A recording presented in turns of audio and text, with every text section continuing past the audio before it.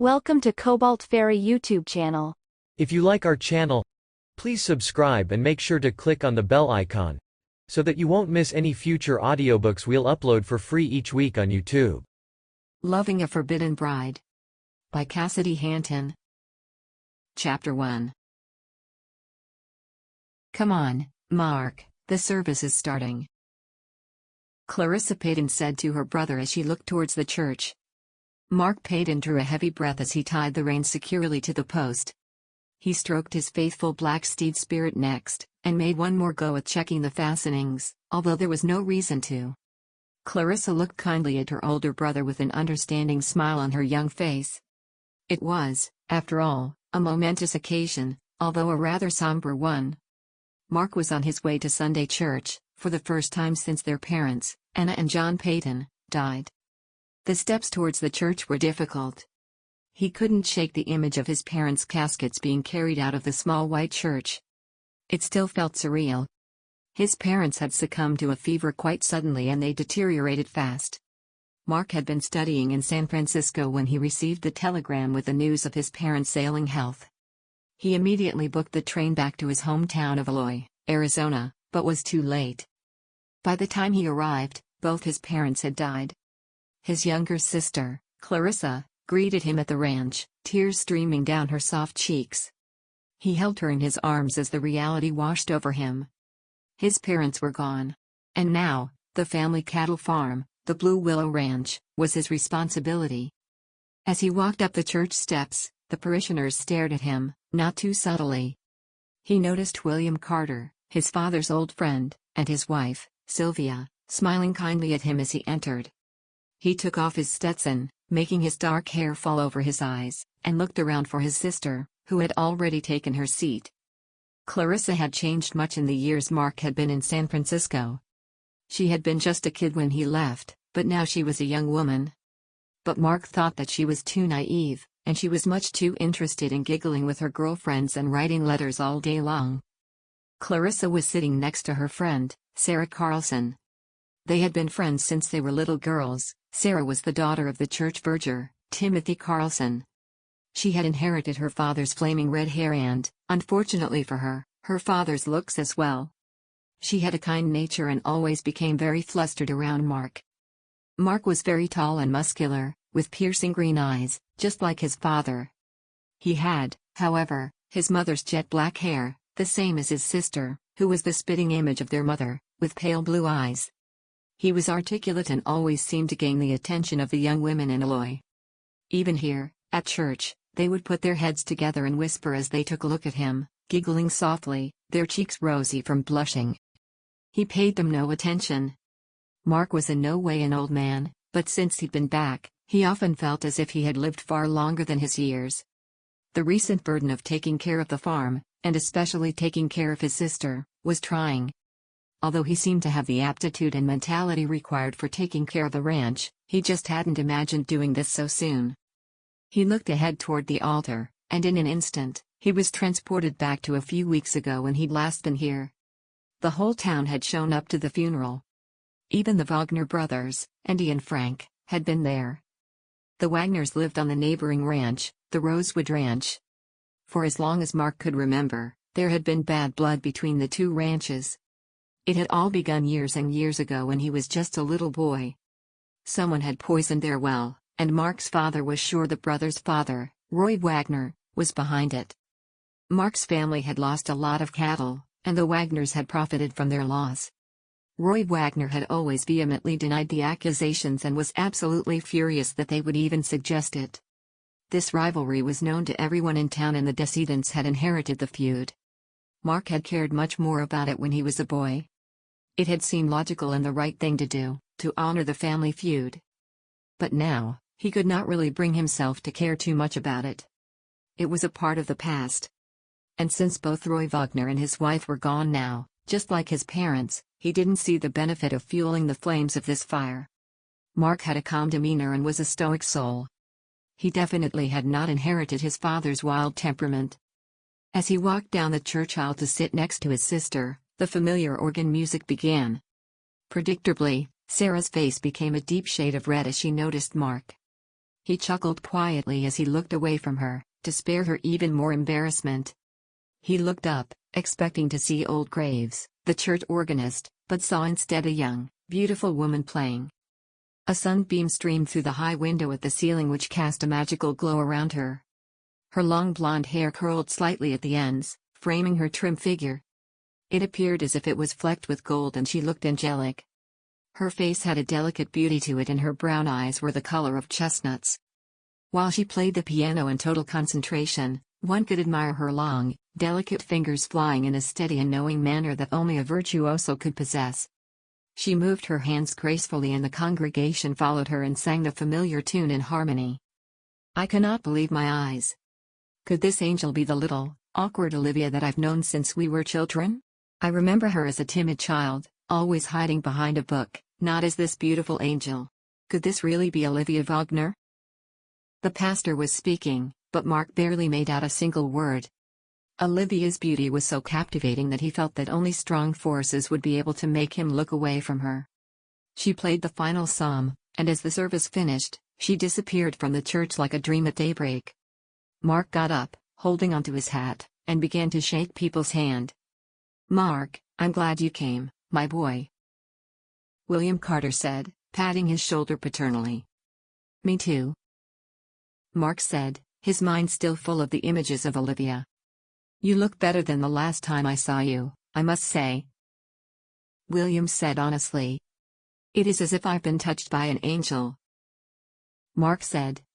Coming here proved more therapeutic than I ever could have imagined. That's remarkable. William said as they walked out of the church together. I didn't know you were such a man of the church. Neither did I. Marc said thoughtfully. Roy Wagner's daughter sure has blossomed into a beautiful young woman.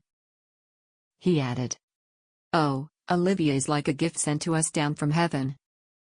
William said, smiling at his younger companion. She sure is. Marc replied. William's reply was interrupted by the arrival of Sylvia Carter. It's wonderful to see you, she said, smiling warmly at him. I've just been telling your darling sister that you should join us for supper tomorrow.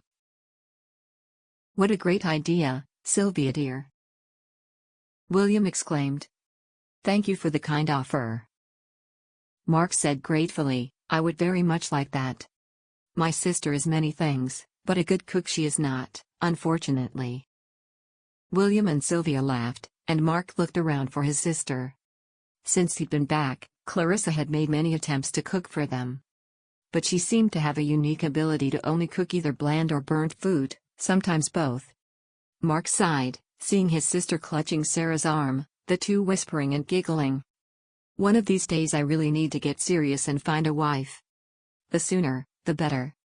I need a partner and Clarissa surely could use a role model. She seems so frivolous and still acts like a young girl. He wondered if Olivia was betrothed to someone. Clarissa and Marc made their goodbyes and walked back to the carriage. Marc untied the reins and helped his sister step up onto the carriage. Soon they were riding away from the town center, towards the road that led to their ranch. They rode in silence. Clarissa looked out to the prairie deep in thought. Marc didn't blame her, as it had been a painful time for him. He had been plagued by an avalanche of thoughts about the ranch, his parents, and his sister since he returned. But now, he realized his mind felt clearer than it had since he had come back. As they rode towards the ranch, Seamus O'Leary, their old worker, greeted them. He had worked at the ranch almost all of Marc's life. He was getting on in years, had bad knees, and his eyesight was rapidly getting worse. O'Leary walked towards the carriage, helping Clarissa jump down. He then immediately began unfastening the horses from the carriage. I will start preparing dinner, Clarissa said. Great, Marc replied, trying to sound sincere for his sister's sake.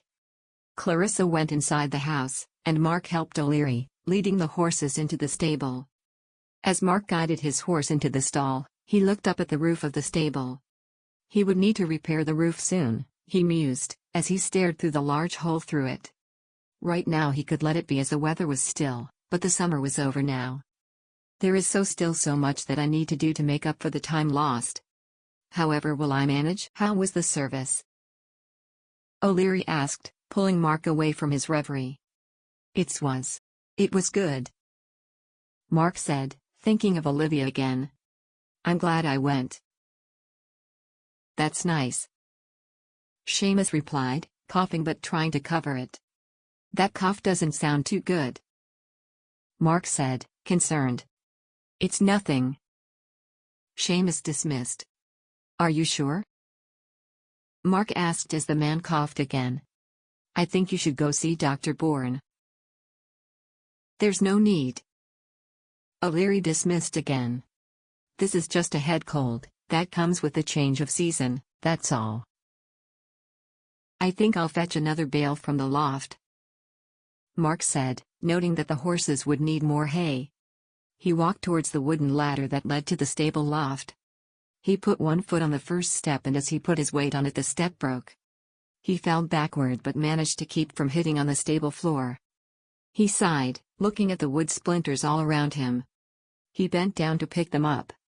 As he turned around to get the tools necessary to repair the stair, O'Leary walked towards him, holding plywood and the tool bucket. You go on in now, son, he said to Marc. I'll finish this. We'll do it together, Marc said. He didn't want Seamus to have to spend his Sunday working on this, as he knew he had been too unwell to go to church, which bothered him more than he would ever tell Marc. Seamus nodded his head, and Marc began pulling the remainders of the broken step off the ladder. Seamus handed him the wood and Marc positioned it so it aligned with the other steps. The wood was a different color but would have to do for now. Marc nailed the step to the ladder while Seamus held it tightly in place. In a short while, they had replaced the step. Marc put his weight on it to test it, and it held him. He climbed the rest of the steps, which didn't break but were fragile. He grabbed one of the hay bales and threw it down. He looked around the loft at the remaining hay. Haying season was almost over, and he would need to work hard to have enough for winter. Marc climbed down the steps and sighed again as he looked at the mismatched ladder. I will need to replace the entire ladder soon enough, Marc said.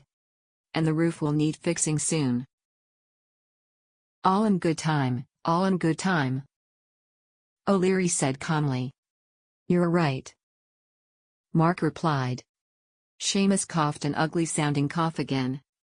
I will have Clarissa bring you some tea, Marc said. Oh, you shouldn't be bothering with me, he said. I insist, Marc said firmly. Well, all right then. Seamus thanked him. I worry that O'Leary is wearing himself out. He cares as much about this ranch as I do, perhaps even more. Maybe finding some hands would make our life easier, Marc thought as he was entering his home. The first thing that greeted him was the smell of burning stew. He sighed and removed his Stetson, hanging it on the hook by the picture of his parents. He gently stroked over his mother's face and gave the image of his father a small bow of the head. As he was entering the kitchen, Marc saw Clarissa sitting at the kitchen table, completely immersed in a letter she was writing. He couldn't help but chuckle as he peered into the pot on a large stove in the middle of the kitchen. There was the half-burnt concoction of his sister's making. Perhaps this will even taste better a little burned, he chuckled.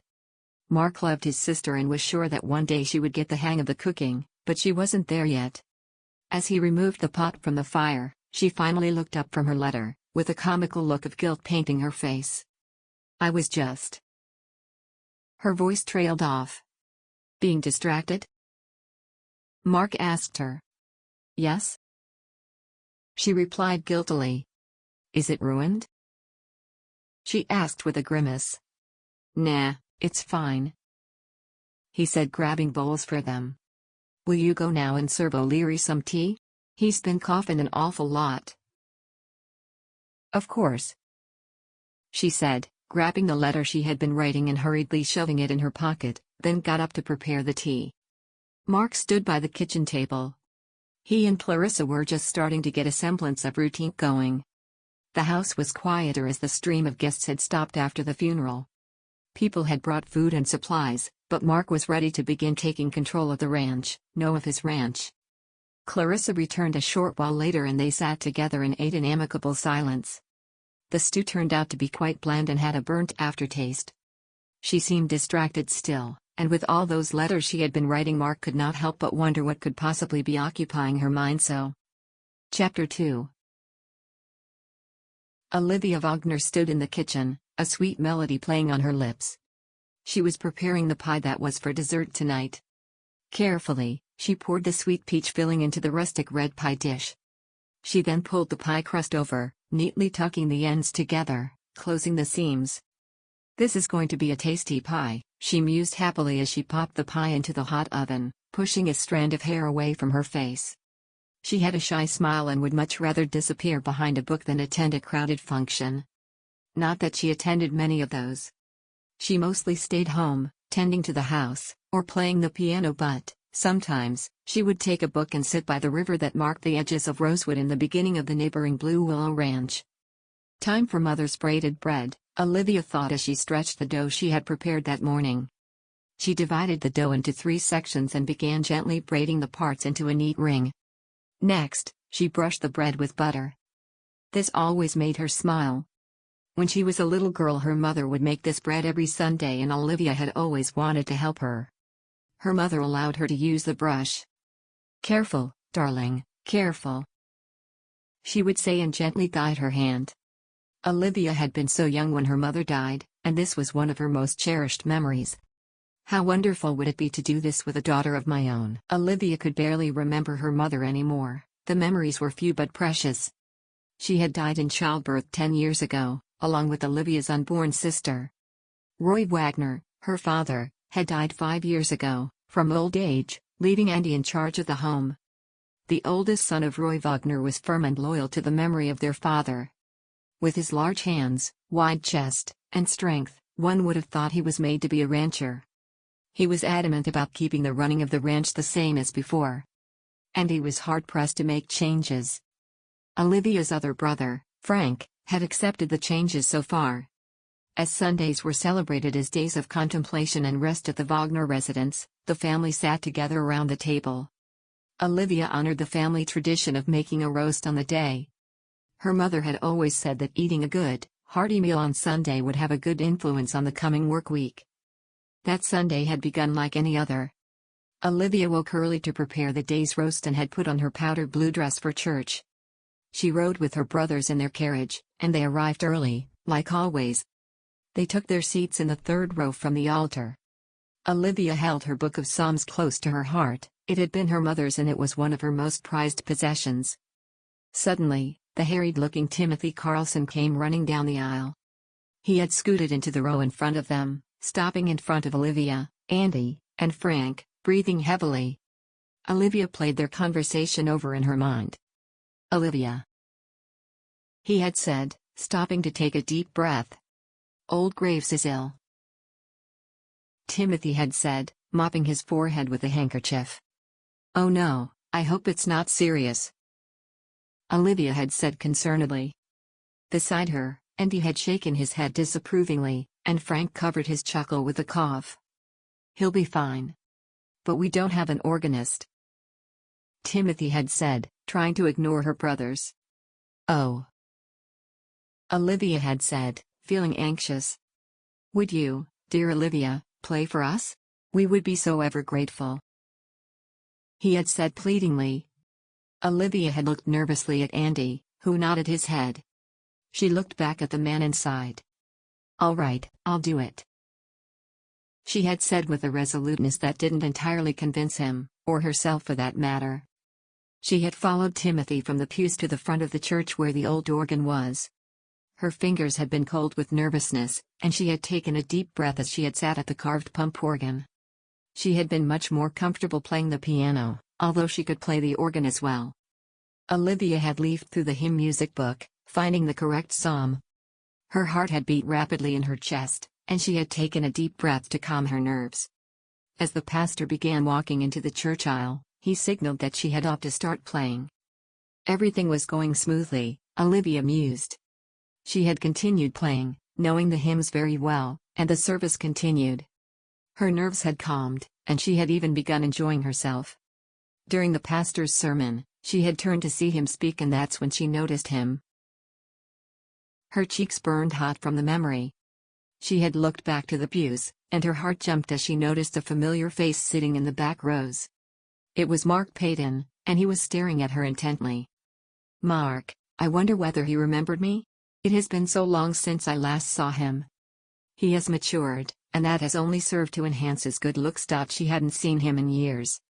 She knew he was back in Eloy after the tragic passing of his parents, but she hadn't seen him since he returned. She had been out of town, visiting her Aunt Mary during the funeral. Why was Marc Payton staring at me, and with such intensity? He's still just as handsome as ever. It had not been proper of her to blush inside a church, on a Sunday no less. But she could not stop the way her heart had beaten.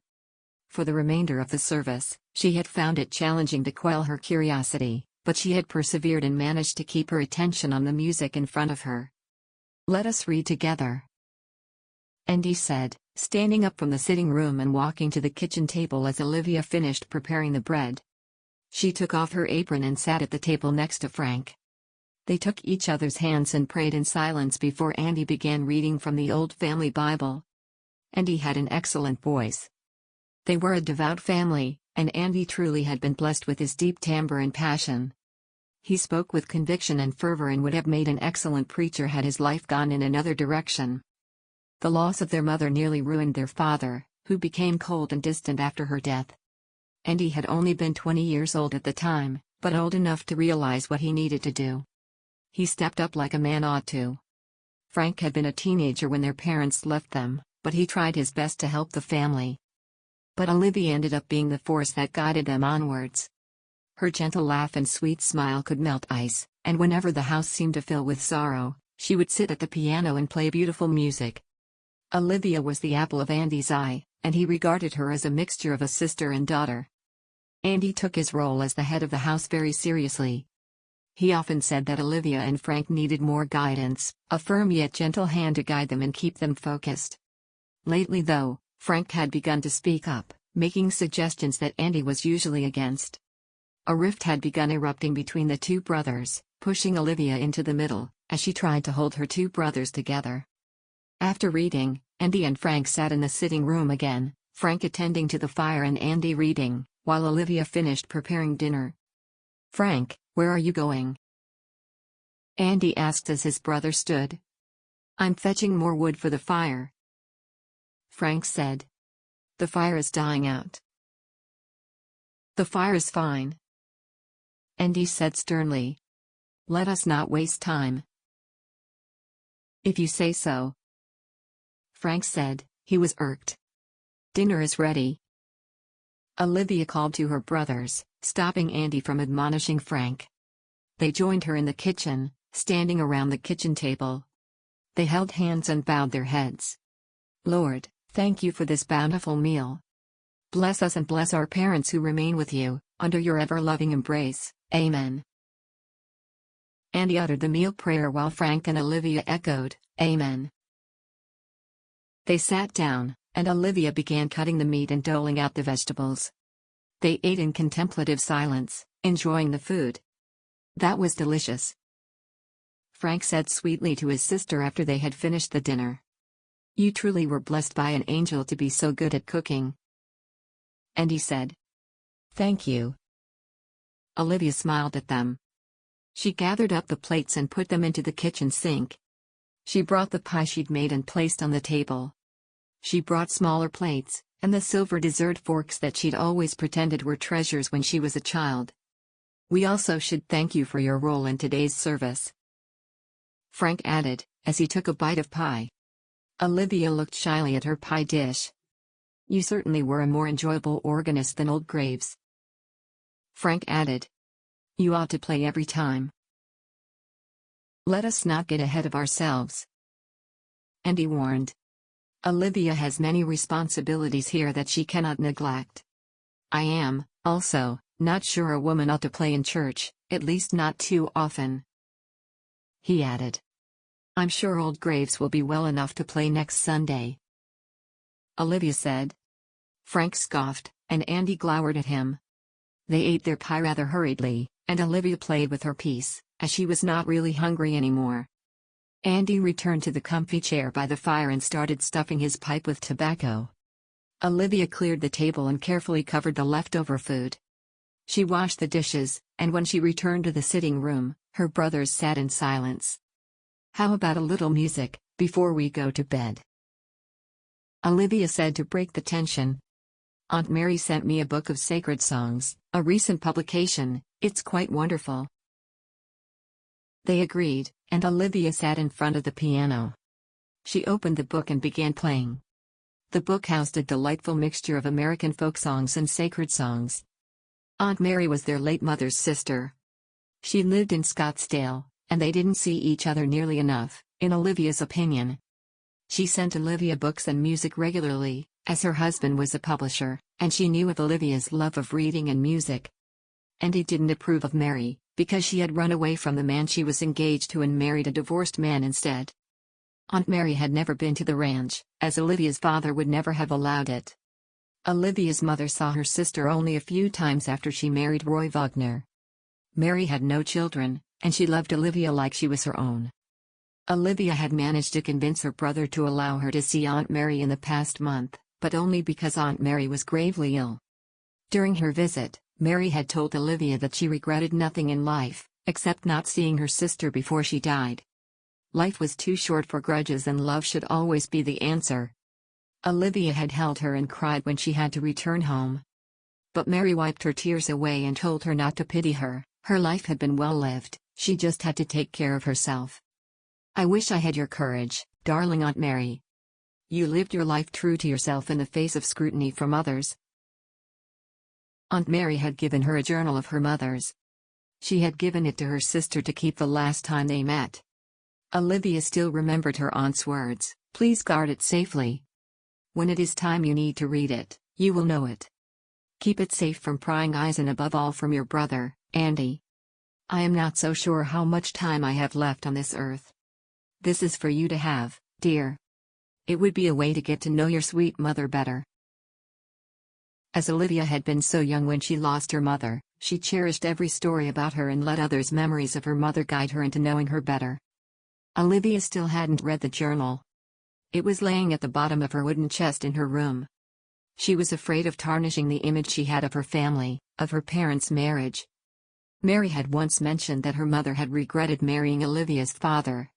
He was much older than she had been, and it had been her mother's parents' wish that they marry. She had chosen duty and family. What will I discover about Mother if I read her journal? I am terrified of the truths that lie in there. Chapter 3. Marc got up early, as he always did. He walked into the kitchen and began preparing coffee. As he boiled the water, he thought how much he missed the creature comforts of living with his parents, especially his mother's cooking. "What I would give to wake up to the smell of Mother's homemade sausages and freshly made coffee," he mused. Going out to the day with a full stomach and returning home to a house that smelled like dinner, smelled like home. How I miss that. Marc had to prepare the ranch for the coming winter. Soon he would need to hire cowboys to help with gathering up the steers for sale. His father had usually hired the same cowboys every year, but they were getting old. Marc wondered what had happened to them, and if they still came to these parts. He finished making the coffee, and after a quick cup, he went to the stable. O'Leary sat in the stable, shoeing the light brown steed that Clarissa usually rode. "Good morning," Marc said as he walked towards his black horse and stroked his mane. "Morning, son," Seamus replied as he hammered the horseshoe with practiced hands. "I felt better after the tea your sister made. She may have found something she can make without burning," he added with a crooked grin. "I will pass that on to her," Marc replied with a chuckle. "I need to ride to town today to inquire about some cowboys to help with the steering," Marc said. "Do we know what happened to Langston? I haven't heard anything about him in a long while." Langston was a cowboy that Marc had known almost all of his life. He roamed between the counties and took odd jobs here and there, never one for wanting to settle down. A true roaming cowboy. "Oh, he hasn't been here in years," Seamus replied as he began working on another leg on the horse. "Your father hired some traveling cowboys the past 2 years. The rumor is that Langston stole sheep from the Thorndike farm, up by the town limits, and has been on the run ever since. What? I can't believe it. Marc said, astonished. He was an honorable man, trustworthy. You know how the Thornicks are. I wouldn't put it past them to make something like that up. Seamus said. Well, I'm going to get some answers. Could you please finish shoeing my horse soon? I'm riding to town later. Marc said as he left the stable. You got it. O'Leary called after him. The smell of burnt eggs greeted him as he walked back into the house. A far cry from the memory of this home as it once was. He entered the kitchen and noticed his sister putting a jug of milk on the kitchen table, her back to the stove. Why can my sister not be more focused? Her mind flutters like a bird in spring, and how can she not smell that? Good morning, Clarissa, Marc said emphatically. Clarissa turned quickly to gaze at her brother. She rushed to the pan and removed the eggs from the fire. She looked nervously at her brother, who had turned around. It's only a little burnt, I think, she said hopefully, looking into the pan. I'm sure it's fine. He sighed as he walked to the kitchen table. Clarissa portioned the eggs on 2 plates and put bread and butter on the table. As Marc ate the disappointing breakfast, his mind wandered to Olivia. I must see her again. She is all I can think of. An angelic presence that has come to mesmerize me and wash away all my trepidation and apprehension. O'Leary is shoeing my horse, and then later in the afternoon I will need to ride to town. As we're meant to have supper with the Carters later, you will need to ride with me, Marc said to his sister, who was playing with her food. You'll need to find something to occupy yourself while I attend to some business in town. Clarissa looked at her brother with a slight scowl on her face. I can ride to town on my own, she said fiercely. I don't want you to ride alone, Marc replied with equal determination. Marc, I'm 19 years old, Clarissa retorted. I don't need to be coddled. This is not up for discussion, he said with finality. Clarissa opened her mouth to object but stopped. She knew she couldn't argue with him. Fine, she said coolly, getting up to clear the kitchen table. Marc sighed as he observed his sister. He didn't know how to talk to her. He had been away for so long, and she had changed so very much in that time. He still saw her as his little sister, not the young woman she was becoming. Later on, Clarissa sat on the porch outside the house, and as usual had a piece of paper and a pencil in her hands. She loved writing letters. This one was for her dearest friend, Beatrice Hendricks. Clarissa had met Beatrice 5 years ago when Beatrice stayed in Eloy to help out her aunt. They became instant friends, and after Beatrice left back to Florence, Arizona, they corresponded with each other, keeping the friendship strong.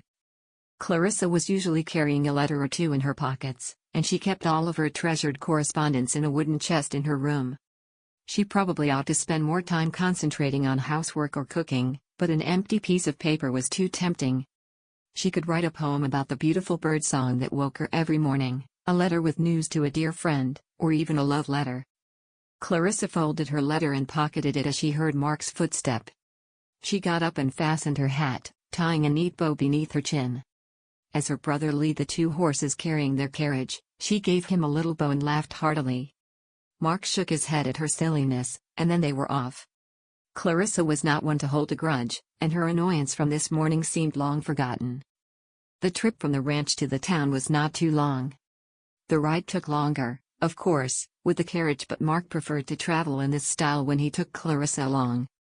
He knew she was a fine rider, but her fickle nature worried him, and he thought it was safer if he was responsible for her safety when traveling. It also gave her an opportunity to write, which he knew she loved to do. Marc parked the carriage and tied the reins to the hitching post. Clarissa jumped down from her seat before he could offer her his hand. She stood close by him, looking around. You should stay here or at the general store with William, Marc said. Oh, please, can I go see Sarah? Clarissa pleaded. She will be at the church now. All right, but just for a little while. I will meet you at the general store later, he said after thinking for a moment. Thank you, Clarissa said. She was thrilled and she tipped on her toes to kiss him on the cheek. I just need to pop into the post office to mail this letter to Beatrice, then I'll go straight to Sarah. Marc smiled fondly at her. Am I being too strict? He mused as he walked towards the town saloon, watching as Clarissa entered the post office. She was independent by nature and strong-willed. Marc walked into the saloon. He knew that cowboys often stayed here and perhaps one of them would have some answers about Langston. The saloon was almost empty. At the bar, the owner, Mr. Martin, was polishing a glass. In one corner, a black-clad man sat with his hat covering his eyes. Marc did not recognize him. Slumped over another table was old Graves, and Marc almost wanted to go and thank him, for without his drunkenness he would not have seen Olivia play at church. If it isn't Marc Payton. Mr. Martin said as he recognized him. Good day, Marc said, tipping his hat. What brings you here on this fine Monday? Mr. Martin asked. It's mighty unusual. I have questions about Langston, the cowboy who used to work for my father, Marc said. At that, the black-clad man turned his head slightly. I haven't seen Langston in quite a while, Mr. Martin said thoughtfully. Not for a few years, I believe. He was a good worker and proved helpful to my father. I heard a rumor that he is on the run. Do you know anything about that? Marc asked. Not much more than that. I heard he got in some sort of trouble up at the Thorndike Ranch, and since then, no one's heard from him, Mr. Martin said. Are you in need of a cowboy? A gravelly voice spoke suddenly. Marc and Mr. Martin turned in the direction of the black-clad man who had finally looked up. I might be, Marc said wearily. And who might you be? They call me Red, the stranger replied simply. Red what? Marc asked back. Red's fine, he said with finality. Why should I hire a man who has no last name? Marc asked him. My last name has nothing to do with my riding abilities, son, Red replied, eyeing Marc shrewdly. Fair point, Marc said. Marc, can I have a quick word? Mr. Martin said, gesturing for him to come closer. Marc turned away from Red and walked closer to the bar. I would be mighty careful now, son.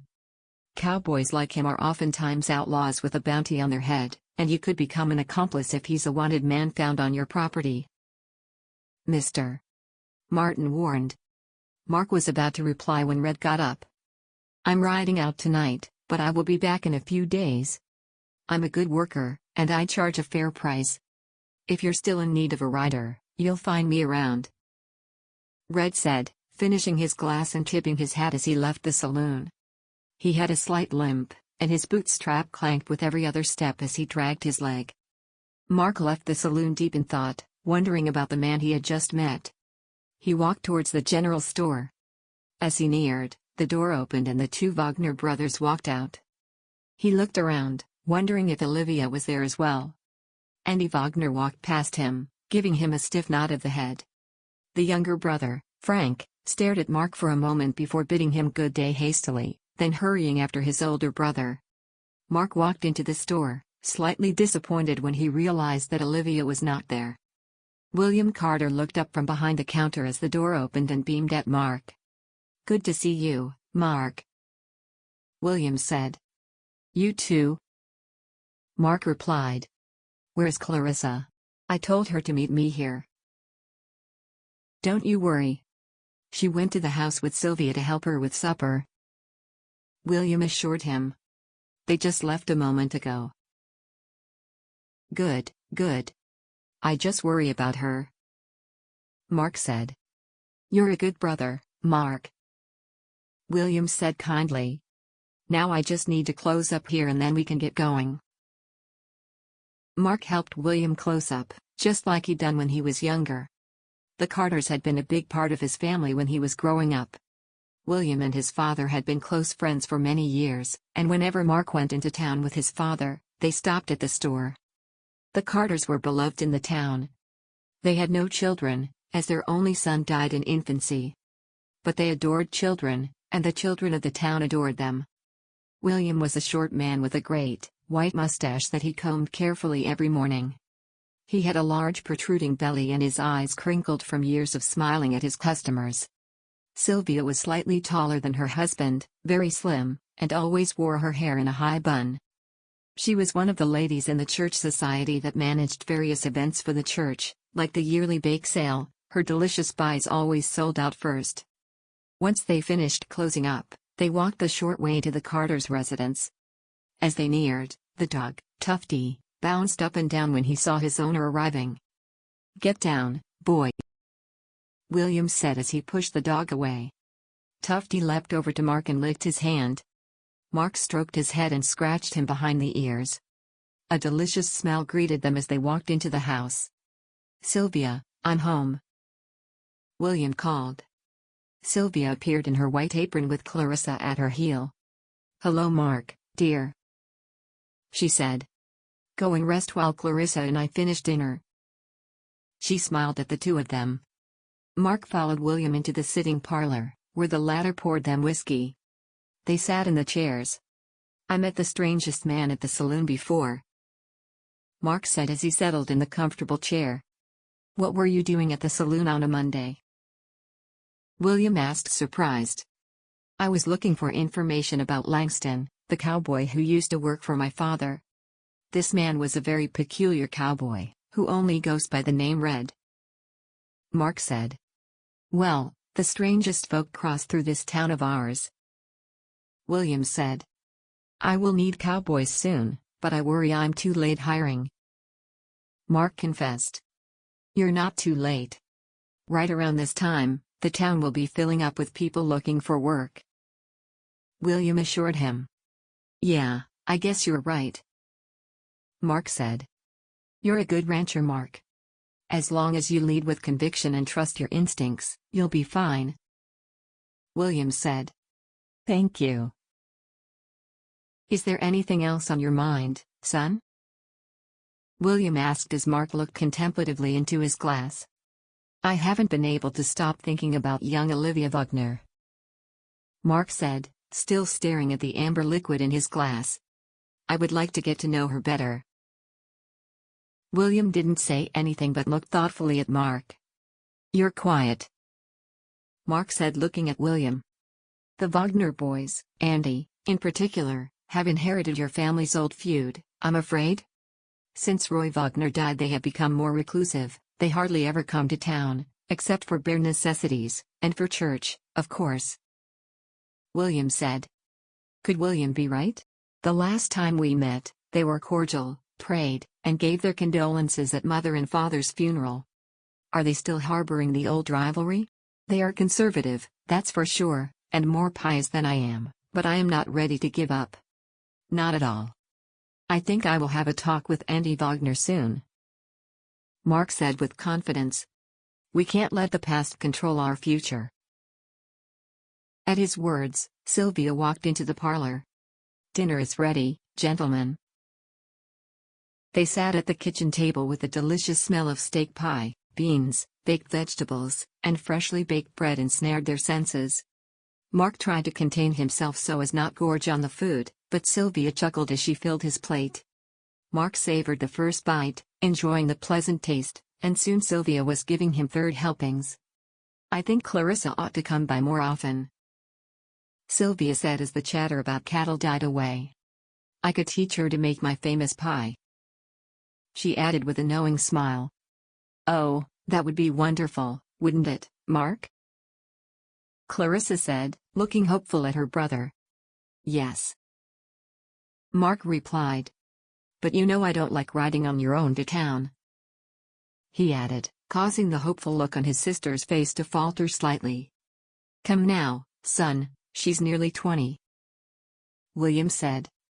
"What do you say about if she comes twice a week and helps us around the store? Then she rides in daylight, and you can join us for dinner and ride with her back home." Sylvia suggested. And who knows, perhaps this would help you find a wife. Sylvia teased. You won't meet anyone cooped up on that ranch. At least this way you have to ride to town more often. Stop this, Sylvia. William admonished his wife. Marc will find a wife when he is ready. Marc smiled gratefully at William. The ladies from the church society had not stopped mentioning his lack of a wife since he returned from San Francisco. All right, Marc finally said. Should we say the day after tomorrow? Excellent, William said. Thank you, Clarissa said, her face filled with gratitude. Chapter 4. Olivia, a voice bellowed outside. Olivia. Andy Wagner called again. Olivia Wagner was sitting at the piano, completely immersed in the music. She had her eyes closed, as she knew the music by heart, and her arms swayed with the movement of the melody. Schumann was her absolute favorite composer. The music spoke to her very core, as if he had somehow written the piece especially for her. Her long, elegant fingers skidded gracefully up and down the keyboard, and she was one with the harmony. Olivia. Andy called, yet again, this time closer to the house. The music stopped abruptly and hurried footsteps could be heard running outside. Andy stood outside the house, carrying a large hammer, the one he used to secure the pegs of their fence. He saw a blonde figure appear at the front door, running towards him. I'm coming, Olivia said. Olivia, he said exasperatedly. You mustn't let your head get swept up to the clouds. Oh, I was completely engulfed with my playing, I really am sorry, Olivia said, looking away from her brother. When will you leave to see your young friend, Katie? Andy asked, a slight edge to his voice. Very soon, Olivia replied, guiltily. She was going to see her good friend Katie Witherby, whose mother was the town seamstress, but she'd completely lost track of time as she was playing the Schumann sonata. You better get going. You should not be riding home in the dark. Andy said. You're right, I will go at once, Olivia replied. Olivia hurried back into the house and gathered up her sewing bag and a pie she had made. She put on her riding jacket and tied the bow of her hat tightly beneath her chin. When she walked outside again, Andy had brought her horse out from the stable. Thank you, she said, giving him a dazzling smile. You be careful now, Andy said, helping her up on her horse. And remember to ride home before sunset. Olivia finished. I know. All right then. He smiled. Olivia kicked the horse softly and it got moving. Turning her head, she saw her brother stand watching her ride away. She knew he would stand and watch her until she was out of sight. She rode across the fields, and as she made a slight turn, she could hear the river that ran between the two ranches. She often sat by it, in a secluded clearing above her home, reading the latest novel her Aunt Mary had sent her. I believe the time has come for Mother's journal. I need to know what she would say to me. Olivia slowed down as she rode into the main town street. She rode past the church and the Carter's general store, past the saloon, which she'd never gone inside, and past the post office. She hoped she would receive a parcel from dear Aunt Mary soon. She'd promised to send her a new book in her last letter. Finally, she rounded a corner to the Wetherby home. She tied her gentle horse to a hitching post and stroked its head sweetly. I'll be back before you know it, she whispered to the horse. She walked into the house, causing a tingle from the bell above the entrance door. A round-looking woman, with dark hair tied in a tight bun, wearing a long prairie skirt, and a high-buttoned shirt with detailed embroidery on the neck and sleeves, looked up from the small wooden stool she sat at, with pins in her mouth and a measuring tape in her hand. Hello, dear, she said with her mouth half closed so as to not drop the pins. Katie's in the back, she said, gesturing to the end of the shop with her head. Why, Miss Wagner, what an honor it is, said a man standing in front of Mrs. Wetherby, who was measuring his trouser leg. Oh, Mr. Thorndyke, Olivia said. How very nice to see you. Webster Thorndike was her old music teacher. He taught her piano and organ when she was younger, before her father died. Now he lived on a farm on the outskirts of the county with his wife, Alice. He was an eccentric man, but Olivia had always liked him. "I heard you playing at church on Sunday," he said kindly. "You were wonderful." "Thank you, Mr. Thorndike," Olivia said, her cheeks growing red. "I owe it all to your excellent guidance." "Well, I don't know about that. You play as if you've been touched by an angel, I'd say," Webster said. "You're too kind," Olivia replied, feeling awkward because of his praise. "I brought you pie, Mrs. Weatherby," she said, mostly to change the subject, going to her bag to bring out the cloth-covered pie.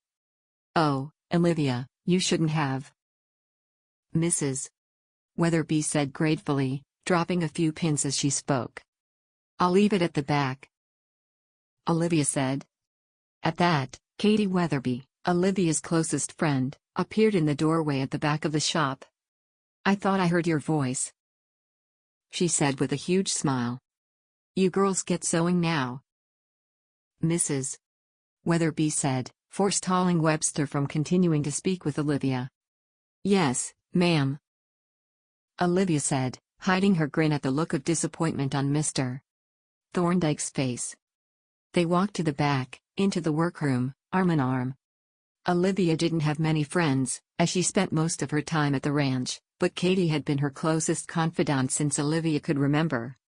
They helped out in the church whenever they could, and now they were finishing a quilt for the Green family, a desperately poor family with 5 children that lived outside the town in a small shack. Katie fetched a basket underneath a big table and brought out the quilt they were half finished with. They were making it from scraps of material from their homes and cutouts from Mrs. Weatherby. The pattern on the quilt was a medallion, with a flying geese border. They didn't have the same color for the entire border, but Katie had managed to embroider the off-color squares, which made for an attractive feature. Olivia was a fine sewer, but Katie was a true artist with a needle. Olivia opened her bag and pulled out the squares she had been working on at home. "Oh, these look lovely, Olivia," Katie exclaimed. "I'm not as talented as you are," Olivia said, regarding the delicate embroidery on Katie's squares. "Hush now, you're too humble," Katie said with a smile. "What I would give to cook the way you do or play the piano. When I play it's as if my fingers are battling each other, and the sound is the battle cry from the piano." She finished with a laugh. Olivia laughed with her, and when they started laughing it was difficult to stop. Finally, their laughter died out, and Olivia wiped tears from her eyes. "I think we will make good progress today," Olivia said, stroking over the quilt, finding an end to begin sewing. "Not too fast. I like your company too much, my dear friend." Katie smiled at her friend. Katie was very similar to Olivia in appearance. They were the same height, and Katie was slim like Olivia was.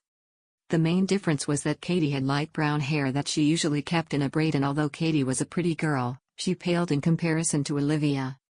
Katie always had a twinkle in her eye, had a quick tongue, and more often than not the two girls sat together unable to stop giggling.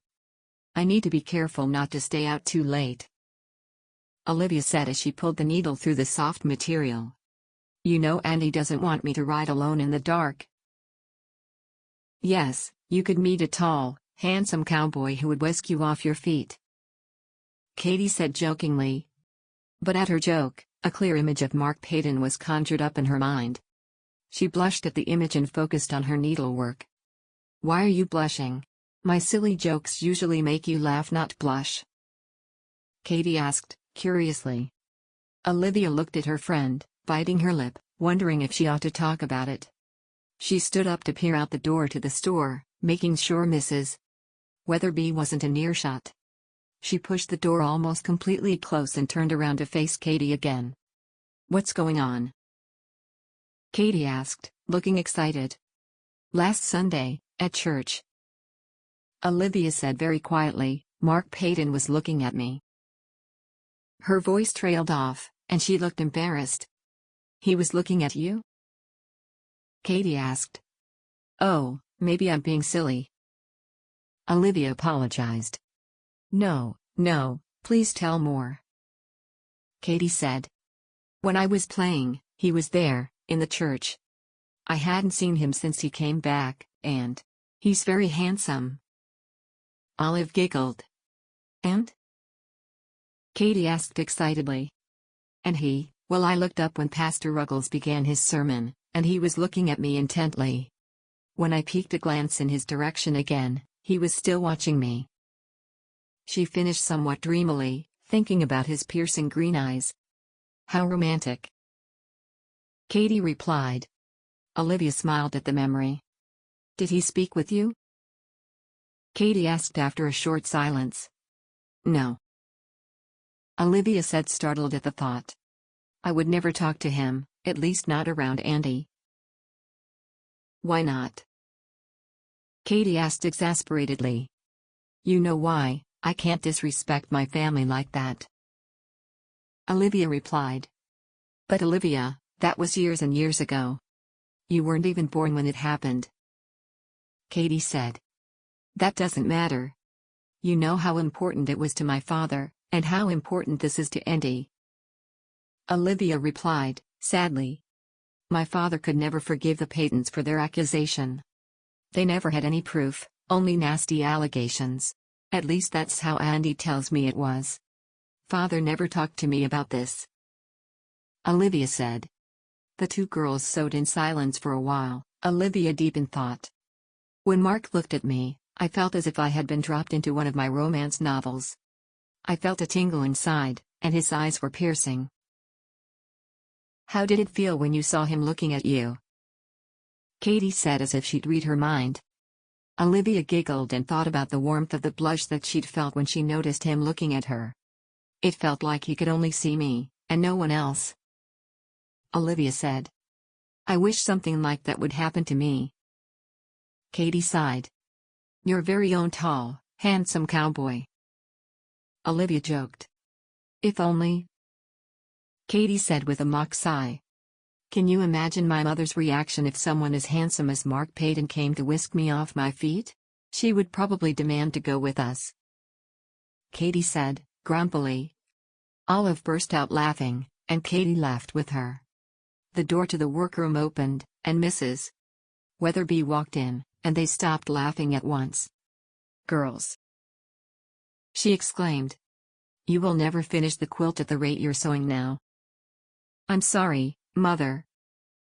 Katie said. Sorry, Mrs. Weatherby. Olivia said. Now hurry up, girls, Olivia will soon need to leave. Mrs. Weatherby said sternly. Yes, ma'am. They both said. Mrs. Weatherby left the room, muttering something about girls and giggling on her way back. Katie and Olivia picked up the pace and sewed one square after another. I think we will finish the quilt the next time you come over, Katie said, observing their progress. I hope so. Olivia said, I want to get this to the greens before it starts getting too cold. I can't bear the thought of all those children in that cold shack. I know, Katie said. If we both finish the border squares at home, we should be able to finish it next time. Good idea. You should get going now, Katie said, looking out of the window to the sky. It will be dark soon. You're right, Olivia said. I will be back in 2 days. They began clearing the table. Katie divided the border squares and gave half to Olivia, who put it in her bag with her sewing kit. Katie gently folded the quilt and returned it to the basket, under the table. The two friends hugged each other. Have a safe ride home, and send all tall, handsome cowboys in my direction. Katie laughed. Only the very best deserve you, my darling friend. Olivia said, laughing. Not some unruly cowboys. They hugged again and bade each other goodbye. Olivia walked to the store end, where Mrs. Weatherby was cutting fabric with large silver scissors. I hope you girls made some progress with the quilt, she said, admonishingly. "We did." Olivia smiled sweetly. "We will finish it soon." "That's good." She grinned. "Have a safe journey home." Olivia left the Weatherby home with a tinkle of the bell above the door. She walked to her horse, which was lazily eating grass. She untied the reins from the hatching post and secured her bag to the saddle before she pulled herself on top of the horse. She gently pushed her heels into the horse's side and began riding on the road out of town. Olivia slowed down as she entered the farmyard. Andy was inside the stable, pitchforking hay. She jumped off the horse and led it into the stable. She removed the saddle and reins, stroking the horse's mane as she guided it into the stall, then hurried inside to begin preparing dinner. The stew simmered lazily on the stove, and she cut bread into equal-size pieces. As the food cooked, she sat down and continued her needlework on the border squares. Soon after, Andy came in looking tired. He slumped down onto the chair in the sitting room and began stuffing his pipe with tobacco. Both Olivia and Andy looked up as they heard the front door open. Frank walked in, taking off his hat and looking tired. "Where have you been?" Andy asked sternly. "I was out riding," Frank replied, sitting down at the kitchen table. "It smells wonderful." He smiled at his sister. "Thank you, dear, dinner is almost ready," Olivia said sweetly. "Where were you riding?" Andy persisted. "And for so long?" Frank looked at the floor for a moment, then at his brother. "I thought I heard a coyote, so I rode much farther than I had anticipated," he finally said. "Did you find it?" Andy asked. "No, nothing," Frank said with an odd look. "Dinner's ready," Olivia said as she put away her sewing and walked to the kitchen. Frank sure is behaving strangely, Olivia thought, but didn't want to speculate. He was probably just hungry. Chapter 5. Olivia stood in the kitchen preparing lunch for her brothers. They were riding out today and would not be able to come home for lunch. She had cut pieces of ham, bread, and cheese and placed into a cloth. She was filling their water canteens when Andy walked into the kitchen fully dressed to leave. "Good morning, Olivia," Andy said. "I wanted to ask you to prepare food for Frank and I." His voice trailed off as he noticed the cloth packages on the table. "I knew you two would be riding long today," she said with a smile. "Thank you, dear," Andy said, pleased. "You surely do think of everything." "Thank you," she replied, taking a short moment to prepare her next words. "Since I will ride to town to finish the quilt today, I have been wondering if I should not also bring the Green family food when Katie and I bring the quilt? A loaf of bread, a little jam and perhaps a bit of cheese?" Olivia asked. "Why, that is an excellent idea," Andy said, his chest swelling with pride. "Your gentle soul is a blessing on this land."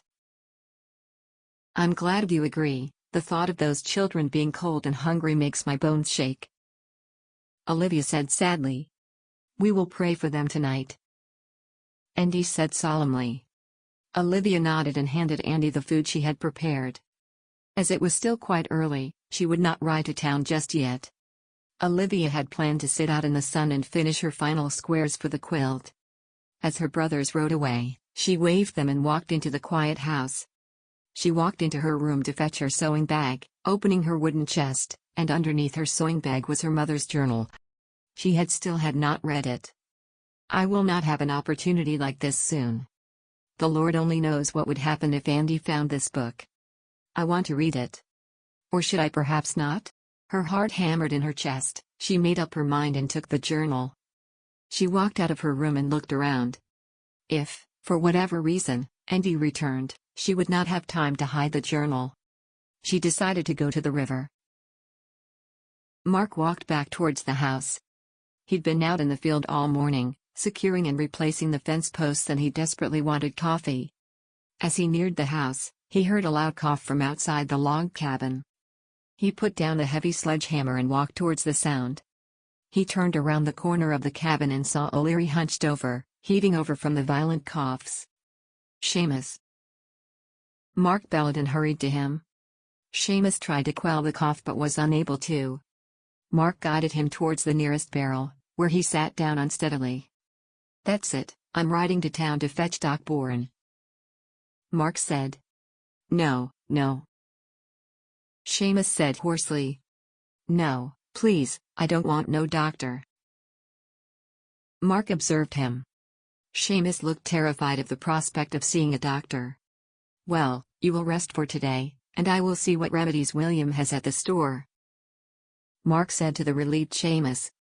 "But," he emphasized, "you will see Doc Bourne if this continues." "Yes, all right then," Seamus said. "Now rest," Marc said. He helped him walk to the log cabin where Seamus stayed and returned to the house.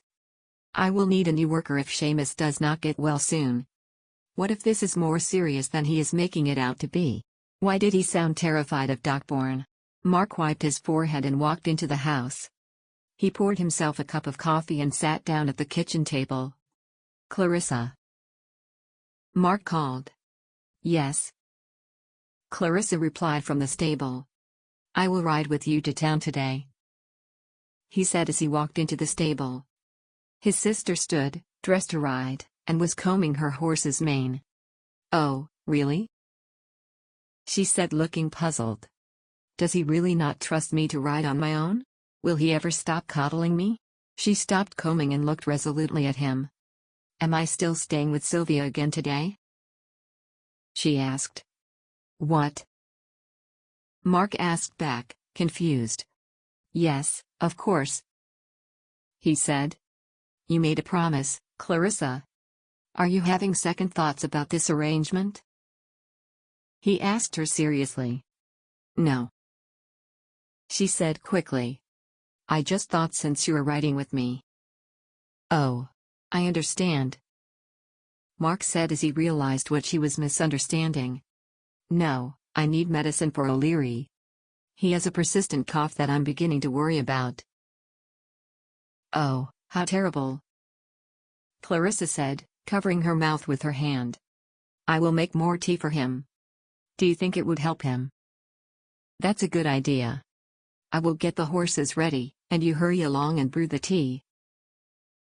"Yes, I'll get right to it," Clarissa replied with a smile as she ran inside the house. Marc grabbed the saddle and reins and began saddling Clarissa's horse. By the time he finished saddling his horse, Clarissa had returned to the stable. "I made him a full pitcher of tea. It should soothe his cough, at least a little," Clarissa said, her cheeks rosy from running back to the stable. "Good, good," Marc said. "Well, let's get going then." They mounted their horses and began riding to town. Olivia sat at her absolute favorite spot in the entire world, in a small enclosure by the river. It was a perfect place to read and relax. The soft rustle of the river was calming, and the large branches sheltered her from the hot sun. She regarded the leather-bound journal and stroked a finger over the spine. She opened the book and began reading. "Mary dearest gave me this wonderful journal for my birthday. I could not believe it. My very own journal. She told me to keep it away from Mother, as if she needed to point that out. Right now I feel awfully wicked, as I should be collecting vegetables, but instead I snuck out to write. But my darling sister, Mary, left for her journey and I miss her already. This journal will always make me think of her." Olivia closed the journal and held it close to her heart. She had tears in her eyes, and she felt such a strong connection with her mother. Seeing her handwriting and reading about her missing her sister felt so foreign, yet so familiar. "Oh, Mother, how I miss you." She walked back towards the house, thoughts of her mother swimming around in her head. She took her mother's journal and put it at the bottom of her wooden chest, making sure to cover it completely. She grabbed the bag with food that she had prepared for the Greens and put on her riding jacket and hat. She made sure the bag with food and her sewing bag were both securely fastened before she rode out into the sunshine. Olivia slowed down her horse and guided him to the hitching post nearest Katie's house. She jumped off and tied the reins to the post. She took her bags and walked to the Weatherby house. "Hi, Olivia dear." "Mrs. Weatherby said kindly as Olivia walked in. "Hello, Mrs. Weatherby. I hope you are well?" Olivia said. "Oh, I'm fine." Mrs. Weatherby said, but Olivia thought she looked rather pale. "Hello, Olivia," Katie said happily as she appeared out from the back room. The two friends hugged and walked into the back room. Katie had already put the quilt on the table, and they sat down and began sewing at once. "You seem distracted today," Katie said concernedly after they had been sewing in silence for a little while. "I do?" Olivia said, putting down her sewing needle. "What is it?" Katie asked. "You know you can trust me." "Do you remember when I went to visit my Aunt Mary?" Olivia asked. "Yes, of course." "Well, Aunt Mary gave me a journal just as I was about to leave." Olivia continued. "A journal? What kind of journal? Whose journal?" Katie asked rapidly. "My mother's." Olivia answered softly, her voice barely audible. "Your mother's?" Katie exclaimed. "Shush, no one can know," Olivia said, nervously looking at the door to the front room. "I'm sorry," Katie said, lowering her voice. "What is written in this journal?" "I only began reading today. I haven't." Olivia's voice trailed off for a moment. "Aunt Mary said some things to me, before." "About what?" "About my mother, about how she had regretted marrying my father," Olivia said with tears in her eyes. "Oh, my darling friend," Katie said, dropping her sewing on the table and taking Olivia in her arms. "And did she write that?" Katie said, not wanting to say the words out loud. "I don't know. I only read a few pages." Olivia said. "She has my handwriting, or rather, I have hers." Olivia smiled. "I felt more connected to her than I can ever remember. She was my age when she wrote it." "What a treasure it is," Katie said as she retook her seat. They sat in silence for a while and sewed. The pile of unsewn border squares reduced rapidly.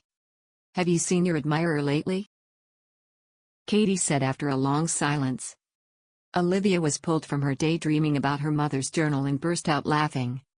"No, I haven't," Olivia said. "How fortunate I am to have such a friend. No one can quite make me laugh or feel better like Katie can." "We are finished," Katie said with triumph. They beamed at each other, holding out the finished quilt. The red medallion in the center was beautiful, and the embroidery on the off-color border squares gave the quilt a unique, pretty appearance. "It's beautiful," Olivia said proudly.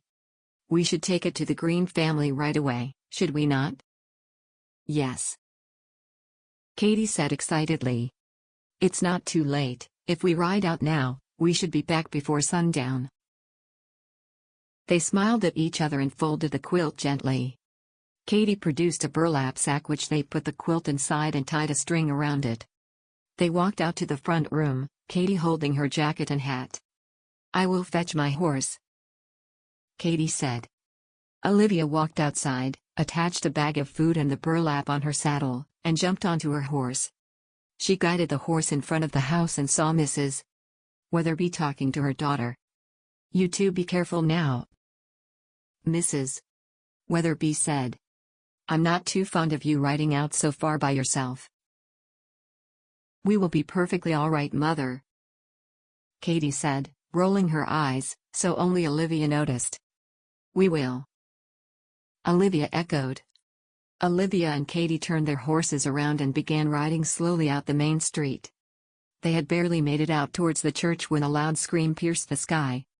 They turned around and saw Mrs. Weatherby on the ground clutching her arm. They turned the horses around and jumped off. Katie ran towards her mother and Olivia followed.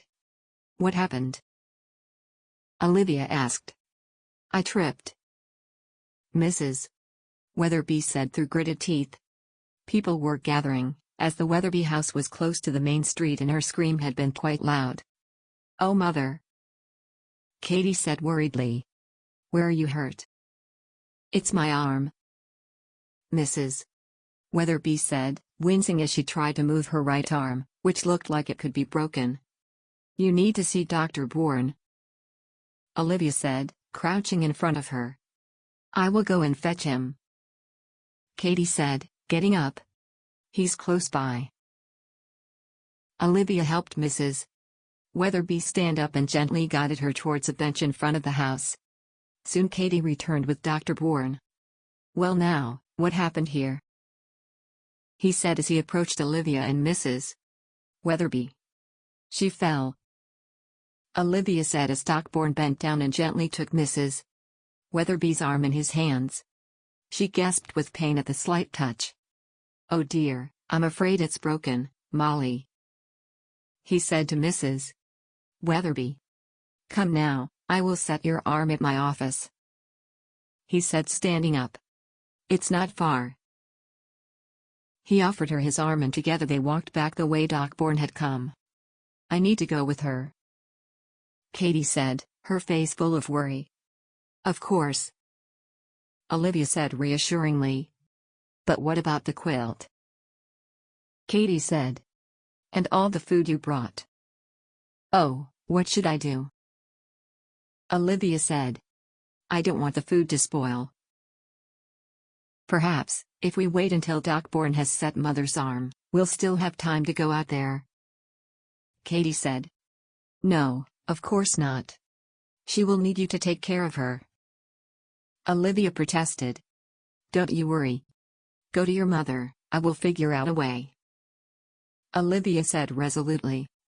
Just promise me you won't ride alone, Katie said seriously. I promise. Olivia began. Perhaps, I can be of assistance, a deep voice said suddenly. Olivia turned around and saw Marc Payton walking towards Katie and her, holding the horse's reins. In her hurry to go to Mrs. Weatherby, she had completely forgotten about the horses. Her eyes were the size of saucers as she stared at Marc. She felt the blush creep up her chest and her heart beat fast inside her ribcage. He is even more handsome up close, and boy, oh boy, is he tall. Oh, that would be wonderful, Katie said, a huge grin on her face. Wouldn't it be, Olivia? I'm sorry? Olivia said, confused. What? Marc here just offered assistance, Katie said gleefully. Where are you riding to, miss? Marc asked politely. To the Green family, just outside of town, Katie replied. Oh, yes, I know where they live, Marc replied. He only had eyes for Olivia. Olivia looked at Katie and then back at Marc. She had not been prepared to see him. Oh my, he is handsome, and he wants to ride with me. And he would not approve, not at all. What will people think? Thoughts swirled around in her head. But then the image of the Green children appeared in her mind. She was not sure when she would be able to go to them if not today. That would be most kind of you, sir, Olivia said politely to Marc, her heart beating fast. Perfect, after you, miss, Marc replied with the tip of his hat. Chapter 6. Marc couldn't believe it. What fortune this trip had turned out to bring. Now he rode next to Olivia Wagner. They had ridden in silence for a while and Marc made sure not to ride too close to her. She is even more beautiful up close. I wish I could gently stroke her hair from her lovely face. Thank you for accompanying me, Olivia said suddenly. I really do appreciate it. No thanks are required, miss, Marc said. It is an honor to ride with you. He noticed her faint blush, and he smiled to himself. What is it you are bringing to the Green family? He asked. Food and a quilt that we, Katie Weatherby and I, sewed, Olivia answered politely, then added. The poor Greens have been unfortunate in their life, and whatever I can do to help, I will do. They are lucky to benefit from your kindness, Marc said. We should all strive to be kind to our neighbors, especially those who have been less fortuitous in life. I believe there is kindness in all of us. Olivia said. No one is of pure evil, only lost in their way. That was beautiful, you speak with grace, he said, riding closer to her. Oh, I'm no poet, Olivia dismissed shyly. They rode past the more affluent houses in the town, where most of the wealthier townsfolk lived. The road narrowed and the grass became taller as they rode away from the main road. I wanted to thank you for your delightful playing at church the other day, Marc said to change the subject. Thank you. Olivia smiled, and Marc felt as if an electric current ran through him at the sight of it. Do you play often? I mostly play the piano, she said. Only recreationally, when time allows. She added. It would be a blessing for the whole town if we were to get to hear you play more, he said kindly. Olivia smiled at him again and then looked forward. They were riding on a small road now and had to guide the horses precisely through the tall grass. They turned near a large rock, and in the distance, they saw the Greens' shack. It was a small wooden house, not much larger than a tool shed, Marc thought. As they approached the house, they noticed a woman hanging washing on a lopsided clothesline, holding a young child on her hip. She looked up as they neared. Olivia jumped off her horse, and Marc followed. He led the horse to a fence post and tied the reins. Olivia walked to the woman, who looked frightened and clutched the child close to her. Good afternoon, Olivia said. My name is Olivia Wagner. The woman looked at her nervously before she extended her arm. Violet Green, she replied. Violet, it's nice to see you, Olivia said, smiling as she took her hand. Marc sauntered towards the two women. Good day, ma'am, he said, tipping his hat. My name is Marc Payton. He extended his arm, but Violet looked nervously around before she shook his hand quickly, pulling her hand back to support the child. And who is this beauty? Marc said kindly to the small child, who looked at him curiously. That's Rosie, Violet said, a small smile breaking out as she regarded her daughter. Marc heard a sound behind him. He turned around to see three young children looking at him. And who might you be? He asked. That's Michael, Mary Beth, and Dolores, Violet said, her voice slightly less nervous. Pleased to meet y'all, Marc said, tipping the children his hat. The two girls, who looked to be around 6 or 7 years old, giggled. The younger boy stared in awe at Marc. I brought your family a quilt, Olivia said kindly to Violet. That's very kind to you, Violet said, bowing her head. Why don't you go inside? Violet said to her children, I will make you some coffee. Thank you very much, Olivia said. I will go and fetch the quilt. Marc stayed by the house, not wanting to go inside without Olivia. He felt the children looked far too thin, and the nervous look on Mrs. Green's face made him suspicious. Olivia arrived back to the porch with the 2 parcels, and together the two of them went inside the small house. Marc had to stop himself from gasping when he saw the inside. The shack was almost as cold as the outside, with a small stove, 1 bed, 2 cots, and a run-down table and 2 chairs, one of which was uneven. A strong smell of alcohol permeated the tiny house. Violet began heating water. Olivia took the quilt from the canvas bag and walked towards the bed. Why don't you 2 girls help me? She asked Mary Beth and Dolores. The girls nodded enthusiastically and helped Olivia place the quilt over the bed. They stroked over the medallion pattern in awe. Mama, Mama, look at the beautiful quilt, the younger-looking girl said to her mother. Quilt, Mary Beth, not kilt, Violet said to her daughter, gently correcting her. She walked closer to the bed and looked at the quilt. Tears filled her eyes as she gently stroked over the medallion. Oh, it's... Her voice broke off. It's beautiful, she said. It was my pleasure to make it, Olivia said kindly, taking Violet's hand in her own. At her touch, Violet flinched but did not remove her hand from Olivia's. Thank you, she said quietly. I will cherish it forever. Olivia smiled at Violet, tears in her eyes. I also have food, Olivia said, standing up.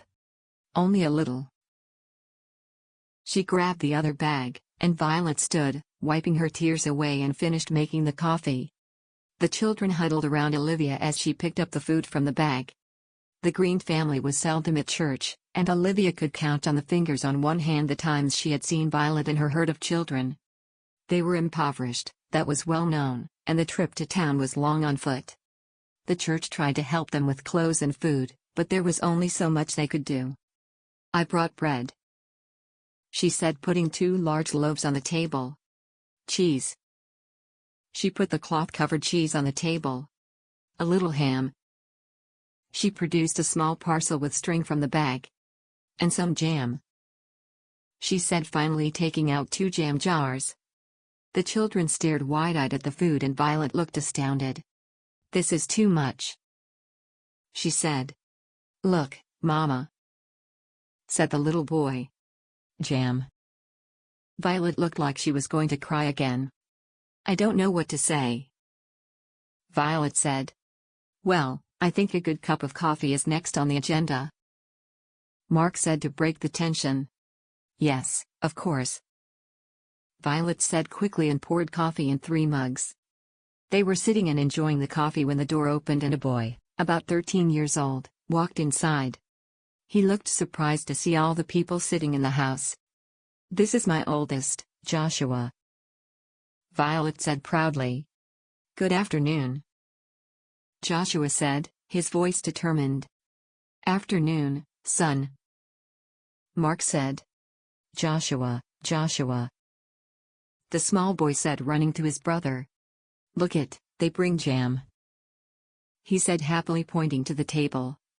Joshua picked up the boy and smiled affectionately at him.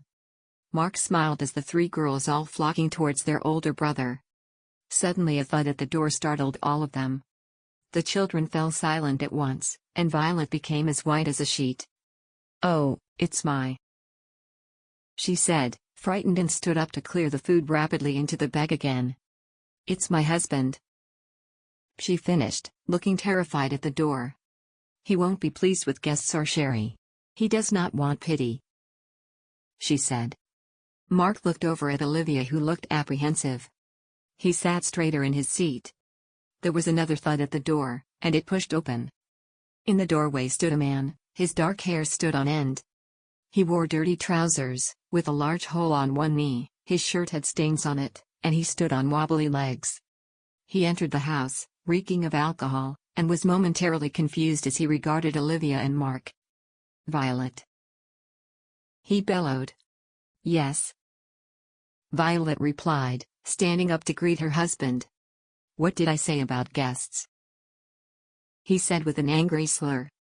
I'm sorry, they were just here bringing, She looked nervously at Marc and Olivia. Hello, sir, Olivia said politely, standing up. My name is Olivia Wagner, and I only came here to bring a quilt, as a gift. Mr. Green looked at Olivia, and Marc's blood boiled as he saw the leer that painted Mr. Green's face. Well, look at here, Mr. Green said smarmily. Aren't you a sight for sore eyes? His eyes roamed over Olivia crudely. Please, Jebediah, Violet pleaded softly to her husband. Shut up, woman, he barked. That's enough, Marc said firmly. Mr. Green looked away from Olivia to Marc, then suddenly yelled. Boy. Joshua stood up, looking unyielding. Yes, Joshua said resolutely. Bring me my bourbon, Mr. Green said, not looking at him. Now, Mr. Green, Marc warned. Why don't you totter off home, Mr. Green said mockingly to Marc. Give me and Missy over here a chance to get to know each other. Mr. Green walked in Olivia's direction. I can show you what a real man is like, he said as he moved his hand to his belt and shook it obscenely. Marc banged his fist on the table and stood up. He was a good foot taller than Mr. Green. Marc took one step closer to him. "That's enough," he said firmly. Mr. Green backed away from him slightly, turning around to where the children sat huddled on the bed. "You don't tell me what to do in my own home," he said angrily. "Boy." He yelled again and grabbed Joshua's arm, pulling him from the bed. "No, please," Violet pleaded, running to protect her son. "You stay out of this." Mr. Green barked. "Mr. Green, stop this at once," Marc said. "Jeb, please, don't," Violet implored her husband. "I said, stay out of it." Mr. Green yelled and slapped Violet hard across the face. She fell on the floor, and Joshua crept down, covering his mother's body, shielding her from Mr. Green. "That's enough," Marc said angrily and pulled Mr. Green away, twisting his arms behind his back. He pushed open the door and roughly thrust Jebediah outside. Olivia sat frozen, staring at the open door, watching the retreating figure of Marc pulling Mr. Green behind him. Then the sound of soft crying pulled her from her shock, and she hurried to Violet's huddled figure. Joshua was still hovering over his mother, gently stroking her hair. "Violet?" Olivia asked softly. Violet cried but didn't answer. "Joshua, why don't you give your siblings some bread and jam?" she asked Joshua, who looked at his mother and Olivia in turn. "It's all right, I only want to help your mother," she added. "All right," he said finally, then turned to his siblings. "Come on now, let's eat." The children stood timidly from the bed, clutching their brother's outstretched hands. Olivia gently helped Violet sit on the bed. She covered her face and shook from her sobs. "I'm sorry you had to see that," Violet whispered. "You have nothing to apologize for, Violet," Olivia said comfortingly. "He's not always like that," Violet replied, looking at her hands. "Why do you say that, Mother?"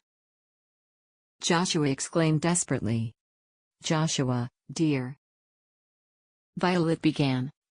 "No," Joshua interrupted her. "You cannot keep defending that man." "Please don't," Violet pleaded softly. "You know how he gets, I can calm him down." "No, Mother," Joshua said, standing his ground. "He's a horrible man," he said bravely. "Joshua." Violet looked frightened and checked out to see if her husband had hurt him. "You need to get away from that man," Olivia said, clutching Violet's hand. "I can't," Violet said. "I have no place to go. Jebediah's all I have."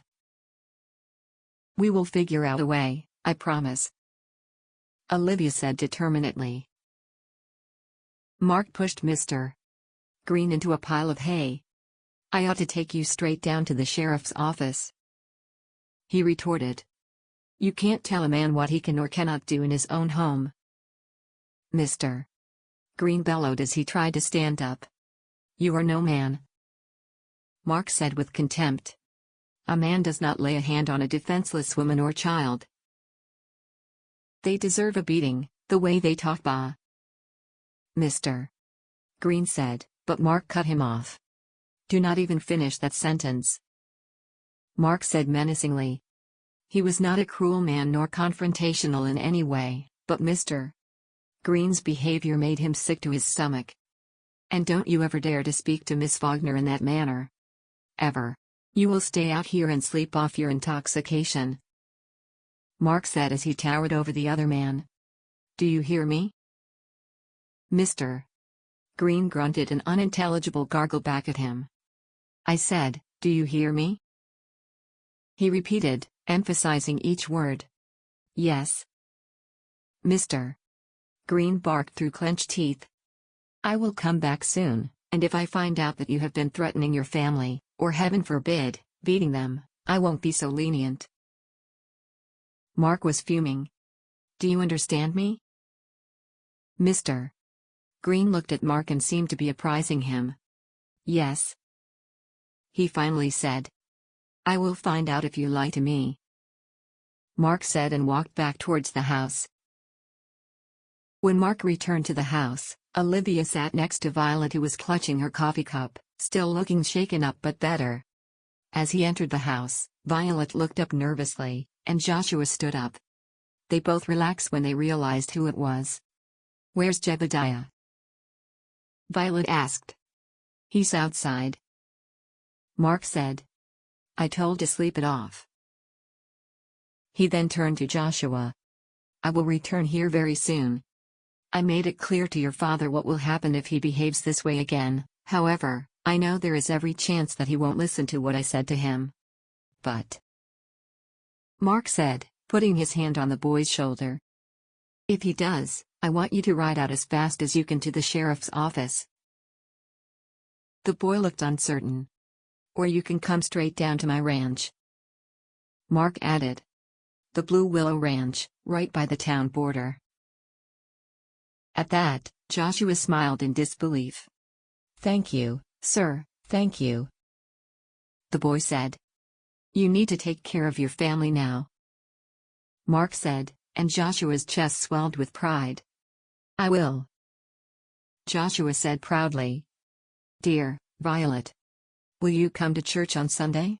I could bring more food, and it would mean so much to me to see you, to see how you are doing. Olivia said. I will try.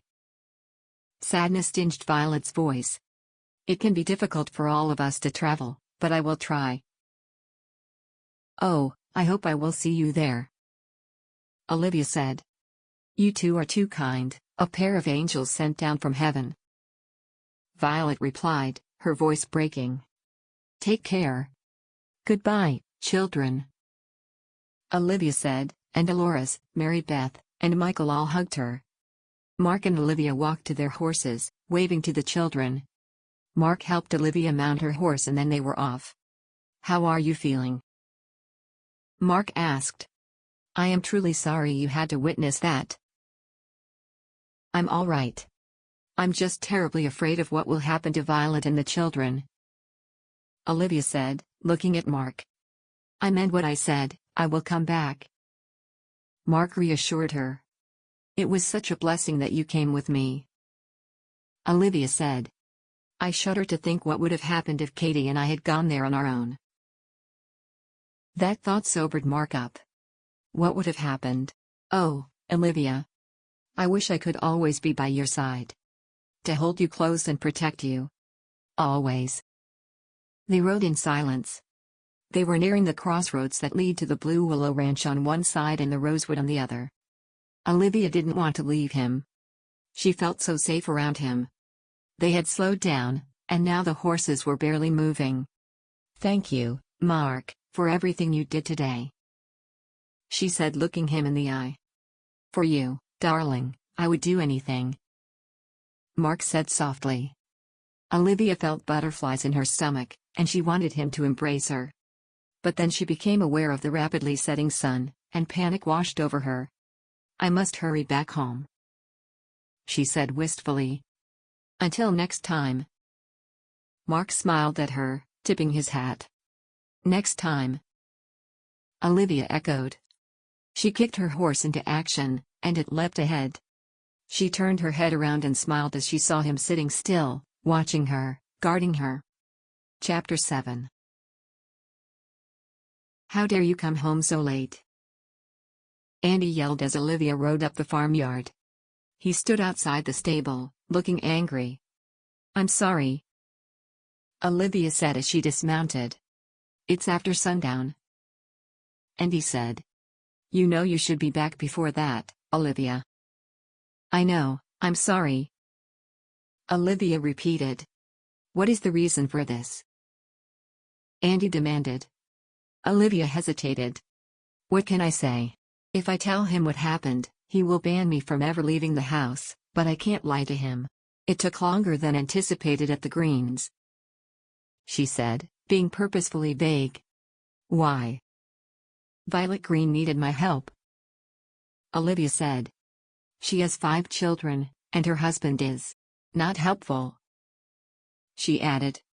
I lost track of time, but I promise you it won't happen again. Andy's anger seemed to be wearing off. All right. His tone was calmer. I'm sorry. I just worry about you. I know you do, brother dear, Olivia said affectionately. They walked together into the stable. I will take care of the horse, Andy said, taking the rein from her hand. Thank you. Olivia smiled at him. I will prepare a quick dinner. She walked towards the house feeling uneasy. She hadn't exactly lied to him, but she hadn't been completely honest. Marc was halfway to the ranch when he realized that he was supposed to meet Clarissa at the Carter's house. He had been so preoccupied with everything that happened at the Greens and making sure Olivia got home safe that he had forgotten entirely. He turned the horse around and sprinted towards the town. Arriving at the Carter residence, he secured his horse in the Carter's stable. He knocked on the front door, and Sylvia answered. Marc, at last, Sylvia said with relief. William, Clarissa, Marc's here, she called over her shoulder. Marc entered the warm house. The usual smell of delicious food greeted him. He came into the kitchen and saw Clarissa and William sitting at the kitchen table, both looking worried. Where were you? Clarissa asked. My sentiment exactly, echoed William. It's a long story, which will have to wait, for I am ravenous, Marc said, sitting down next to his sister. He devoured the steak and green peas like an animal. Clarissa sniggered as he looked up and noticed William watching him, his eyebrows raised. You were not exaggerating, William said with a grin. No, Marc said as he finished his last bite. This was delicious, Sylvia. You should thank your sister, Sylvia said shrewdly. Marc looked at Clarissa, who could barely contain a look of deep smugness. Did you cook this? He asked, agog. I sure did, Clarissa replied. With help from Sylvia, of course. I was there merely for guidance, Sylvia said proudly. Are you going to tell us why you were so late? William asked impatiently. Oh, William, Sylvia admonished, let the man catch his breath. Come on, Clarissa, let's clear the table and get the dessert ready. Sylvia and Clarissa stood and disappeared into the kitchen with the plates. Well? William asked. I only ask because this is very unusual for you. Your sister was very worried. I accompanied Olivia Wagner to the Green family today, Marc said, then proceeded to tell him the day's events. I say, William said as he leaned back in his chair after Marc finished his story. That poor woman, he added, thinking about Violet. His behavior was absolutely despicable. Marc growled. And to think that Olivia had planned to ride out there alone with her girlfriend. The thought is horrible, William said. Olivia sat on her bed late that night. She could not sleep. Images from the day flashed through her mind, and Marc's handsome face swam in front of her eyes. For you, darling, I would do anything.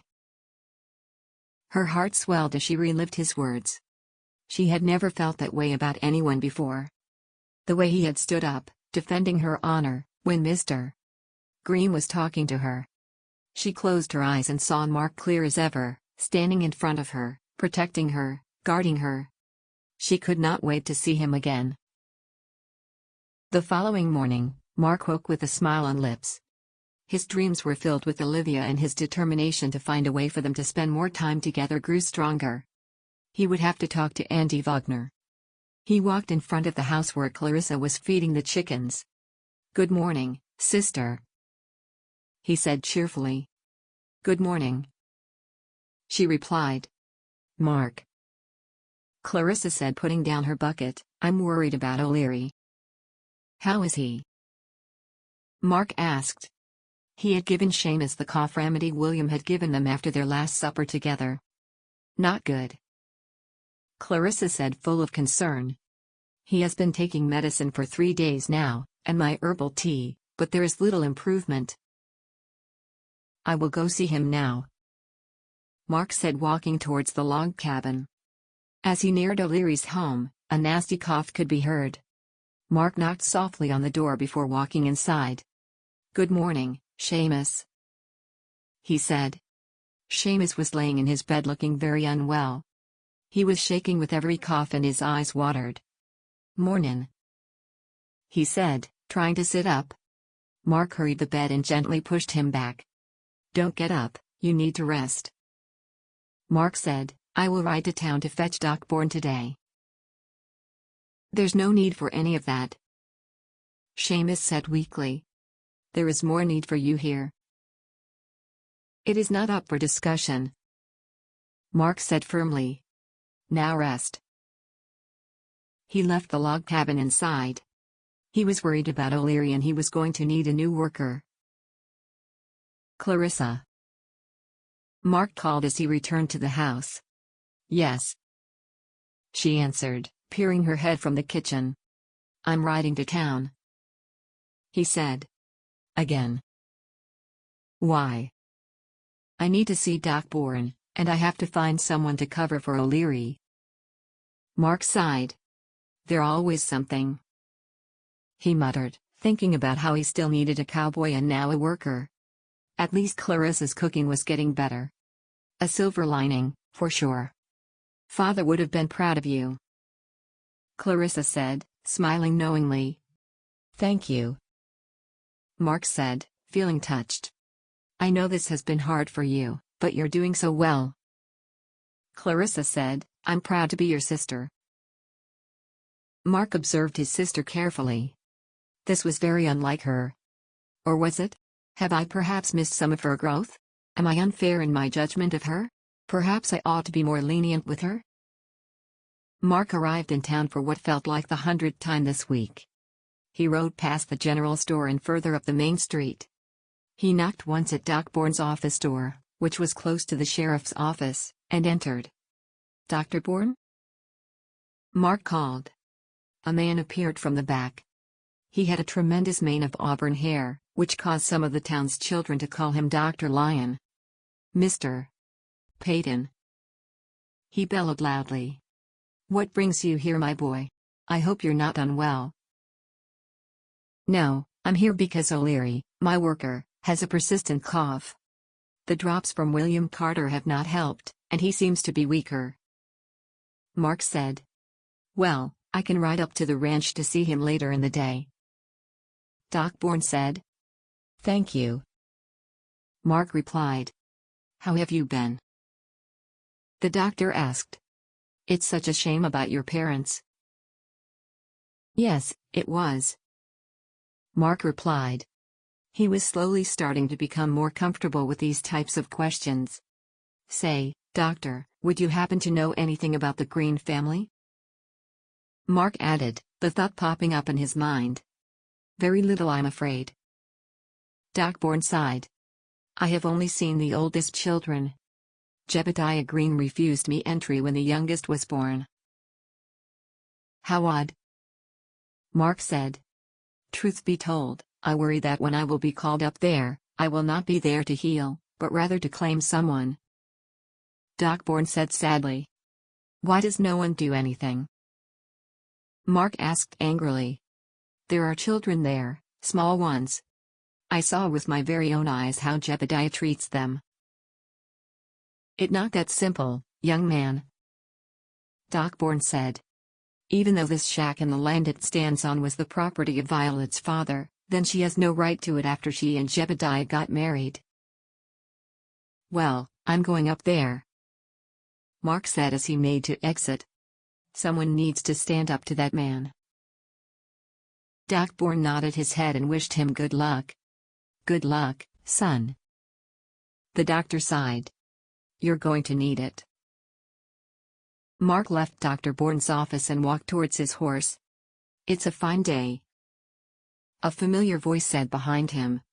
Marc turned around to see Red, the black-clad cowboy standing there. "Red," Marc said, "You're back." "Sure am." Red replied stoically. "Will you tell me where you were?" Marc asked. "No." Red answered simply. "You still looking for a cowboy?" He added. "You still refusing to give me your last name?" Marc retorted. "Yep." Red answered with a slight grin. "You are something else, aren't you?" Marc replied. "Your words." Red quipped back. Something behind Marc caught Red's attention. "My offer for work still stands, just remember that," he said and walked stoically away. "What?" Marc said, confused. But then he felt someone tap his shoulder. He turned around to see Dockborn watching Red walk away. "Was he bothering you?" Dockborn asked Marc. "Bothering me? Why would you ask me that?" Marc asked. "Oh, no reason," Dockborn said, finally looking at Marc. "You never can know with his kind." "His kind?" Marc asked, eyebrows raised. "Just, be careful around him," Dockborn said dismissively.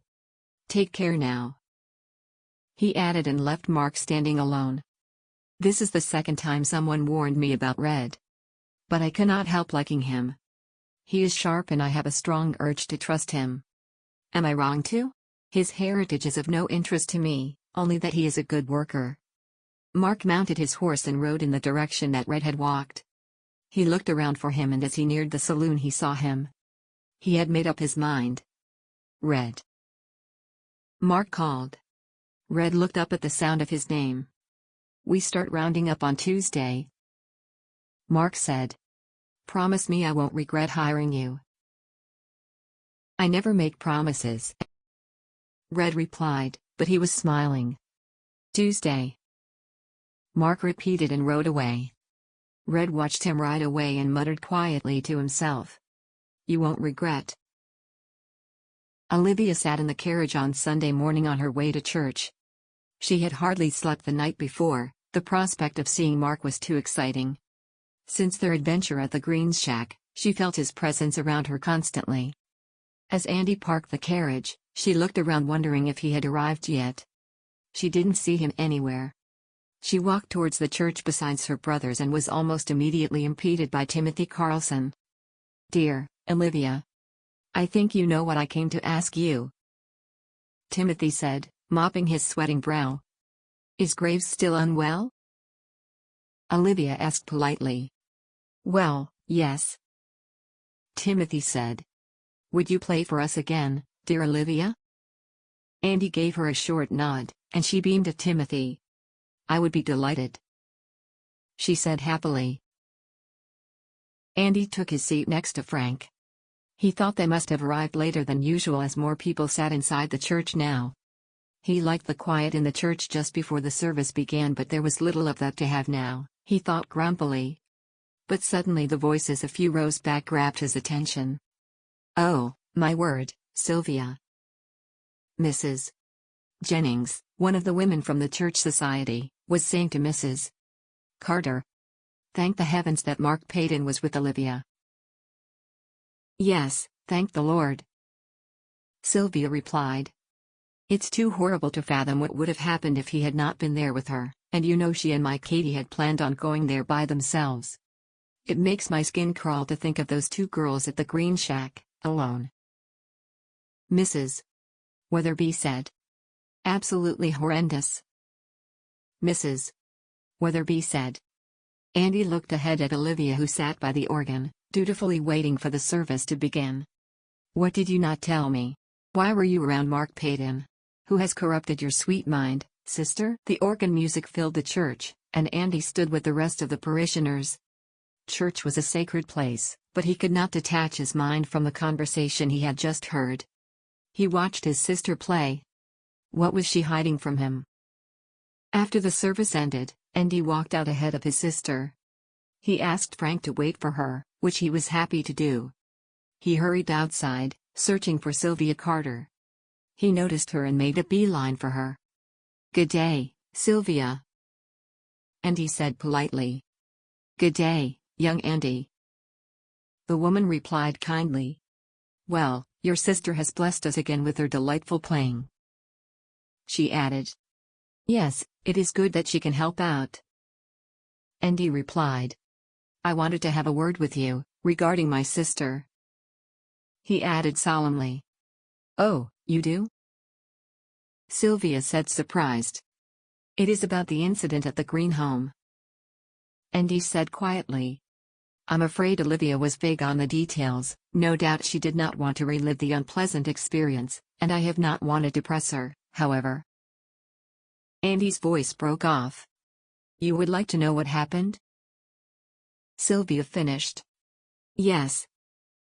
Andy replied. "Well, where to start? As I understand it, Marc Payton offered to accompany Olivia with supplies for the Green family, after her friend was unable to go with her. At the house, Mr. Green arrived, drunk as usual, and threatened both Olivia and his family.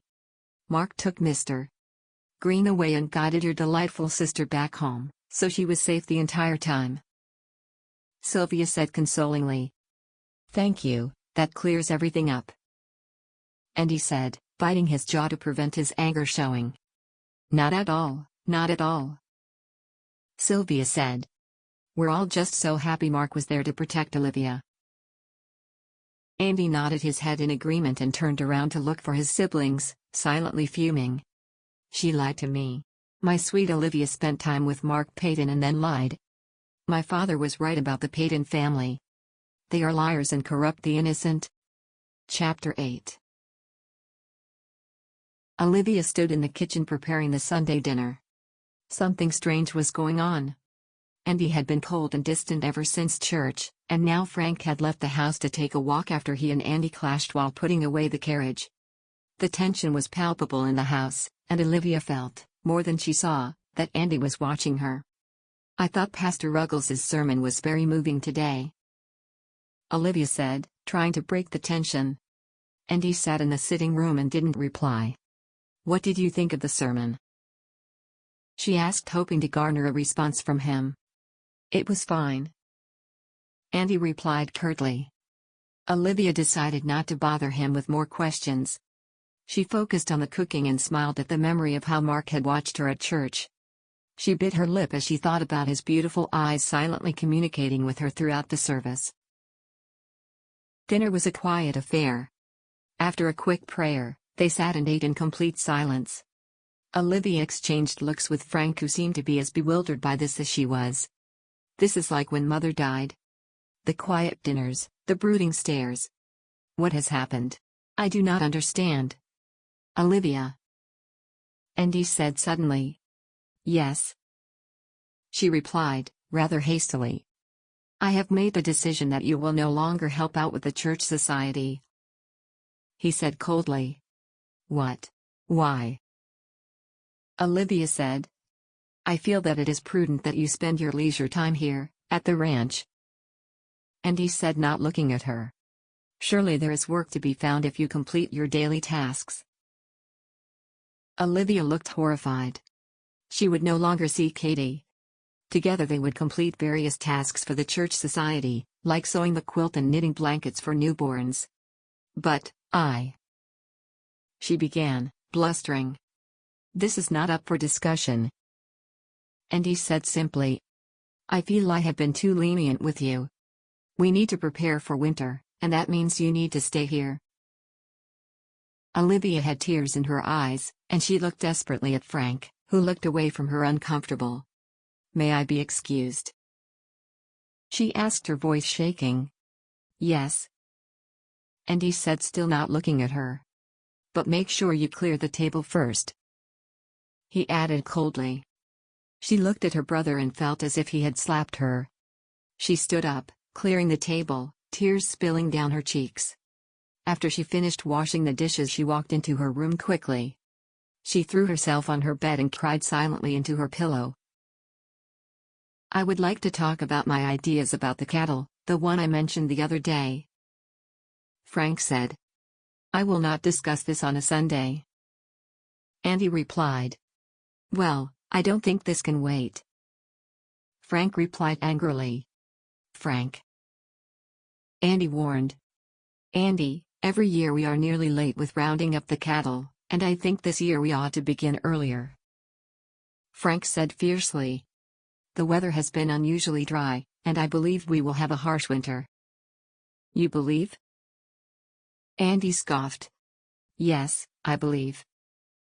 Frank retorted. And I'm not the only one.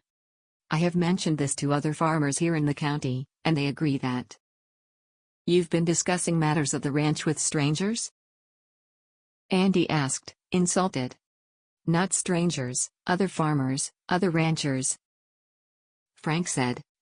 We can take care of our ranch the way we always have. Andy replied. But Andy.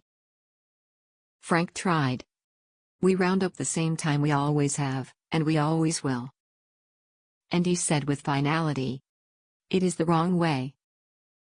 Frank yelled. Just because we have always done it this way does not mean we cannot learn from past mistakes. You are out of line. Andy said, standing up. Frank seemed to be reflecting on his word and was breathing heavily. The two brothers stared daggers at each other. Fine. He said at last. I'm going out. He retorted and walked out, slamming the door behind him. Andy walked to the kitchen window, taking his pipe from the windowsill and began stuffing it with tobacco, his breathing still erratic from his fight. First Olivia, now Frank. He felt like a prize idiot. But they didn't understand, they were too young. I do not want to be the big bad brother. I am not their father. How on earth am I going to honor our father without losing a brother and a sister? I wish I knew what to do. Olivia woke the next morning with puffy eyes and sadness in her heart. She couldn't understand why Andy was behaving this way. She wasn't going to object or argue because she was afraid that he would ban her from going to church as well.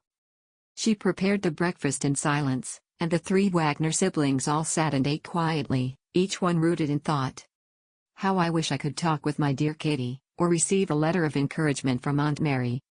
Then a thought struck to her mind. Her mother's journal. Andy had gone out to mend the fence at the top of their land, and Olivia knew he would not return for a while.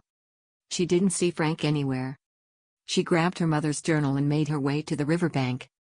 The soothing hum of the constant flow from the river calmed her. She sat down and opened the leather-bound journal, and began reading.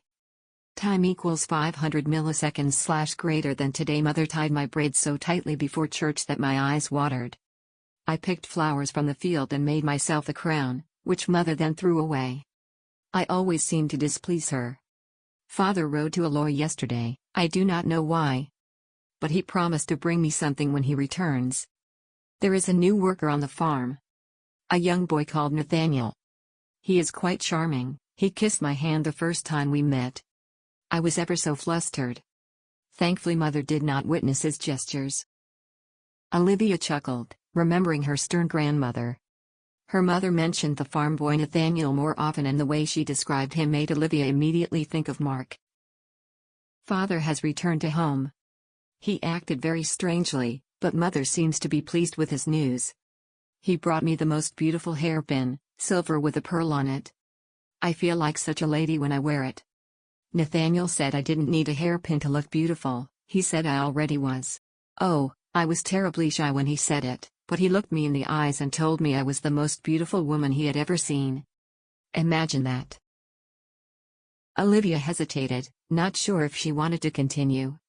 She was very curious to know what had happened to this Nathaniel, but felt as if she was eavesdropping on something she ought not to know. But her curiosity got the better of her. She continued reading. Oh, how could he do this? How could Father promise me to some rancher that I've never met? I cried all night. This was the purpose of Father's journey to Eloy, to betroth me to some man. What should I do? I do not want to leave. This is my home. Nathaniel has asked me to marry him. He says he loves me and wants us to be together. He is becoming such a fine young man, and I want nothing more than be his wife, but I'm afraid to ask Mother and Father. I do not understand why they want me to marry Roy Wagner. I wish Mary would hurry back from her visit. I need her guidance. My heart has shattered into 1,000 pieces. Mary sent me a letter. She has married a man she met in Scottsdale. They married in secret and mother and father are furious. Her husband was a divorced man. Mary says that she loves him and does not care about his past. I told Nathaniel that I cannot marry him. I cannot add to the sufferings of my parents. I will marry Roy Wagner. Olivia closed the journal, her eyes brimming with tears. She couldn't read more, it was too much seeing the sadness in her mother's words. She put the journal in her dress pocket and hurried back to the house. She had hoped to feel better after reading, but now her mind felt filled to the brim with confusing thoughts and emotions. Marc rode his horse up the grassy road that led to the Greens' home. He was apprehensive of what he might find there. Joshua had not come to see the sheriff, nor had he been to the Blue Willow Ranch. Marc hoped that it meant that Mr. Green had been behaving himself, although he doubted it. As he dismounted his horse, a small figure appeared from the tiny house. "Daddy, Daddy!" Little Michael called as he looked hopeful at the new arrival. His small face fell in disappointment as he realized it was not his father. "Where is your mommy?" Marc asked the small boy kindly. Michael pointed to the house sadly. Marc walked towards the house, his apprehension building. "Hello?" he said as he knocked on the open door. He pushed the door open and peered inside, and was shocked at what greeted him. The table and chairs were broken, and Violet lay in the bed, her face bruised. Joshua sat next to her, wiping her face with a wet cloth. "What happened?" Marc said, walking towards the bed. Joshua stroked his mother's head and got up, gesturing to go outside. "She's finally asleep," he said solemnly. "What happened? Where is your father?" Marc asked. "He left," Joshua said angrily. "Early this morning. He took the horse, the brandy bottle and the little money we had, and left." "What happened to your mother?" Marc asked. "She begged him to stay. She loves him, can you believe it?" Joshua said incredulously. Marc noticed that he seemed to have grown many years since he last saw him a few days ago. He pushed her away from him, onto the table, as she pleaded to him not to leave. He broke a chair over her, just for good measure, I assume. Joshua added coldly. Marc was at a complete loss for words. "I hope he never comes back," Joshua said, angrily kicking a stone. "I have an idea," Marc said, the idea forming in his mind. "You should come work for me. My worker is old, and not well. I will pay you a fair wage, and you can help your mother." Joshua stopped in his tracks, staring at Marc. "Are you serious?" he asked. "I sure am," Marc said kindly. "But be aware that the work is hard." "I'm ready," Joshua said, interrupting Marc.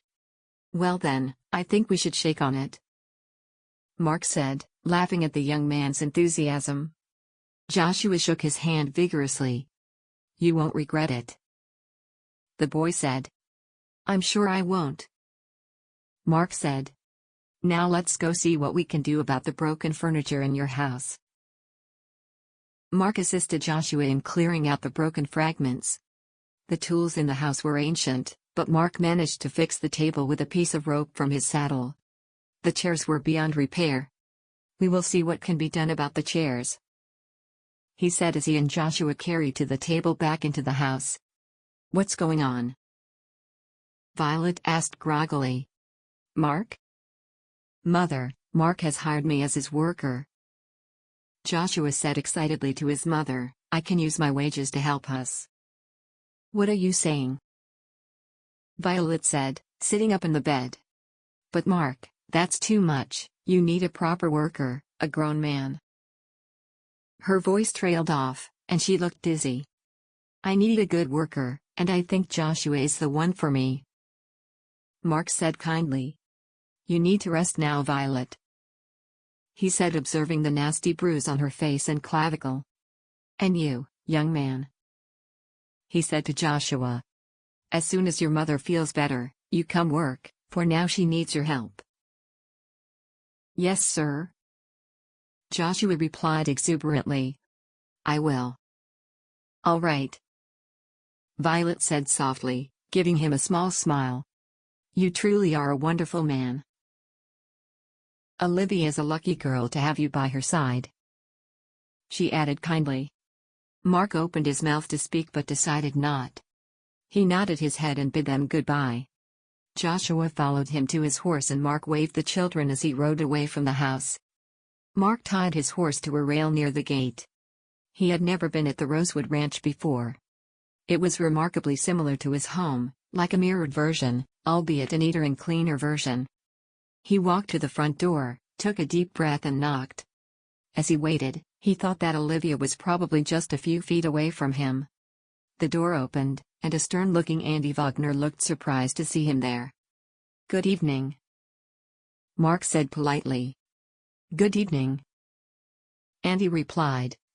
I would like to have a conversation with you, one of great importance to me, Marc said solemnly. Come on in then, Andy said politely, but his voice held no warmth.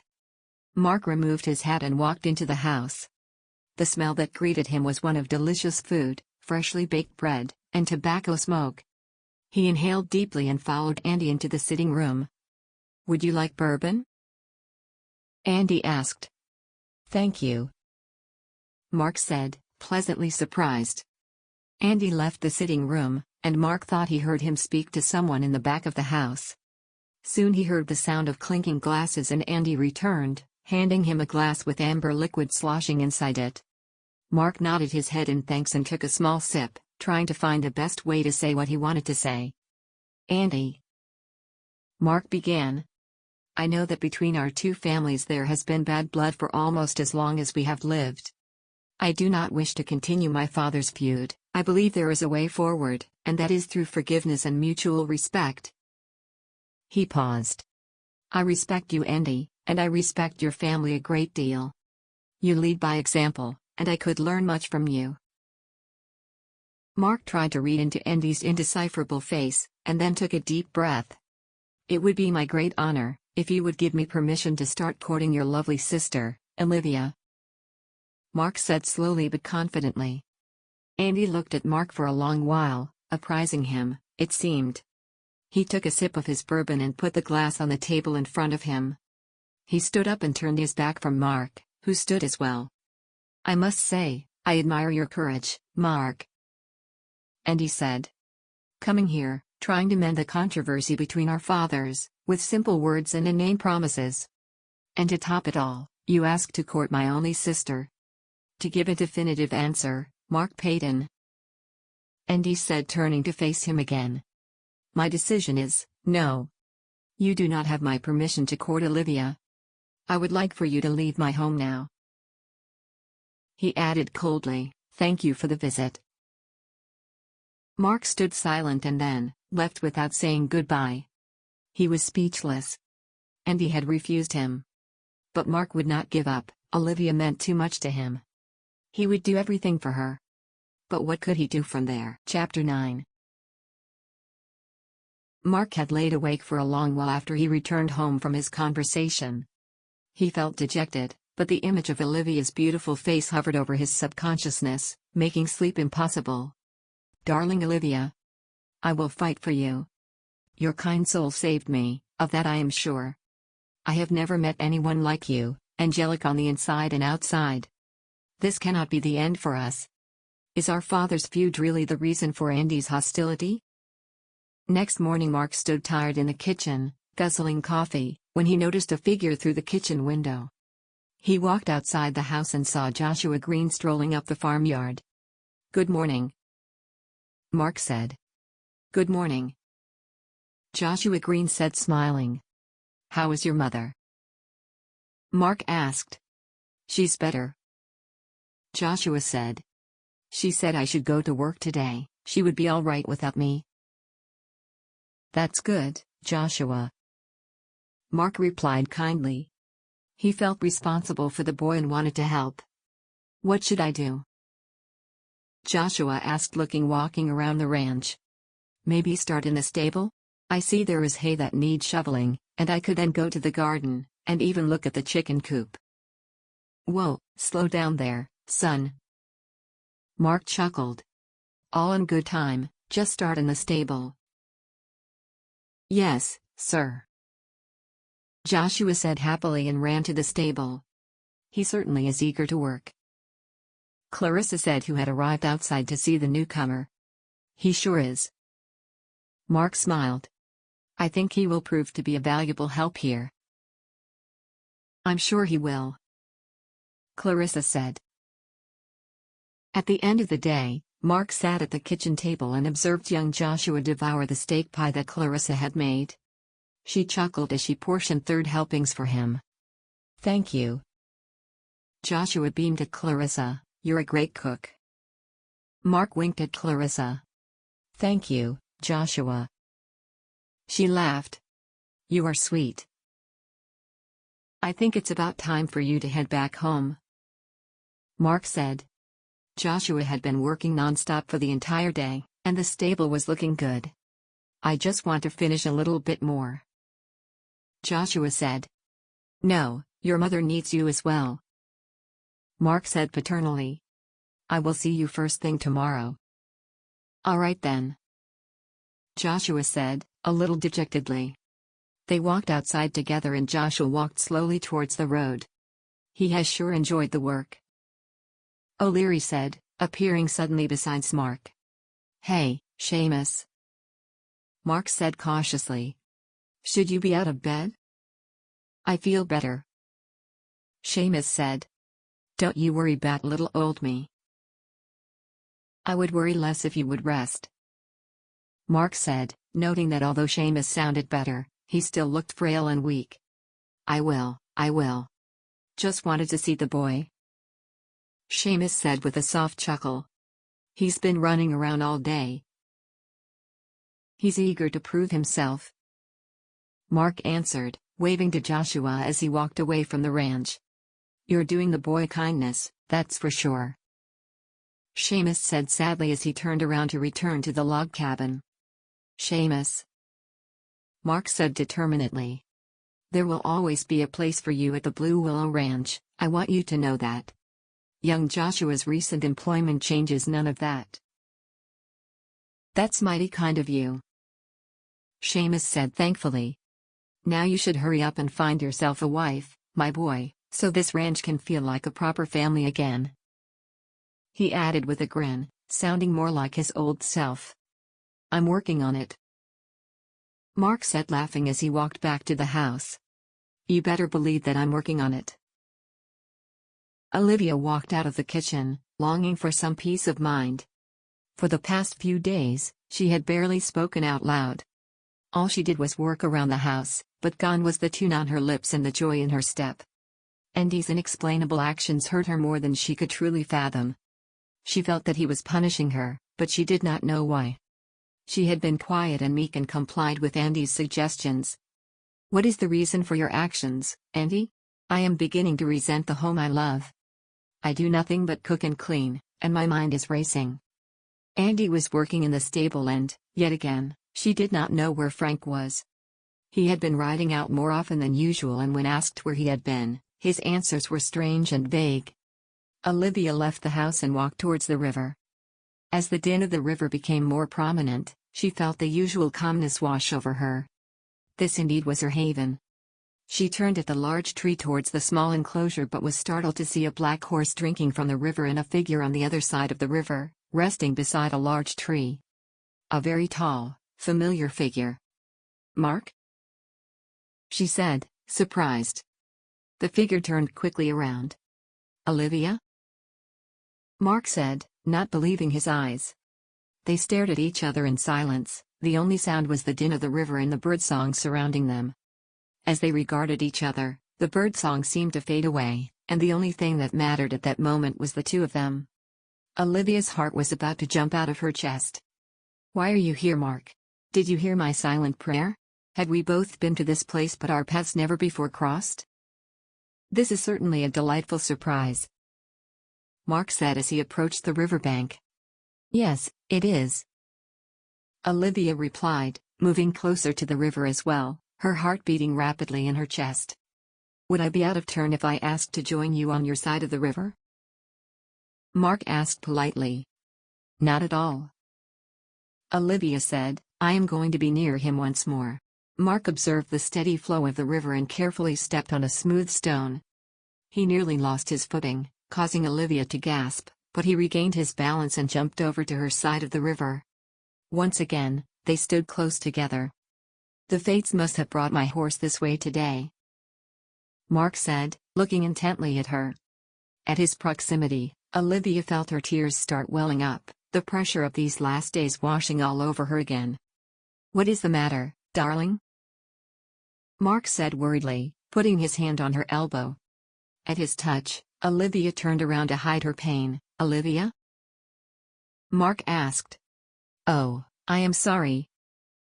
Olivia apologized. Come sit down, will you? Marc asked her gently. She sat down at her reading place, and Marc sat down next to her, at a respectable distance. Will you tell me what is bothering you? It's just seeing you again, Olivia said, wiping her tears away. Oh, you must think me a silly woman, she added dismissively. Never, Marc replied at once. But your tears worry me. Andy has confined me to the house, Olivia said miserably. He forbade me from writing to town, from help with the church society. She paused. And I do not know why. This is unlike him, and it scares me. She turned to Marc and was startled by the look on his face, a mixture of guilt and anger. I'm afraid I might be the cause of your troubles, Marc said, not looking at her. Why do you say that? Olivia said. I went to see your brother, Marc began. I wanted to ask him permission to court you, Olivia. He looked at her. He turned me down, vehemently. This must be the reason for Andy's behavior. He is punishing me for Marc's request. Olivia? Marc asked her carefully, as she had not said anything. Oh, Marc, she said, tears in her eyes once again. My heart is heavy because Andy will never allow us to be together. She looked deep into his piercing green eyes. And that breaks my heart, she added in a whisper. I never thought I could share such a special bond with another living being. I feel as if I am complete when Marc is next to me. Marc gently took her hand in his and brought it to his lips. My darling Olivia, I will not stop fighting for you. As he kissed her hand, an electric current shot through Olivia. But how? She asked in desperation. And he has refused you, and he is as stubborn as they can get. There must be a way, Marc said. I'm not giving up, Olivia, not ever. Olivia felt her heart swell at his words. Marc brushed a lock of hair away from her face. As soon he touched her face, an invisible force seemed to guide them to each other. Marc stared into her eyes and he held the back of her head. Slowly their heads closed together and then their lips met. The kiss was ever so light, and for a moment Olivia was unsure if it had actually happened. But then the kiss deepened, and Olivia felt as if she were floating above the stars in his loving embrace. After a moment, or it could have been an eternity, they broke off. What have I done to deserve you, Marc Payton? Olivia asked softly as she lay in his arms. Someone must have sent you to me from heaven, Marc replied, stroking her long blonde hair. And believe me, Olivia, I will fight for us. You are the only one for me. Olivia felt as if her heart was about to burst out of her ribcage. I know I should not have kissed him. But how could something that wonderful be really wrong? I have never felt this way before, nor do I think I ever will. Oh, this scares me. Then all of a sudden a voice could be heard from a distance. Olivia sat up straight as she listened to the voice, fear engulfing her. That's my brother calling me now, that's Andy, she said fearfully, with a pained expression, standing up. Olivia, the distant voice shouted. Olivia startled as the voice sounded nearer and jumped away from Marc. I must go, Olivia said, holding Marc's hand. I have to see you, Marc said. I must see you again, soon. Marc held tightly to her soft hand. Olivia was about to reply when her brother's voice called again, This time closer. Olivia. Andy's voice called. Olivia pulled her hand back, but before she walked away from him, she turned around and looked at him, her eyes filled with love. Marc pulled her towards him again and engulfed her in a tight embrace, his arms around her small waist and his hands in her sun-kissed hair. "Until next time," Olivia said softly, reluctantly breaking from his embrace. Just as she was disappearing behind a large tree, she turned to look at him one more time. "Next time," Marc repeated. "Olivia." Andy's angry voice sounded as Olivia appeared from behind the tree by the river. "I've been calling your name," he said admonishingly. "I'm here now." Olivia said, a slight edge to her voice. She could still feel Marc's lips on hers, and his scent lingered around her, giving her courage. "What were you doing?" Andy asked as they walked back towards the house. "I was contemplating by the river," Olivia said easily. "I'm sorry if I worried you," she added in a softer tone. "It is nearly time for dinner," Andy said, trying again to chide her with his tone. "The dinner is prepared already," Olivia said. "You should not wander off on your own," Andy said. "I did not leave our land," Olivia retorted. "What has gotten into you, Olivia?" Andy asked, astonished. "You are behaving most oddly." "I know I am on the verge of being insubordinate, but I cannot help it. I am mad at Andy for his behavior. Once his words were once sacred to me, but now I feel his authority is tainted with his stubbornness. But he will never give me his blessing if I behave naively. I'm sorry, Andy," Olivia said, her demeanor softer. "I was deep in thought and the hum of the river drowned out your voice. It won't happen again," she said.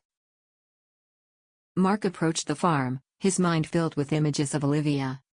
He had to find a way for them to be together. "How can I convince Andy to give us his blessing?" He walked into the garden, and a commotion in front of the house yanked him from his thoughts. He could see O'Leary arguing with someone. He hurried towards the disturbances. "You should be ashamed of yourself, for coming here under false pretenses," O'Leary was yelling. "Your kind is certainly not welcome here." "What is going on?" Marc asked loudly. O'Leary turned around to face him. "This man here," O'Leary gestured to the stoic-looking Red, "has come here, telling tall tales that he has been hired to work here. No doubt he's gonna try to steal the cattle," he said with contempt. "Seamus," Marc retorted to his old worker. "I hired Red," he said clearly. Seamus had an almost comical look of surprise, but Marc continued angrily, "I will not tolerate this kind of behavior here, do you understand me?" O'Leary's look of shock turned sour as he stared at Marc. "Am I being clear?" Marc said pointedly. "Yes," O'Leary said, and then turned around and walked towards the log cabin. Clarissa stood in the doorway, looking perplexed. "Go inside, Clarissa, I will be in there soon," Marc said to his sister. She left to the house, leaving Marc alone with Red. "Red, I owe you an apology," Marc said. "O'Leary is very protective of this ranch, but his behavior was not acceptable." "There's no need to worry," Red said in his calm voice. "I must admit, I was not sure whether I would see you today," Marc said. "I'm here," Red said calmly. "I rode up the land to see the cattle, and I guess that worried your worker." "Well, that explains it," Marc said. "It's getting late, but I'm afraid staying in the log cabin might prove troublesome." "I will sleep in the field," Red said. "In the field?" Marc asked, confused. "Yes," he answered simply.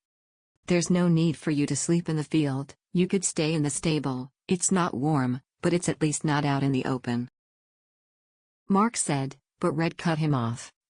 "There's no need, young man," Red said. "I prefer to sleep under the stars whenever I can.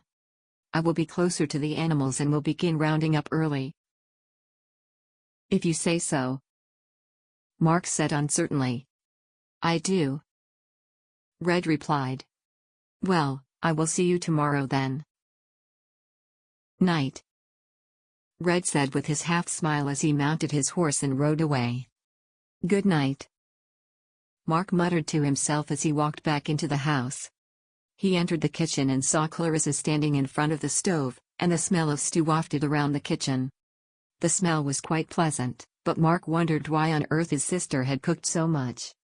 The large pot was almost full to the brim, and it took both of Clarissa's hands to stir the content. I did not know you had hired a cowboy, Clarissa said. I thought you were looking for Langston.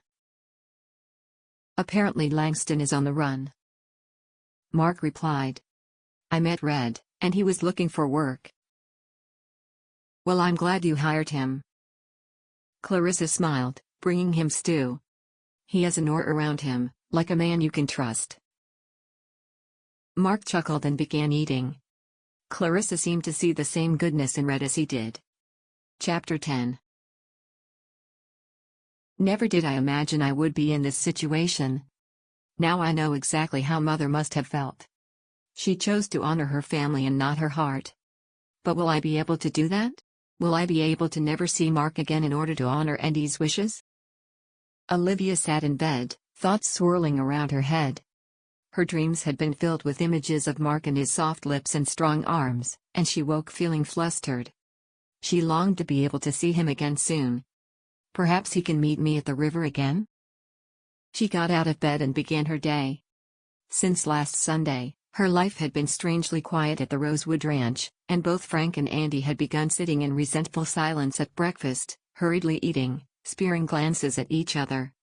Olivia had begun doing her morning chores even earlier so she would not have to spend time in the tense atmosphere. Olivia entered the empty kitchen and started heating water for tea. The house was calm when she was alone. Olivia sat down at the kitchen table with a steaming mug of tea and took her mother's journal out from her apron pocket. She had been carrying it around ever since Andy confined her to the house, in a sort of act of rebellion. She opened the journal and continued reading. Mother and Father have been yelling an awful lot. Mary returned home yesterday to try to make them realize that her husband is a good man. It was terrible. Father forbade them from entering the house. Mary had tears in her eyes and Mother called her horrible names. I hid away in the stable and Nathaniel came to me. He held me and wiped away my tears. I am to leave to Eloy in a few days. Nathaniel told me that he had purchased 2 train tickets to Kansas City. It must have cost him all his wages. He made a final plea for me to run away with him and he told me he will leave in 2 days. I had decided to marry Roy Wagner, but the thought frightens me. Nathaniel has a job waiting for him in Kansas, and we could be happy there, he could make me happy. But seeing how Mother and Father treated my sweet Mary scares me and infuriates me. The defiant side of me wants to follow Nathaniel, follow love, but another part of me does not want to cause more harm to the family. Father has been looking weak ever since Mary left. I noticed him wheezing and coughing the other day. I'm scared for him. I feel as if I am standing at crossroads. What should I do? Olivia closed the journal and finished her now cold tea. Mother contemplated going away with Nathaniel, she thought. Could I do that? It makes no sense as Marc lives so close by. I wonder if there is a way to persuade Andy to change his mind? Times have changed since Mother was young. Am I truly destined to repeat my mother's fate? Marc rode his horse up the hill, enjoying the refreshing morning breeze in his hair. He had ridden out early, almost as soon as he woke, wanting to meet Red. As he approached the bend on the hill, he noticed Red in the middle of the cattle field. He rode beside the animals, humming an unfamiliar tune, slowly guiding them onwards. Marc joined Red, herding the cattle with a slower method. You really have a way with the animals, Marc said after they had moved the cattle across the field. It is a matter of respecting all living beings, Red said in his stoic manner. Respecting all life brings balance to the universe. Well, I'm glad I hired you, Red, Marc said. I will ride back to the ranch now. Don't be a stranger, you are welcome there. I will have a word with O'Leary. Thank you. I will continue to round them up in the next days. Red said. Slowly. He added. The cattle needed to be back at the ranch soon, to be branded and counted, for the upcoming cattle sale. Marc was yet again thanking the heavens that he found Red. Not only was he on time with the rounding up, he was also feeling confident in his role, as the head of his family ranch. Marc turned his horse around and rode towards the ranch. Finally everything is starting to fall into place. He rode to ranch entrance and saw young Joshua up on the stable roof. What are you doing, Joshua? Marc called. The roof needed fixin'. Joshua called back, covering his eyes from the sun. Come down from there, it's too dangerous. Marc called. What is the boy thinking? It's really fine, sir. Joshua called jovially. I'm halfway through with it. He gestured to the hole he was repairing. That was fast. Marc said, surprised. Well, just be careful, all right? I will, sir. Joshua replied with a grin. He truly looks happy. It is hard to imagine that this is the same boy who stood up against his father just days ago. Marc walked into the house to grab a cup of coffee. The house was empty, and no coffee was on the stove. In fact, the kitchen looked untouched. Since Clarissa's cooking had started improving, so had the mess around the kitchen. But there was no flour on the floor or a misplaced water churn. That's odd. Marc walked out to the back garden and still there was no sign of his sister. He hurried to the front side of the house. Joshua. He called. Yes, sir. The young boy replied. Have you seen my sister recently?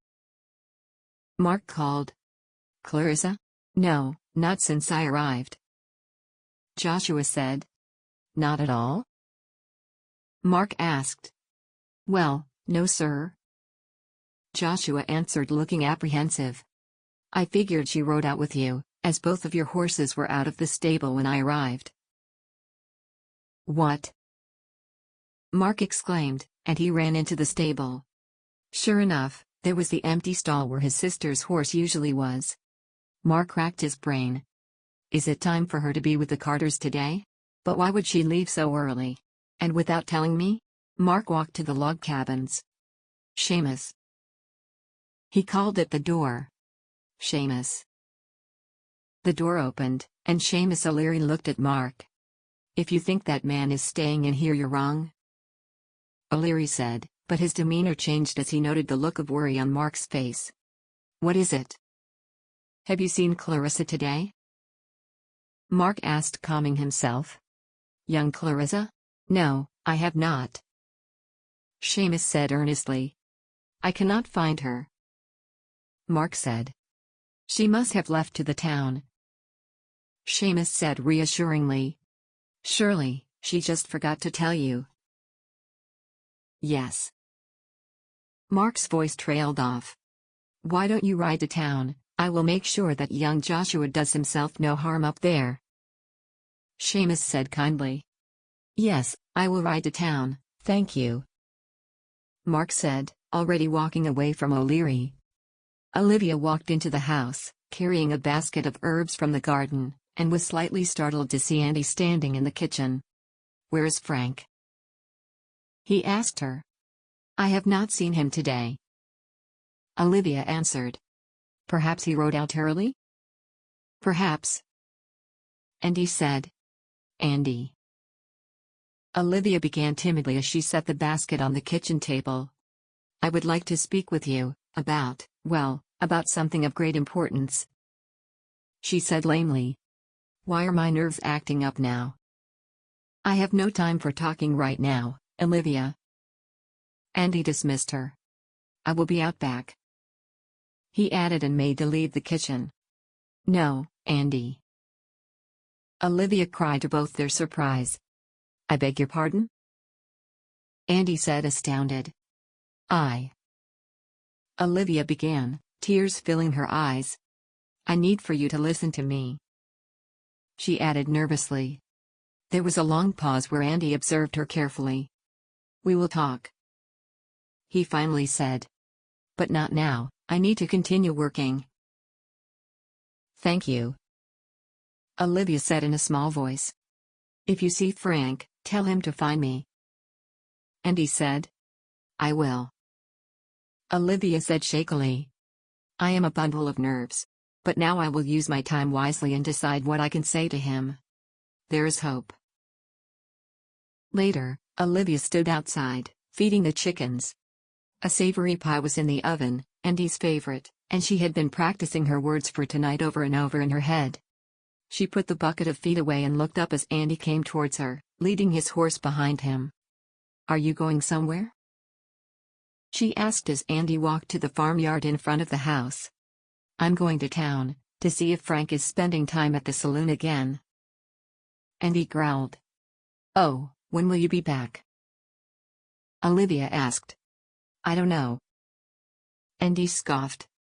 Frank seems to be under the impression that he has no responsibilities here. He added angrily, pulling the reins harshly, causing the horse to neigh in protest. That's not true. Olivia said cautiously. I made pie. She added in the hopes of lightening his mood slightly. Why don't you stay and relax a little? You've been working so hard lately. No, Olivia. Andy retorted. Frank needs to learn what the consequences are for idleness. He then added under his breath, idle hands are the devil's playthings. But what about dinner? Olivia asked. It will have to wait. Andy said. I need to get going. He put one foot in the stirrups and just as he was about to mount the horse, Olivia said anxiously, Can I come with you? No. Andy replied a little too harshly, as he pulled himself up onto the horse. Oh, please, Andy. Olivia pleaded, I will be with you the entire time. I long for a change of scenery. The edge of Andy's anger wore off as he regarded his sister. I have been harsh with her, I ought to allow her this. Fine, I will get the carriage ready. He finally said and dismounted. Thank you. She beamed and hurried into the house. Not long after they sat side by side in the carriage and rode towards the town. Andy looked at his sister, and the joy that shone on her face made him feel guilty. I am at the same crossroads again. Do I follow in the footsteps of my father even if that means hurting my only family? Their father had been a very strict man, and his words had been law in their home. Marc walked into the general store. He saw William looking up as the bell above the door chimed. Marc, my boy. William smiled at him. Good to see you. You too, William. Marc replied. Is my sister here?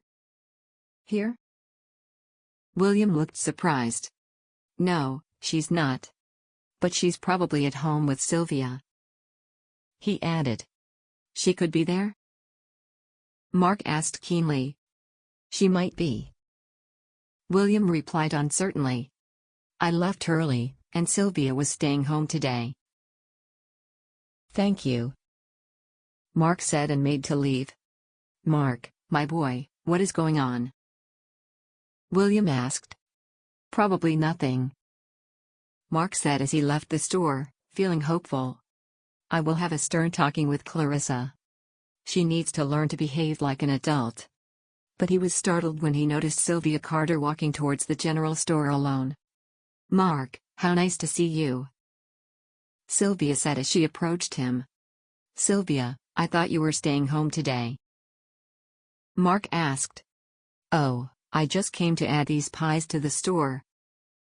Sylvia said kindly, pointing to the basket she was holding.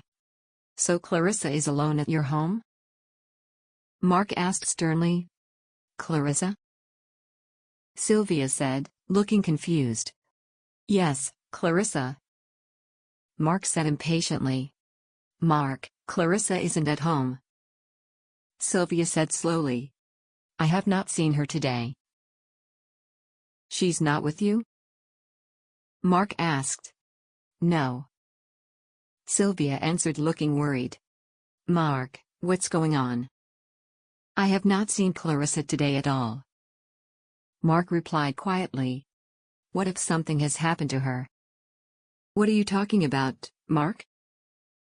Sylvia asked hysterically. This is not something to say lightly. She seemed quite worried about Clarissa. Do you think I would take such a thing lightly, Sylvia? Marc said, raising his voice. Marc. Sylvia said, looking affronted. Marc never raised his voice.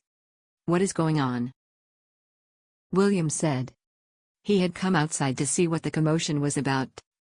Clarissa's not with Sylvia. Marc said to William.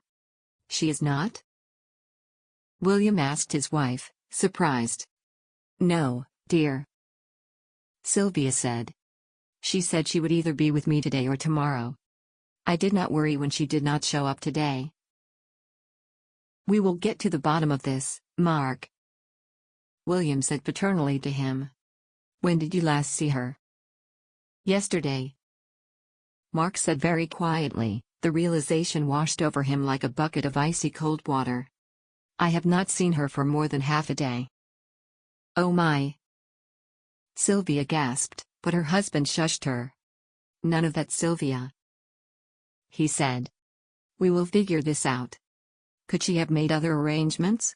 Perhaps with her friend, Timothy's daughter, what's her name? Sarah. Sylvia chimed in. That's it. William said. Let's go to the church. The two girls are probably doing a project for the blasted church society. She better be there. Marc said through gritted teeth. His face was rigid with worry. I cannot lose her too. He added very quietly. Oh, come now. William said to his Marc consolingly. You mind the store, Sylvia dear, and I will go with Marc. All right. She agreed and the two of them exchanged worried looks. This was very unlike Clarissa. Marc and William walked in silence, Marc clenching his fists. They approached the church door and they saw Timothy Carlson painting the window mullion with a small brush. Good afternoon, Timothy. William said. Good afternoon, gentlemen. Timothy replied, mopping his forehead with a paint-stained handkerchief. Is your lovely daughter around? William asked him. Sarah? Timothy asked surprised. Yes, she's inside binding the hymn books. Is my sister with her? Marc asked rather hastily. Clarissa Payton. Oh, now, I'm not sure. Timothy said, mopping his head again, getting paint stains on his sweaty forehead. Might we have a word with Sarah? William said politely. Yes, of course. Timothy said. William and Marc walked inside the church and noticed the young red-haired Sarah sitting on one of the church benches, carefully drawing the needle through the spine of the worn-out hymn book. She seemed to be alone. Hello, Sarah. William said kindly. Sarah turned around at the sound, and when she noticed Marc, her eyes became as wide as saucers, and her face turned a beetroot red. Hello. She whispered back. Sarah, have you seen Clarissa today? Marc asked her, trying not to display his worries. No. She said timidly, turning an even darker shade of red as Marc spoke to her. Not at all? Marc asked, feeling dejected. Sarah looked at him and then shook her head. Marc turned around and stormed out of the church, William hurrying after him. Marc, wait. William called after Marc, who was storming ahead of him. Marc.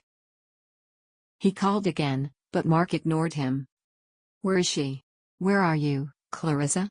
I have never been this worried before. How could this have happened? He began walking from house to house asking if anyone had seen Clarissa. Everywhere he went the reply was the same, no one had seen her. The sky was growing red from the setting sun and Marc could hardly think from dread filling his body. He decided to return to the general store.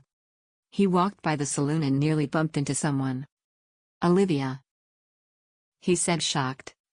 Marc? She said happily, but her look of happiness evaporated as she noticed the state of him. Marc, what's wrong? She asked concernedly. Olivia, you have no idea how glad I am to see you. Marc said. Marc, what has happened? You look like you've seen a ghost? Olivia repeated, looking alarmed. See. Marc began but stopped mid-word as Andy walked out of the saloon.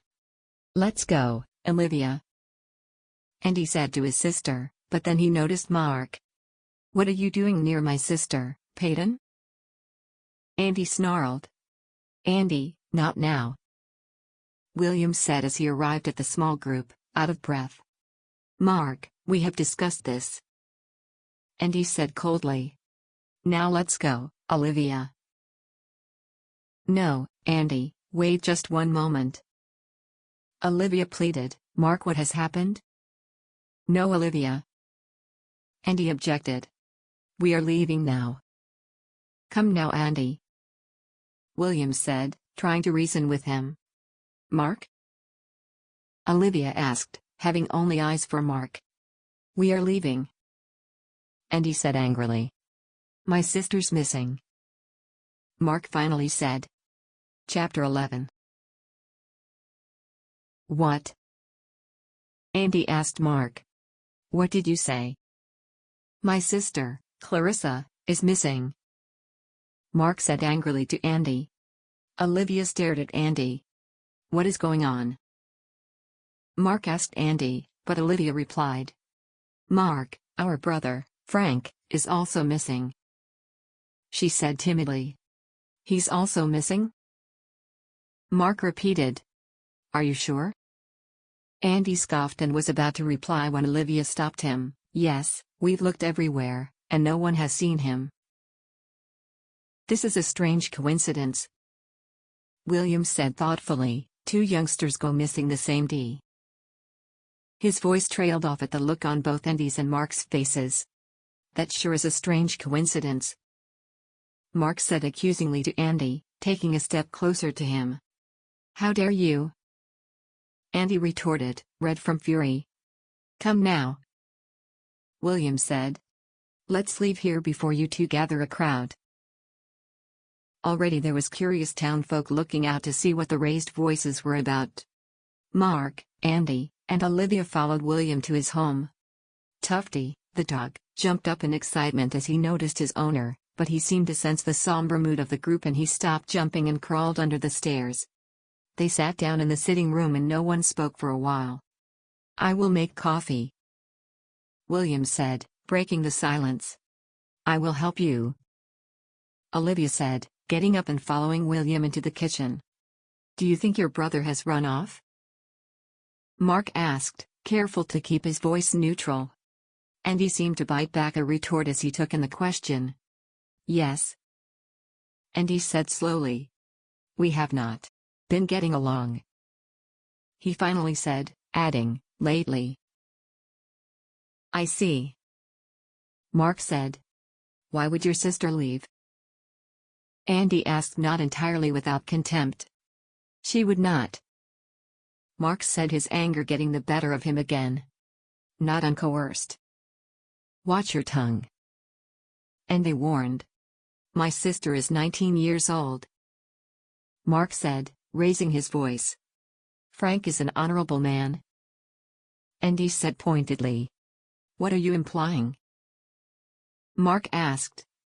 I think you know, Andy said callously. How dare you? Marc bellowed, taking a step towards Andy. The atmosphere was thick with tension as the two men stared daggers at each other. Calm down, both of you, William said authoritatively, stepping in between the two men. You need to remain civil.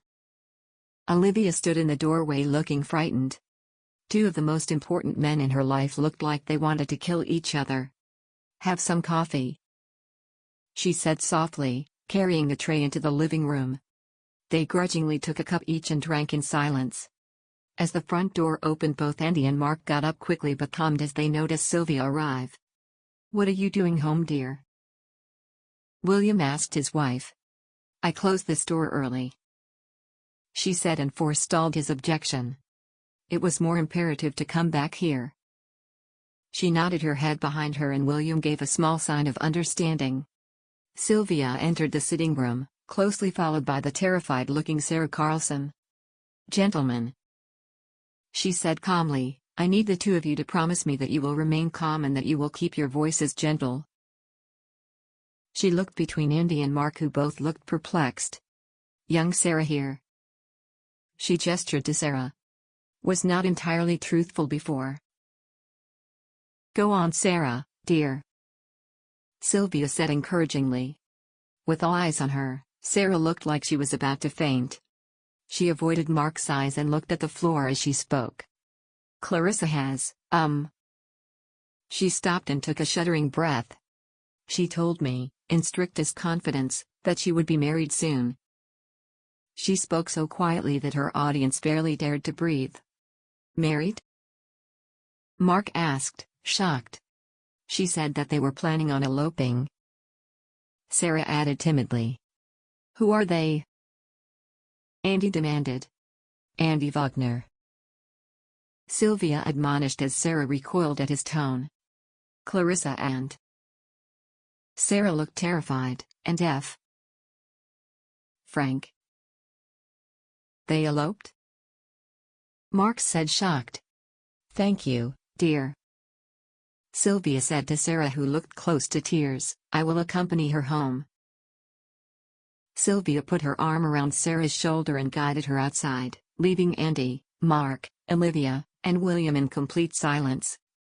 Eloped? Andy said quietly. How could she do this? Marc said in disbelief. How could Clarissa go behind my back like this? I have to find her. He added. Why don't we find them? Andy said and looked as if the words cost him greatly. Together. That's an excellent idea. William said, clapping his hands together. Together? Marc asked. I think it prudent that we lay aside our... Andy paused slightly, differences, and looked for them together. Our siblings seem to have displeased both of us. Marc got up, nodded his head solemnly. We should ride out as soon as possible. He said gravely. Agreed. Andy said. I will need to stop by the ranch, but then I want to ride out. Marc said, gathering his hat and making his way to the front door. Andy nodded in agreement. You cannot ride out now. Olivia said, alarmed. I must go now. Marc said, looking at Olivia. We must go. He added as he looked at Andy. It's not safe to ride out this late. Olivia pleaded. Please wait until morning, both of you. She looked between Andy and Marc. Olivia, Frank is an excellent rider, and they have more than half a day head start. Andy said. But it is nearly dark now, and both of you are running on the fumes of your anger. Please, both of you, go in the morning. She pleaded. Do it for me.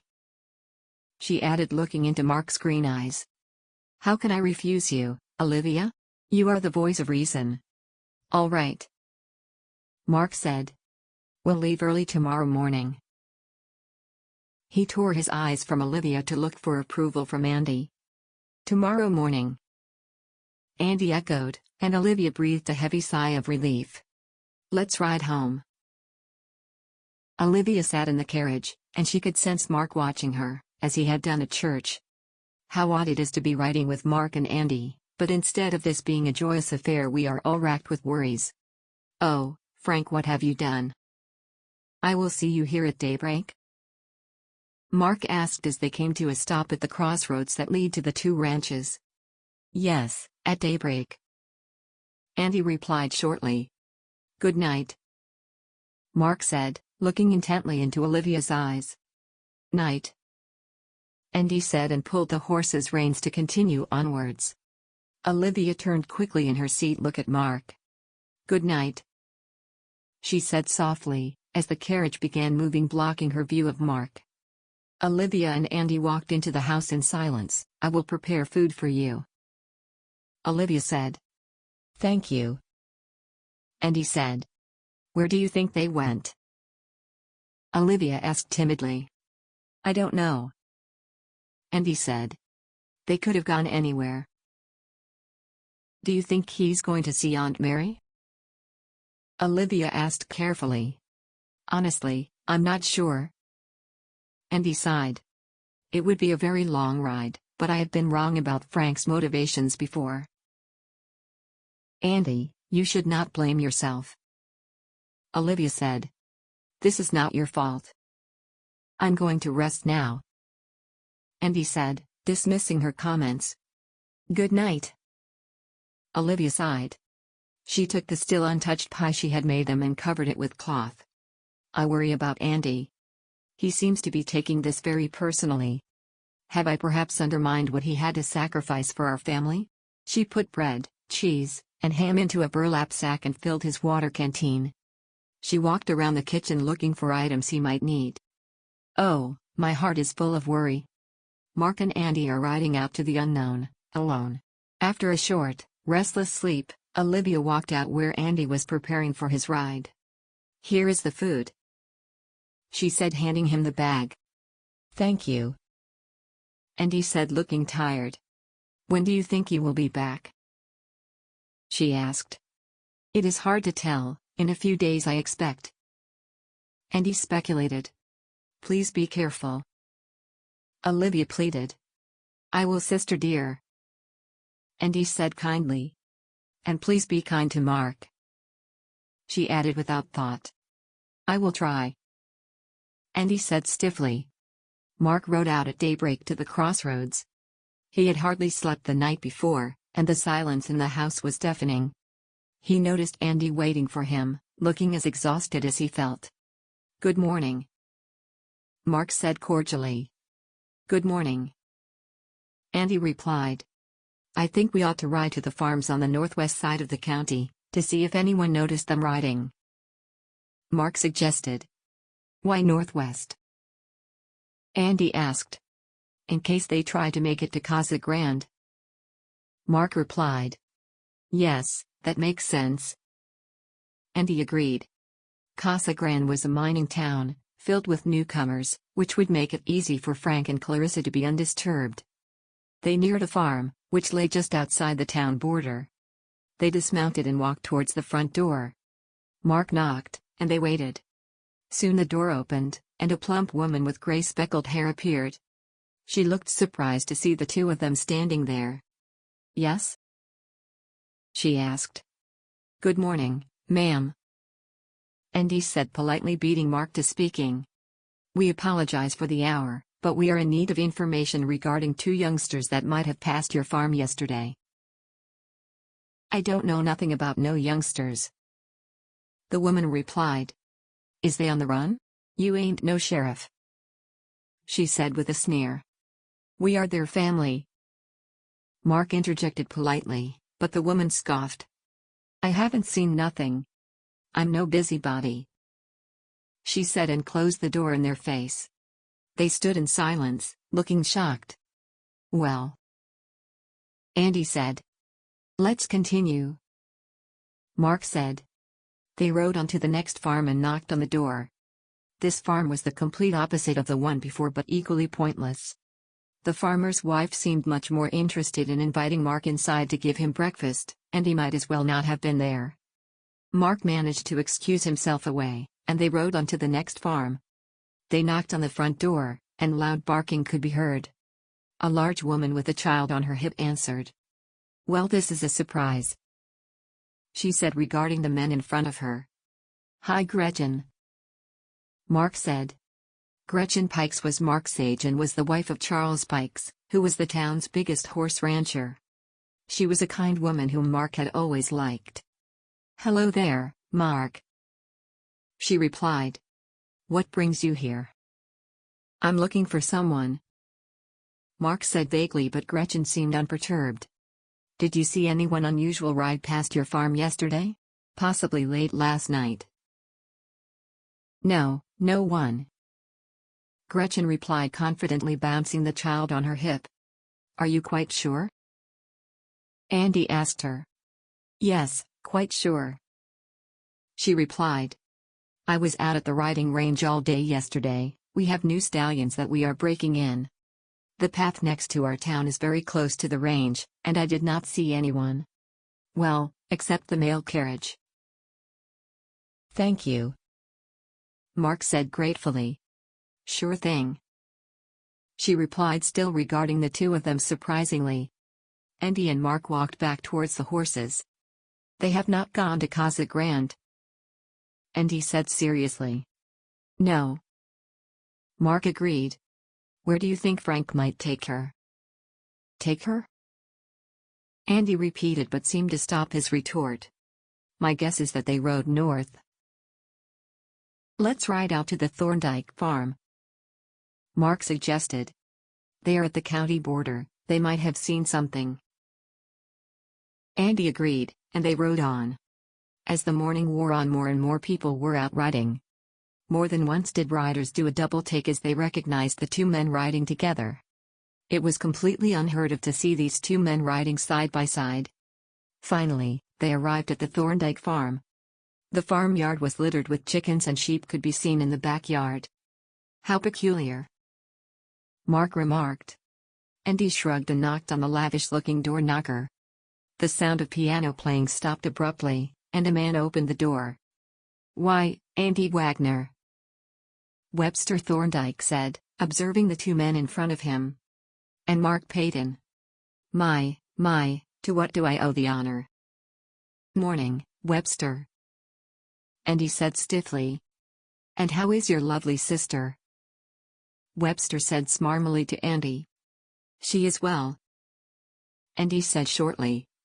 Such a shame that she is no longer my pupil, Webster said sycophantically. Such a talent, he added. Yes, well, we would like to ask you. Andy began, but Webster cut him off. I will be the talk of the town, I'm sure, when I can tell everyone that the two rival boys came to visit little old me. Webster added, and Marc noticed Andy's clenched fist. What an unpleasant man. Would you happen to have seen unusual riders crossing your land yesterday? Marc said determinedly. Unusual riders? Webster repeated, looking shrewdly at Marc. Yes, a young man and a young woman, Marc said calmly. Why, I just cannot remember, Webster replied with an unconvincing look of ignorance. Thorndyke, Andy said harshly, taking a step closer to him. Andy, Marc said warningly. We should be on our way then, he added, turning around and pulling Andy with him. Wait, Thorndyke said quickly. We won't bother you more, sir, Marc said and walked on. Have a good day. I may have seen two riders, one who looked mighty like your younger brother Frank, riding in the early hours yesterday, Webster said. They seem to be heading in the direction of Blackwater.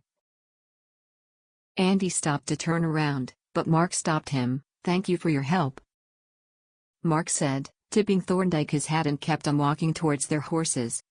Thorndyke scoffed and bustled back into his house, slamming the door. Why did you stop me? Andy asked.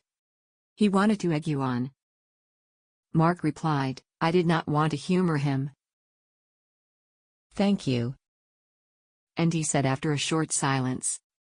We should ride swiftly, Marc said, looking towards the horizon. We will need to make up for lost time. Yes, Andy replied, looking tormented. Chapter 12. We should find shelter for tonight soon, Marc said to Andy as they rode up to the prairie. They had been riding for a long time, and the sky was growing increasingly dark, and soon they would not be able to see each other. They would not reach Blackwater that day, that much was clear. The ride had been mostly silent, the two men both deep in thought. Never in a million years could I have imagined that I would be riding up north with Olivia Wagner. There is a barn not far from here. Andy nodded in the direction of ahead of them. They both kicked their horses onwards and approached the abandoned-looking building. I will start a bonfire, Marc said as he jumped off his horse. I will take care of the horses, Andy said, putting his hand out to take the reins. Marc hesitated for a moment, then handed him the reins. Thank you, he said. This is going to be an awkward night. Marc walked towards the barn and peered inside. It was completely empty. apart from a few old hay bales, a broken bucket, and a water canteen. Marc walked around, trying to find a good spot to start a fire when he noticed the half-covered remains of a fire. He bent down to examine it and pushed the burned twigs. The ash was dark gray, and although it was cold, it had obviously been lit quite recently. "Andy," Marc called. Andy looked up from where he was unbuckling the saddle on Marc's horse. "Someone lit a fire here," Marc said, still examining the remains. "Recently," he added. "I will look around for signs of people," Andy said as he hung the saddle on a shaky-looking fence post. He left the barn. Could this be the marks of robbers? Illinois was a relatively safe county, but you did not have to ride far to encounter cattle poachers or robbers, and they were close to the vast Indian reservation, where few dared to ride. Andy returned into the barn. "I saw fresh hoof prints in the direction of Blackwater," Andy said. "Prints for 2 horses," he added. "Do you think it could have been Frank and Clarissa?" Marc asked. He had a hard time imagining his sister in a place like this. "Possibly," Andy replied as he sat down. Marc walked outside to gather branches and twigs for the fire. He had collected enough when he noticed something white stuck to a branch by the overgrown road. He laid the wood on the ground and moved closer to examine it. It was a handkerchief that had snagged stuck to the low-hanging tree branch. He took it and turned it around in his palm. It had the initials A.P. stitched onto them. He felt a mixture of relief and anger at the sight of the embossed letters. "They were here," Marc said as he entered back inside the barn, dumping the wood on the ground. "How can you be certain?" Andy asked. "This." Marc showed him the handkerchief. Andy took it and looked over the letters. "A.P.? It's one of our mother's handkerchiefs," Marc said, taking the white cloth back. "Clarissa must have taken one before she left." He crunched the fabric into his pocket angrily, then he began preparing the fire. Again, they did not speak. In a long while, the fire was finally hot enough to cook on. Marc produced a small pot and a tin of beans. He had been preoccupied when he packed and ended up grabbing day-old bread, a few tins, and some cheese. Andy took out the pie, carefully wrapped in a clean cloth. Marc's mouth watered at the sight of it. "We will share this," Andy said when he noticed the look on Marc's face. "No, there is no need," Marc dismissed. "I have food. Olivia always gives me too much," Andy insisted. "I will be able to taste Olivia's cooking. Andy is offering me a peace offering. Thank you very much," Marc said. Andy divided the pie into portions and gave Marc a piece. "It's quite good cold," Andy said somewhat awkwardly. Marc took a bite of the cold pie and realized that Andy was right. They ate in silence and Marc grabbed the whiskey bottle from his bag. He opened the bottle and took a large swig. "For warmth," he said, handing Andy the bottle. For a moment he thought Andy would knock the bottle from his hand, but then he slowly stretched out his hand, accepting the bottle. Olivia sat at the kitchen table, drumming her fingers on the surface. She was too anxious to eat or to do anything. Andy and Marc had ridden out hours ago. Her tea was cold in front of her, and the knot in her stomach seemed to tighten slightly with every breath. She had already cleaned out the chicken coop and rearranged the spices in the kitchen and changed the beds. She always cleaned when she was nervous. Ever since she had been a little girl, cleaning was her way to face fears and nerves. She had a vague memory of cleaning her room again and again after her mother died. What will Andy do when he finds Frank? Will he banish him from the family like my grandfather did to Mary? And what will Marc do to Clarissa? The idea that Marc would be cruel to his sister made her hair stand on end. But surely not. Marc is a kind and educated man. But this is a matter of pride and family honor. She got up and began cleaning the kitchen counter. There was really no need, but she had to find a way to keep her mind occupied. Her heart nearly jumped out of her chest when a knock sounded at the front door. "Ms. Wagner?" A young voice called. "Ms. Wagner, are you there?" Olivia removed her apron and opened the front door. "Joshua?" she said, surprised. Good evening, Ms. Wagner. Young Joshua Green said, bowing his head, I'm sorry to be coming by so late. What are you doing here? Olivia asked. Oh, I work at the Blue Willow Ranch now. The young man said proudly. Mr. Payton hired me when he came to see my family again. I cannot believe it. How awfully kind of Marc. Olivia felt her heart beat rapidly at the thought of Marc's generosity, but then she focused on Joshua again. But why are you here, and so late? She asked. Well, it's just. Joshua looked uncertain. It's the old worker at the Blue Willow Ranch, old O'Leary. He finally said. What of him? Olivia asked. He has been coughing a lot, and he seems very ill. Joshua said worryingly. Oh no. Olivia gasped. And you see, it's getting dark now, and both the Paytons are away. Joshua looked desperately at Olivia. You were the only one I could think of. I see. Olivia replied thoughtfully. And old O'Leary absolutely refuses to let me fetch Doc Bourne. Joshua added. I will go with you. Olivia said. Let me just get ready, I will be quick. I'll fetch your horse. Joshua said, already walking towards the stable. Oh, all right then. Olivia said, a little flustered. He certainly looks different than the last time I saw him, but he is just as helpful as then. Bless him. Olivia hurried into the house. I will need to change, she thought as she looked for her small bag of medicine. She changed into her brown riding pants and returned to the kitchen. She grabbed a flask from the pantry and went into the garden to pick a few herbs, just in case. It was getting dark, and she had a hard time finding the correct ones. She then walked out to the front of the house where Joshua was waiting with her horse. Let's ride. Olivia said. Are you on foot? She asked, looking around. Joshua, who looked away, embarrassed. Yes. He said. We only had the one horse which father took when he. His words died out as he looked away from her. You should ride Cleo. Olivia said. She's our workhorse, she's slow but rides well. No, I could not do that. Joshua said apprehensively. I insist.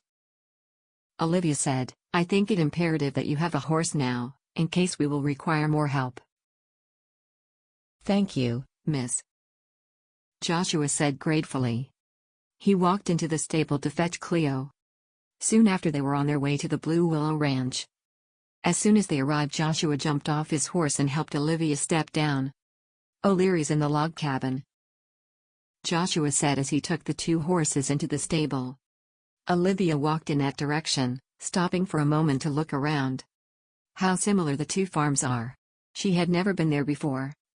She felt as if she could see signs of Marc all around her, and she felt him course through her veins. She was getting a private inside look at his life. A loud cough brought her back to reality. She hurried towards the log cabin.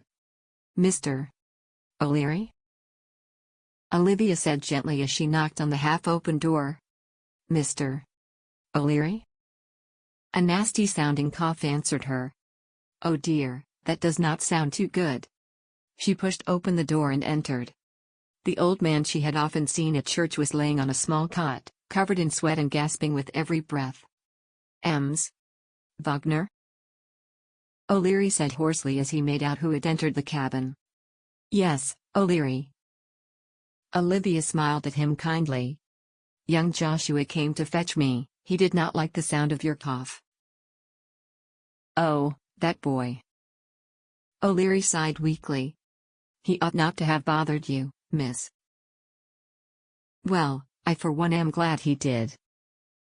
Olivia said, grabbing a clean cloth from her bag and soaking it in the water jug next to the bed. She began softly wiping his forehead, but he tried to push her away and sit up. Lay down, please. Olivia said, pushing him gently back onto the bed. You should not be here, wasting your time with a useless old codger like me. He said, but very quiet as his frail voice could not carry more weight. I think I am meant to be here, Olivia said kindly, continuing to wipe his forehead, and this time he did not resist. Marc watched the fire as the sky became brighter while the moon rose higher. Where is Clarissa now? Where did she spend last night? Out under the stars, completely vulnerable? His temper flaring up again. How could she do this? To me? Did she really think I would disapprove of marriage if Frank had only asked for her hand? Clarissa, you are such a fool. His jaw clenched as all his worries for his sister seemed to overflow his mind. When they were riding, he could keep his fears at bay. Now they pestered him. This is most likely small comfort, but Frank is a kind man. And he said quietly, and Marc realized he had been watching him. You're right, it's a small comfort. Marc retorted but hastily added. Thank you. And he did not seem offended. I just cannot imagine why she would do such a thing. Marc blurted out. So soon after we lose our parents and she behaved in such a manner. She could get killed. He said, standing up and pacing around. And he still sat but observed Marc as he walked back and forth. She wants me to treat her as an adult, but then she does something like this. He barked, punching the barn wall in frustration. This is my fault. And he said quietly, now staring into the fire. I have sheltered Frank for too long. He does not truly realize what the consequences are to his actions, and therefore he did this. This act of rebellion. He finished, looking coldly into the fire. Well, Clarissa is young, Marc said. She is easily persuaded. He sat back down and grabbed the whiskey bottle again. To misbehaving siblings. He toasted into the air, handing Andy the bottle. Andy chuckled and took the bottle. To misbehaving siblings. Olivia walked out of the log cabin, her sleeves rolled up and her hair tied back. She approached the Payton house and stood timidly by the front door. She needed hot water, and she had sent Joshua home a while ago. This is his home. This felt intrusive, going into Marc's home without him. But she needed water. She took a deep breath and entered the house. The first thing that greeted her was the picture of his parents. Clarissa was her mother's twin, they were so alike. Marc was more of a mixture between his parents. She smiled as she noted the likeness with Marc's father and him. She then hurried into the kitchen and began heating water. This kitchen has seen better days, she thought as she observed the messy room. There were pots all over the counter, the butter was uncovered, and the sink had dishes in it. As the water boiled, she poured it into a small basin and carefully walked back out to the log cabin. She had cleaned O'Leary and given him drops for the fever. He had fallen asleep, but she did not like the sound of the gurgling in his breathing. She had asked Joshua to ride to Dockbourne before he arrived to work the next day, despite O'Leary's objections. She nearly dropped the water basin as she noticed a dark-clad figure standing outside the Payton home. The dark figure approached her slowly, and she felt paralyzed with fright. Evening, the dark man said to her kindly. Olivia stared at the man, unable to speak. My name is Red. The man said. I work for Mr. Payton. He added.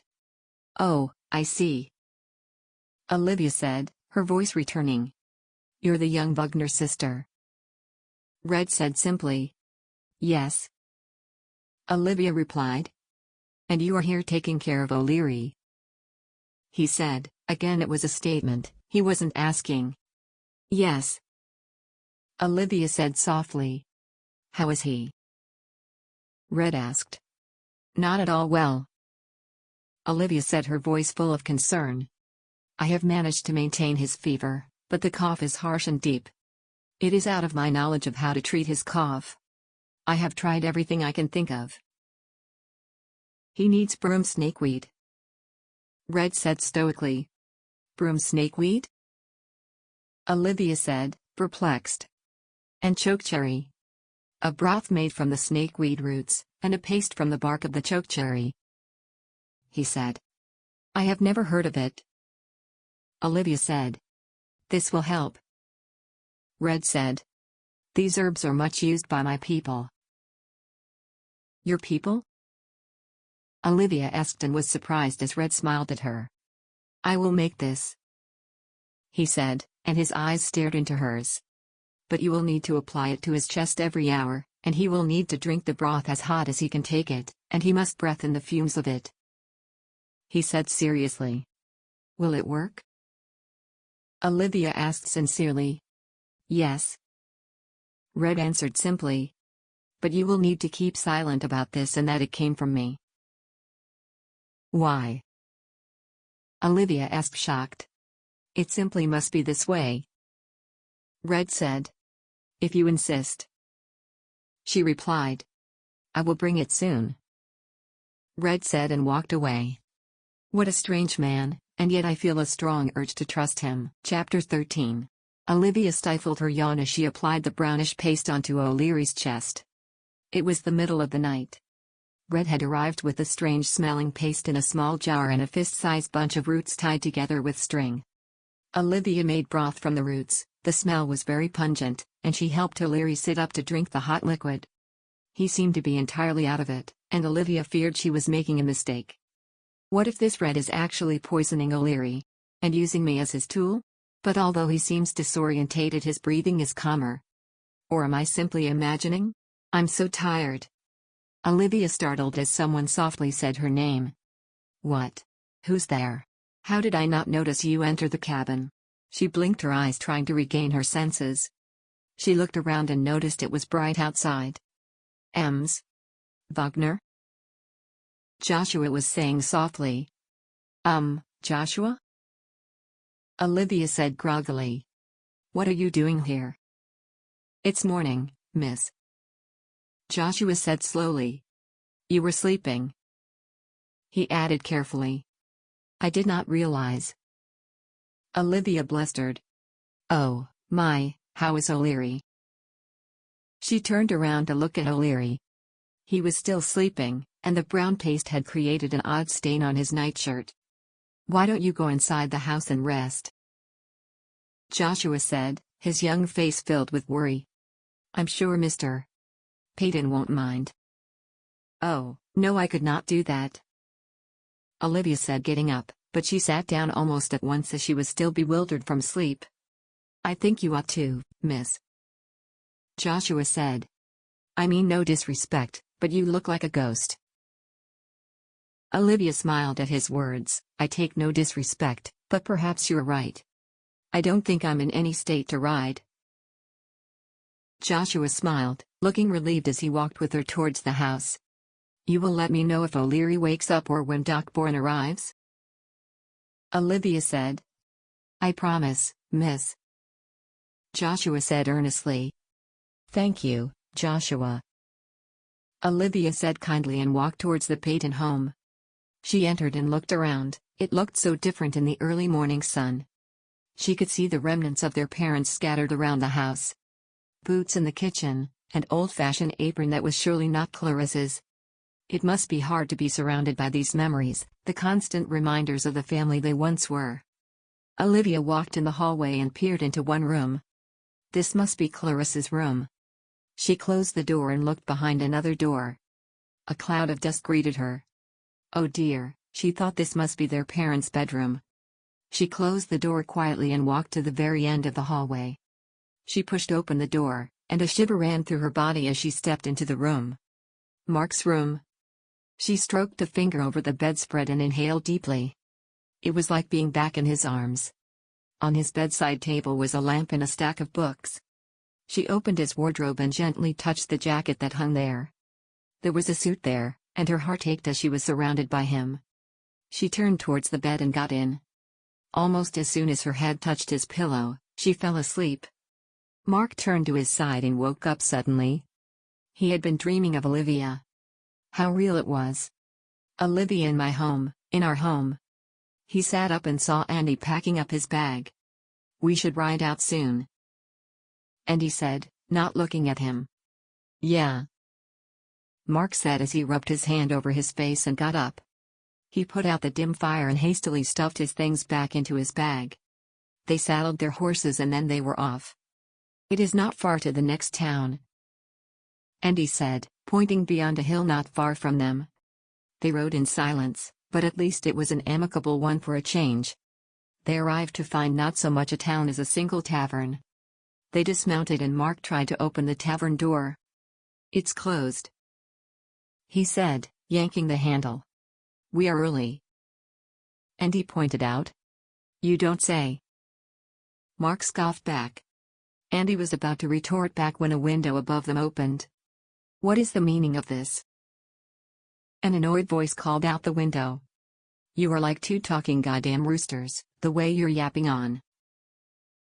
"We mean no disrespect, but we are in need of information," Marc said to the disembodied voice.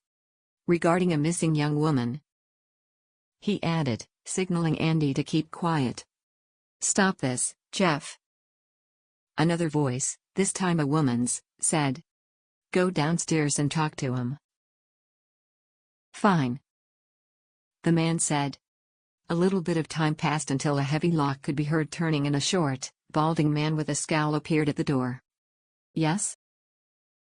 Jeff said gruffly. "Good morning, sir." Marc said very politely, "I am looking for my sister, she is missing.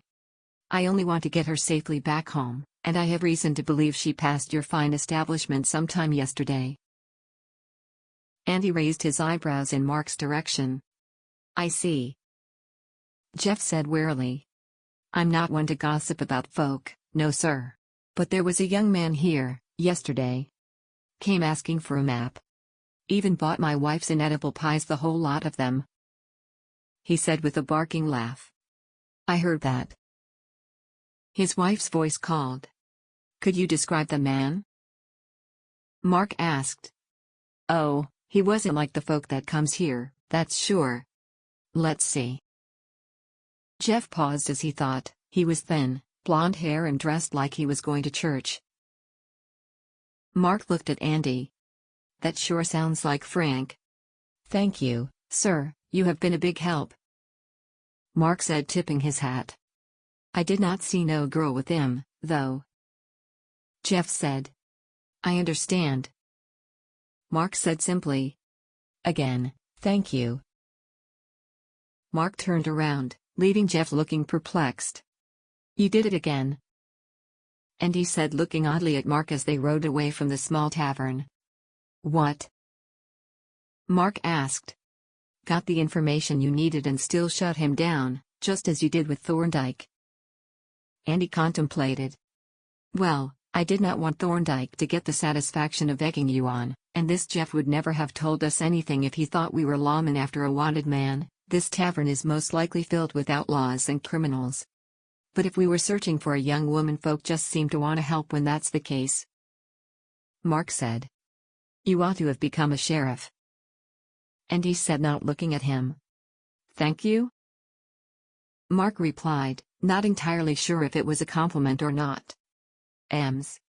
Wagner," Joshua said quietly, "I see Doc Bourne approaching." Olivia woke up and was momentarily confused about where she was. She sat up and then the happenings of the night before came flooding back to her. "Thank you, Joshua, I'll be out in a minute," she said, getting up and walking into the kitchen. She rummaged for a while searching for coffee. This kitchen is in such disarray. However do they find anything?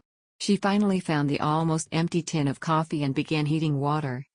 When the coffee was ready, she poured 3 mugs and carried outside.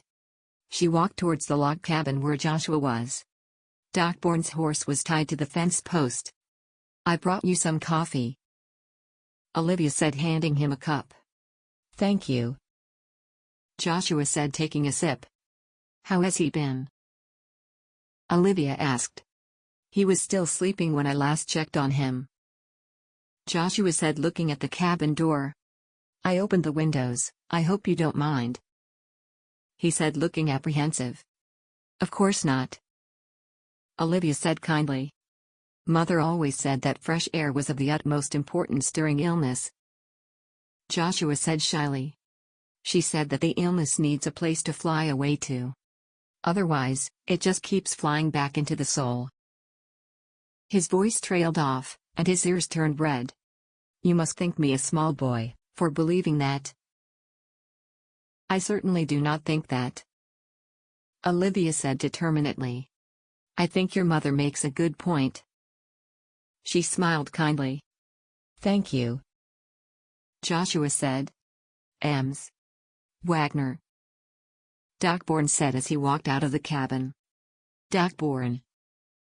Olivia greeted and handed him a mug of coffee. Thank you, you are sweet. The doctor smiled at her. So, I hear you were nursing old O'Leary last night. I was. Olivia replied. I must say, I did not expect, well, you to be here.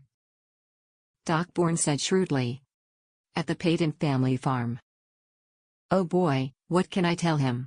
Olivia looked away for a moment. The Paytons are away at the moment. She finally said. And young Joshua Green was worried about O'Leary. And he came and fetched you? The doctor asked. Yes, we are neighbors after all. Olivia said. That is true. Dockborn said, staring at Olivia, and then he seemed to let it go. I don't know what to tell you, Ms. Wagner. What do you mean? Olivia asked nervously. Were my fears correct? Did I do more harm than good? I don't really know what happened, or what you did. He continued. Oh, dear Lord, please let it not have been a poison. His cough is gone. Dockborn said. I beg your pardon? Olivia could not believe her ears. The cough is gone, yes. Dockborn said. I noticed a jar of ointment of some sorts on his bedside table. He continued. Is that what you used? What can I tell him? Should I lie to Dockborn to keep Red's promise? I cannot say it is my concoction. It is the paste I used, yes. Olivia said carefully. Snakeweed if I'm not mistaken? He asked with a small smile. Yes. Olivia answered. Well, I have not seen this mixture before. He said, looking searchingly at her. You must make me a batch. I will see to have that arranged. Olivia answered vaguely. Well, young Miss Wagner. Dockborn said cheerfully, I will be off then. Let me know if O'Leary takes a turn for the worse, and I look forward to receiving the mixture. He winked at her and gave her a small bow. Olivia held in her breath until the doctor had walked all the way towards his horse. She walked into the log cabin and was amazed to see the difference. O'Leary's gurgle was completely gone, and the room looked much cleaner. I must find Red and thank him. This is a miracle. Marc adjusted his posture as he and Andy continued riding. They had only made one small stop since the tavern, and Marc could feel how Spirit, his horse, was growing tired from the continued riding. My horse will need to rest soon, Marc said to Andy. Fine, we can ride to that clearing ahead, Andy suggested. They rode towards a small clearing from the road that led to Chandler City, Gilbert City, and eventually to Scottsdale. Frank has barely ever met Aunt Mary. Is it likely he would go to her? He led his horse down towards a small stream where it began drinking at once. Marc had sat down close to the stream, his hat partially covering his face as he rested. I cannot rest. Andy walked around the small enclosure and was dizzy from his thoughts. What will I do when I meet Frank? Or will I perhaps never see him again? Like grandfather and Aunt Mary. Would I be able to do that? To turn my back to my family? He walked further away from the closure and did not take particular notice to where he was walking. A rustle of leaves behind him grabbed his attention. He stopped walking and looked up and noticed how far he had wandered away. He turned around, and at once a sharp blow hit him on the side of the head, and everything went black. He's not carrying anything. Check his pockets. I already did. Well, check again. Stop it, you two. Andy stirred and felt strange hands rummaging in his pockets. Blinding pain shot from where he had been bludgeoned. He tried to open his eyes, but the pain made him close them at once. He must have his horse somewhere around here. The smarmy voice that had reprimanded the other two said, I think he's waking up. Another voice said, Good, We will take him with us. The smarmy voice said gleefully. Who knows what he is carrying? Someone pushed Andy upwards and forced him to walk. Slowly his eyes could make out his surroundings. Let go of me. Andy slurred groggily. Shut up. The voice to his right said. It was foolish of you to wander around this area, alone and with no weapon. The smarmy man gloated. Very foolish. Andy tried to break free from them, but the two men at his sides only held him tighter. He noticed they were getting nearer to the closure and he could see Marc in the distance, apparently asleep. What have I gotten us into, Marc? Andy yelled, and his captors punched him in the stomach. He buckled over, and the men half-carried him the rest of the way. You should not have done that. The smarmy voice said in his ear, not sounding gleeful anymore. Come out with your hands in the air. He called to Marc. Or else your buddy will pay the price. Good afternoon, Marc said. How can he sound so calm? What seems to be the problem, gentlemen? Marc asked as if he were asking about the weather. If you are looking for valuables, I'm afraid you are barking up the wrong tree. You have mighty fine horses, the smarmy man said. The horses are good, that I can agree upon, Marc said casually. I am willing to bet that your partner here will give us the horses in exchange for your life. The smarmy voice taunted Andy. I'm sorry to disappoint, Marc said. But that will not happen. You will not save your partner's life? The voice repeated. Do you hear that? He said to Andy. What was he playing at? Is this his revenge for me turning him down? Is Marc Payton truly that spiteful? I cannot trade my boss's horses for a life of a single man, Marc said seriously. Not when the consequences would be so much more dire than the loss of one life. He ended somberly. What on earth is he talking about? What are you on about? The man on Andy's right said. We are moving these horses, Marc said, and now he sounded dangerous. For our boss. Who's your boss? The smarmy man said, but without his bravado.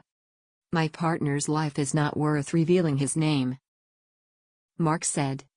By all means kill my partner and take the horses, but you have been warned. The three captors looked uneasily at each other. Know this, Marc warned. If you take these horses, you better ride fast and far away if you want you or your family to survive. Our boss is truly a ruthless man. Well, there are only 2 horses, the man on Andy's right said. And I know you two would not allow me to ride, so you can deal with this boss man on your own, he said, and let go of Andy. The other man holding Andy looked at his partner leaving and dropped Andy as well. Yeah, well, I don't fancy leaving, so you were just lucky, the other man said, following his partner. Andy made to get up, but the smarmy man held him down and pointed a pistol at his head. Not so fast, he said. I reckon I'll take my chances with your boss. He pulled back the hammer of the gun and Andy felt the cold metal touch his skull.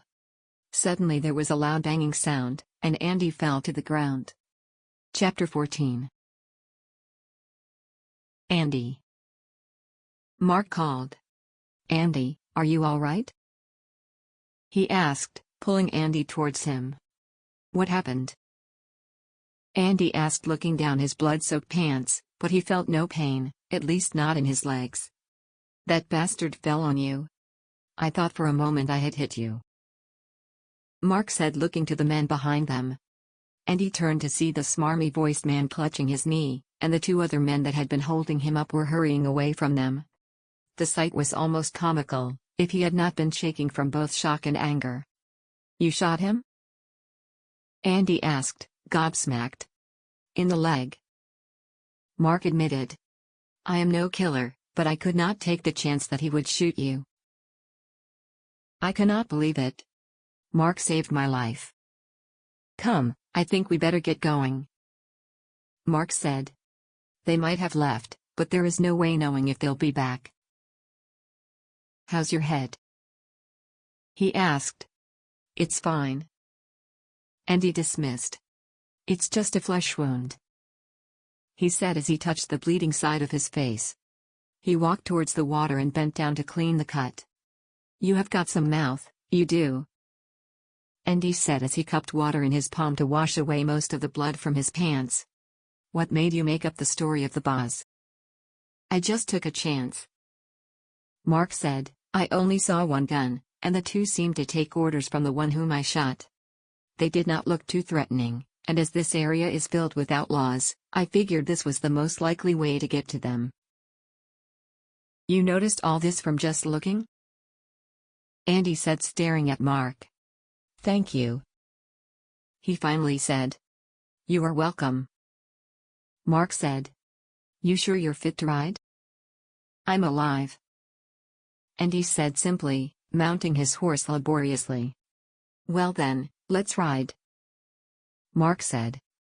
Olivia stood in the Payton kitchen and debated with herself. "It is mighty presumptuous of me to rearrange their kitchen. Perhaps I'll just clean it a little. And maybe just rearrange a little."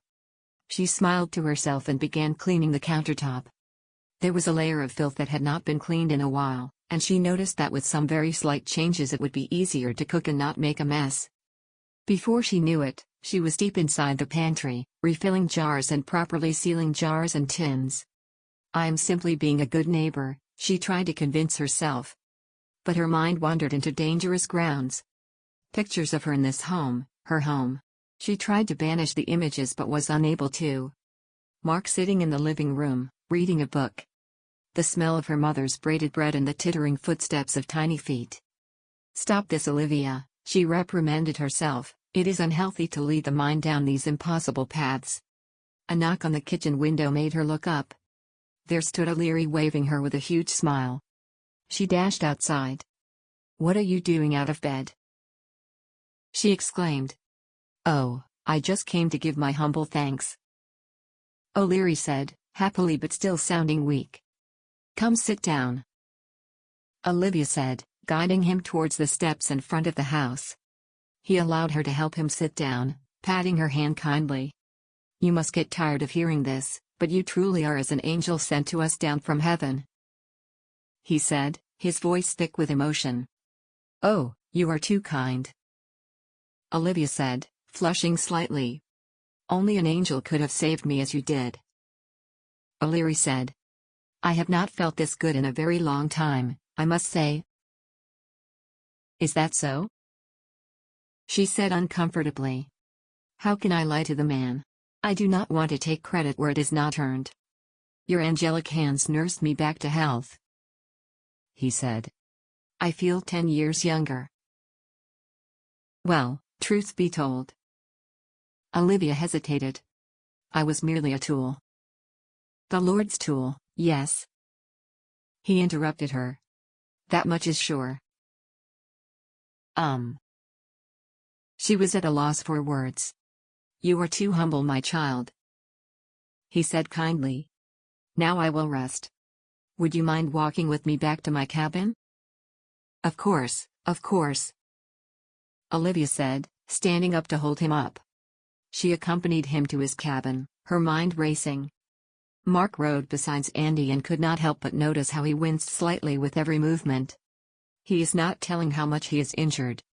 Let's head to Gilbert City and find an inn to stay at," Marc said. "Both of us would benefit from sleeping in a bed." Andy grimaced slightly as they began riding down a small hill but grunted his agreement. "We can decide where to ride next after a hot meal." Andy grunted his approval again, and they continued riding. The outlines of the approaching city gave Marc hope. "I know my Clarissa.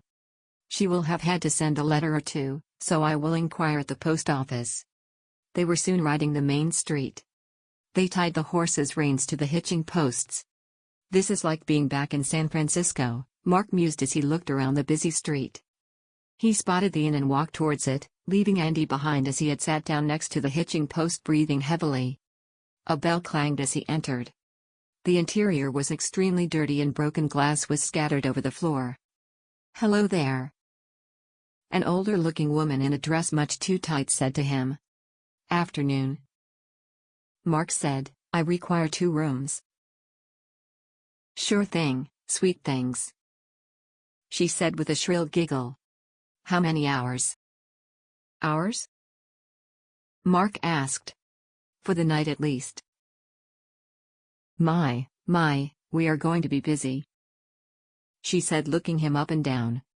You know what? Marc said quickly, I need to reconvene with my partner, sorry for the troubles. He tipped his hat and ignored the scowl she sent him.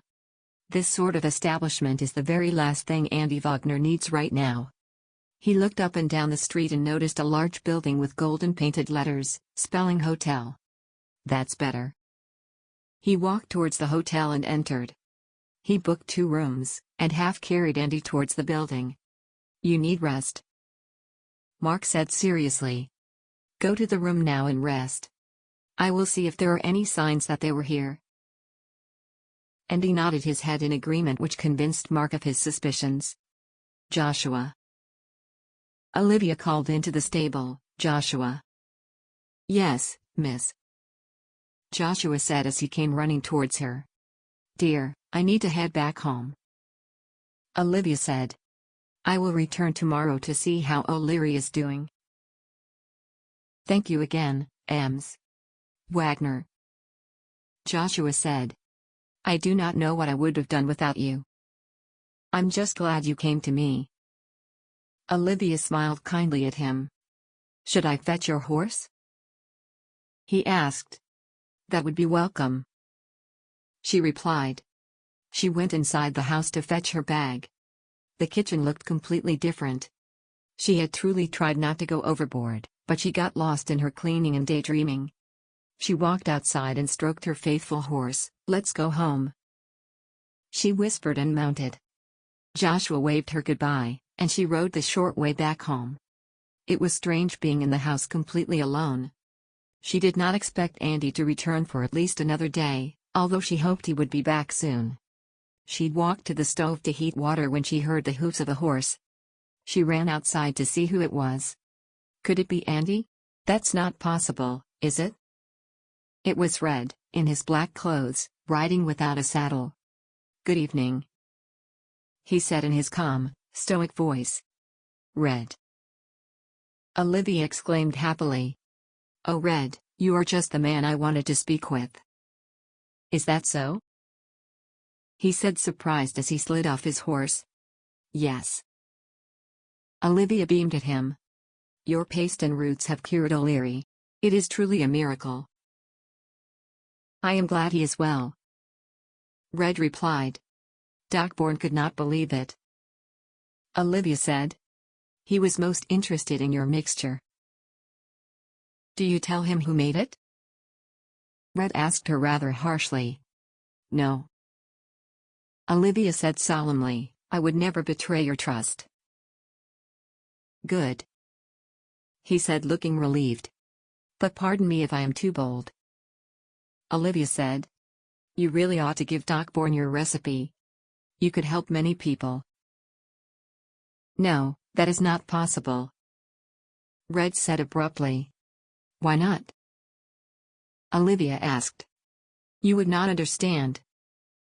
Red said. Then explain it to me, please. Olivia asked him. As soon as people know where this mixture comes from, who made it, they will fear it, they will put blame on me.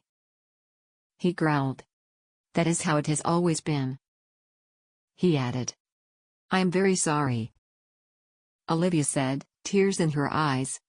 At her words, Red looked at her, a curious look on his face.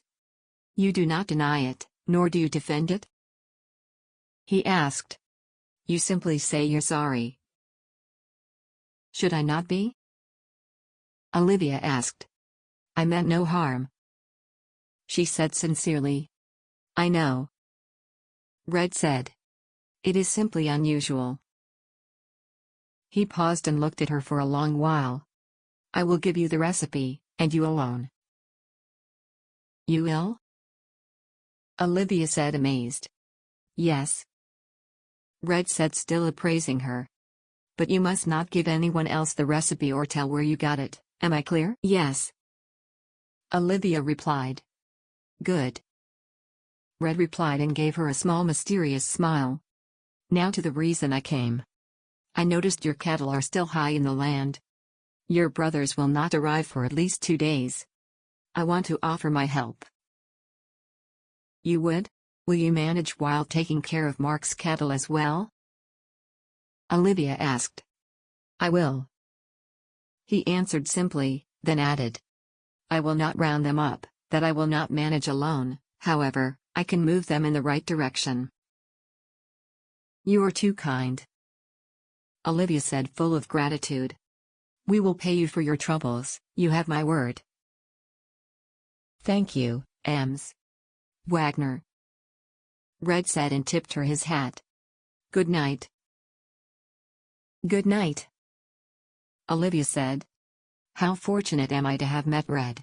But it saddens me that he wants me to keep his wonder recipe secret. I will not feel right claiming it to be mine. Marc entered the local post office in Gilbert City. It was much bigger than the one back home in Illinois, and it was filled with people. He walked up towards the front table where a man in a postal office uniform, with spectacles perched on his nose, was comparing 2 documents. Good day, Marc said to the man. One moment, the man said as he continued reading, holding up his index finger. Marc stood patiently, watching the man. Yes? The man finally said, looking up at Marc. I'm searching for a young woman. Marc said. My sister, in fact, and I would like to inquire whether it is possible that she came to this post office sometime yesterday. The man looked suspiciously at Marc and took a while to speak. The U.S. Postal Service does not divulge personal information about its clientele, he said curtly. My sister is young and will face no punishment when I track her down. Marc continued, I only worry about her. I have given you my answer, the postal officer said. Now leave unless you wish to send a letter. I must insist you reconsider your stance, Marc said, losing his patience. My sister is not safe out here alone. I have given you my answer. The postal officer repeated, his voice higher in pitch. Now leave at once, sir. Fine, Marc said, turning his back to the insufferable man and walking away. You should have paid him, a voice said behind Marc as he left the post office. He turned around and saw a kid looking at him daringly. Paid? Marc replied. Here you always have to pay. The kid said. For everything.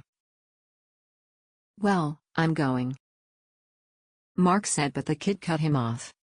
I heard you're looking for information, the boy whispered. You heard? Marc replied suspiciously. Yeah, the boy said, then he looked around to see if anyone was listening. What's it worth to you? I beg your pardon?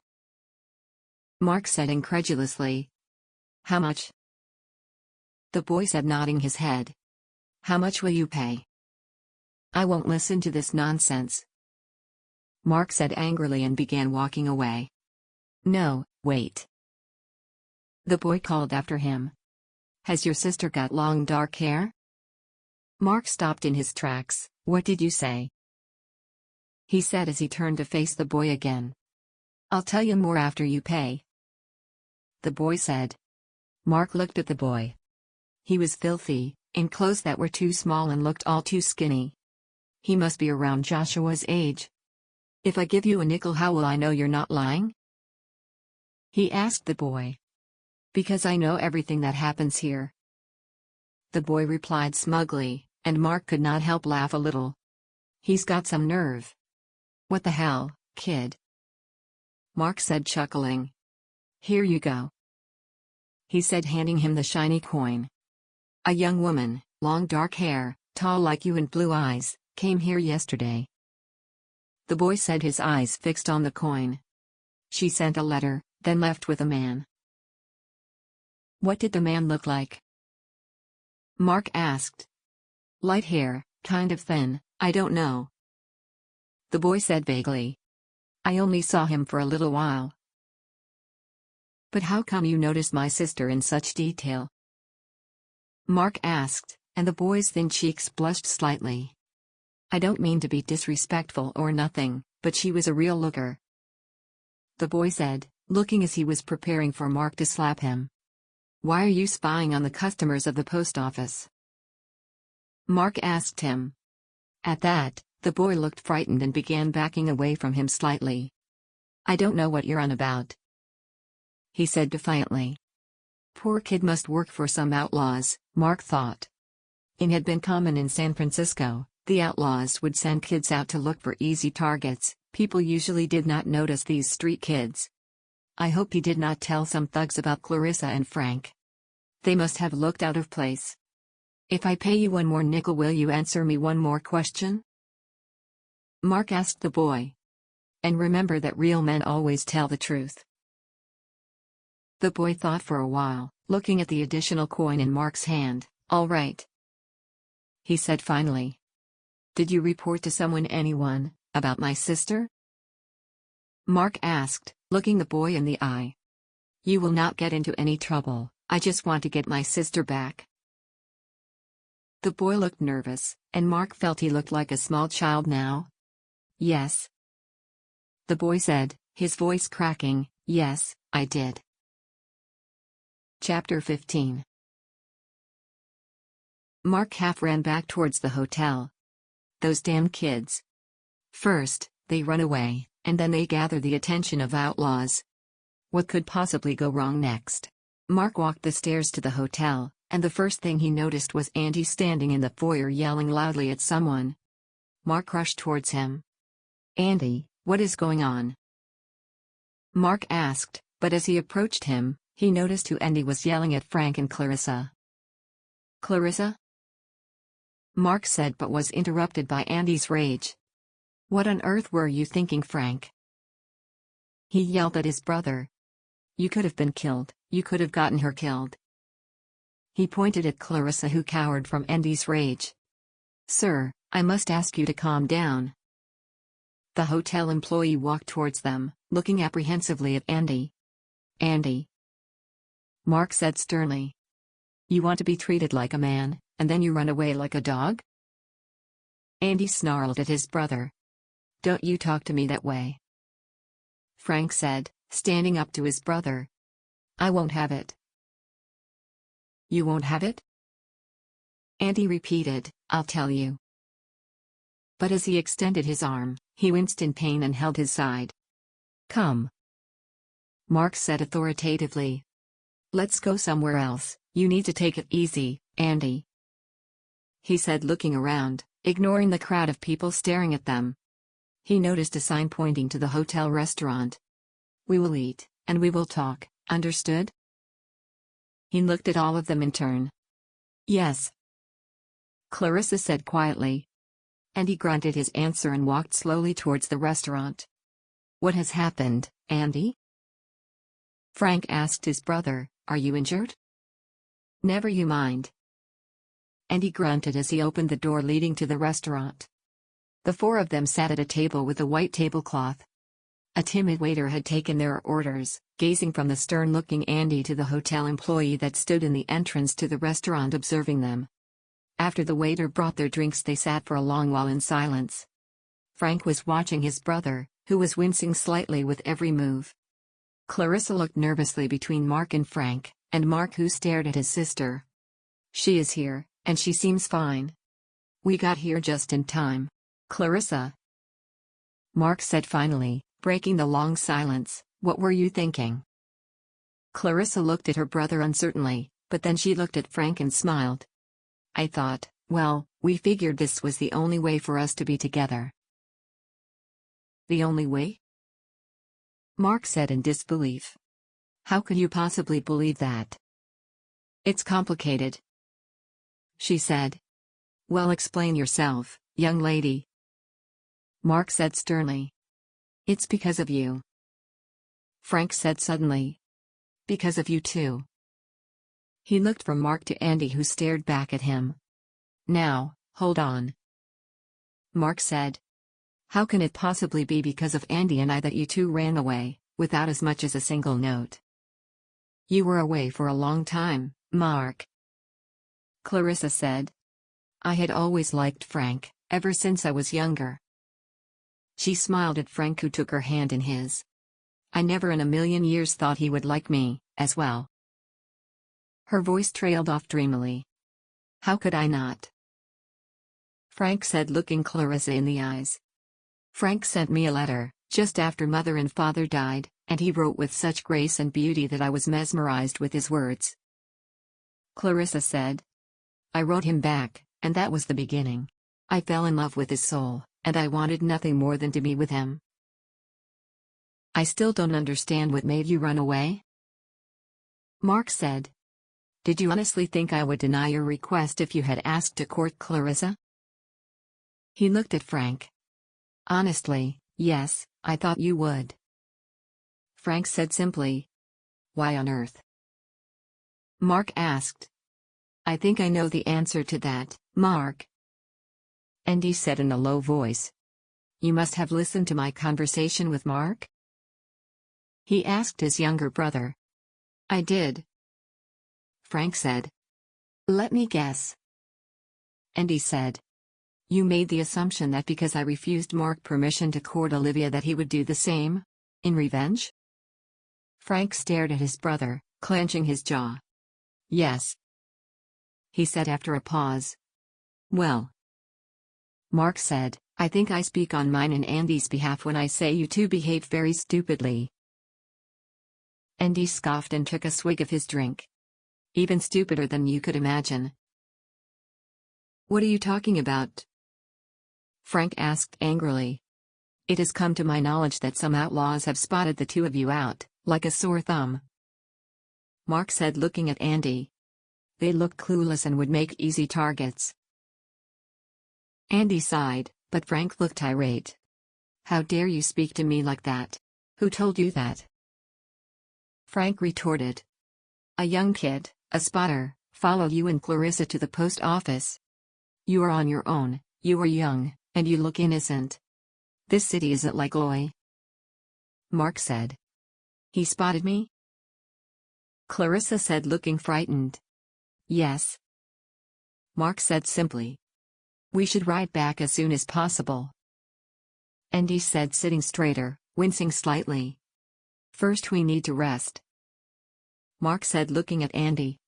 Then we will ride home first thing tomorrow morning. No. Frank said. This isn't up for discussion. Marc said. We ride back home, and you better think twice before you think to come near my sister again. Marc. Clarissa said. No, Clarissa. Marc cut her off. If you had only spoken with me, just asked for advice or just expressed your will, I would have helped you. But now? After all this? He shook his head. Marc. Clarissa repeated, looking from him to Frank. I won't come back, or at least not back to you. What are you talking about? Marc asked. Frank and I are married. She said. What did you say? Marc asked his sister. We got married. Clarissa said apprehensively. Yesterday. Married? Marc repeated. Yes. Frank said proudly. I need to get some air. Marc said and got up and left the restaurant. He sat down in front of the hotel. She got married. Little Clarissa is married to Frank Wagner. This is unreal. What would Mother and Father say? How I have failed them. She did not trust me and went behind my back. Because of my feelings for Olivia. A delicate figure appeared, sitting next to him. I'm sorry how this turned out. Clarissa said. I never meant to hurt you. I was just afraid that we would not be able to be together. Marc stared ahead and said nothing. I love him, Marc. She said, her voice thick with emotion, and if there is one thing I will fight for with all my strength, then that's love. She got up and went back inside. I must respect her choice, I cannot lose her as well. He took a deep breath and walked back inside the restaurant. We should ride to Eloy tomorrow, then we can take it from there. Marc said, looking at his sister. Have you decided where you want to live? They will stay at the Rosewood Ranch. Andy said, as is custom. I will retire to bed now. He got up. I will see you tomorrow morning. Or at least I hope so. He added with a snarl. Yes. Frank said determinedly, you will. Are you staying at the hotel? Marc asked Clarissa and Frank. No, we have a room at the inn down the road. Frank said, not looking at Marc. The inn? Marc exclaimed. They cannot be serious. No, absolutely not. You will stay here at the hotel tonight. I'm not taking any more chances with the two of you. I cannot have. Frank began, but Marc cut him off. I will pay. He said. Consider it a wedding gift. He said as he got up. And don't even think about making a run for it. He added. Again. Olivia stood in the back garden, pulling out weeds from around her various herbs. It felt strange continuing her normal routine alone in the house. I feel as if time is deliberately moving slower. The sound of hooves caught her attention and she walked to the front of the house. A figure riding a brown horse was fast approaching. Who could that be? I'm not expecting anyone.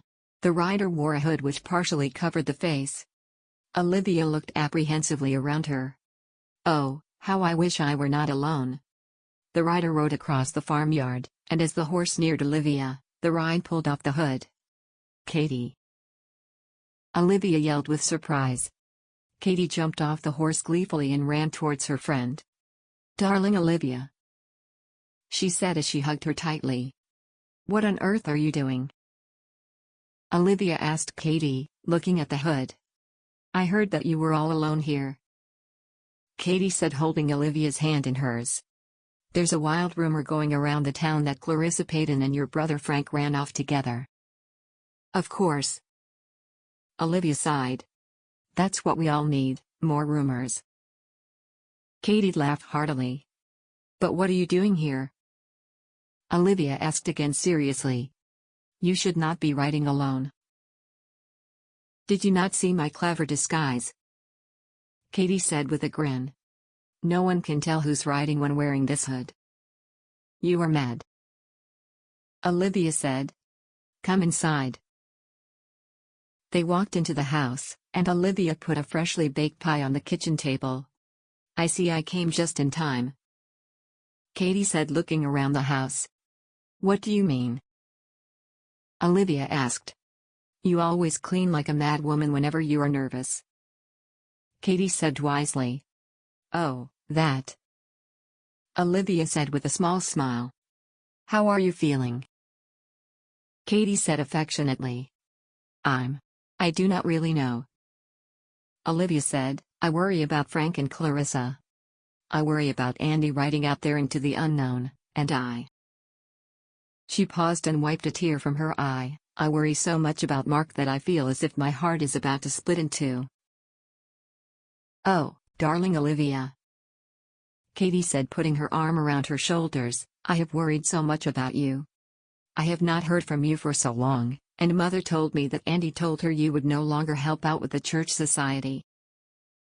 At that, Olivia's eyes filled with tears. Tell me what happened?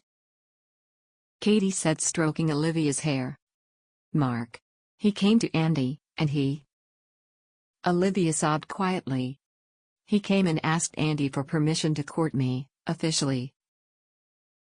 He did not. Katie exclaimed. He did. Olivia said.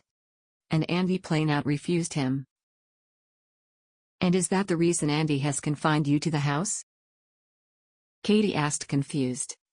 No. That was before. Olivia said.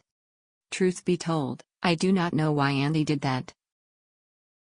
Do you think he found out that you rode to the Greens with Marc? Katie guessed. I did not think of that. Olivia said, thinking. But who would have told him? You know how this town is, Katie said bitterly. Gossip travels faster than the wind. Could that be the reason? Did Andy think I had betrayed him? Did you hear about Mr. Green? Katie asked. No, what about him? Olivia said. He was arrested. Katie said with wide eyes. He was? Olivia said surprised. Yup, up north in Coolidge. Katie said. Apparently, he had joined forces with a cattle thief, and they were caught, or at least he was caught. That is remarkable, Olivia said. Katie went on, the rumor is that they tried to steal cattle from Indians up there but were routed away, right into the hands of the sheriff that had been after them. I cannot believe it, Olivia said amazed. It's like a scene from one of the romance novels you read. Katie teased. Oh, hush now, Olivia said. Do you think Andy will change his mind? Katie asked carefully, about Marc's request. I just don't know. Olivia said solemnly, Marc said he would not stop fighting for me. He said that? Katie asked and added after a thought. When did he say that? Olivia blushed at the memory of Marc's lips on her own. Laying in his arms, he was stroking my hair. Just after we kissed, she said with a small smile. What? Katie bellowed. You certainly kept that quiet. Olivia told Katie all about meeting Marc at the small enclosure. You are the luckiest girl in the whole world, Katie said dreamily. I wish someone would sweep me off my feet. Someone will, Olivia said kindly. You just need to wait for the perfect man, worthy of you. You are sweet, Katie said affectionately. But I better get going back. I might have told Mother a tiny white lie about helping out at the church society. She grinned wildly. Katie, Olivia admonished but laughed with her friend. You are so kind to come here. Of course, I had to see you. Katie hugged Olivia tightly then went to put on her hood. How do I look? Katie said in a teasing manner. Like a madwoman. Olivia laughed. Exactly what I was going for, Katie said as she walked out towards her horse. But she stopped dead in her steps as a black-clad man stood by her horse, gently stroking its mane. Katie, this is Red, Olivia hurried to say. He works at the Payton farm, but he most graciously offered to assist me while Andy and Frank are away. Oh, my, Katie said looking intently at Red, slowly walking towards him. He gave her a small bow of his hat. I'm Red Cheetah Tomahawk, Red said, handing her the reins. Pleased to meet you, Katie said breathlessly, and thank you, she added with a shy smile. You're welcome, miss, Red said calmly, not breaking eye contact. You ride safe now. I will, Katie replied, looking amazed. Be careful, Olivia said. Always, Katie said, still looking at Red. She mounted her horse and rode slowly away, pulling the hood, so it covered her face. Chapter 16.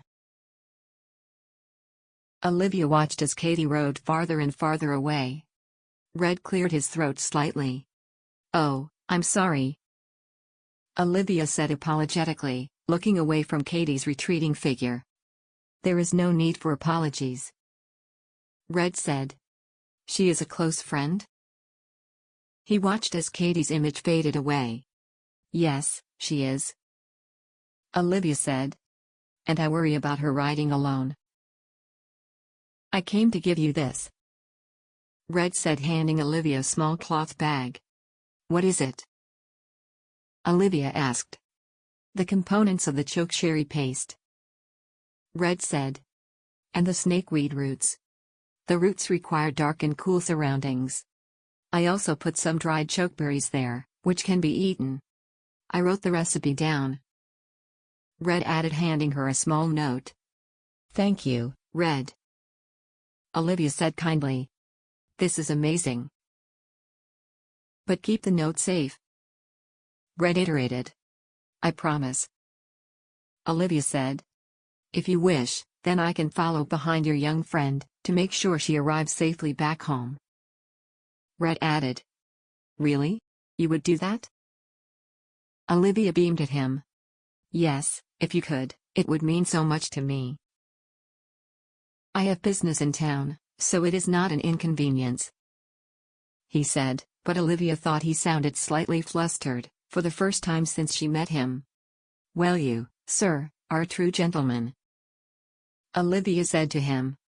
"I'm no gentleman," Red said with his half grin. "We will have to agree to disagree," Olivia said teasingly. "I better be off," Red said. "Have a nice evening, miss." He tipped his hat and walked towards his horse. "There you go, Katie. Your very own mysterious cowboy," Olivia smiled to herself as she returned to the back garden. Marc walked into the hotel courtyard the next morning, where Andy stood preparing the horses for the ride back. "Morning," Marc said as he stroked his horse's head. "Morning," Andy replied. "Did you manage to rest?" Marc asked. "No," Andy replied simply. "Yeah, that makes two of us," Marc replied as he began tying his bag to saddle. Frank and Clarissa arrived, holding hands. Andy looked determinedly at the horse he was preparing. "Good morning," Clarissa chirped. "Morning, Clarissa," Marc said, smiled at her. "Well, let's get going," Andy said gruffly. They mounted their horses and were off. "My mind only thought about finding Clarissa, and now that I have found her, everything is strange. Upside down." They rode through the main street towards the way Marc and Andy had ridden the day before. As they were about to leave the city center, a young dirty boy came running. "Hey, mister," he called. "Mister." They all turned to look at the boy, and Marc realized it was the boy from the post office. He looked out of breath and nervous. "Hey, son," Marc said concernedly. "What is it?" The boy took a few deep breaths to steady his beating heart. "I came to warn ya," he said. "They plan to follow these two." He gestured to Frank and Clarissa. "And if you ride the main road, they will be able to ambush you." Clarissa gasped, but Andy looked suspiciously at the boy. "How do we know you're not setting us up?" he said bluntly. "I swear I..." The boy looked petrified now. "I trust him," Marc said. "You took a risk telling us this." He smiled at the boy. "I hate them," the boy said, looking at the ground. "Are you on your own?" Clarissa asked him, her face edged with concern. "It's just me," the boy said. "But I don't need nobody, I take care of myself." "You are brave, boy," Marc said, throwing 2 nickels to him. "Thank you for your help." The boy smiled a toothy grin. "Thank you, mister. And if you're ever in Illinois, come by the Blue Willow Ranch," Marc said, tipping his hat. The boy waved them off as they turned the divide in the road.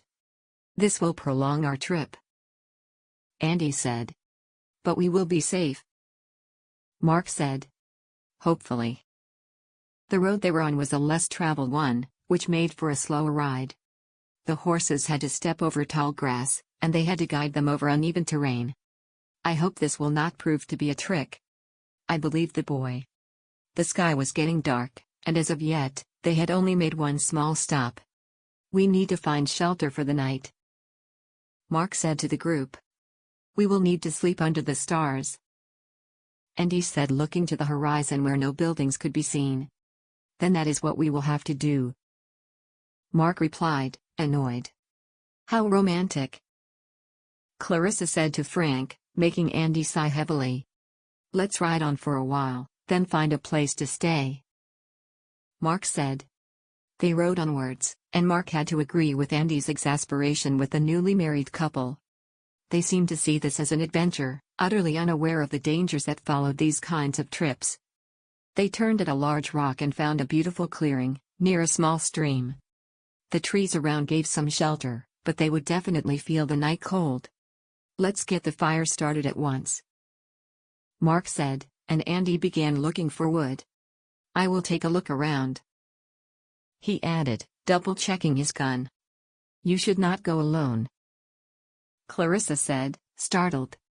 "I will be fine." Marc dismissed her. "I will go with you," Frank said, then turning to his wife. "Stay with Andy, my darling." He kissed her and followed Marc. They walked around looking for any signs of people. "What happened to my brother?" Frank asked Marc. "What do you mean?" Marc replied, not looking in his direction. "He moves as if he is injured." Frank said, "My brother is strong, and I can only imagine what it would take to make him wince at the smallest movement." "We had some troubles," Marc said, being purposefully vague. "On our way to Gilbert City. Your brother was injured in the struggle." "What sort of struggles?" Frank asked. "The kind that I would not like my sister to be witness to," Marc said pointedly. "Fair point," Frank said. "We met robbers," Marc added, "a group of idiots, but that did not make them any less dangerous, only stupid." "That often goes hand in hand," Frank said with a small grin. "You got that right," Marc replied. "Did you encounter any troubles on your ride out here?" Marc asked him. "No," Frank said, looking thoughtful. "We were fortunate. We rode during daylight and we joined a group of riders the last leg to Gilbert City." "Thank the heavens," Marc said. "So much could have gone wrong. I cannot bear the thought of Clarissa defenseless out here." "Marc," Frank said hesitantly, "I want you to know that I would never have allowed anything to happen to Clarissa. I would have killed to protect her from harm." Marc looked at Frank. "He truly cares about her." "Thank you, Frank," he said. "You will be a good husband to my sister."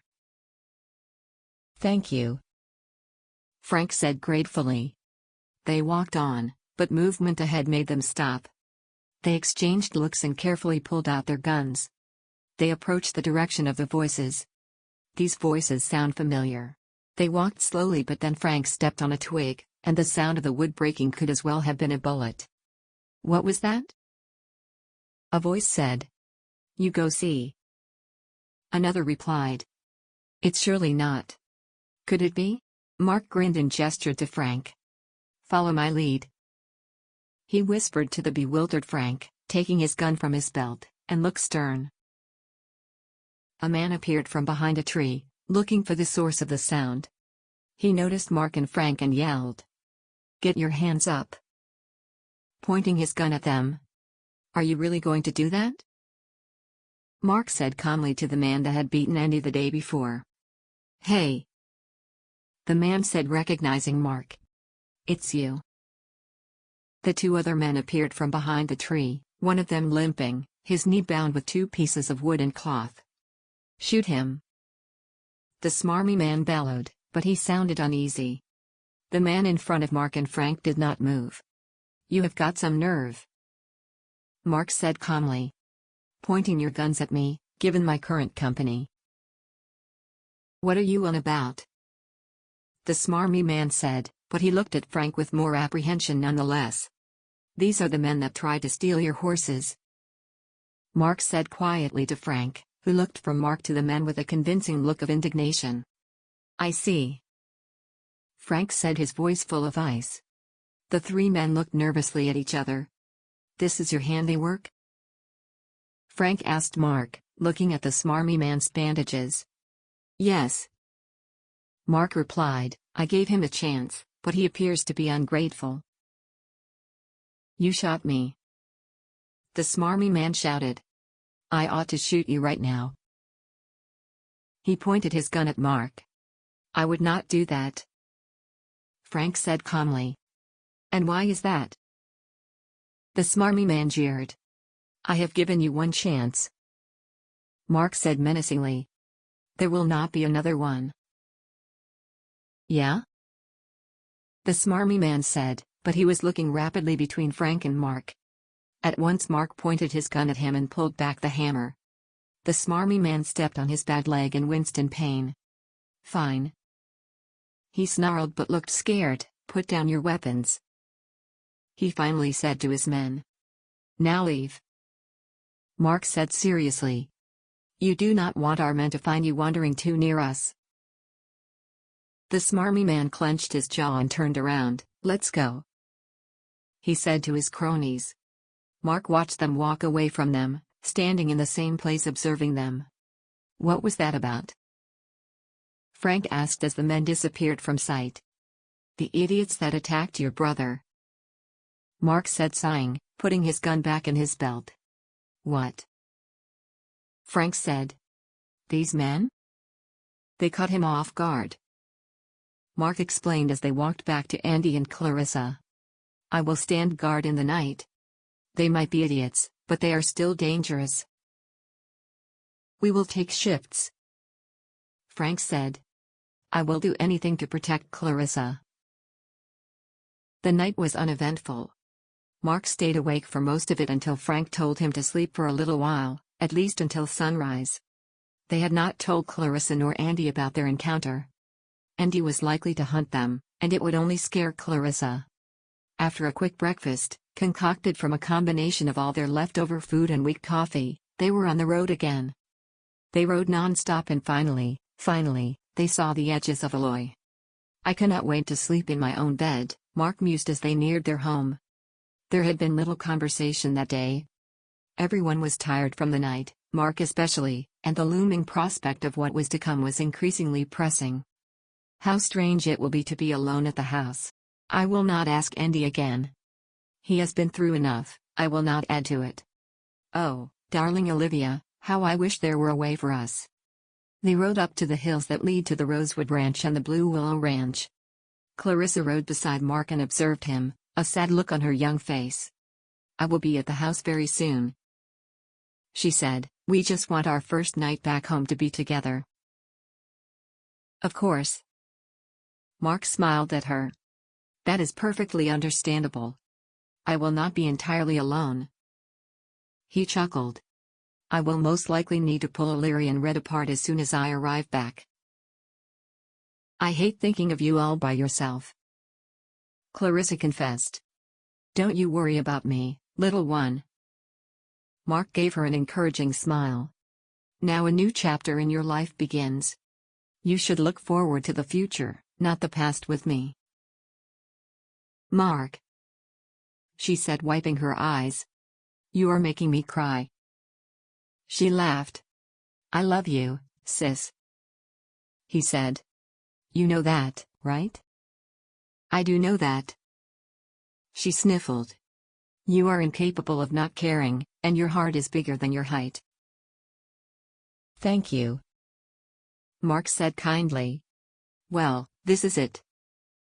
He looked at the cross path that led to the two farms. See you soon, Clarissa, he said. Goodbye, Frank. He looked at his new brother-in-law. Take care of her. I will, you have my word, Frank replied proudly. Andy, Marc said, tipping him his hat. Take care. And you, Andy said. The trip together had not exactly brought them closer, but there was a new understanding between the two men. Marc rode along the road to his home. He saw young Joshua running towards him happily. You're back, sir, Joshua said. I sure am, Marc replied tiredly. But where's Ems? Clarissa? Joshua was confused. Marc sighed. This is simply the beginning of the flood of questions. She is staying at the Blue Willow Ranch. The Blue Willow Ranch? Joshua said, even more confused. Yes. But I don't understand, Joshua said, taking the reins from Marc as he dismounted.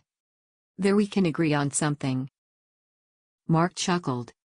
But I will explain it later. Marc said, feeling exhausted. Right now, I just want to rest for a little while. He left the perplexed-looking boy and entered his home. It looked the same, after all, he had not been gone for long. But there was something different. There is a new scent here. He walked into the kitchen and noticed a definitive change. Who cleaned? I certainly did not leave the kitchen looking this way. And again, there was this smell, a scent that seemed to have attached itself to the walls. A scent that made his insides ache. He dropped his bag on the kitchen floor and headed for his room. The exhaustion from the last days finally caught up with him. He kicked off his boots and fell onto the bed. The same scent from the kitchen engulfed him, and at once he was transported back to a clearing by the river, Olivia in his arms. If you like our channel, please subscribe and make sure to click on the bell icon, so that you won't miss any future audiobooks we'll upload for free each week on YouTube. Chapter 17. Olivia sat in the sitting room sewing. The house was spotless, and she had begun mending a pair of Andy's pants. Her fingers hurt from pulling the needle through the tough leather bindings, but she found comfort in the discomfort. It stopped her from conjuring up images of Andy and Marc fighting, of wild beast attacking them, or them being hunted by something much viler than wild animals. Being alone is making me silly, she admonished herself. They will be fine, they have to be. Her reverie caused her finger to slip, and she cut herself on the needle. Ouch! She gasped and put her finger between her lips. She stood up to rinse the tiny cut. As she walked into the kitchen, she heard the sound of hooves. He's back. She ran outside and saw figures appearing up the farmyard, 3 figures. Afternoon, sis. Frank said as he came close enough to be heard. Frank. Olivia beamed. Next to Frank rode Clarissa, looking unsure. Olivia gazed at her then smiled. Good to see you, Clarissa. Olivia said kindly. You all must be tired and hungry from the ride. I will make coffee. She smiled between them. And he does not look too well, Olivia thought as she observed her oldest brother dismount with a wince. Come on, I'll help you. Frank said sweetly to Clarissa as he helped her slip off her horse. I will take care of the horses. Frank said, taking the reins from Andy, I insist. He added. Andy sighed heavily but let his brother take over the horse. Thank you. Andy said gruffly. I will help you. Clarissa said to Frank but was cut off by Andy. You ought to help Olivia. He said, walking slowly towards the house, holding his hand over his wounded side. I just. Clarissa began looking at her husband. Of course. She smiled and walked into the house. Olivia was busy making coffee when Clarissa entered the house. She walked into the kitchen and observed Olivia for a while. I want to help, Clarissa said, looking around the spotless kitchen. What should I do? Oh, don't you bother. Olivia dismissed her. You must be absolutely exhausted from your ride. Please sit down. Clarissa tried to object, but Olivia ushered her into the sitting room just as Andy sat down, heavily. He gave Clarissa a strained look as she sat down opposite him. I'll fetch you your pipe, Olivia said to Andy. She turned around and picked up a hand-carved box from the mantel. She handed Andy the box, who looked at it, surprised. Is this? His voice trailed off as he stroked his hand over the ornate top. Yes. Olivia smiled. It's Father's old tobacco box. I found it in the pantry, wedged between 2 barrels. I haven't seen this since he died.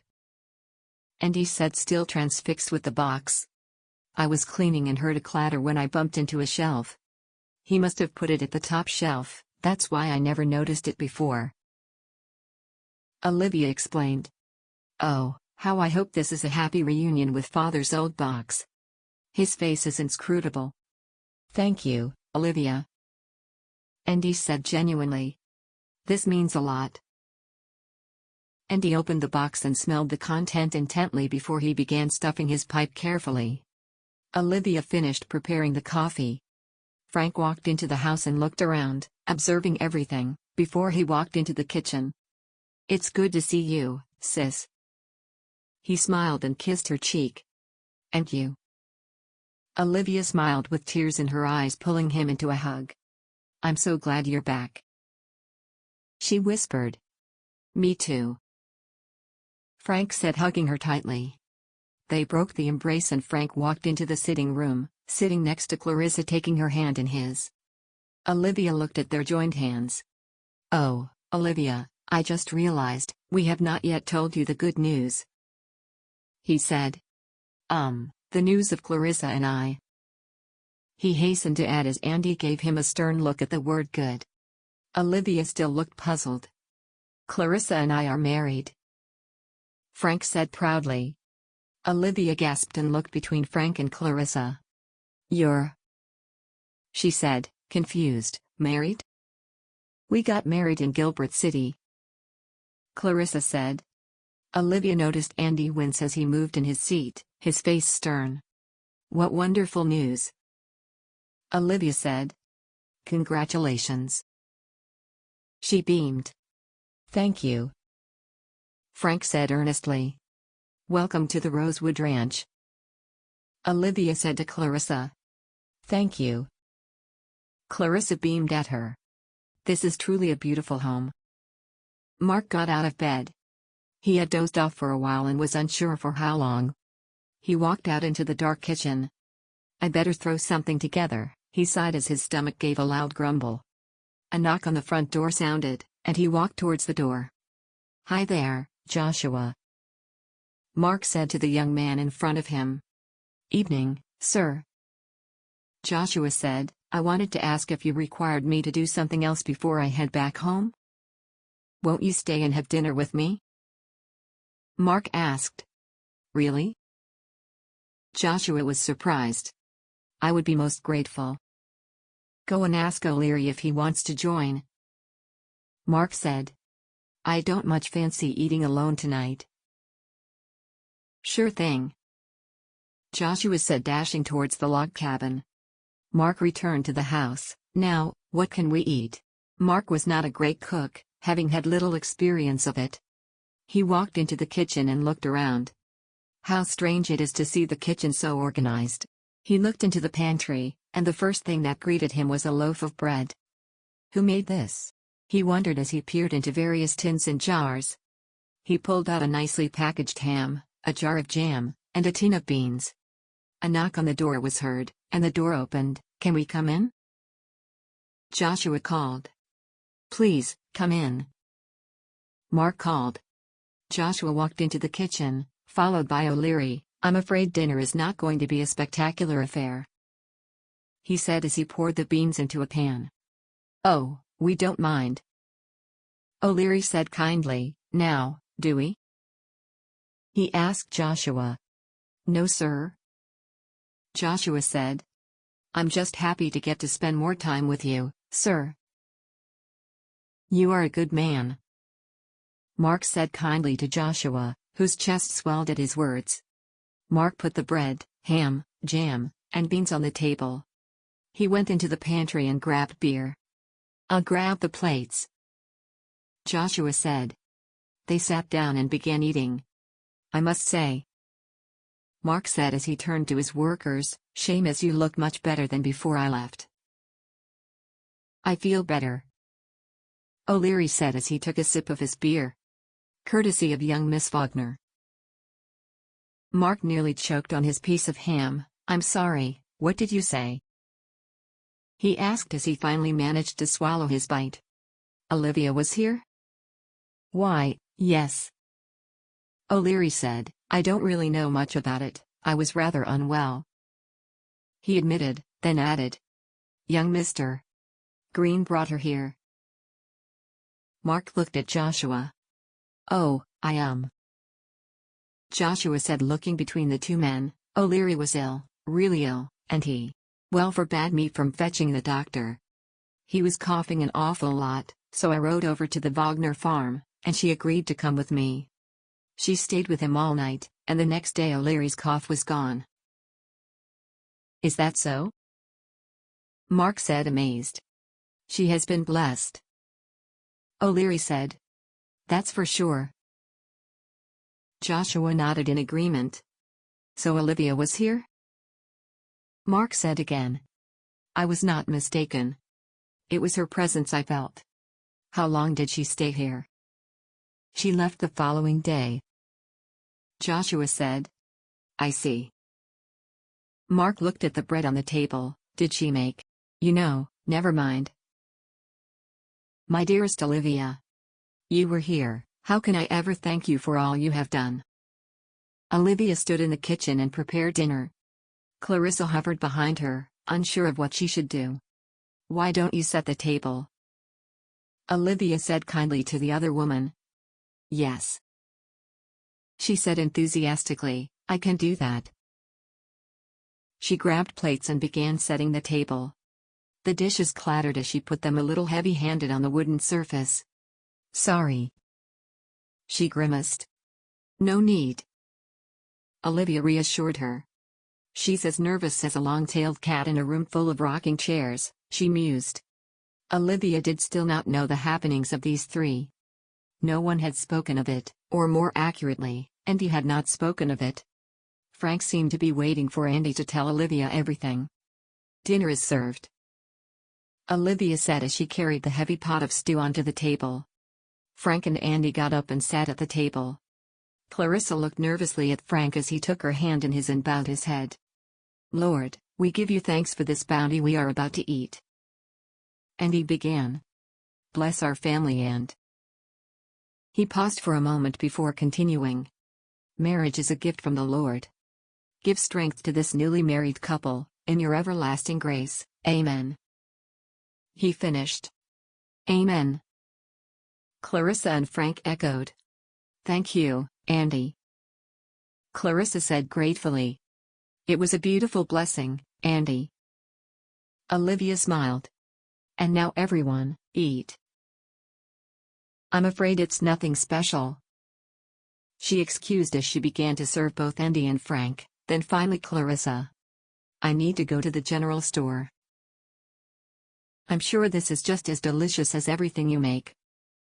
Frank said kindly to his sister. They began eating, and Clarissa looked amazed at Olivia. This is truly delicious. She exclaimed. Thank you.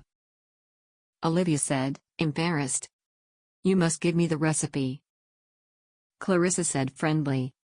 You will have plenty of time to learn Olivia's recipes. And he said. You are now a part of this family. I think we should toast to the happy couple. Olivia said after they had finished eating. She stood up and walking into the pantry and fetched a whiskey bottle and 4 glasses. She poured a healthy measure in 2 of them and barely a thimble in the other 2.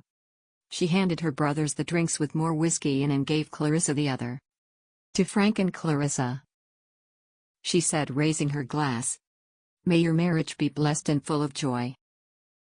They all toasted, even Andy, who looked like he was not particularly inclined to do so. Early next morning found Olivia in the kitchen preparing breakfast. Clarissa appeared from Frank's bedroom. No, their bedroom, Olivia corrected herself. Good morning, she said as she joined Olivia in the kitchen. Good morning, Olivia replied. How did you sleep? She asked. Good, Clarissa said with a shy smile. What can I do to help? Oh, I'm just about finished, Olivia said as she moved the pan with the delicious-smelling bacon to the kitchen table. Oh, Clarissa said dejectedly. I guess I slept later than I should have, she said, disappointed. No worries, dear, Olivia said. I got up early, well, earlier than usual. I wanted to make today's breakfast a special one. She pointed to the kitchen table. On it, there was fresh buns, omelette, jam, ham, and bacon. Wow, Clarissa said, amazed. You did all this? She looked astonished. Just this morning? I may have gone overboard, Olivia said, biting her lip. I just could not sleep. These past days were nerve-wracking, and I'm just so glad they're back. She finished, then looked at Clarissa. And you too, of course. She added awkwardly. Clarissa chuckled nervously. Oh, brother. This is going to be a long day. I am sorry for all the trouble we caused. Clarissa said softly. Oh, I did not mean. Olivia began, but Clarissa cut her off. We did what we thought was the only option for us, to be together. Clarissa said. I understand. Olivia said. Truth be told, I admire you too. She added very quietly as Andy walked into the kitchen, followed by Frank. The two women smiled at each other. Did you think you were cooking for a legion? Andy asked, raising his eyebrows.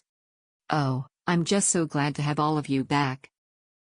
Olivia smiled. Andy smiled, despite his serious demeanor. Well, I, for one, think this all looks delicious. Frank said as he sat down. The rest joined him and began eating. I need supplies from town. Olivia said timidly to Andy. Let's wait and see. Andy said. And I would like to head home. I mean to the Blue Willow Ranch. Clarissa said, flushing red at her slip. I need to retrieve a few items. She added. I can ride with you. Frank said. We need to make up for lost time. Andy said sternly, and Frank looked at him. Yes, of course. He said. Perhaps we can go later? He added to his wife. I can ride on my own. Clarissa said, a slight edge to her voice. Let's make the decision later. Olivia interjected. There is much work to be done. Fine. Clarissa said, not returning Frank's gaze. We should ride up to the cattle. Andy said, which reminded Olivia of Red. Oh, I nearly forgot. She said suddenly. Red. She hesitated. Your brother's cowboy. He came over while you were away and he began rounding up, or at least he looked after the herd. She finished. He did what? Andy asked. He said that the cattle were still high in the land, so he offered to guide them. Olivia answered. He was just offering his help. Andy opened his mouth to speak, then stopped himself. I will need to give him my thanks, he said, causing Frank to turn to look at him stunned. Olivia gave him a dazzling smile. And perhaps the two of you can take the carriage to town, to refill the supplies. He added. Really? Olivia asked. That would be amazing, thank you. We ought to get going. Andy said to Frank, standing up. Frank stood up as well and bent down to give Clarissa a sweet kiss. See you later, he said. Have a nice day. I will. Clarissa beamed at her husband. Olivia smiled at the newlyweds. How sweet these two are. And what about Andy? What has caused this change in him? What could have happened on this trip? Chapter 18. Olivia and Clarissa stood side by side in the garden and pulled out weeds from the small herb garden. The morning chores really have flown by, Olivia mused happily as she looked at her new sister-in-law. Clarissa had a joyous aura around her, and she reminded her of Katie. Darling Katie, perhaps I will be able to see her soon. Your herb garden looks good, Clarissa said as she carefully pulled up weeds. Thank you, Olivia said. My mother had a great affinity with plants.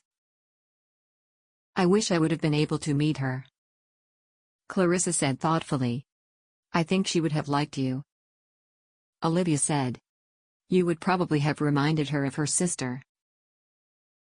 Aunt Mary? Clarissa asked. Yes, Olivia replied, surprised. How do you know about Aunt Mary? Frank mentioned her once, Clarissa said as she dusted the mud off her apron. Our first night after we. She looked down at her hands. After we left. I see, Olivia said. Is it possible Frank knows more about Aunt Mary than I thought? Father prohibited us from talking about her, and I never figured that neither he nor Andy knew anything about her. She always wrote to me. Aunt Mary ran away when she was young. Olivia continued. She fell in love with a divorced man, and well, my grandparents did not approve. Was she happy? Clarissa asked. Olivia was taken aback a little. Yes, she was. Mother would definitively have liked her. We should clean up and then we can ride to town. Olivia smiled at Clarissa. Great. Clarissa smiled back. Olivia stood in the stable and Clarissa helped her fasten the horse's reins to the carriage. I'm a little nervous about going to town, Clarissa confessed. I can imagine. Olivia said sympathetically. Well, at least I will have you by my side. Clarissa looked at her. I always wanted a sister. Me too. Olivia said emotionally. We should get going. They sat side by side in the carriage and rode ahead, and Clarissa eagerly asked Olivia questions about Frank. What was he like as a boy? Has he always been kind? Was he close with his father? You are full of questions. Olivia laughed as they neared the town. Oh, I tend to blabber on when I'm nervous, Clarissa said bashfully. Marc usually stops me before I get going. She laughed. The mention of Marc's name sent Olivia's heart racing. It's a nice change from the silence of these past days, Olivia said. They parked the carriage near the general store. William Carter stood outside the store chatting with Mrs. Jennings from the church society. Sylvia. He bellowed behind his shoulder as he noticed them, totally disregarding the affronted Mrs. Jennings. Sylvia, come out here, he called. Really? Mrs. Jennings scoffed. What's going on, William? Sylvia Carter said as she walked outside. Why are you yelling? She's back. He pointed towards Clarissa and Olivia that were walking towards the store. Clarissa. Sylvia exclaimed. Hello, William. Clarissa said as she approached them. Hi, Sylvia. Oh, I am glad to see you, child. Sylvia said, relieved, but then she chided her. What is the meaning of this? Running away? Come now, Sylvia. William admonished his wife. I'm just glad she's back. Of course, Sylvia said, smiling at Clarissa. It's wonderful to see you, dear. Come, let's go inside. Olivia had stood behind Clarissa, smiled at the parental exchange. The Carters sure are kind people. And dear Olivia, William said. Always a pleasure. He added kindly. Pleasure's all mine. Olivia replied politely and followed him into the store. The usual? William said as they entered the store, looking at Olivia. Yes. She smiled. And perhaps some of this lovely-looking rhubarb, she said as she looked at the basket full of the red-stemmed leaves. Of course, my dear, William said. Just arrived this morning. Wonderful, Olivia replied. My last rhubarb yield came out spoiled last time I tried to grow it. She scowled. That's too bad, William said sympathetically. Now, Clarissa, you are mighty quiet. Clarissa grinned and looked at them. Well, you two ought to be among the first to know. She took a deep breath. Frank Wagner and I are married. Sylvia gasped loudly, and William laughed out. Did I not say, Sylvia? He snorted. I told you they would get hitched. Oh, Clarissa. Sylvia pulled her into a hug. Married? She said in disbelief, as she wiped tears from her eyes. Don't cry, Sylvia, Clarissa said. You will make me cry. I'm just. Sylvia looked emotional. I'm just thinking of your parents. Oh, don't mind me. She laughed, wiping her tears away. William reached an arm around his wife comfortingly. I guess you won't be coming over anymore, Sylvia said, drying the corners of her eyes. No, I guess not. Clarissa said as the realization came to her. I will miss it, dear Sylvia. You are always welcome, Sylvia said. And you too, Olivia. She added, turning to Olivia. Though I hazard to guess that you could teach me more about cooking than I could teach you. I don't know about that, Olivia said. Your pies are renowned. She peered into the shelf where the pies were displayed. They looked delicious. She added. Celebratory pies in order, I think, Sylvia said graciously as she walked behind the counter. She took out a succulent-looking pie with dark purple jam, and cut it into small pieces. At least Clarissa will have someone to guide her, William said kindly, taking a piece from the pie plate. Well, I will carry out your supplies. He picked up the parcels and walked outside. Olivia's right, Sylvia, Clarissa said with her eyes closed, as she slowly chewed the pie. Your pies are delicious. You are sweet, Sylvia said. I absolutely demand that you and Frank come over for dinner soon. We promise. Clarissa smiled and took a parcel from the counter, and together the three women walked outside. William was finishing putting the parcels away. You are ready to go, he said. Thank you, Olivia replied. We ought to hurry back, Clarissa. Yes, she said, and she hugged Sylvia. Thank you for everything. As Olivia and Clarissa rode back to the Blue Willow Ranch, people peered out at the two women. The rumor machine had been in full swing while they were away. Marc walked into the stable during the afternoon, holding his coffee mug. That morning had been quiet, and he could not wait until he was out of the eerily quiet house. The first thing he noticed when he walked into the stable was an unfamiliar horse in the stall that Clarissa's horse usually dwelled in. Joshua, he called. The young man came running into the stable. Yes, sir, Joshua replied. Whose horse is this? Marc asked, pointing to the docile-looking creature. This is Cleo, Joshua said, walking towards the horse and stroking its head. Miss Wagner lent her to me when she came over to nurse O'Leary. I was going to ask you if I could return it today, Joshua added. She lent you a horse? Marc asked.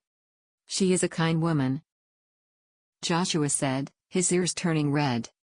I tried to tell her I was fine on foot, but she insisted. He added hastily. I believe you, Marc said calmingly. I will return the horse. Really? Joshua asked. It's no bother for me to take it. I can even take it before I go home. There's no need for that, Marc reiterated. I would like to see my sister. If you say so, sir, Joshua said. How is your mother doing? Marc asked. She is. Joshua's voice trailed off. She's, well, actually she is not too well. What has happened? Marc asked. She misses my father, Joshua said angrily. I try to tell her we are better off without him, but she keeps talking about how everything would be different this time around. Why would she think that? Marc asked, astonished. Because he has left before, Joshua said, his jaw clenched. He would sometimes leave and return a few weeks later. Everything would be fine for a few days until he went back to his old bad self. Joshua looked at the ground, his breathing rapid. She keeps expecting him to return home, he continued. She waits outside, every day, expecting to see him arriving across the hill. Marc observed his young worker. This young man has been through so much, and he needs to take care of his whole family. This isn't right. You let me know if I can do anything to help, Marc said earnestly. He detested men that treated their families like Mr. Green did, and he hoped Jebediah never returned to Eloy. Thank you, Joshua said, finally looking up. Now I better keep working. He left the stable and Marc stood left alone. I want to help him, but how? Marc returned his coffee mug to the empty house and grabbed his hat. He returned into the stable and began saddling his horse. He then gently pulled Cleo out of the stall. He walked out into the farmyard leading both horses behind him. I'm going to ride now. Marc called to Joshua, who was working at the fence that connected to the main gate. Give my regards to Miss Wagner. Joshua called back, smiling. I will. Marc replied. He mounted his horse and tied the other horse's rein to the harness, and then he began gently riding towards the Blue Willow Ranch.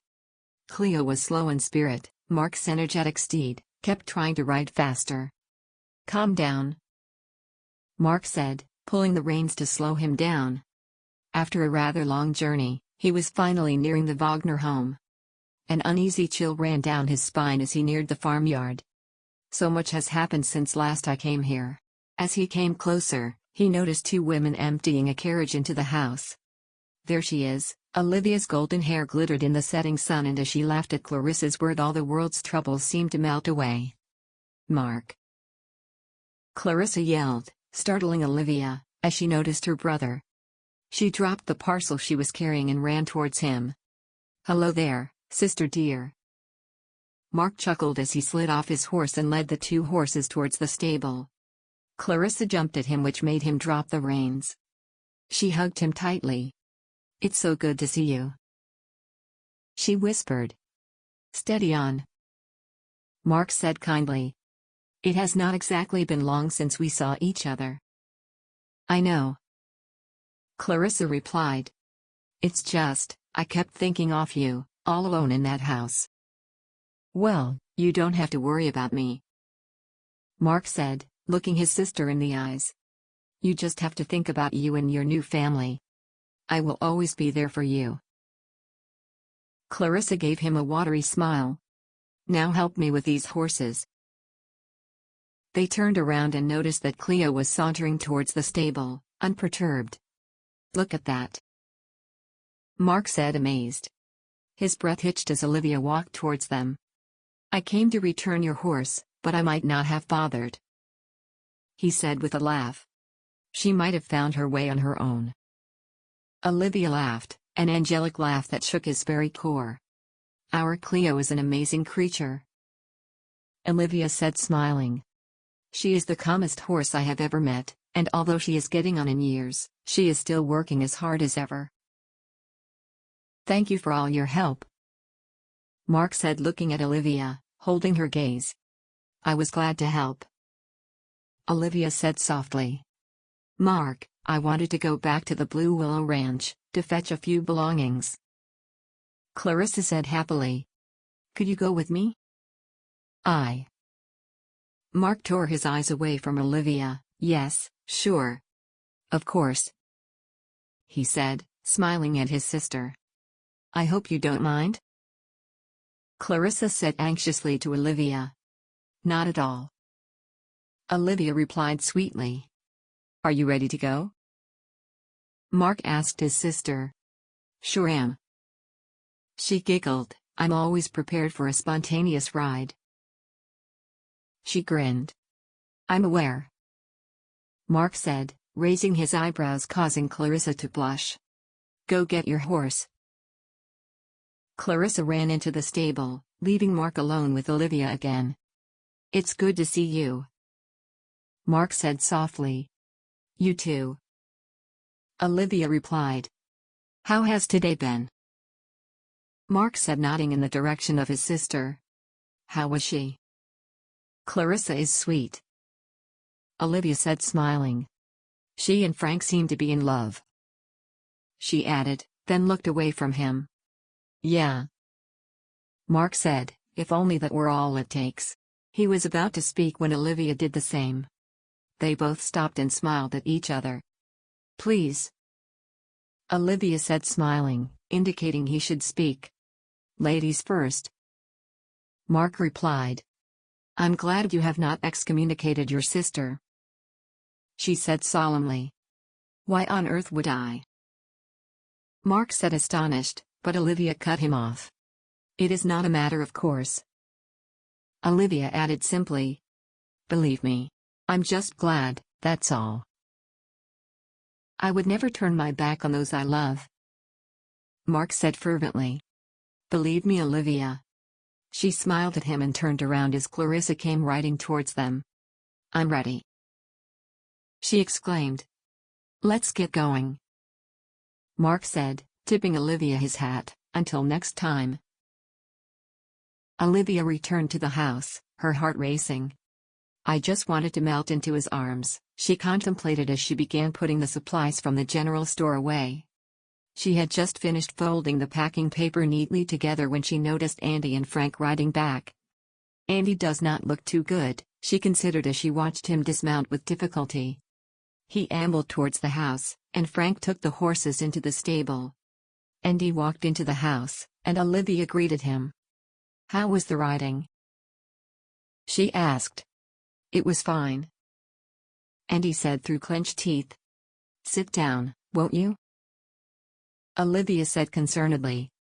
Andy seemed to want to object but winced again. I think I will. He nodded and walked into the sitting room. Where's Clarissa? He asked, looking around. She went back to the Blue Willow Ranch to fetch a few belongings, Olivia said. With Marc, she hastened to add. Marc was here? Andy asked. He came to return Cleo, Olivia explained. Return Cleo? Andy was puzzled. Oh, dear, I was hoping I could tell him of this excursion later on. I only wanted to help, she added after she recounted the story. Andy paused for a long while, contemplating. Finally, he said, I'm glad you were able to help. It is what the Lord would have wanted. Thank you, Olivia said gratefully. How is O'Leary? Andy asked. Much better, Olivia said. I am still keeping your promise, Red. That's good, Andy said, and he sounded worn and tired. Let me get you some coffee, Olivia said, walking into the kitchen. She poured him a cup and noticed Frank standing by the gate waving Clarissa, who came riding towards her husband, a huge grin on her face. After her came Marc. Olivia handed Andy the cup. I will prepare dinner soon, she said kindly to Andy, who murmured his thanks. Olivia walked outside, feeling determined. Marc stood by the stable and was helping Clarissa remove the bag she had tied to her saddle. Welcome back, Olivia said as she approached them.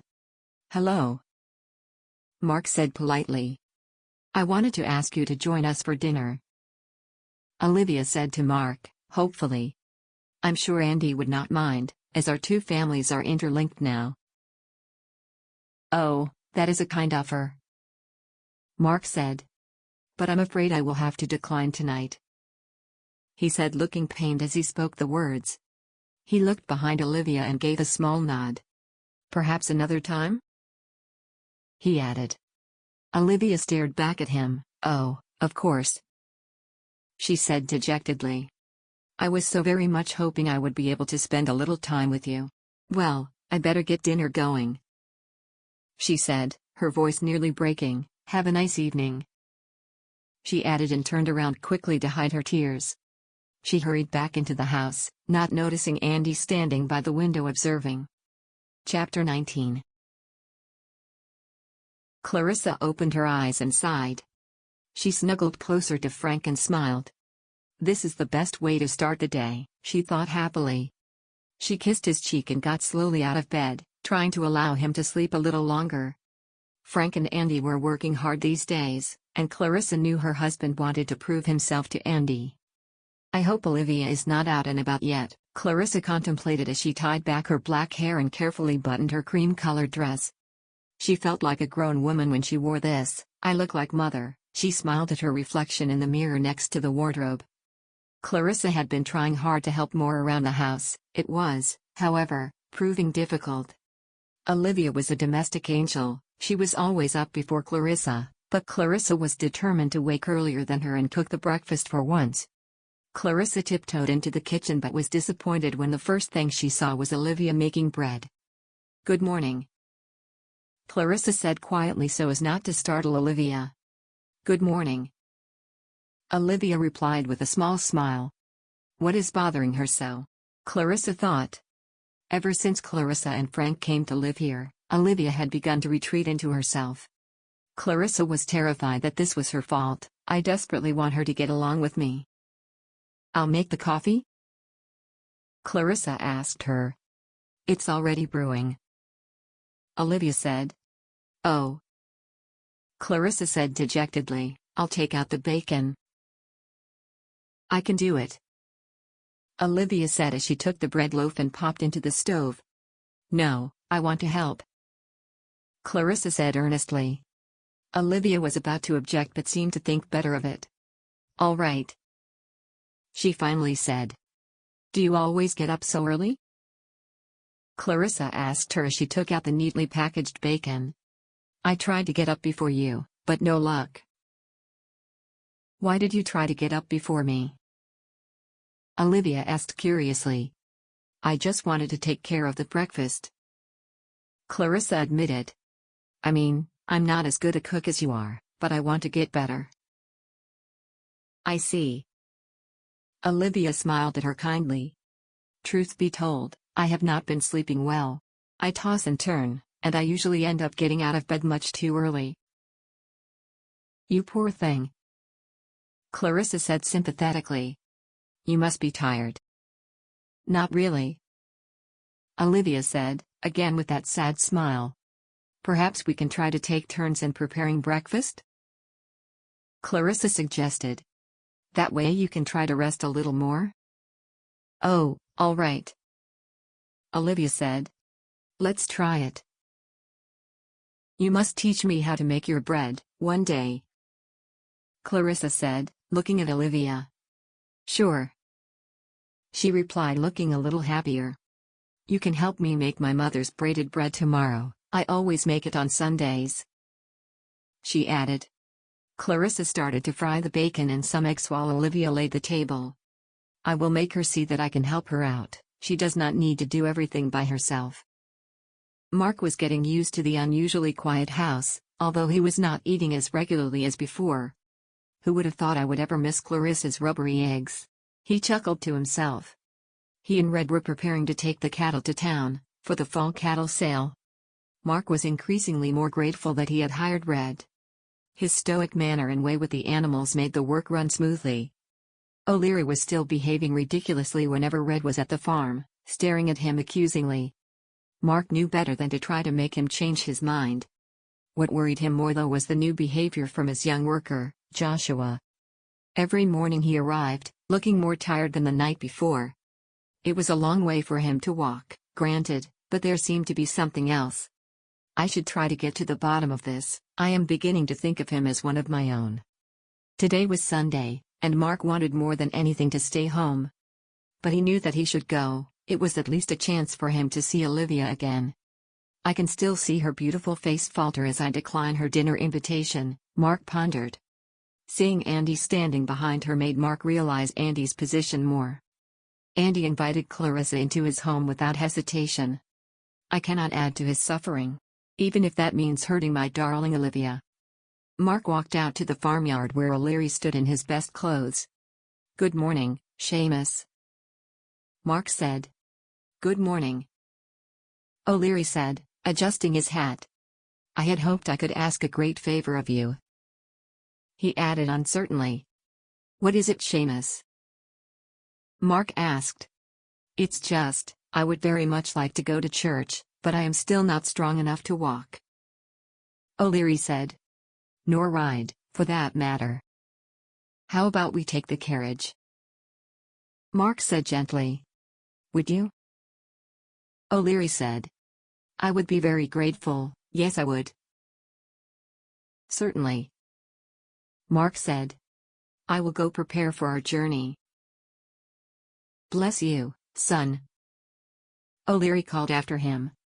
Marc walked into the stable and chuckled when he realized O'Leary had already prepared the carriage.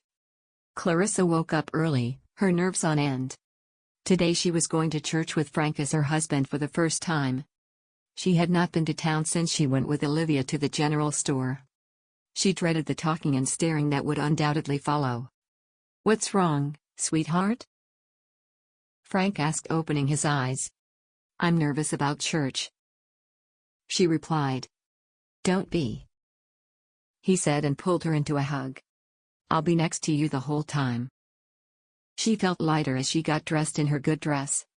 She hurried out to the kitchen where, predictably, Olivia stood and was preparing breakfast, dressed for church.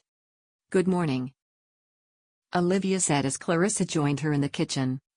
"Morning." Clarissa smiled.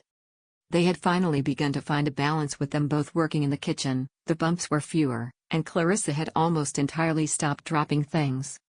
Soon Frank and Andy joined them for breakfast. "I will prepare the carriage," Frank said and walked out. Andy sat and read the Bible in his favorite chair in the sitting room. Clarissa looked curiously at him. Olivia noticed her looking and said to her quietly, "Andy likes to guess what Pastor Ruggles' sermon will be about." "He reads the passage he thinks Ruggles will talk about?" Clarissa asked, amazed. "Yes." Olivia chuckled. "He's usually right.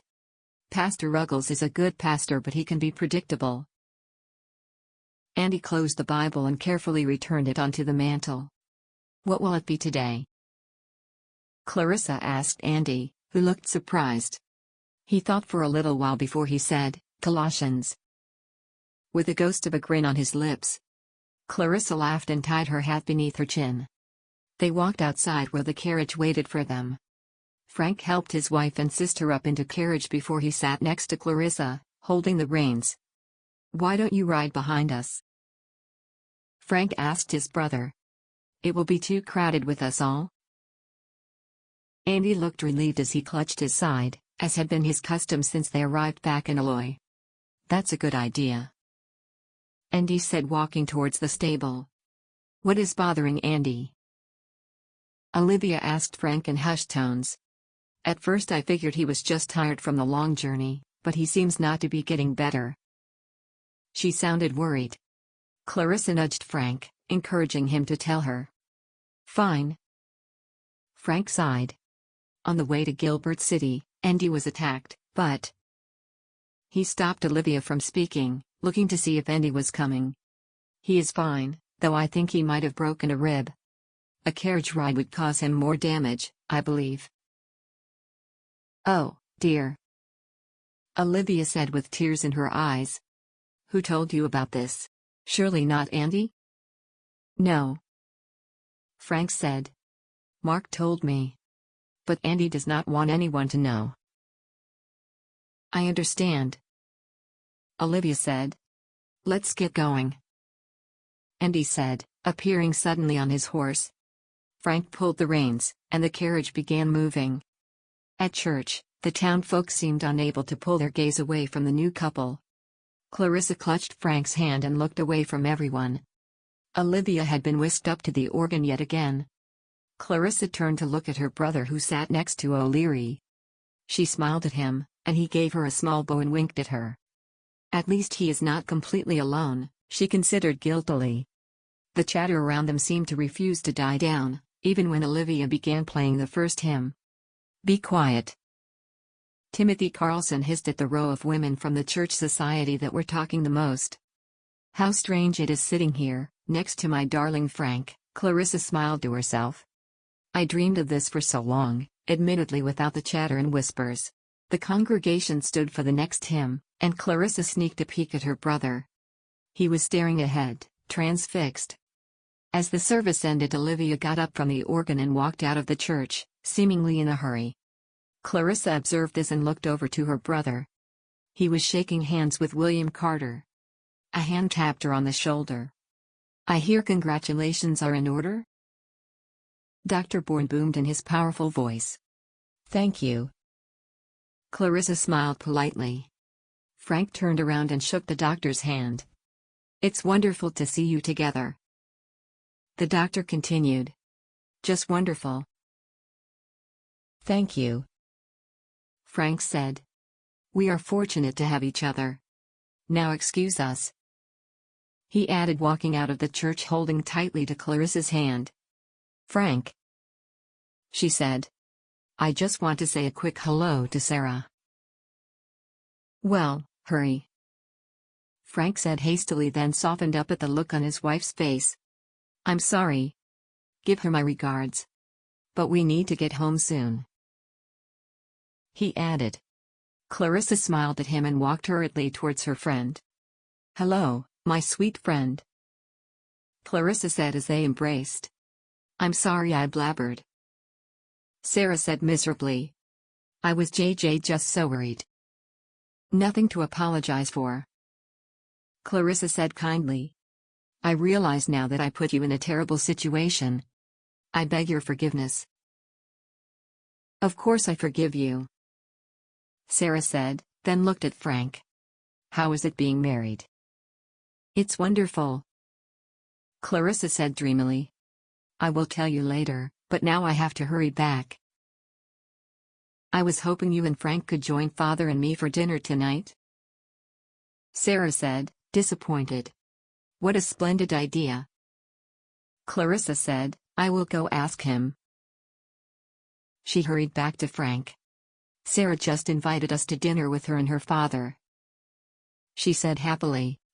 We cannot, Frank interjected. Why not? Clarissa asked. It is Sunday, Frank retorted. Precisely, I thought we could spend it with them. No, Clarissa, Frank said seriously. We spend Sunday with family. End of discussion. Clarissa stared at her husband. End of discussion? Your words are like a slap to my cheek. She turned around defiantly and walked back to Sarah. Apparently, we cannot join you, she said bitterly. Oh, that's all right, Sarah said sadly. Some other day. You have my word, Clarissa said fiercely. She bade goodbye and returned to the carriage. I forgot to say goodbye to Marc, Clarissa said suddenly turning around. Clarissa, we need to get going, Frank said. I will only be a moment, Clarissa retorted. Clarissa, Frank said sternly. What? Clarissa looked furious. We have our customs and traditions we like to uphold on Sundays, please respect that, Frank said. Fine, she replied after a moment's pause. What is delaying us? Andy said, appearing at the side of the carriage. Nothing, Frank said hurriedly. We are coming. Clarissa sat next to her husband and was silent the entire way back. Olivia stood in the kitchen and prepared the evening's roast. Clarissa stood beside her, half-heartedly peeling potatoes. She had been unlike her bubbly self ever since church. I hope she is not having doubts, Olivia thought as she saw how Frank kept glancing at his wife, who resolutely did not look back at him. They should not begin their marriage in anger. This should be a joyous time. Clarissa? Olivia said casually. Clarissa looked at her, lost in her thoughts. Why don't you go out into the garden and pick herbs and vegetables for a salad? Olivia said gently. All right, Clarissa said, putting down the potato in her hand and untying her apron. You could also go to the small hill right by the river and pick flowers for the table, Olivia said, looking in the direction of her brothers. Frank, you could go with her and help her find her way, she added sweetly. I will, Frank said, standing up and walking towards them. We will go together, he added, having only eyes for his wife. All right, Clarissa repeated, but she could not hide her grin. The two of them walked to the back of the house, hand in hand. We will not have time to read before dinner, Andy pointed out. I think we can find time later, Olivia said warmly. We should allow love to blossom freely. She smiled as she saw the newlyweds share a sweet kiss by the herb garden. Chapter 20. Marc walked out to the stable where O'Leary was shoeing Marc's horse. Good morning, Seamus, Marc said. Boy, am I glad to see old O'Leary looking happy again. O'Leary had been a different man since church the day before. He was eager to work, and Marc was not surprised to see him more than halfway through with the shoeing. "Good morning," O'Leary said as he concentrated on his work. "Where is Joshua?" Marc asked and looked around, searching for him. "He has not arrived yet," Seamus said as he gently guided Spirit's leg back to the ground. "There you go," he said to the horse before he added, "I was about to ask you about him. I might ride to find him," Marc said. "The poor kid needs to walk all this way every day." "Well, I don't think that's the reason for his lateness." O'Leary sighed as he got up from the small wooden stool he had been sitting on. "Why is that?" Marc asked. "Young Joshua mentioned the other day there was a rumor that his father has returned to Eloy," O'Leary said. "Mr. Green has returned?" Marc retorted. "That's the rumor," O'Leary replied. "I heard he had been arrested?" Marc asked. "Apparently he was released," O'Leary said. "Released?" Marc said indignantly. "The whole story is fishy, if you ask me." O'Leary continued. "I think it more likely the sheriff was bought off." "That's a serious accusation," Marc said. "Or he could simply have escaped." O'Leary sighed. "No wonder Joshua's not sleeping," Marc said. "But why would he not tell me about this?" "The boy looks up to you," O'Leary said. "He does not want your pity." "My pity he will not get, but my help," Marc said thoughtfully. "I'll get the saddle," O'Leary said kindly, walking towards the wall where the horse equipment was stored. "Thank you," Marc said. Olivia sat in the sitting room with her needlework. Now that Clarissa was living at the Rosewood Ranch, Olivia found she had more free time than before despite her attempts to keep constantly busy. Clarissa was eager to prove herself, which Olivia understood, but it meant Olivia could not stop her thoughts. Why did Marc not want to stay for dinner the other day? I am terrified he no longer wants to fight for me. Did Andy get his wish, finally? Olivia, Clarissa said as she walked into the sitting room. I was going through a box of letters I have, and I found this. She showed Olivia a crumpled up piece of paper. What is it? Olivia asked. It's my mother's sausages recipe. Clarissa beamed. How nice. Olivia said. I'm so glad I found it. Clarissa said. She always made these for breakfast. I would love to try to make them.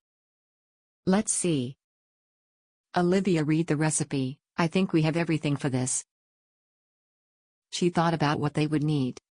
She put down her needlework and walked into the pantry and looked around. Yes, we have everything. Fantastic. Clarissa said happily. Should we make them now?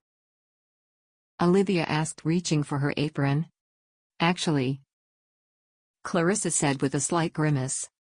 Would it be all right if I made them, on my own? She asked timidly. Oh, yes, of course. Olivia said, taken aback. I just assumed, I'm sorry. No, no. Clarissa looked uncomfortable. This is just something I want to try for myself. I really do not mean any disrespect. It's just, this is what my mother made, and I want to feel I am able to do this. She said, then added bitterly, that I am capable of doing at least this. Of course. Olivia said sympathetically. I will give you space, I completely understand. Thank you. Clarissa replied appreciatively. And you will then need to teach me how to make them. Olivia said, smiling at her.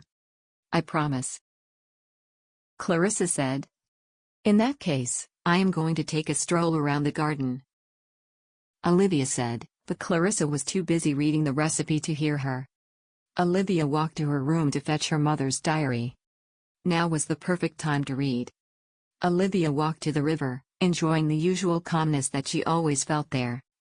She turned at the large tree and looked to the other side of the river. No one. I can't stop thinking about Marc, I miss him. She sat down and opened the journal. Life here in Aloy sure is different. The ranch is much bigger than Father's sheep farm. I work hard, and the house is slowly beginning to feel like a home. I even found a lovely little place to write. It is by the river, a small enclosure, a perfect little oasis. Olivia gasped. Mother came here? Could it be? I try to stay here only when Roy is riding out. I don't want him to find me out of the house. Life with Roy is quiet. He's not a big talker, and we are still getting acquainted with each other. He has been kind, though. Perhaps I could grow to love him? I miss Mary. I have not heard from her in a long while. I have not dared send her a letter. I need her advice. I think I might be with child. As my figure swells, so does Roy's pride.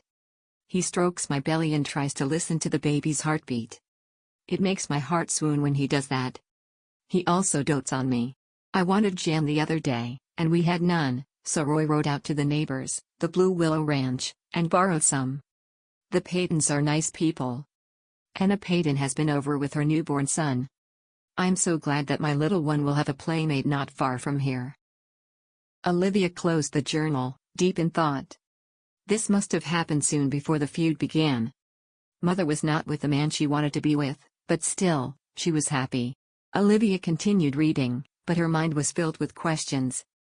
Her mother wrote about growing nervous about having the child, but then there was a long pause. She did not write for weeks. I should send Mary a letter. It has been too long since we wrote.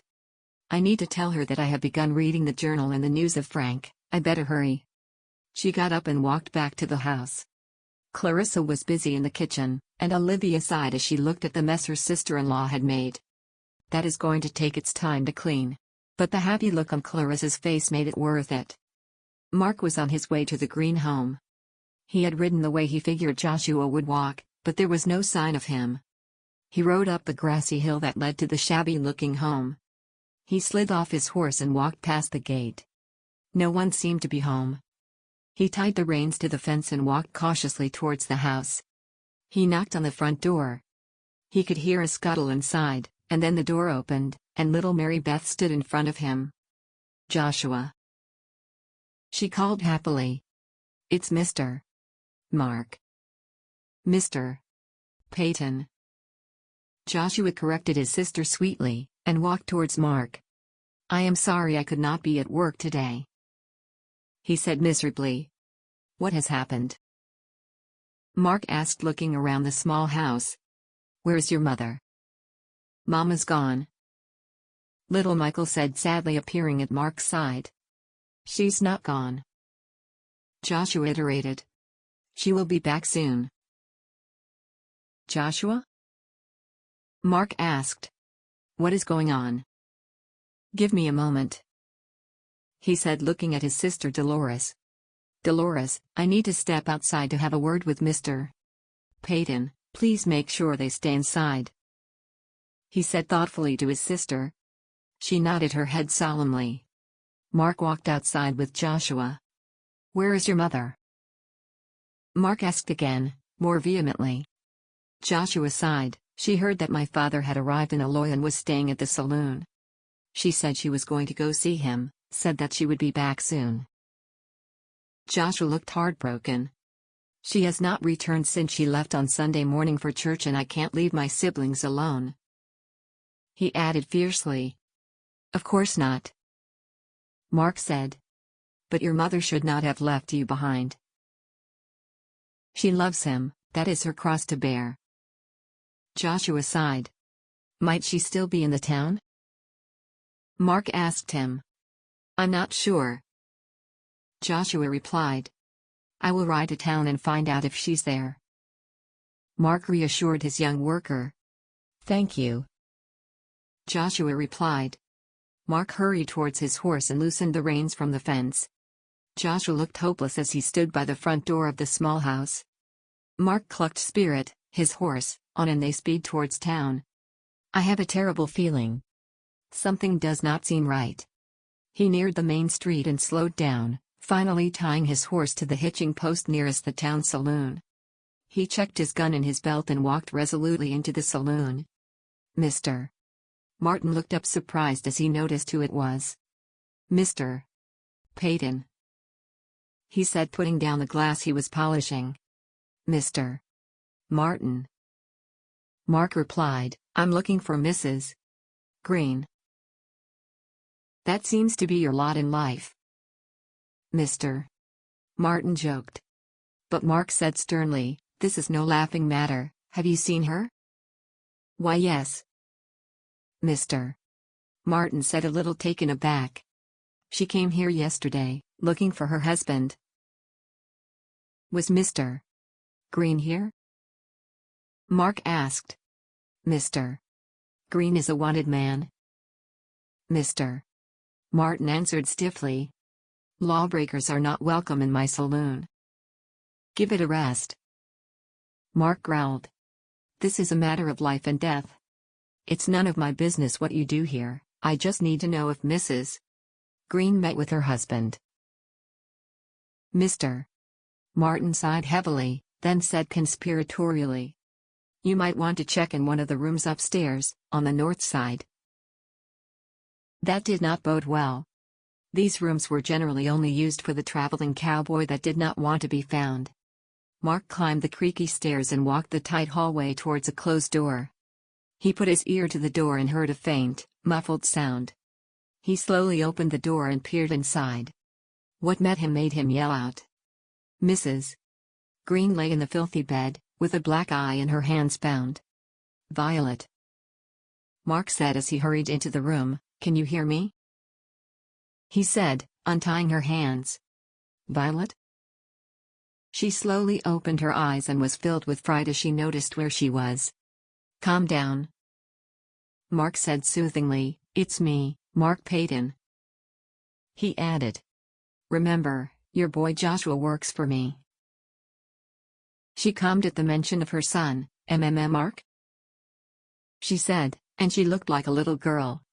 Violet Green looked around the room and burst into tears. Where is Jeb? She asked, frightened. I don't know. Marc said as he helped her stand up. But I am taking you straight to Doc Bourne. No. She yelled, No, no, no, please. Just take me home. She pleaded. That is not an option. Marc said, guiding her out of the room. Violet was too weak to protest. He helped her down the stairs and glared at Mr. Martin. You don't harbor lawbreakers? He bellowed. How do you explain this then? Mr. Martin turned as white as a ghost and spluttered, I had no idea. Save it. Marc barked. You are partially to blame for this. Marc turned and left the saloon. He half carried Violet over to Doc Bourne's office. What has happened? Doc Bourne said as he opened the door and looked at the state of Violet. Come on in. He helped her into his office. Marc was about to follow when he heard the sound of hooves speeding off from behind the saloon. He turned around and tried to make out the riders, but the cloud of dust hid them. He could swear though that one of the riders kept turning around to look at him. Marc turned around and entered the doctor's office. What has happened to her? Dr. Bourne said as soon as Marc came inside. Her piece of trash husband, I suspect. Marc muttered. Oh, dear. Dr. Bourne said as he led Violet to a chair inside the office. Will she be all right? Marc asked anxiously. Dr. Bourne turned around and gently took Violet's hand in his own. She had stopped crying, but she looked absolutely broken. Dr. Bourne turned her hand around, and she winced. It might be broken, at least a bad strain. I will clean her eye and set her arm. You should make a full recovery, Violet. He said kindly to her. Thank you, doctor. She said weakly. Can I leave her here with you? Marc asked him. I need to go back to see her children. Yes, isn't her oldest working for you? Doc Bourne asked. Joshua, yes, he's my worker. Marc answered, I must go. Go, my boy. Dr. Bourne said, Mrs. Green will stay here, and she can stay with me tonight if need be. Thank you, Marc said gratefully. The doc realizes the possible dangers the Green family is in. Please take care of my children, Violet said, her voice stuffy with emotion. You have my word, Marc said solemnly. That I can promise you. Thank you, Violet sobbed. I will be back later, Marc said to Doc Bourne, then he hurried back to his horse. When he neared the hitching post, he noticed someone had untied Spirit's reins. Who could have done this? Thankfully, Spirit had stayed at his place, the loyal creature he was. Let's get going, he said as he mounted, and Spirit seemed to realize the seriousness of the situation. They sped back towards the Green home, and the uneasy feeling inside intensified. Was it Jebediah Green that I saw riding from the saloon? Marc mused as he neared the shack. When he neared the turn in the road that leads to the Green family home, something grabbed his attention above him. Spirit neighed irritably and shook his head. Marc looked at the sky and noticed a dark cloud, twisting into the air. At once his senses were assaulted with a horrible sour smell. Smoke. Marc felt a shiver run down his spine. The smoke seemed to be coming from above the Green home. Chapter 21. Marc pulled Spirit's rein and clicked his tongue, encouraging the horse to run faster. Dear God, please do not let me be too late. He turned by the grassy road and gasped at the sight that greeted him. The Green shack stood in flames. Spirit pulled backward, afraid of the fire. Calm down, Marc said, holding on to the reins as Spirit rose on his hind legs, rearing up. Shh, calm boy. He stroked the horse's mane but realized it was pointless. He dismounted awkwardly, trying to calm his frightened horse. Stay here, he said, staring the black stallion in the eye. The horse reared its head, and Marc turned towards the burning house. Where are the children? He thought desperately, as the heat from the fire embraced him. He walked closer and heard a child whimpering. He looked towards the fence and sighed hugely. There sat in a huddle little Dolores, her arm around Mary Beth and Michael. Their faces were covered in soot. Marc crouched down to their level. Where is your brother? Marc asked the frightened children. Where is Joshua? Dolores was silent with terror and Mary Beth sobbed quietly. Finally, little Michael pointed to the burning house. He's getting thirsty, the boy said miserably. He's inside the house? Marc said worriedly. He got up and ran towards the house. He pulled up his handkerchief and covered his nose and mouth. Joshua, he called into the fire. Joshua. Marc peered even closer and managed to look inside the front window. What he saw made his insides twist. A motionless figure on the floor. Joshua, he yelled. Clarissa and Frank sat side by side in the carriage as the horses slowly pulled them onwards. They had just been to town, Clarissa posting a letter to her friend Beatrice and replenishing her stationaries. Frank had suggested they go together, a chance for them to have some alone time. I am truly blessed to have met you, Frank Wagner, Clarissa mused happily as she rested her head on his shoulder. I hope Olivia likes the stationery I bought her, Clarissa said to her husband. I'm sure she will, Frank replied. Clarissa wanted to thank Olivia for her help and generosity. Also, she had helped her let go of her anger yesterday, after church. Frank had been lovely, walking with her as she picked flowers from the back garden. Your sister is really sweet, Clarissa said, smiling. That she is, Frank agreed. Such a shame that Andy. Clarissa suddenly stopped speaking and sat up straight. What is that? She gestured. What are you talking about? Frank asked, looking in the direction that Clarissa was pointing.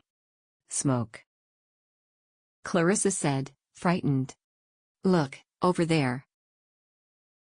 A cloud of smoke was clearly visible from the outskirts of the town. Dear God, Frank muttered. I will bring you home, then go help. No, Clarissa objected.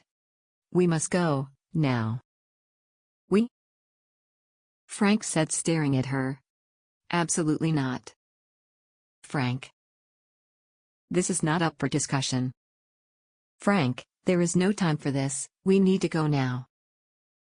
Clarissa said determinedly. All right then. Frank finally said. But you stay back, do you understand? Yes. She replied. I will not be able to concentrate if there is a possibility you are in danger. Frank said sweetly, holding her hand up to his lips. I will be safe. Clarissa smiled. Now let's hurry. Marc looked around the burning house. The roof will fall in, for sure. I must be careful where I enter. He bent down and walked to the back side of the house. The window above the bed had broken. Marc looked around and found a rock nearby. He grabbed it and hurried to the broken window. Carefully he broke the remaining glass, and although he was careful, it still caused the fire to roar against him. Marc took a deep breath and climbed into the burning house. His eyes watered from the heat, but his handkerchief gave him a little protection. He could hardly see anything, and he slowly crawled towards the motionless figure on the floor. Joshua. He coughed. Joshua, wake up. He tried to push Joshua, but he made no sound. Marc noticed as he neared Joshua that he was cowering over a bundle of material. Marc pulled the bundle from Joshua's grip, and at that the boy pulled back, trying to resist. No. Joshua gargled. Joshua. Marc said close to his ear, Joshua, it's me, it's Marc. The bundle in Joshua's arm moved. Rosie. Marc pulled the bundled up baby from Joshua and laboriously pulled Joshua towards the window. Come on. Marc gritted through his teeth. He let go of Joshua and began climbing out of the broken window with Rosie. I will be back for you. Marc yelled at Joshua. The tiny house was now filled with smoke and he could hardly see anymore. He climbed onto the windowsill and jumped blindly out. He landed on his side, desperately trying to keep baby Rosie away from the ground. He stumbled up and shook his head as he tried to see where the other children sat. Finally, he made out where they were sat. Keep her safe, Marc said as he handed the bundle towards Dolores. She took her sister, looking terrified at the soot-covered Marc. Marc turned back towards the house. I'm coming, Joshua. The road got more arduous as they neared the source of the smoke. The carriage was heavy, and soon it would not be able to drive up the grassy hill. I think we cannot go further, Frank said as the horses pulled with all their might, but the carriage hardly moved. You stay with the carriage, and I will walk, Frank said. Let me go with you, Clarissa pleaded. I will stay back, but please do not leave me. Frank was about to object when a loud cry was heard from where the smoke came. You stay behind me, and when I tell you to stop, you do so, all right? He said gravely. Yes, Clarissa replied honestly. I promise. They parked the carriage and Frank jumped off, helping Clarissa step down. They ran towards the flames. Does anyone live here? Clarissa asked, looking around. I think there is a small house up there, Frank replied. They hurried up the hill, and Clarissa gasped as she noticed Spirit, standing alone in the shelter of a tree. Spirit, she cried. Frank, this is my brother's horse. Marc must be here. Stay here, Frank ordered. Clarissa looked frightened but agreed. Frank ran up the remaining road and covered his mouth with his arm. As he saw the enormous flames that once must have been a house, he saw Marc climbing into the burning ruins. Marc, he bellowed. He ran past the gate, and as he looked around he noticed the 4 children huddled together crying near a pile of hay. Hey, there! He stopped at once and walked towards them. Is someone still inside? He asked. My brother, the oldest child said. Joshua is still in there. She pointed, and tears welled in her eyes, but she refused to let them fall. I will be with you in a moment, Frank said as he ran towards where he had seen Marc disappear into the house. He looked into the window and saw Marc trying to heave someone out. Wait, he called. Marc. The crackling of the fire drowned out all sound. Marc continued to try and lift the figure, but Frank got closer to the window and yelled with all his might, Marc, Marc turned around, and a brief look of relief appeared. "Help me carry him out," Marc called. "The roof's about to crash." Frank nodded and got closer to the window, preparing to reach inside. But as soon as he came closer, a large piece of the roof collapsed. Frank barely managed to jump away from the rumble. "Marc," Frank called, but he could no longer see inside. The whole side had collapsed. Marc managed to turn his back towards the falling debris just as it fell. He lay over Joshua, protecting his body. He felt a heavy piece of wood on his back, but thankfully nothing had pierced through him. "I must find another way out. We do not have long." He looked around and saw his only option. He would need to jump through the closed door. Marc pushed with all his might the massive piece of wood from his back, but was pushed down at once. "I will have to crawl forward." He pushed Joshua forward, trying to protect him. An ominous sound from above made Marc push Joshua haphazardly to his side, and he managed to move under the wood, freeing himself. The creaking sound from above grew louder. "This is our final chance.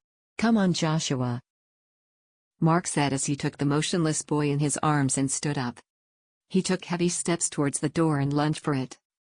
The splinter of wood was everywhere, but he could not have been a moment later. As Marc landed on the grass, the heavenly fresh air filled his nostrils. "We made it," Marc coughed. He felt hands drag him away from the house and he tried to open his eyes. "Frank?" he asked. "It's me," Frank replied. "Thank the Lord you are alive." "Where are the other children?" Marc asked, gingerly sitting up. "They are here," Frank said. "Please, Marc, you should lie still for a moment." Marc was about to retort when a voice shrieked, "Marc!" "Clarissa!" Frank reprimanded. "I told you to stay behind." "Marc!" Clarissa whimpered, running towards her brother. "Marc, can you hear me?" she asked, stroking his hair away from his eyes. "Clarissa!" Frank reiterated. "This is not safe. Please, take the children back towards the carriage." "Children?" She turned around and noticed the 4 children. "Hello there, come on," she said kindly, offering her hand. "Let's go together." Little Michael looked at her for a moment before he took her hand. "Let me help you," Clarissa said to Dolores, who was struggling to hold her baby sister. "No," Dolores said fiercely, holding tightly to her sister. "What's your name, sweetheart?" Clarissa asked kindly.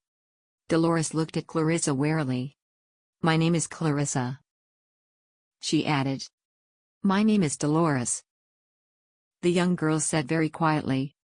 "That's a pretty name," Clarissa said. "And what is your names?" she said, turning to the 2 other children.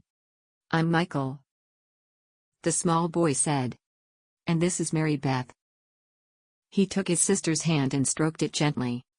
"This is Rosie," Dolores said, finally looking at the small girl in her arms. "What do you say about I hold the baby, and you hold your brother and sister's hands?" Clarissa suggested gently. Dolores looked at her sister and brother and nodded.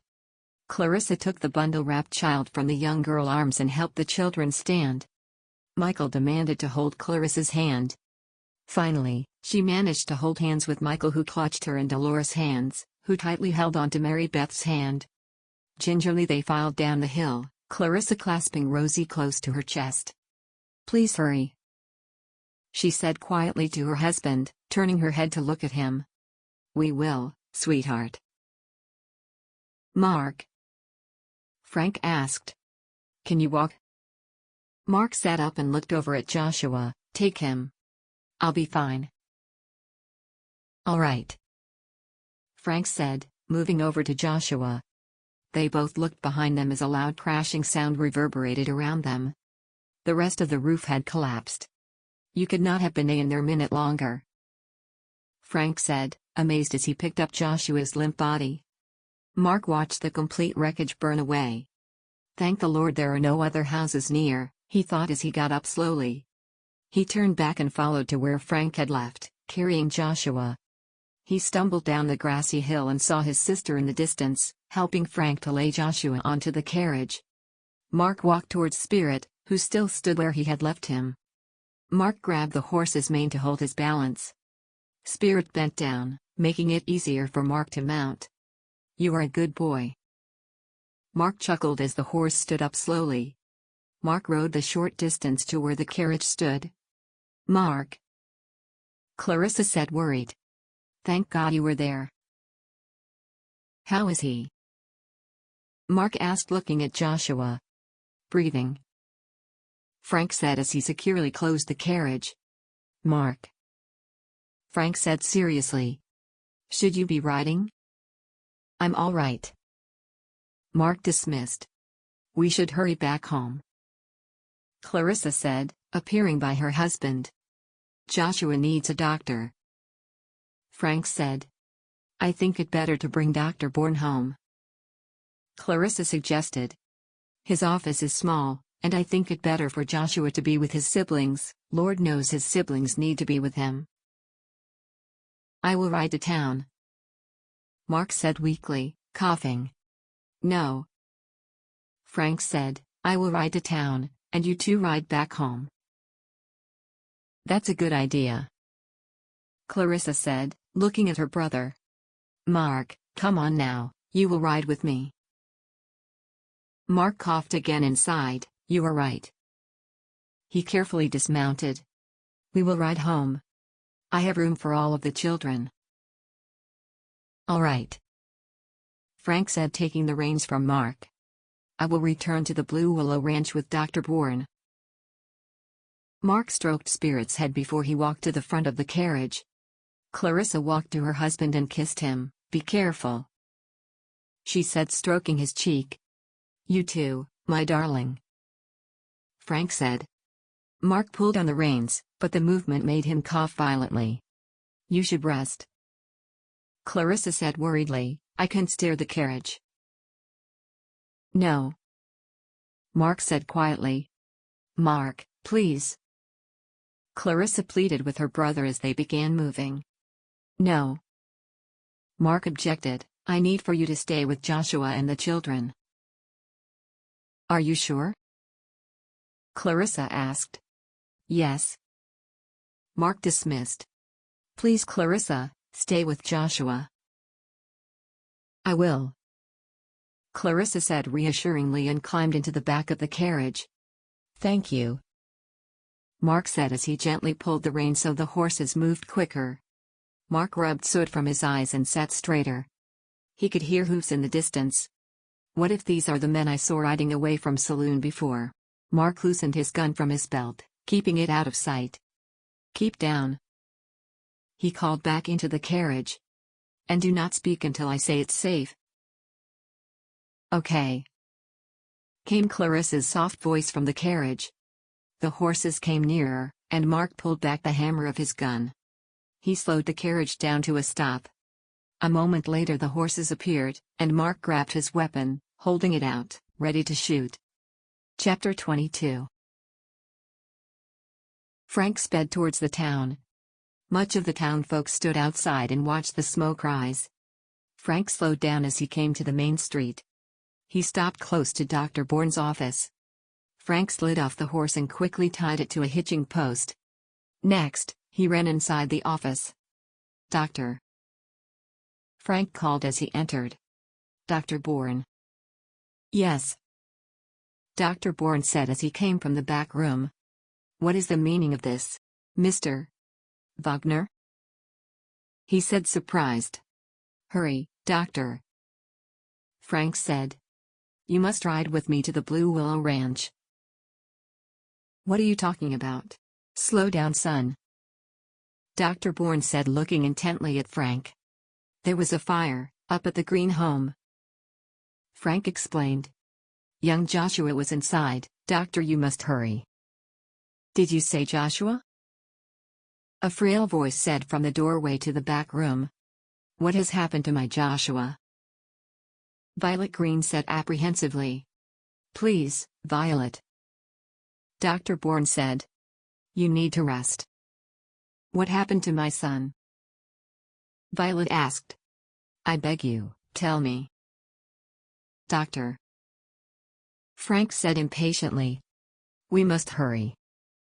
What happened to my son? Violet shrieked and almost fell due to the strain. Mrs. Green. Frank said kindly, Joshua has inhaled smoke and he is weak, but he is breathing. I came to fetch the doctor. Dr. Bourne scoffed as Frank spoke, but Violet nodded her head. Thank you for telling me. She said calmer now. I am going to ask my wife to take you to my home. Doc Bourne said to Violet. You need your rest. Violet sobbed quietly but agreed, if you say so, doctor. I will need to grab supplies, and let my wife know. Doc Bourne said looking around for his leather bag. I can find your wife. Frank said. Is she at home? No, she went to the general store. He replied. I will fetch her. Frank said, already retreating. Please hurry. Frank left the doctor's office and jogged towards the general store. Frank? William said as Frank barged into the store. What has happened? I have little time.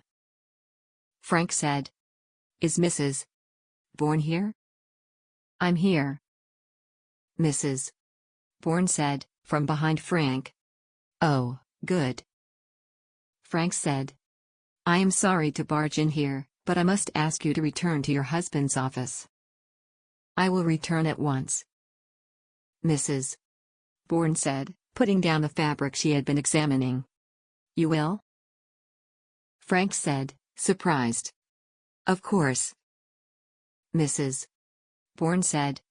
My husband would never have someone fetch me unless it's serious. She added. I'm sorry, William, I will need to come back later. Frank? William asked confused. What has happened? Frank turned to face him from the door. There was a fire. He said seriously. At the Green residence, young Joshua was injured. He added before leaving, following Mrs. Bourne back to the doctor's office. Dear. Dr. Bourne said to his wife, I need you to take Violet Green home. He looked intently at his wife. Keep her calm, and lock the door. He added seriously. I will. Mrs. Bourne said. Be careful. You too, dear. Doc Bourne said. It is as if they speak with looks alone, Frank noted amazed. Come now, Frank. Dr. Bourne said, turning his attention to him. Let's ride. Yes. Frank said. He hurried back to Marc's horse and untied the reins. They rode in silence, both determined to get to the farm as fast as possible. Frank looked back and could see the townfolk getting on their horses with buckets, riding towards the dark smoke. It is a blessing in disguise that the Green home is as remote as it is. Frank said. Something tells me the circumstances of this fire are most suspicious. Dr. Bourne said as they neared the crossroads between the two ranches. Frank said nothing but rode on, deep in thought. What is the reason behind all of this madness? Who is responsible for the fire? Marc held his gun out at the newcomers, but immediately put down his weapon. Sheriff? He said as Sheriff Blackwell appeared followed by his junior assistant, Ian Jennings. Marc Payton? Sheriff Blackwell said surprised. Were you at the fire? He said observing Marc's sooty clothes. I was. Marc said simply. Did you notice anyone leaving from the house when you arrived? Sheriff Blackwell asked him seriously. No. Marc replied. But I did see a group of men riding from town. Someone untied my horse as I was about to ride back here. Back here? Ian Jennings asked. Young Joshua Green is my worker. Marc said. He is in the back. He gestured to the carriage. I'm sorry, gentlemen, but I must get going. Joshua is not well, and he needs care. You were the one that brought Violet Green to Dr. Bourne? The sheriff asked shrewdly. I was. Marc replied. Good. Sheriff Blackwell said.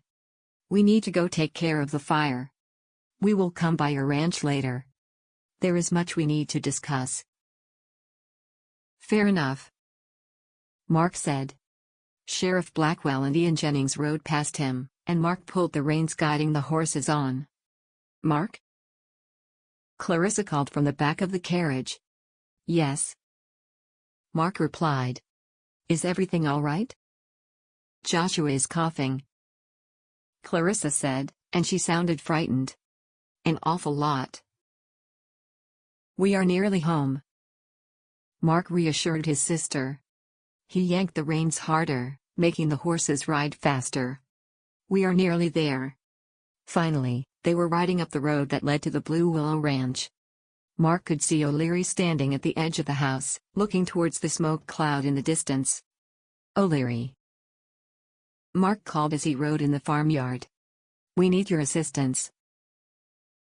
O'Leary hurried back as fast as he could.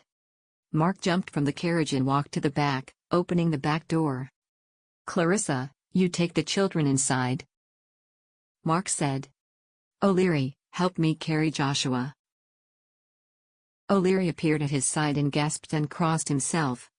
What in the name of the Lord happened? There was a fire, Marc said. We need to get him inside. O'Leary helped Marc carry Joshua inside the house. Let's lay him in here, Marc said, pointing to Clarissa's old room. They laid him down on the bed, and O'Leary hurried to open the window. We need the doctor, O'Leary said. He is on his way, Marc said. Frank went to get him. I will get water, O'Leary said, leaving the room. Marc watched his young worker struggle to breathe. Come now, Joshua, do not give up. Fight. A commotion outside was heard, and soon Dr. Bourne's booming voice was heard. Where is he? In here, doctor, Marc called. Doc Bourne pushed open the door and entered. Immediately he sat by Joshua's bedside, listening to his heart with his stethoscope. He continued to examine him, Marc standing close by. How is he? Marc asked. I need to treat this burn on his arm, Doc Bourne said. And I need to observe his breathing. I do not like the sound of it, not at all. Olivia stood out by the small vegetable patch and watched transfixed at the smoke cloud in the distance. What has happened? She wondered. She picked up the basket with vegetables and returned to the house. At the same time, Andy entered the house. Had Frank and Clarissa not returned yet? Andy asked, looking around the house. No. Olivia said. Andy, did you notice the smoke? Yes, he replied. What do you think has happened? She asked. Dark smoke like this almost always means a big fire, Andy said somberly. Oh, I hope no one is hurt, Olivia said concernedly. A knock on the door made both of them look at each other. I will answer, Andy said, walking towards the front door. Hello? He said uncertainly.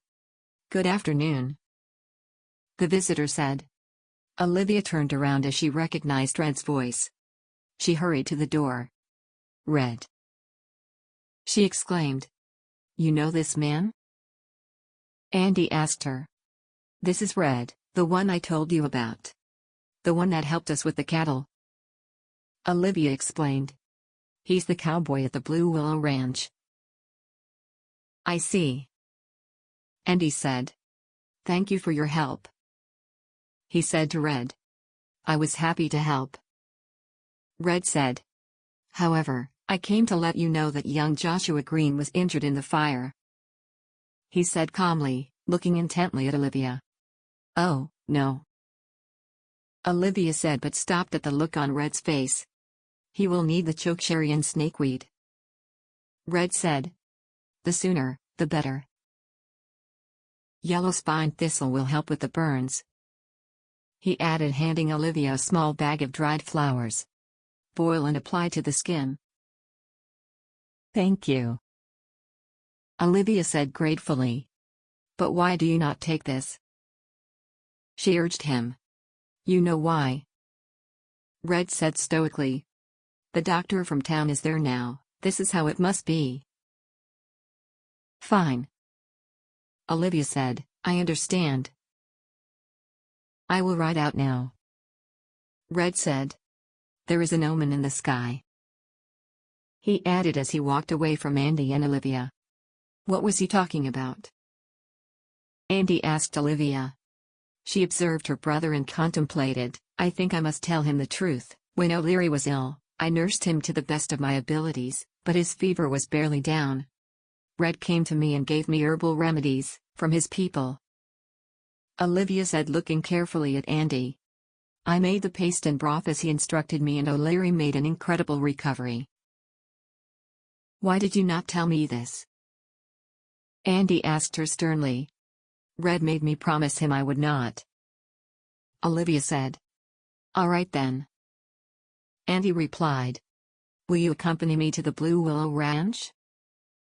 Olivia asked. Yes. Andy said at once, causing Olivia to look at him surprised.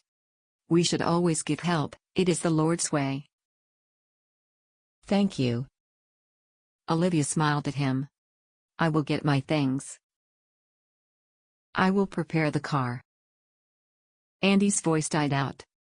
Frank has not returned with the carriage. After a moment's pause, he said, we will have to ride then. I will go change. Olivia said, hurrying into her room. She changed into her riding pants. Once I hardly ever wore these, now I seem to wear them every other day. Olivia returned to the kitchen and grabbed the remaining paste she had made for O'Leary. Andy was outside preparing their horses. Olivia closed her bag, with the bag Red had given her, along with the snakeweed and chokecherries. Should I not bring food? Olivia asked just as they were about to leave. Andy could not help but chuckle. Dear sister, you always worry people will not eat enough. Oh, I know, but Marc has been alone in the house. Olivia pondered. I will grab a little food, just in case. Marc left Dr. Bourne as he dressed Joshua's burn wounds. He could hear O'Leary talking to Frank outside. Clarissa had the children in the sitting room, and they looked miserable as they huddled together. How is the little one? Marc asked. She seems to be all right. Clarissa said, amazed. I will ask Dr. Bourne to take a look at her, but she was completely covered in this quilt. Thank the heavens, Marc said, gently stroking the child's head as she slept in Clarissa's arms. Marc, Frank said as he stood in the doorway to the house, I think Sheriff Blackwell is riding here. I will greet him, Marc said and walked outside. Sure enough, Sheriff Blackwell and Ian Jennings were riding up the farmyard. Afternoon, Marc said, tipping his hat to the newcomers. How do you do? Sheriff Blackwell greeted as he dismounted his horse. How is the green kid? Dr. Bourne is with him now, Marc replied. Good. The sheriff replied. Is the boy in that room?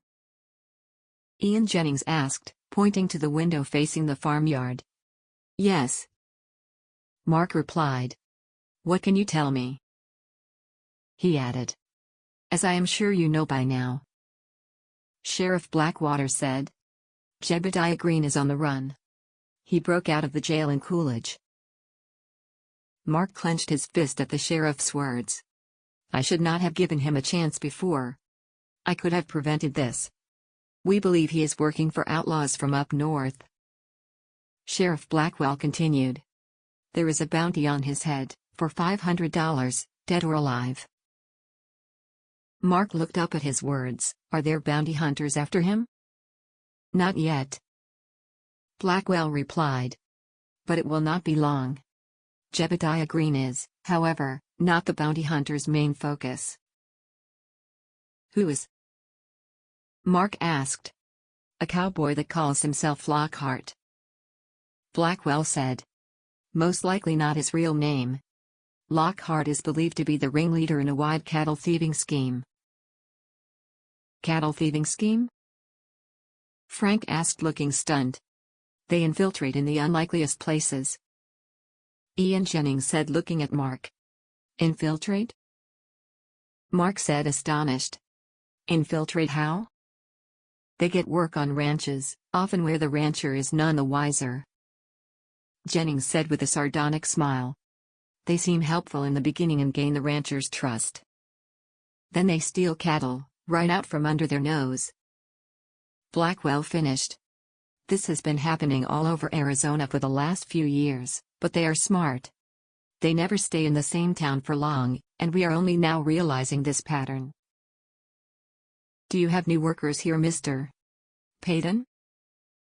Jennings asked. Workers that you perhaps know little or nothing about? What are you insinuating? Marc asked, his temper rising. Just that these are dangerous men. Sheriff Blackwell said. And I believe that boy is in great danger. Why is that? Marc asked, looking away from Jennings' face. He has most likely seen Lockhart's face. Blackwell said seriously. He could identify him, he might even know his real name. Those men I saw, riding away from the saloon? Marc asked. We believe it was them. Ian Jennings said. And they saw you with Mr. Green's wife. Do not tell me that Jebediah Green believes I was untoward to his wife? Marc yelled, appalled. Yes. Sheriff Blackwell said simply. It is most likely they will try to get to the boy. I will protect him. Marc said at once. I will stay up all night. I thought you would say that. Blackwell said with a slight grin. We will be guarding the perimeter tonight, but you are going to need to have someone at every side of the house. I will stay. Frank said suddenly. He had been standing close by listening to their conversation.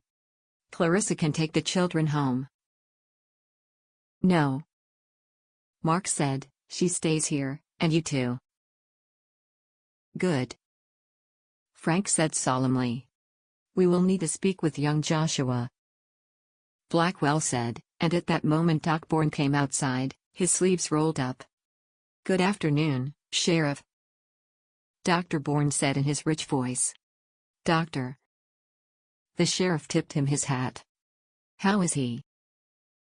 Marc asked him. He is sleeping. The doctor replied. There is not much more I can do for now. He sighed and mopped his forehead with a handkerchief. This boy is a hero. He continued, I took a look at the youngest child, who he returned to the house to get, to the best of my understanding. He covered the child in a quilt, and she is fine. Not a scratch on her. Thank the heavens. Frank said. But I would like to return home, gentlemen. Dr. Bourne said. My wife is taking care of Mrs. Green, and by the sounds of it, they should not be alone. You are right. Sheriff Blackwell said. You can ride back with us. Someone needs to sit by the boy tonight. Dr. Bourne said to Marc, I will be back early tomorrow morning. Yes, we will take care of him. Marc said. We will be close by. Sheriff Blackwell said. Be careful. He added, looking between both Marc and Frank. But I see you will have reinforcements tonight. He added as he noticed Andy and Olivia Wagner riding towards the ranch. Chapter 23. Olivia? Marc said, surprised as she and Andy came closer. Hi. She smiled sweetly. Well, we will get going. Sheriff Blackwell said. Miss. He bowed his hat. Marc looked away from Olivia as he watched Sheriff Blackwell, Ian Jennings, and Dr. Bourne leave. Frank walked towards his siblings, taking their horses. Olivia, what are you doing here? Marc asked her as she walked closer to him. I'm here for Joshua. She said. You are? Marc replied, looking confused. Red came over and told me what happened. Olivia said carefully. He said I might help. Andy looked at her as she spoke. Olivia looked back, silently asking him to say nothing. He was right. Marc said, and Olivia sighed. Come inside. You too, Andy. He added. Olivia? Clarissa said, shocked. And Andy? We will explain later. Olivia said, smiling at the small children that had all cuddled around Clarissa. Miss Olivia. Little Michael said as he noticed her, his small face looking tired but happy to recognize someone. Hello, Michael. Olivia said sweetly, walking towards him. It's so good to see you again. Miss Olivia? Michael said timidly. Yes, what is it, sweetheart? Olivia said, stroking his hair gently. I'm scared. He said very quietly. Olivia fought her sob from escaping her lips. That's all right. She said very kindly. You are safe now. Do you see all these people? She gestured to the 3 men behind her. Uh-huh. The small boy nodded, his eyes wide as he looked at the men. They are all very strong and very brave. Olivia spoke clearly, and the boy looked very impressed. They are going to protect you, and all your siblings. You are? He asked. We sure are. Marc replied. You betcha. Frank said kindly. Andy nodded solemnly at the boy. Wow. Michael said, a grin spreading across his young face. Olivia smiled with him and looked back at the men behind her. She and Marc locked eyes for a moment. Were you sent from heaven? Michael asked Olivia thoughtfully, causing all the grown-ups to hide their laughter. Why, what a sweet thing to ask. Olivia said. I think you came from heaven to help my mama, and all my brothers and sisters. He said seriously. It's hard to argue with that. Marc said, looking intently at Olivia. What is going on? Andy asked Marc as soon as Olivia had retreated into the room where Joshua lay. Marc retold the story of Mr. Green and the fire. This man set fire to a house with his children inside? Andy asked, appalled. What sort of a monster is this man? We cannot be sure that is what happened. Marc said. But the way he treated his family was despicable. He added, thinking about Mr. Green trying to hit Joshua the first time he met him. If your this Lockhart tries to get to him, I will be ready. Marc said darkly. We will stay with you. Frank said, looking at Andy, who nodded. Of course. Andy replied. Clarissa appeared next to Marc, still holding the sleeping Rosie. I think we should let the children rest in Mother and Father's room, she said to Marc. They are completely exhausted, and it would give me a chance to clean their clothes. Yes, Marc said. That's a good idea. Marc walked towards his parents' bedroom and stopped before he opened the door. He had not wanted to step inside the room since he returned home. He pushed the door open and prepared himself for dust and heavy air. But neither was there. The room looked clean, and it seemed to have been dusted not long ago. How odd, he pondered as he walked into the room. He turned around and pulled back the covers on the bed. It looked freshly made. This is strange. Clarissa came inside, holding Rosie in one arm and holding little Michael's hand, who yawned and rubbed his eye. Come, now, Clarissa said, and carefully laid Rosie in the bed. She helped Michael undress, and then, he crawled up into the bed next to his sister. Marc turned around, and the 2 girls came, holding hands, looking around the new room. I'll be in the kitchen, Marc said to his sister, as she turned around to help the remaining children to bed. She will make a good mother one day, Marc thought happily and smiled at her as she left the room a moment later, her hands full of clothes. What? She asked him, a curious smile on her sweet face. I'm just proud of you, Marc said. Thank you, Clarissa answered, looking a little confused but pleased. Marc could not believe how much his sister had changed in these past weeks. Gone was the frivolous girl that cared more about giggling and writing letters than her chores. Now Clarissa was a mature young woman. His heart swelled with brotherly love as he followed her into the kitchen. They fell asleep just as their heads touched the pillows. Clarissa said as she put the clothes into the wash basin and looked around the kitchen. "I'll make some coffee," she said, and began moving around. "Do you clean Mother and Father's room?" Marc asked her. "Me?" Clarissa said, astonished. "No, not since just after the funeral.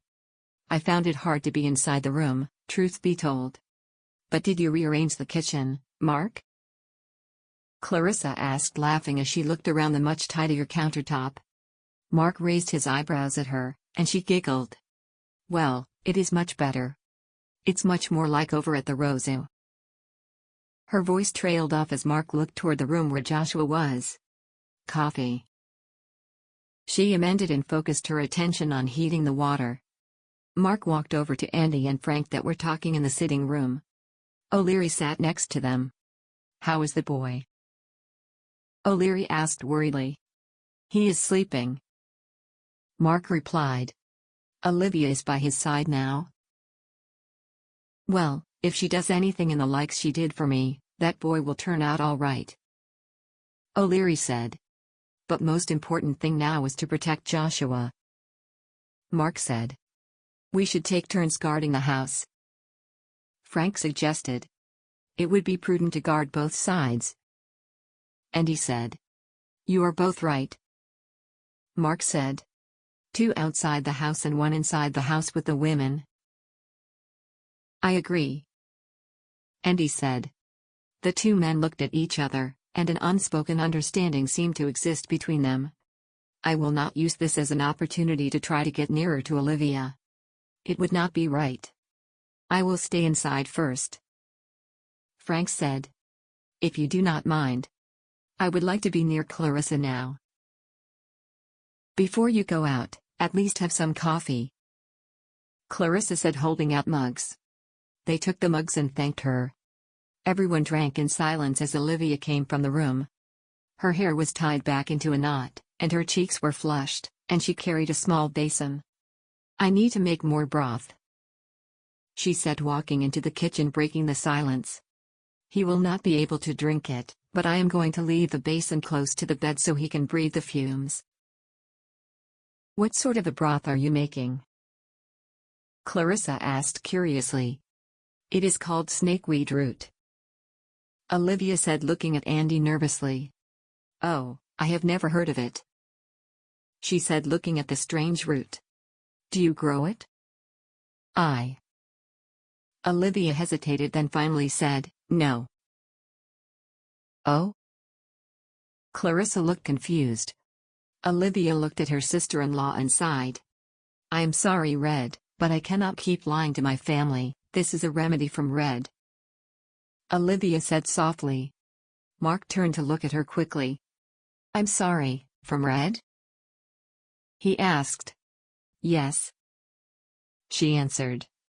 "You are using a herbal remedy from—" Frank began. "From his kind?"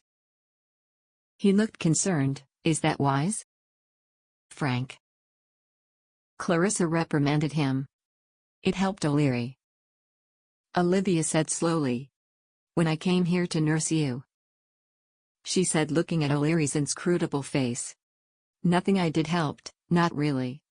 But then Red came to me and gave me these herbs. I was uncertain whether to use them or not, but the fumes alone seemed to help you," Olivia said. "I applied the paste on your chest, and the next day, your cough was as good as gone," she added. "I trust Red," she said more confidently. "As do I," said Marc. "The remedy was from Red?" O'Leary asked aghast. "Yes," Olivia said quietly. "He begged me not tell you where it came from, but I cannot keep lying, not when it means claiming these remedies as mine when they are not. I need to get some air," O'Leary said, and left the house. "He will be all right," Marc said. "I think he is battling his conscience now." "We should go out," And he said, looking at Marc. You were right. Marc said, putting down his coffee mug. A few hours later, the house was quiet but tense. Clarissa sat next to the children's bed, half asleep. Frank was inside walking back and forth. And he stood behind the house, clutching his gun, ready to fire quickly. Olivia was inside Joshua's room, applying the paste on his chest and placing a mug from the basin of broth close to him, to make him breathe the fumes. Marc stood at the farmyard looking eagle-eyed around the land ahead of him. Come inside and get some more coffee, Frank said from the doorway. I will relieve you. Thanks, Marc said, looking up at the moon. He returned to the house, and Frank took his place instead. Marc walked into the kitchen and grabbed his mug from the kitchen table. He poured himself more coffee and had barely returned the coffee pot on the stove when Olivia walked into the kitchen, deep in thought. Oh. She stopped as she noticed him. You startled me. She smiled at him. They were alone together in the kitchen. Forgive me, Marc replied sweetly. Always. Olivia sighed. I want to thank you for being here, Marc said quietly, not wanting to break the spell that surrounded them. I would not want to be anywhere else, Olivia replied solemnly. My dear Olivia, Marc said as he took a small step closer to her. Oh, Marc, Olivia said emotionally. I wish things were different, Marc whispered as his hand stroked a golden lock that had fallen into her face. Olivia closed her eyes at the touch. I dream of your embrace, Olivia said so quietly she might not have uttered a sound. Olivia, Marc said, and gently stroked her cheek. Olivia looked at him with tears in her eyes, resting her cheek in his palm. Marc moved his face closer to her, his lips hovering over hers. Then suddenly Frank called his name, breaking the spell. Forgive me, he said sadly as he walked away from her. Marc walked back outside, his senses reeling from being so close to Olivia again. Frank, who seemed none the wiser, was leading Marc to the edge of the farmyard. What is it, Frank? Marc asked, annoyed as Frank had not said a word since calling his name. Here, Frank said as they stood near the fence. In the darkness stood Red. Red? Marc asked, surprised. What are you doing out here? Come inside. No, Red said simply. I came to warn you. About what? Marc asked. Not everything is as it seems, Red said seriously. What do you mean? I was resting uphill, near the animals. Red began, his voice barely louder than a whisper. When I heard voices. Voices? Marc stressed. Who did you hear? Did you recognize them? I did, Red answered simply. You should guard the west side and be careful not to be fooled. Fooled? Marc asked, fooled by who? Red looked towards the moon and became very still, as he concentrated on listening. I must go now, but protect the boy, Red said, turning around. Red, Marc called. You need to explain yourself. I must go, Red said. I need to protect the animals. Is someone after the cattle? Marc asked him. I can protect them tonight, Red said. But you need to protect young Joshua. And with that, he disappeared into the darkness. He sure is a strange man, Frank said. That he is, Marc said, feeling annoyed. We should listen to what he said? Frank looked at Marc. Should we not? Marc was deep in thought. Or do you think Ian Jennings was talking about him before? Frank said in low tones. Do you think he meant Red? Let's go talk to your brother, Marc said, ignoring Frank's question. Do you have new workers here? I'm sure he was talking about Red. It has no doubt been heard throughout town that I hired him, and I know almost nothing about his past. Is it possible he fooled me? Frank followed Marc to the back of the house, where Andy stood vigilant in his wake. As they approached him, Andy said softly, "Frank, you should go see to your wife." In an authoritative tone. Something about Andy's posture was off. Marc nodded his head to Frank and whispered, "Lock the house. Let no one in." Frank turned around and sauntered back into the house. Marc walked closer to Andy, stopping by his side. "The moon shines bright tonight," Andy said, looking towards the sky. "That it does," Marc replied, feeling Andy turn slightly to the left. "Have you seen your cowboy tonight?" Andy asked, and as he spoke, he turned to look at Marc. "Yes, I have," Marc replied, but then he noticed Andy looking in a direction to their left. He glanced in the same direction rapidly before he looked back towards the sky. Marc took a sip of his cooling coffee and chanced to glance at the direction Andy had indicated. There it was. A pair of eyes watching them, half hidden behind leaves. Someone is watching us close. But perhaps they think they are still unnoticed? Might Andy be trying to trick them?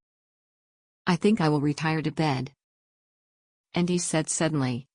"I do not think anyone will come for the boy." Andy turned around and said barely audibly in Marc's ear, "Lure him forward, I will approach from the west side. Here, could you take my mug?" Marc said, handing Andy his mug. Andy took it, and Marc nodded discreetly. "I think you are right," Marc said, then added, "Andy, could you see if Violet is still awake?" Andy looked at him for a moment before he answered, "I will check on her." Andy left, and Marc waited a little while before he walked forward, sitting down at the tree stump. He looked towards the stars and sighed, "Soon, Violet, we will be able to be together. At last." A rustle in front of Marc caught his attention, but he kept resolutely watching the sky. Then a familiar voice said, "Violet will never be yours." Chapter 24. Jebediah. Marc said as he looked down from the sky, at the ratty-looking Jebediah Green, who stood in front of him, pointing a rifle towards Marc. "Why did you come here?" Marc asked. "It was a mistake." "Shut up," Jebediah shrieked. "I should shoot you." "Admit your loss, Jebediah," Marc said calmly. "Violet is with me now." "I knew it," Jebediah said, spewing rage. "She lied. But I knew. Ever since you came to my house, I knew," he spluttered, stepping closer to Marc.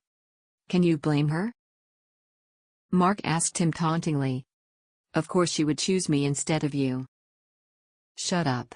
Shut up," Jebediah bellowed in his fit of rage.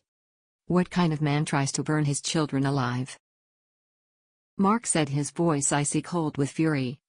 "Not a man, a coward," he added. Jebediah seemed to falter at his words. "It's that boy's fault," Jebediah spewed. "If it wasn't for that boy, the lamp would not have fallen and started the fire. I did nothing. He should not have pushed me." But his words were caught short as Marc lunged at him. He pushed the rifle towards the sky and wrestled him towards.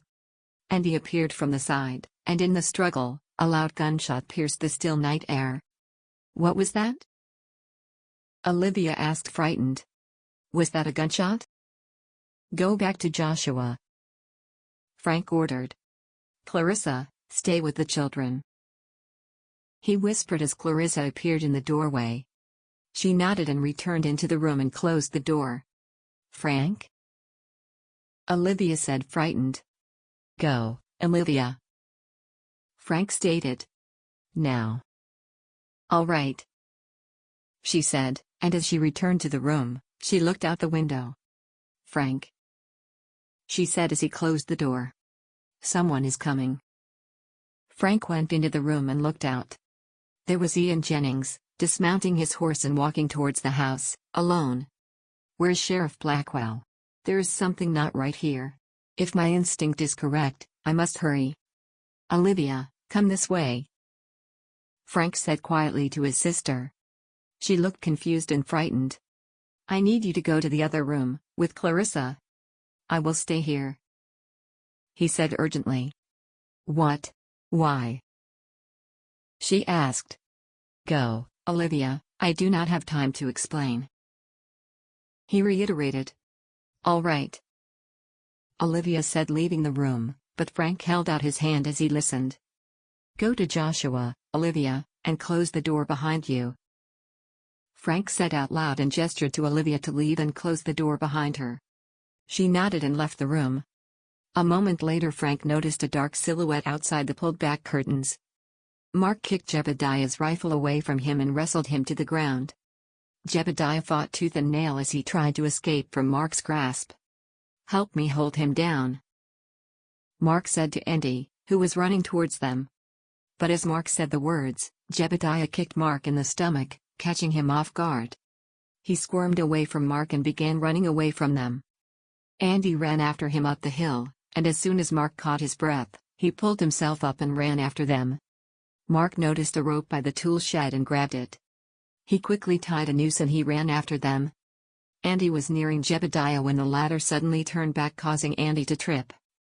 Marc stopped running and threw his rope high in the air. He waved it in a large circle and waited until the exact right moment. He lassoed Jebediah, who fell flat on his face. Marc pulled the rope tightly around him and held him tightly. Andy appeared at Jebediah's side and could not help but grin at the pathetic man as he squirmed on the ground like an animal. Let's tie him up, Marc said, and Andy held Jebediah as Marc tied his feet and hands together. We will keep him in the stable, Marc said as he stood up. Until Sheriff Blackwell gets here. I will carry this scum, Andy said, lifting Jebediah easily. You will not get away with this. Jebediah hissed. Shut up, Andy said. We should gag him too. I don't much fancy listening to his poisonous words till daybreak. Not just yet, Marc said as they walked back towards the house. I want some answers. I will never tell an adulterer like you anything, Jebediah barked. Should I tell him? Marc said to Andy, who chuckled softly. Violet's not here, Marc said to the lump on Andy's back. She was never here, and you will never get to see her again. Liar, Jebediah screamed. I heard you, and I saw you. You will never get to harm your family again, Marc said darkly. You have my word. I will protect them. You can't even protect your own house, Jebediah cackled. Andy looked at Marc. It's too late now, he continued. The boy will never be able to tell, never. Go, Andy said to Marc. I will take care of this one. Frank reached for his gun, pulling back the hammer. Joshua stirred in his bed as a rustle sounded at the window. Jennings was trying to open the window. Stay down, Frank whispered to Joshua, who was opening his eyes. Olivia, Jennings said at the window. Olivia, this is Ian Jennings. Frank and Joshua stared at the window.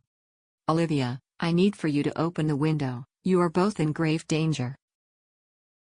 The rusting sound grew louder. He was trying to pry the window open. Come now, this boy is not safe inside the house. I will take him out the window and ride with him to safety. You can trust me. Frank's insides burned with rage. He turned to Joshua and mouthed for him to go under the bed. Joshua looked confused at Frank, who mouthed, Go beneath the bed, I'm going to open the window. Joshua nodded gravely and carefully climbed out of bed. He could barely stand, but he silenced his grimace as he bent down and crawled under the bed. Miss Wagner? Jennings said, his voice growing irritable, I will have to break the window. I do not want you to get hurt. Frank stood up lightly and pulled out his gun, pointing it at the window. He reached his hand to the curtain, taking a deep breath before he yanked back the curtain. Step away from the window, Frank said authoritatively. Now. He pointed his gun at the sheriff's assistant's shocked face. What do you think you are doing? Jennings growled. Move aside, Wagner. That's not going to happen. Frank replied, calmer than he felt. Jennings peered inside the room, moving his hand to his belt. He's reaching for his gun. Frank thought, I must act now. Before Jennings looked back at Frank, he lunged at the window, breaking it with the handle of his gun, showering Jennings in broken glass. Ah! Jennings cried out in shock as he stepped backward, his hands bleeding. You will pay for this. He bellowed as he stepped towards the window again. Frank pointed his gun at him but hesitated as his finger trembled at the trigger. I cannot kill him. His hesitation cost him as Jennings grabbed his gun, pulling Frank toward the window. He twisted his arm, causing Frank to drop the gun. Frank blocked the window with his body. You won't get inside. Of course I will. Jennings said. Actually, you won't. Marc said from behind Jennings, pressing the barrel of his gun to his back. Marc pulled harshly at Jennings as he led him in front of the house. Andy, tie him up, he said as he neared the stable. Andy nodded and walked towards them carrying rope. Ian Jennings?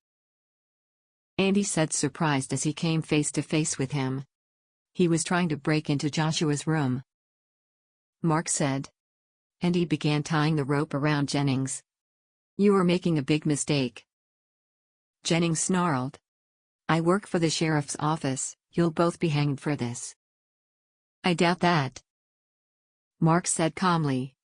Why were you trying to break into my house? He was going to take Joshua away, supposedly to safety.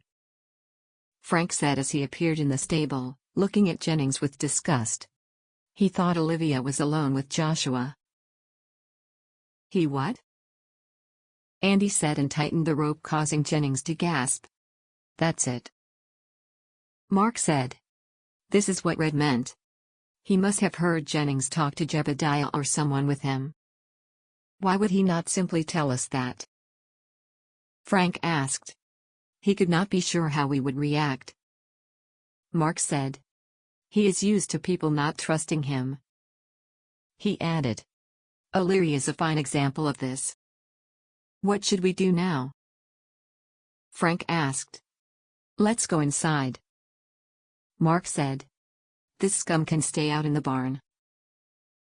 I will tie them to the posts. Andy said, hoisting Jennings up, pushing him forward. I'll help you. Frank said. And I will watch over these ne'er-do-wellers. O'Leary said angrily as he appeared in the stable. Good. Marc said to O'Leary, I will go inside. He added, leaving the three men in the stable. He walked towards the house and saw Olivia waiting in the doorway. What is going on? She asked him. We got them. Marc said tiredly. But now I need coffee. I will make a fresh pot. Olivia said, smiling at him. That sounds great. Marc said as he followed her into the house. Jennings. Sheriff Blackwell bellowed as he appeared in the stable a few hours later. Jennings looked up, bound and gagged, and he tried at once to wriggle out of his bonds. I simply cannot believe it. Blackwell said as he followed Marc inside. The house had not been so full of people for a very long time, Clarissa in the sitting room, the green children surrounding her. Olivia stood in the kitchen preparing breakfast for everyone, and Andy stood by the kitchen window, looking exhausted. No one had slept much, except the children, but since the capture of Ian Jennings and Jebediah Green, no one had felt able to rest. Blackwell had arrived with Dr. Bourne early, as they had promised. The doctor was in Joshua's room, examining him, and Blackwell had been hearing Marc and Frank's recount of the night's events. What made you suspect Jennings? Blackwell asked as he accepted a mug of coffee from Olivia. Well, that was Frank actually. Marc said, nodding to Frank. I saw him approaching, alone. Frank said. I thought it mighty unusual, especially when he did not make his presence known. I sent Olivia away and waited for him. He continued. I don't know what would have happened if Marc had not arrived when he did. He added somberly. That was pure luck. Marc said. Jebediah Green spoke too soon. That's when I realized this must have been a ploy. He would cause a scene at the back of the house, knowing we would do anything to capture him. Jennings was hoping to fetch the boy while we fought with Jeb. That's a clever move. Sheriff Blackwell mused. A little too clever for Jebediah Green, I must say. Do you think this was planned by someone else? Mark asked. It makes sense. Blackwell continued. Green's just a pawn. He probably did not know what he was getting himself into last night. Lockhart? Frank asked. Sheriff Blackwell took a large sip of his coffee and paused for a moment before replying, yes, I think so. So Joshua is not safe until we find Lockhart? Mark said angrily. We? Blackwell asked him, his eyebrows raised, looking amused. If you think I will not keep defending that boy, you are mistaken. Mark said fiercely. Sheriff Blackwell chuckled, I would expect nothing else. Who would have thought that the combined forces of the Paytons and the Wagners would be the biggest lead in this case? He continued chuckling as he finished his coffee. Suddenly, Dr. Bourne appeared in the kitchen. There is a hungry young man awake back there, he said happily, pointing back to the room. I will bring him breakfast. Olivia said, smiling. Oh, please let me. Clarissa said, standing up. I think this bunch would do good to see their brother again. Careful now, Dr. Bourne said. He is still fragile. We will be very careful, Clarissa said, looking at the children. Won't we? Yes, they answered as one. Dr. Bourne joined Mark and Sheriff Blackwell at the kitchen table, taking the mug of coffee Olivia handed him. Well, Olivia, he said seriously, causing her to startle. You have done it again, he said, smiling kindly at her. Young Mr. Green is looking much better, and his lungs sound clean and healthy. Oh, thank the Lord, Olivia said gratefully. Did you use that paste of yours again? Dr. Bourne asked her. Yes, she replied. And a broth to inhale. He still needs quite a bit of rest, but I am certain he will make a full recovery, the doctor said. Well, I should head back, Blackwell said as he stood up. I will need someone to ride with me. I will, Andy said at once. Good, the sheriff said. We will stay in contact, he said as he shook Mark's hand. Later that morning, Olivia stood outside, watching the children play. Clarissa was chasing them, and laughter filled the farmyard.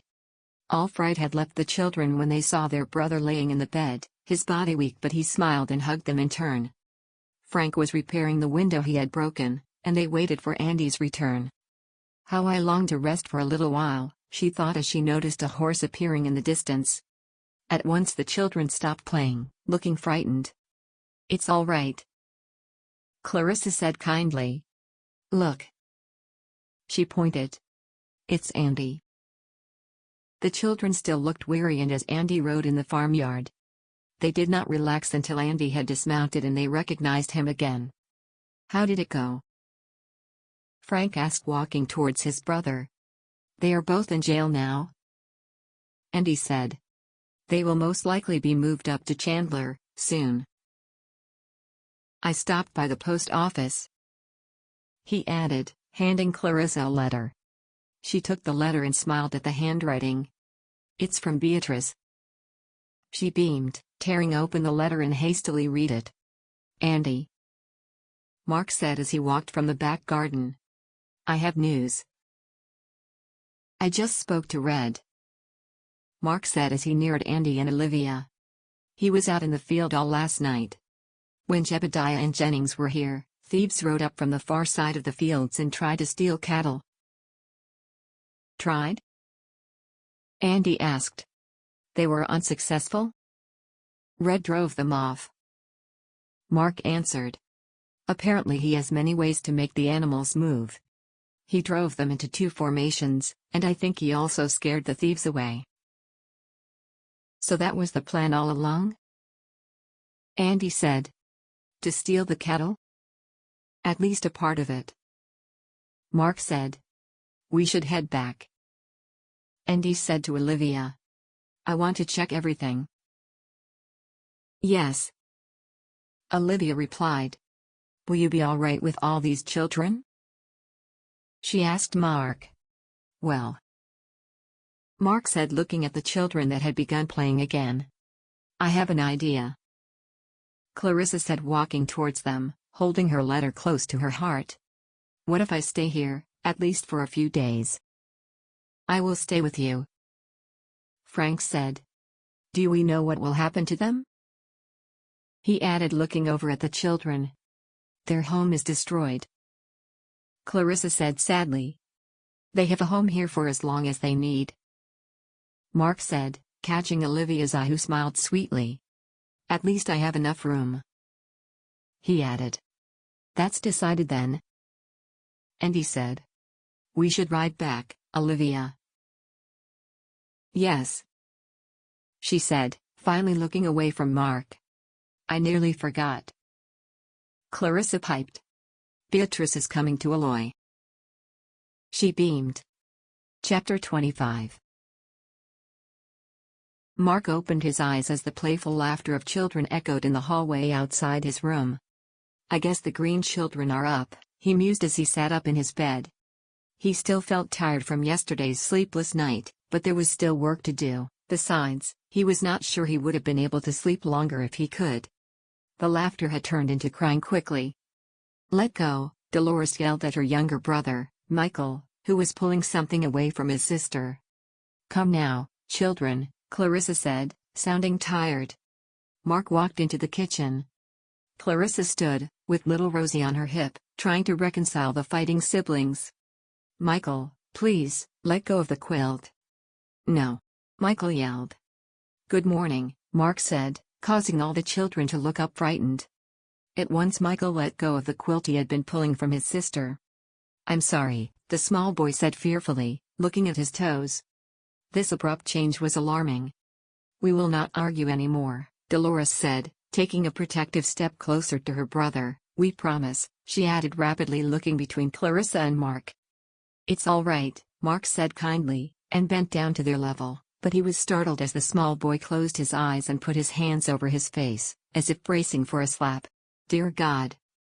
Hey, he said to the small boy, but Dolores put herself between Marc and Michael. Please don't hurt him, she said pleadingly. It was my fault, I will be careful next time. Marc looked at Clarissa, who had tears in her eyes.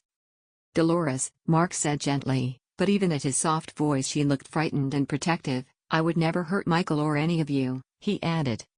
Dolores looked at him curiously but still held her brother protectively. And I promise you, Marc continued, that I will do all in my power to stop those who try to hurt anyone in your family. Clarissa gave Marc a watery smile, holding little Rosie close to her. Dolores still looked unsure, but Michael peered from behind his sister.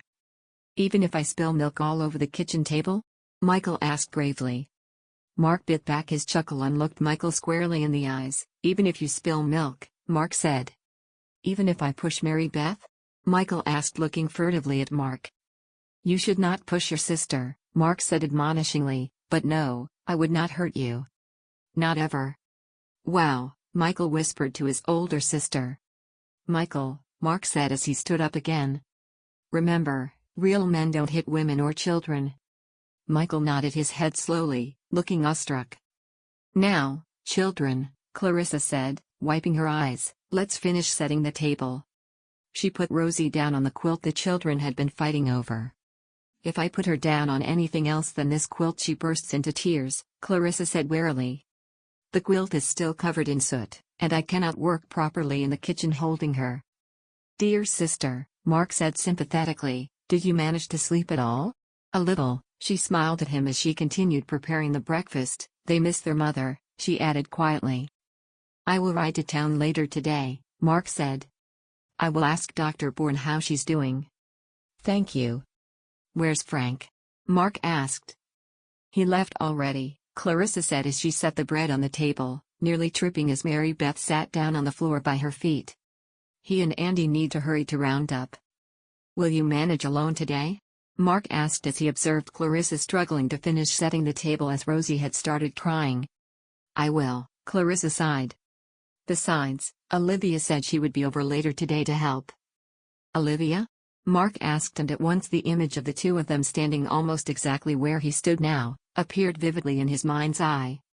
"Yes," Clarissa said, smiling knowingly. She was going to change Joshua's bandages, and she offered to help me, she added gratefully. "Well, I think I will just grab a cup of coffee before I head out," Marc said. "Save you the trouble of more cooking." "Oh, the coffee," Clarissa said, closing her eyes. "I knew I forgot something." She slammed her palm into her forehead. "Don't worry about it, Clarissa," Marc said soothingly. "You have more than enough to worry about." "No, I'll make the coffee now," she rattled. "Just wait a moment." But at that time Rosie began screaming, holding out her arms. Clarissa bent down and picked up the whimpering child. At once she stopped, cooing happily. "You just take care of them," Marc said kindly. Marc walked into Joshua's room. His young worker was sitting in his bed, eating a bowl of soup from the night before. They had not asked him about the events on the day of the fire. The combination of the drops that Dr. Bourne had left for him and Olivia's broth had made him tired and confused. Now, however, he looked more like himself. "Good morning," Marc said as he entered the room. "Morning," Joshua said weakly, his voice hoarse. "How are you feeling?" Marc asked. "Better," he answered, putting down his spoon to the almost untouched bowl of soup, handing it to Marc. "Could you take this?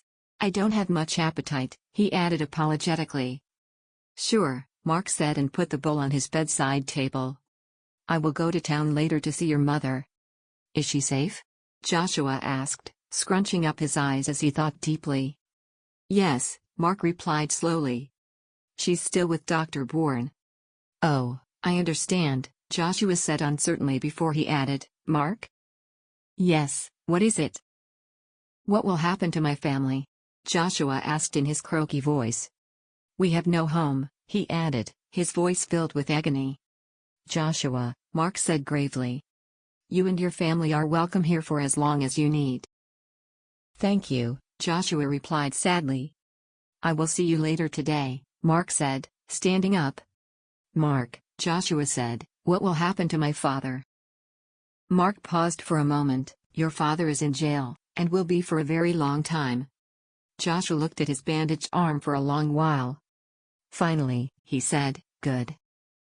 Olivia stood in the kitchen putting food into a large sack. "Is this food for the green children?" Andy asked as he entered the kitchen. "Yes," Olivia said, looking around the counter searching. "You do realize that there are 5 of them, not 50? Andy asked her, grinning. "Oh, I cannot decide what to take," Olivia replied, looking all around the kitchen. "What if the children do not like the food I bring?" she asked nervously. "Olivia," Andy said exasperatedly. "They ate your food yesterday, with great enthusiasm," he pointed out. "But that might have changed?" she asked him lamely. "Olivia, what is this about?" Andy asked her. "It's just, I feel responsible," she said quietly. "How on earth?" Andy exclaimed. "If I had not brought the quilt, Mr. Green would not have left them, and they would still have a home, and their mother would be with them," Olivia said in one breath. Olivia," Andy said, putting his hands on her shoulders. "Calm down. This is not your fault. If anything, you are responsible for saving these children from a terrible situation."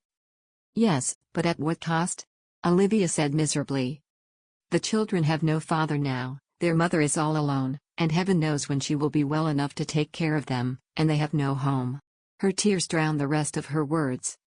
And he pulled her into a hug. "Hush now, sister," he said, patting her back, "these are just the nerves speaking. You have been through much, dear Olivia," he added. "Finish packing the food and I will ride with you to the Blue Willow Ranch," he said kindly. "Thank you," Olivia said, wiping her eyes. "How fortunate I am to have Andy in my life. He only wants to protect me and care for me." Olivia rode next to Andy the short way to the Blue Willow Ranch. As they neared the farmyard, Michael and Mary Beth came running towards them, barefoot and looking happier than Olivia had ever seen them. Clarissa came out to greet them. "Hello," Clarissa greeted. "How are you doing?" Olivia asked as she slid off her horse and hugged her sister-in-law. "Good," Clarissa said. "Tired, but good." "I brought food," Olivia said, holding out the sack. "I see," Clarissa said. "I know my brother can be useless in the kitchen, but he does have some food," she laughed as she took the heavy bag of food from Olivia. "What did I say?" Andy said, raising his eyebrow. "I know," Olivia said, smiling at her brother. "Now, Olivia," Andy said as he walked back to his horse, "ride back before sunset." He looked at her seriously. "I will," Olivia answered solemnly. Andy mounted his horse and tipped the children his hat, causing them to giggle uncontrollably. "They certainly look happy," Olivia said to Clarissa. "Yes, they do, don't they?" Clarissa replied happily. "How has it been?" Olivia asked as they walked into the house. "They are sweet," Clarissa said, "a handful, that's true, but these are kind children who have been through much." "I was just thinking about that," Olivia said as she smiled at Rosie that sat on the sooty quilt. A sudden realization washed over her. Is that the quilt Katie and I made?" She peered down to examine it. The pattern was not visible for the soot, but Olivia dusted off one corner and noticed the embroidered squares she and Katie had made. "It is," Olivia said. "I cannot believe it was saved from the fire." "This is the quilt Joshua wrapped around Rosie," Clarissa said. "This is what saved her." Olivia gasped, and her eyes were brimming with tears. "It's remarkable," Olivia said, stroking over the dirty material. "Should we not wash it?" she asked. "I tried," Clarissa said. "But little Rosie here refuses to leave it." "We will just have to find a way," Olivia said, bending down to stroke Rosie's head. "Won't we, sweetheart?" Marc tied Spirit's reins to the hitching post near Doc Bourne's office. He readjusted his hat, and as he began walking, the door to the sheriff's office opened and two men he did not recognize walked out, followed by the shackled Jebediah Green and Ian Jennings. The two men in front led the handcuffed men to a black stagecoach, with bars over the windows. Sheriff Blackwell came last, looking severe. "Afternoon, Sheriff," Marc said, making the two prisoners look at him. Jennings spat on the ground, his face a scowl, but Jebediah Green looked too angry for words. "Afternoon, Marc," Sheriff Blackwell said. "We are just taking these two to the prison up in Chandler." "Good riddance," Marc said. "You got that right," the sheriff laughed. "Marc, do you have a moment?" "Sure," Marc replied. "Just give me a moment," Blackwell said to the two men flanking Jennings and Jebediah. "Come inside, will you?" he added to Marc, walking into his office. "Are you riding with them?" Marc asked. "Yes," Blackwell replied. "I will not be able to rest easy until I know they are behind lock and key." "Me either," Marc mused. "And I want to see with my own eyes when they will lock them up. I don't trust many at the moment." "I can understand that," Marc said. "Now, Marc," Blackwell said, "has the green boy talked yet?" "No, he has not," Marc said. "He's still frail, but getting stronger." "Good, I'm glad," Sheriff Blackwell said, then added, "It's imperative that we find out whether he saw something. Lockhart's still out there, and although I don't think he will try to get to the boy now, he will not wait for long." "You don't think he might have left Aloy?" Marc asked. "He might," Blackwell said. "But I doubt it. The fact that he managed to get Jennings tells me he has a connection with Aloy." "Has Jennings said anything?" "Not much," Blackwell sighed. "He knows what will happen to him if he speaks. Lockhart's network is well spread out." "Sheriff," one of the men came to the door. "We need to get going." "I'm coming," Blackwell said. "Now, Marc," he looked gravely at him. "You must protect the boy. I will be back in 2 days, hopefully." "I will guard him with my life," Marc said. "I don't doubt it," Blackwell said. "Be safe," he added, shaking Marc's hand. Marc followed Sheriff Blackwell out and watched him in the carriage ride away. Marc turned around to go to Dr. Bourne's office. When he opened the door, the first thing that greeted him was the nervous-looking Violet Green. "Are they gone?" she asked meekly. Yes, Marc said.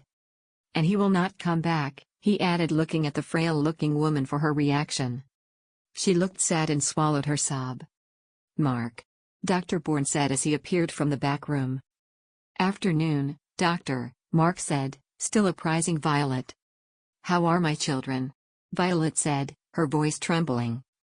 They are safe, Marc said shortly. I cannot believe she mourns for the man that caused her all this pain. Marc, Dr. Bourne said pointedly. My sister Clarissa is taking care of them, Marc added, softer this time. Oh, how will I ever repay you and your family? Violet said. Her frail being shook as she approached him beseechingly. Mrs. Green, Marc said. The only thing you can do for your children is let go of your love for your husband. Marc, stop this, she is not well, Dr. Bourne warned Marc, taking a step closer to Violet. No, Marc said to Dr. Bourne. She needs to hear this. I am sorry, Mrs. Green, I truly am.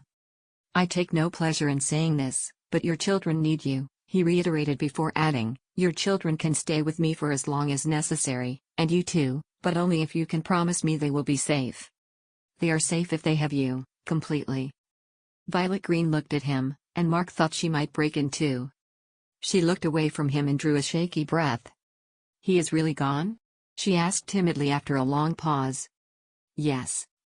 Then I am ready to see my children, she said, her voice growing stronger. I have said my goodbyes. Chapter 26. Olivia stood outside the Blue Willow Ranch, surrounded by children. They were washing the medallion quilt together. Good job, Olivia smiled at them. Dolores helped Michael scrub his corner bossily. Mary Beth sat in Olivia's lap and mimicked all her movements. Now, I think we're ready to hang it up, Olivia said and stood up laboriously. Olivia had suggested that the children help her wash the quilt and that Rosie might not cry if she saw her siblings helping her. She had been right. Look, Rosie, Clarissa said as she pointed at the wet quilt to the little girl in her arms, look how nice it looks. Rosie giggled and blew air bubbles. Clarissa laughed and hugged her. Well, wow, O'Leary said as came from behind the house. Michael walked towards him and took his hand, causing O'Leary to stutter in surprise. He likes you, Clarissa said sweetly. O'Leary's eyes were red, and he bent down to Michael's level. You are a special boy, that you are. Let's go feed the chickens together, he said, standing up with a grunt. I want to feed the chickens, Dolores said. Me too, Mary Beth said. My, I am lucky to have all these helpers, O'Leary said kindly. Now, let's go, children. I think I hear the chickens calling us, he winked, making the children giggle. They followed him to the back garden. He is sweet with children, Olivia said. Oh, that he is? Clarissa smiled. The sound of hooves caught their attention. They looked towards the road and saw a familiar black horse approaching, carrying two people. That's Marc, Clarissa said. But who's with him? They both observed as the horse came closer, and Olivia smiled happily. How wonderful to see you, Violet, she exclaimed. Marc slid off his horse and helped Violet down. Olivia approached her gently. How are you? She asked kindly as Marc led his horse to the stable. Overcome with gratitude, Violet replied. She looked terrible, with her arm in bandages and the dark purple bruises on her face. She winced slightly as she moved. Should you be riding? Clarissa asked her concernedly. I could not wait any longer, Violet said. Your dear brother wanted to fetch the carriage, but I just had to see my children. Where are they? She asked, looking around. They are helping O'Leary feed the chickens, Clarissa said, smiling, trying to contain little Rosie that was trying to jump into her mother's arms. Hello, my darling, Violet said, taking her daughter. You ought to go inside, Olivia suggested. You can see Joshua and rest from your journey. Thank you, Violet said. I'm no rider, she added as she walked gingerly into the house. I will take you to Joshua, Clarissa said kindly. Olivia was about to follow when she looked towards the sky. Oh, dear, I must head back home. I do not want Andy to worry. Thank you for all your help today, Clarissa said. My pleasure, Olivia replied. Give Joshua all my love. I do not want to interrupt his reunion with his mother. I will, Clarissa said, and she followed Violet into the house. Olivia turned around and walked slowly towards the stable where Marc was unsaddling his horse. Olivia, he said, watching her intently. It's good to see you, she breathed. The children will be happy that Violet has returned. She is well, Marc said quietly. They stood close together. My heart is beating so loud I wonder if he can hear it. Marc thought. I'm glad to see you, Marc said in low tones, gently taking her hand in his.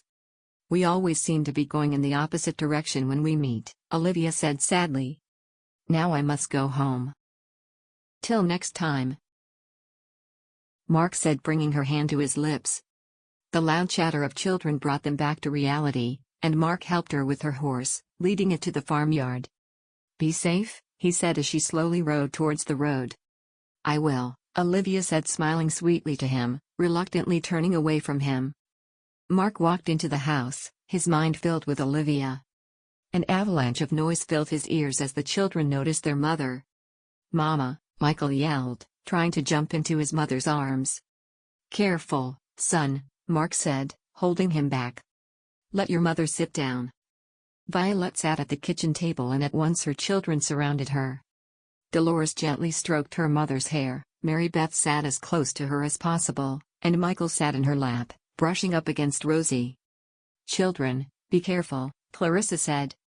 I'm all right, Violet laughed. Now I'm whole again. How's Joshua? Marc asked Clarissa quietly. He is strong, Clarissa replied. He looks better every time I check on him. I need to speak with him, Marc said. Could you please make sure they stay out here? He added, gesturing Violet and the children. Of course, Clarissa said. Marc walked to Joshua's room, knocking on the door before entering. Marc, Joshua said. Joshua, you certainly look like a new man, Marc said kindly. I'm eager to start working again, Joshua said, carefully sitting up in the bed. You take all the time you need, Marc said. I need a healthy worker. I promise, Joshua said. Joshua, Marc began, today I saw your father taken away, to the prison in Chandler. However, Marc paused. Sheriff Blackwell is convinced you are still in grave danger. Why? Joshua asked. What do you remember from the day of the fire? Marc asked gently. Joshua thought for a while, and Marc could see the turmoil inside the young man in front of him. Not long after you left, I heard hooves.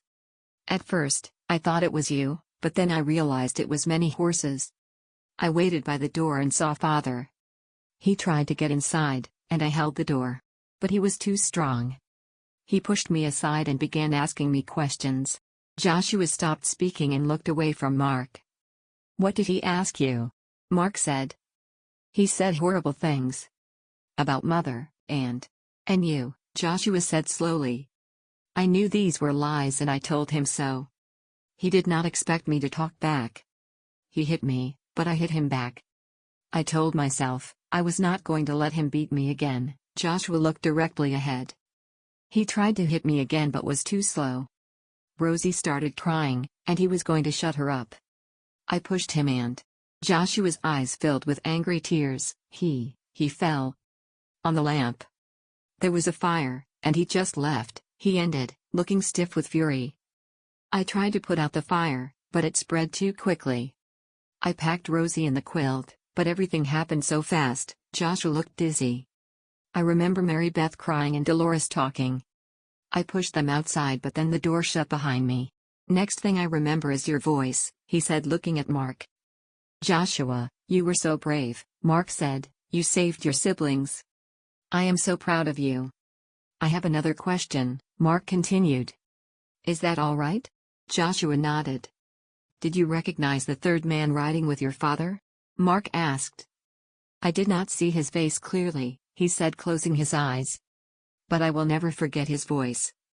Andy walked into his home just as the sun was disappearing from the horizon. His bruises were finally healing, and he was beginning to feel like he was himself again. There was a change coming, he could feel it in the autumn wind. Something smells good, he said as he walked into the kitchen. Olivia smiled at him and stirred the large pot on the stove. Thank you, Olivia smiled. I'm making mother's bean stew. Mother's bean stew? Andy asked. You have not made that in a long time? I know, she answered thoughtfully. Since Beatrice is arriving tomorrow, I thought it appropriate.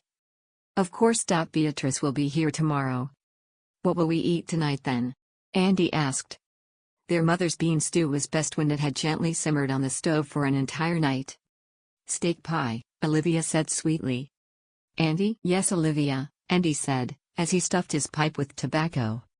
Where should we put Beatrice? She asked as she set the table. What do you mean? He asked, looking at her. Well, she can hardly stay with Clarissa, now can she? Olivia said. Where should she sleep? She can have my room, Andy said, focusing again on his pipe. Really? Olivia asked, surprised. Well, of course, he said. I will stay in the old spare room. The spare room had been Olivia's room when she was a child. It was tiny, and during winter Olivia used it as an extra pantry, for barrels too large for the small pantry and for when she dried meat. If you're sure, Olivia said, still with that same curious look. Do you not think of me as chivalrous, sister dear? Andy took a deep puff from the pipe. She's going to be here, and she will sleep in my bed. Clarissa woke early the next day. How strange it is to wake up in my old room, with Frank by my side.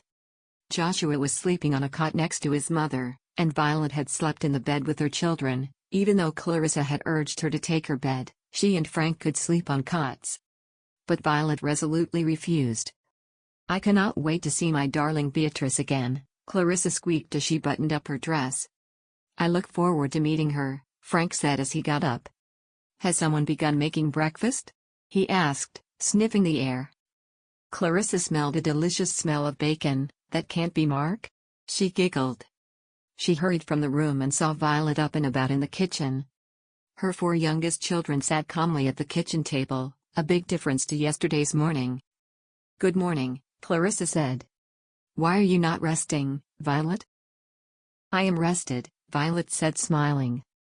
I feel as if I have been woken from a deep trance, she continued, looking shyly at her. Now that I have been given a second chance, I am going to use it. Wow, Violet, Clarissa said, amazed. I am glad you are feeling better. But please be careful not to overexert yourself. I promise, Violet smiled. Now please sit, I could not let all this wonderful food go to waste. Good morning, Frank said as he sat down next to his wife. Well, this looks delicious. We really ought to hurry back to the Rosewood Ranch, Clarissa said, looking torn. But I do not want to leave you alone, Violet. I will be all right, dear, Violet said. I'm with my children, and that is all I need. When is Beatrice arriving? Marc said, appearing from the back door.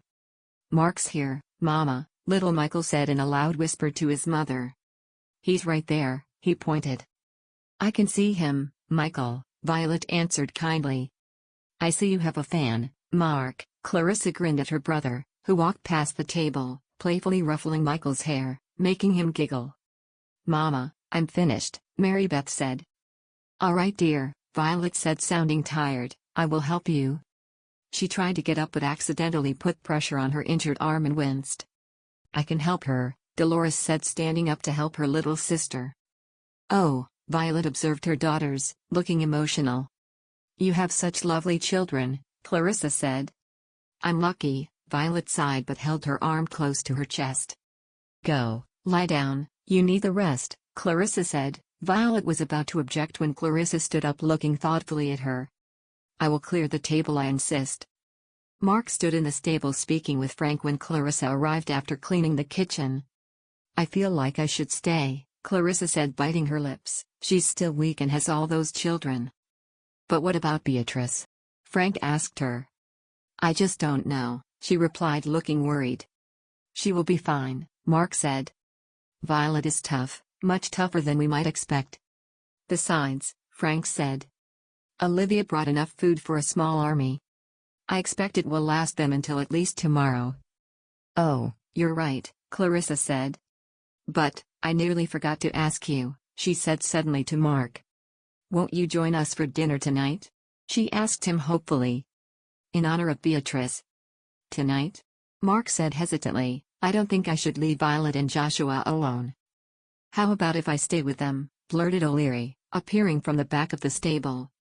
I did not mean to eavesdrop, he smiled at them. I was oiling the carriage wheels, he indicated the Wagners' carriage. But I would be happy to stay close by, he finished. Oh, Marc, please will you come? Clarissa said. It would make it such a treat for Beatrice. All right then, Marc said. Thank you, Seamus. We should get going, dear, Frank said to his wife. I'm afraid we will not have time to go home first.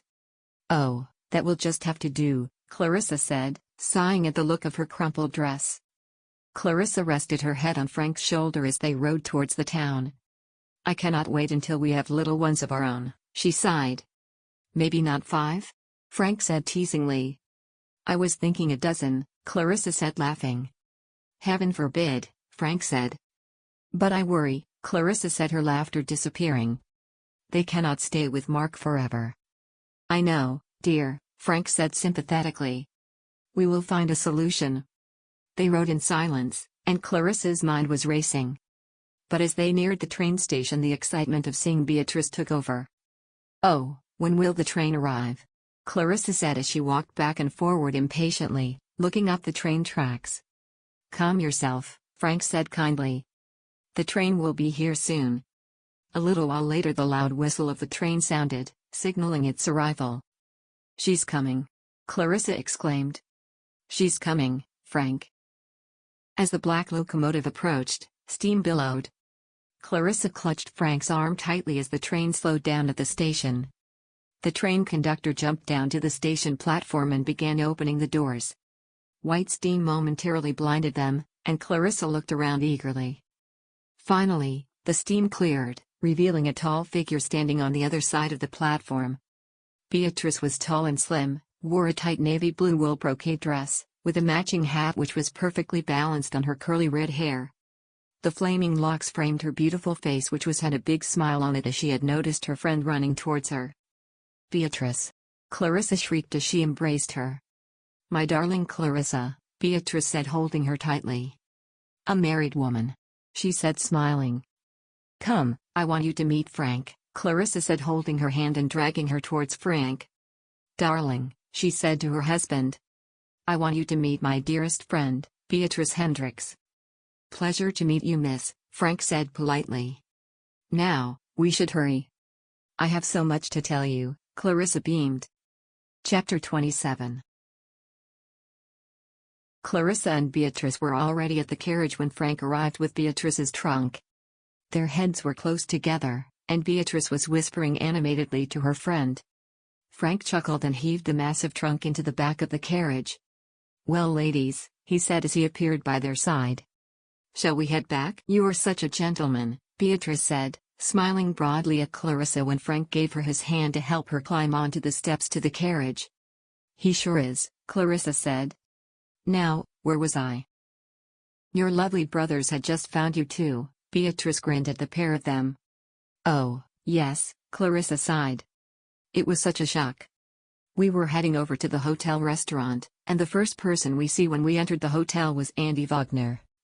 I would not have minded, Beatrice teased, causing Clarissa to fall into a fit of giggles. This is surely a dream, Clarissa said happily. Sitting between my lovely husband and my dearest friend, on our way home. I am looking forward to seeing your new home, Beatrice said. It's a beautiful home, Clarissa said. Olivia is a real domestic angel. I have heard wonderful things about your sister, Beatrice said to Frank. She's a sweetheart, Frank replied as they rode away from the main street towards the prairie. But my darling Clarissa is the queen of my heart, he added with a laugh, taking Clarissa's hand in his own. Clarissa, you have been blessed, Beatrice said, smiling at the loving couple. I truly have been, Clarissa beamed. The carriage pulled in the farmyard. At once, Andy appeared to greet them. Well, this is new, Clarissa pondered as Andy waved to them. Frank slowed the horses down and jumped down. He walked to the other side to help Beatrice down, but Andy beat him to it. He offered her his hand and gently helped her down the step. Good afternoon, he said politely to Beatrice. Afternoon, she smiled. It's a pleasure to see you again. That's right, Clarissa said as Frank helped her down. You have met before, have you not? Yes, Andy replied quickly. We met when I helped your aunt repair the front door. You did such an amazing job, Beatrice said. My Aunt Charlotte still talks about how diligent you were. Well, I could not let a lovely lady as yourself stay in a cold house, Andy said, looking Beatrice in the eyes. A true gentleman, Beatrice cooed. Clarissa grinned at Frank, who looked uncomfortable. He was about to speak when Olivia walked outside. You must be Olivia Wagner? Beatrice said kindly. I am, Olivia replied. You're Charlotte Hendricks's niece, if I'm not mistaken. Yes, Beatrice said, extending her delicate hand. Pleased to meet you. Me too, Olivia said. Come in, I have fresh coffee. Olivia walked back inside the house and Clarissa and Andy followed, leaving Frank by the carriage. I'll just take care of this, he said to himself, watching his brother follow the two women. Clarissa, you are right, Beatrice said as she looked around the house. This truly is a lovely home. Thank you, Olivia said. Now, sit down, and I will pour you some coffee. Olivia returned to the kitchen and began preparing the coffee and a cake she had made. Clarissa joined her in the kitchen and found mugs and plates. They worked nicely beside each other and had created a sort of shorthand between them. Beatrice observed them happily as Clarissa moved deftly to the side as Olivia held the hot coffee pot. You two move as one, Beatrice said. It was certainly not like this at first, Clarissa laughed. I was constantly bumping into poor Olivia or spilling things on the floor. Beatrice laughed heartily, and Andy sat transfixed opposite her. You had to get acquainted with these new surroundings, Olivia said kindly. Not only did I gain a wonderful husband when I married Frank, Clarissa said, sitting down next to Beatrice, but also the sister I always dreamed of. Olivia looked touched and smiled warmly to her. And Andy, of course, Clarissa added. He is the bedrock of the Rosewood Ranch, the most honorable man I have ever met. I don't know about that, Andy said. I can certainly believe that, Beatrice said ardently, looking confidently at him. Andy seemed unable to hold her gaze for long. He turned away as if staring into the sun for too long. This is most interesting. I have never seen Andy look at anyone the way he looks at my darling Beatrice. I will need to talk to her soon. Later that day, Clarissa took Beatrice on a tour of the house and the land. Andy had shown Beatrice where she would sleep, insisting she would stay in his room when she said she would be perfectly all right in the small spare room.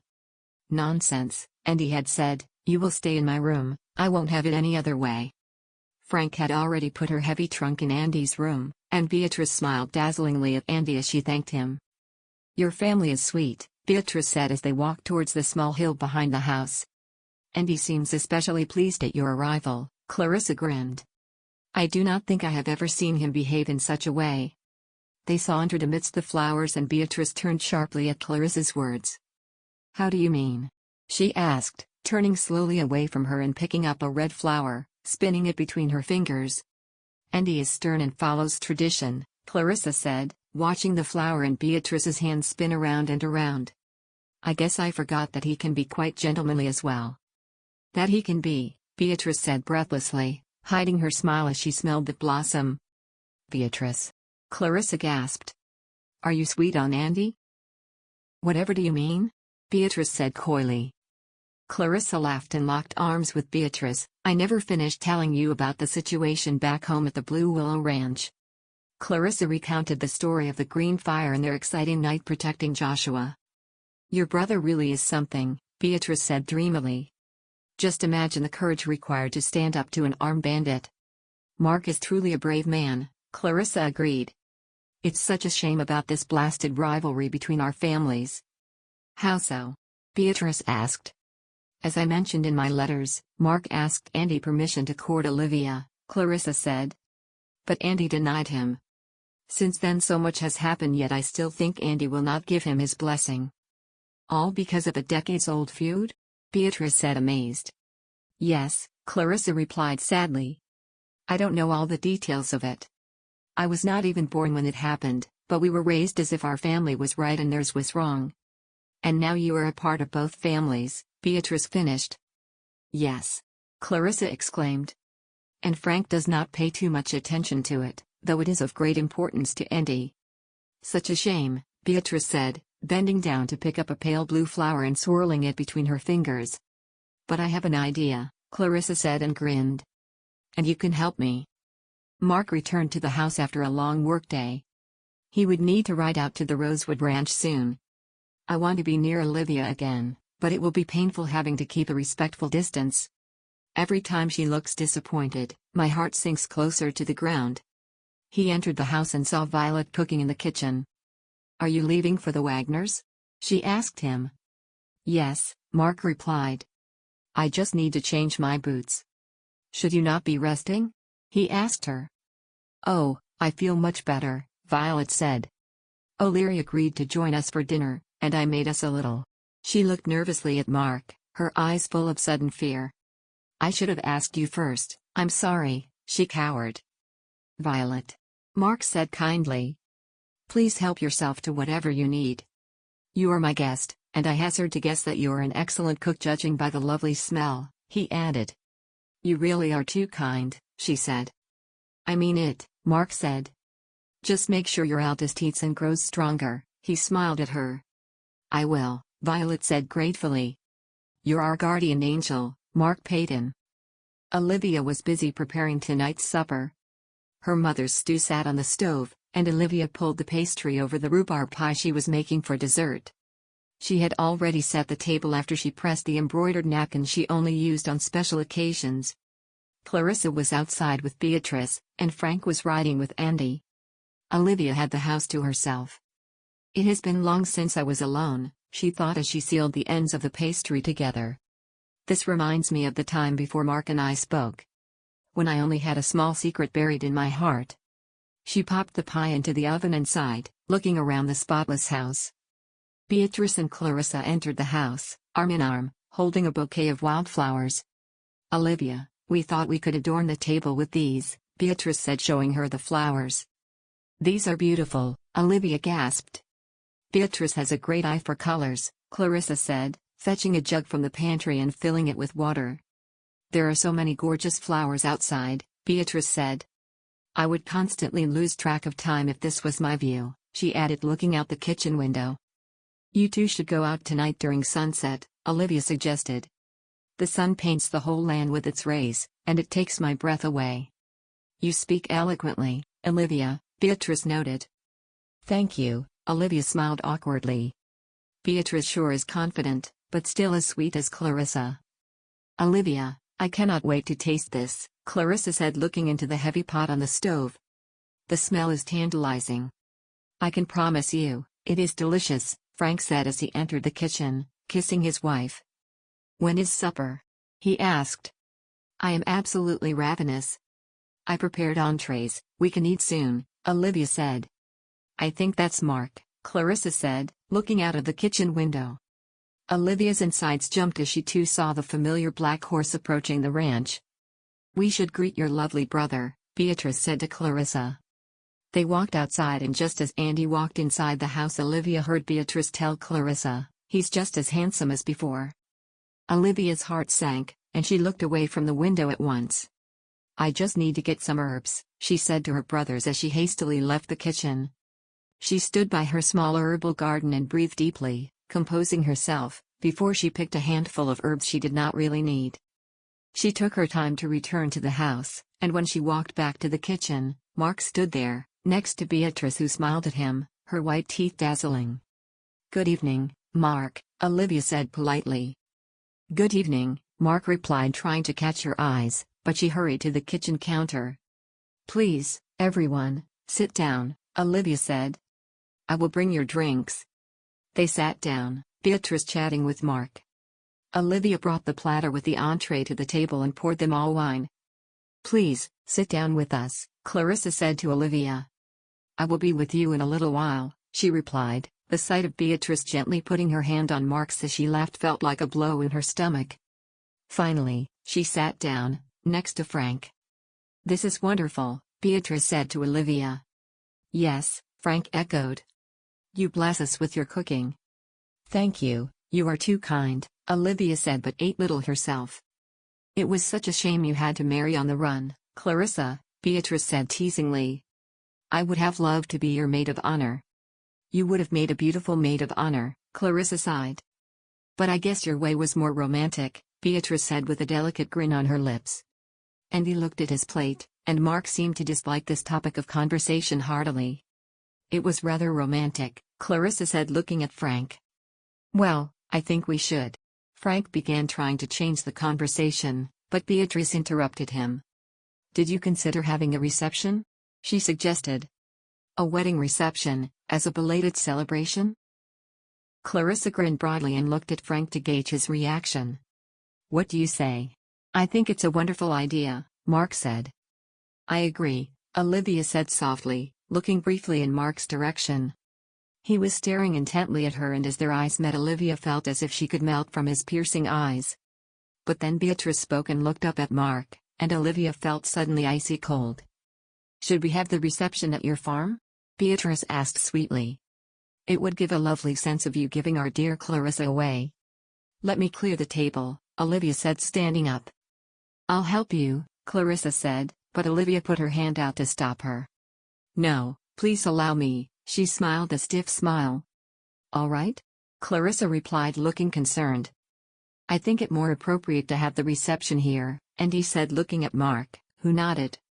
Yes, Marc agreed. At the moment I do not think it wise to have it at the Blue Willow Ranch.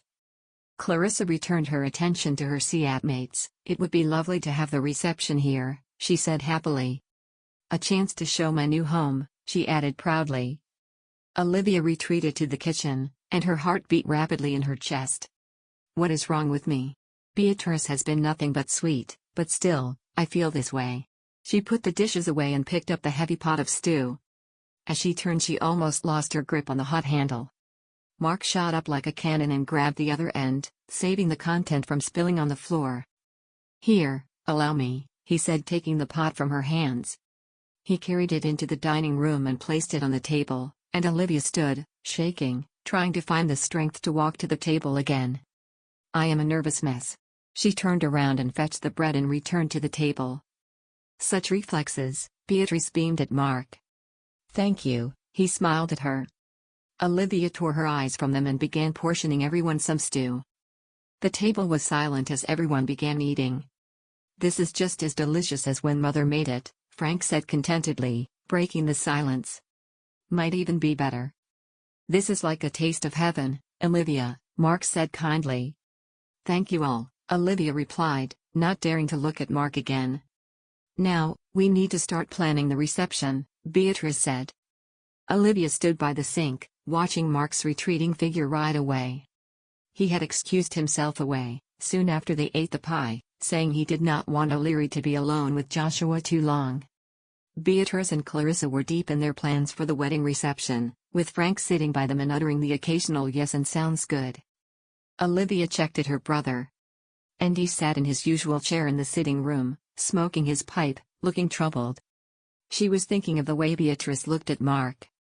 Just the thought made Olivia's insides twist, and she could still see the way Marc had smiled back at Beatrice. I have found love, but am unable to allow it to blossom. Will it truly always be this way? But I used to be happy, wasn't I? I know now that I will not betray my family, even if that means keeping away from Marc. Perhaps it would be healthier to do as Mother did, and settle for someone else? Better for both of us. Chapter 28.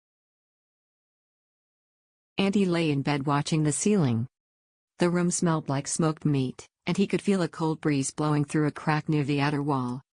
I should mend that, he thought, and suddenly the memory of when he first met Beatrice shot vividly across his mind. It had been 5 years ago. Charlotte Hendricks, Beatrice's aunt, was an elderly widow. Her 2 daughters had moved away, leaving her alone in the large house near the main street in the town. She was well off, having inherited her late husband's rail company share. Charlotte was shrewd and very private. After her daughters moved away, she hardly ever left her home. Andy had been in town one day and had met Charlotte as she walked to her home, and she was accompanied by the most beautiful woman he had ever seen. He had stopped and tipped both of them his hat. Beatrice had giggled softly, but Charlotte Hendricks had stopped and gazed at him. "You're Roy Wagner's boy," Charlotte had stated. "I am." Andy had replied proudly. "Your father is a good man," she said slowly before turning to her red-haired niece. "Come, Beatrice. Let's hurry back home before the front door breaks completely in two." They had begun to walk away, when Andy had said hurriedly, "Do you require help, ma'am?" Charlotte had looked at him, calculating for a long while. "I may," she had finally said. After he accompanied them back to Charlotte's home, she had taken a liking to him, and would only allow him to mend things around the house. At least at that time. That's where he first saw her energetic niece, Beatrice. I have not seen Charlotte for a long time. Not since father died, the realization washed over Andy as he sat up. Andy entered the kitchen finding Clarissa and Beatrice sitting close together talking, at the kitchen table. "Where's Olivia?" "She is hanging the washing," Clarissa replied, standing up. "Sit down, I'll give you your breakfast." "Where's Frank?" Andy asked, annoyed. "Is he still sleeping?" He added with indignation. "No, he already left the house," Clarissa said as she handed Andy his plate. "He has?" Andy asked confusedly. He looked outside. "I did not realize how late in the morning it was." "How long did I lay in bed thinking about? I figured you could use the rest," Clarissa said sweetly. "You have been wearing yourself out for these past weeks." She poured him coffee and retook her seat next to Beatrice. "Thank you," Andy said quietly. "We just need to find a dress for you," she said, looking at her notes. "We cannot have you wear an old dress at your reception." "Oh, there really is no need for that," Clarissa dismissed. "I'm already married," she continued, but Beatrice cut her off. "I insist on giving you this gift," Beatrice said kindly. "We will need to go to town soon to look at materials." "You are too kind," Clarissa said. "That is very generous," Andy said, observing Beatrice's flaming red hair bounce whenever she moved. "It's the least I can do." She smiled. Marc rode ahead of the cattle herd, guiding them towards the final stopping point before they would be brought in. Red rode among the herd as was his preference. "We have made excellent time, Red," Marc called as he steered the animals to stop. Slowly the animals stopped moving and began eating the grass in front of them. Red approached Marc. "I will stay with them tonight," he said. "We can take no chances." "You're right," Marc said. "Not when Lockhart's still out there." "How is young Joshua?" Red asked. "He is healing nicely," Marc replied. "He's still weak, but there is improvement every day. Much of that is because of you," he added. "The earth gives us the solutions to all our ailments," Red said stoically. "We just have to listen to her guidance." Here, Marc said. Red dismounted his horse and looked up towards the sky as if he were reading the sun's beams. Marc watched him, fascinated. Red's gaze followed the horizon and he seemed to be listening for something. He really seems to be listening to the earth, Marc thought.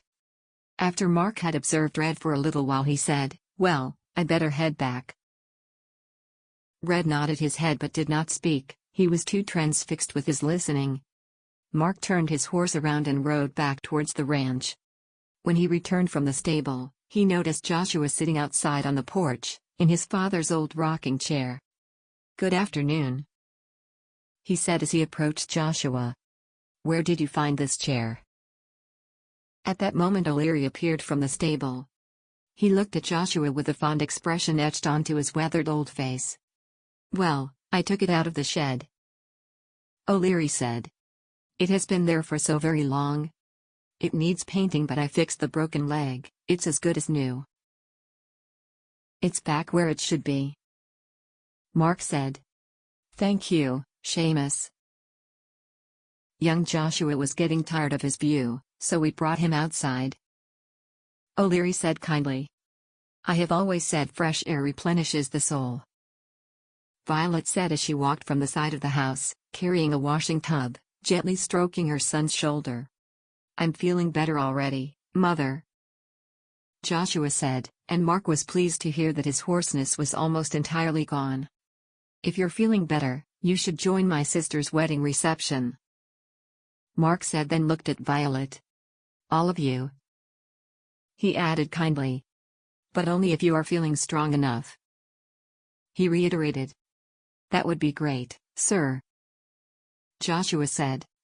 "Clarissa dear," Beatrice said as they ate dinner that night, "I really ought to see my aunt soon." "How is she?" Andy asked. "She is well," Beatrice said. "She's getting well on in years, but she's still as headstrong as ever," she finished with a tinkling laugh. "She's a fine woman," Andy replied. "Should we ride to town together tomorrow?" Clarissa asked. "We can lend you a horse." "I would prefer a carriage," Beatrice said. "I am not accustomed to riding," she added with a shy smile. "I will ride with you," Frank said just as Andy was about to speak. "What about the arbor?" Clarissa asked him pointedly. Frank was building them an arbor under which they would stand as they said their vows during the wedding reception. "That's right," Frank said. "I was hoping to start early tomorrow." "Andy, will you accompany us?" Beatrice asked sweetly. "I will," he said calmly. "Excellent, we can find the supplies we need as well," Beatrice said. "Who is the best seamstress in town?" she asked. "Well, there is Mrs. Weatherby, of course," Clarissa said thoughtfully. "Her daughter, Katie, is an artist with a needle." Olivia said. "Katie, do you think she could do it?" Clarissa asked excitedly. "I'm sure she will," Olivia said. "I hope so," Clarissa said. "I have an idea," Beatrice said. "I think it would be lovely for both you and Frank to have a small blessing here in the house, before the reception," she continued. "Perhaps you could perform the blessing, Andy?" she asked him. "Of course," Andy responded at once. "Lovely." She beamed. "This is going to be a beautiful reception," Beatrice exclaimed happily. The following morning was yet again a busy one in the Wagner residence. Olivia woke early to cook breakfast for everyone, only to retire from the house when everyone came out. Clarissa and Beatrice had a long day of errands ahead of them. Beatrice came out in her riding clothes, and she gave Clarissa a small wink. "I must say, Clarissa," she said, "I rather enjoyed spending time with your lovely brother. I would not mind seeing him more." She grinned. "Beatrice," Clarissa admonished her playfully. "What? I'm practically a spinster," Beatrice said with a mock frown, causing Clarissa to burst out laughing. "You could surely choose anyone you would like," Clarissa replied. "I don't know about that," Beatrice said coyly. "Just think about it, we would almost be sisters." "It would be a dream." Clarissa giggled, and together they walked out. As they approached the carriage, Andy looked away from them, not wanting them to realize he had heard their conversation. During the ride to town, Clarissa and Beatrice giggled like schoolgirls, excitedly discussing the dress Clarissa would wear. Andy turned the carriage gently onto the main street, mindful of his new passenger. He had much work, however. The prospect of spending the day in the company of Beatrice Hendricks was too tempting to miss. Why does she keep talking about Marc Payton of everyone? She has to like him. They stopped close by the general store, Andy hurrying to help the two women down the carriage. Beatrice and Clarissa rushed towards the store, but Andy stayed behind to take care of the horses. He looked across the street and saw Mrs. Jennings, from the church society. She looked at him briefly, then turned in the other direction. Will she continue her haughtiness, even after her son has been carted away? He thought as he observed her rapidly walk away. Then a voice close by called his name. "Andy." Sheriff Blackwell called close to his office. Andy walked towards him, glancing into the general store where Beatrice's red hair was visible through the shop window. "Sheriff," Andy said as he approached Blackwell. "How are you?" Sheriff Blackwell asked. "Good," Andy replied. "Listen," Sheriff Blackwell began. "I just returned from Chandler," he said, but Andy did not seem to know what he was talking about. "I was returning the prisoners," he explained. "I see," Andy said. "How was the journey?" "Long," Blackwell sighed. They were convinced that Lockhart would break them free, but no such luck. "Has he been cited?" Andy asked. "Well, there's the trouble," the sheriff continued. "We still have no description of him. Jennings and Green refuse to tell us anything." "There is honor among thieves," Andy said sardonically. "Have you by any chance met the Green boy lately?"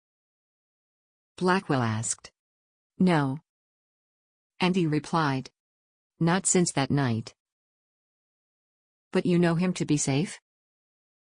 Sheriff Blackwell asked. "What is going on, Sheriff?" Andy demanded. "It's what Jebediah said, just before I left," Blackwell said. "The trip was hard on him. All alone with his thoughts and no whiskey to forget. He seemed to regret his actions, at least when he talked about his children."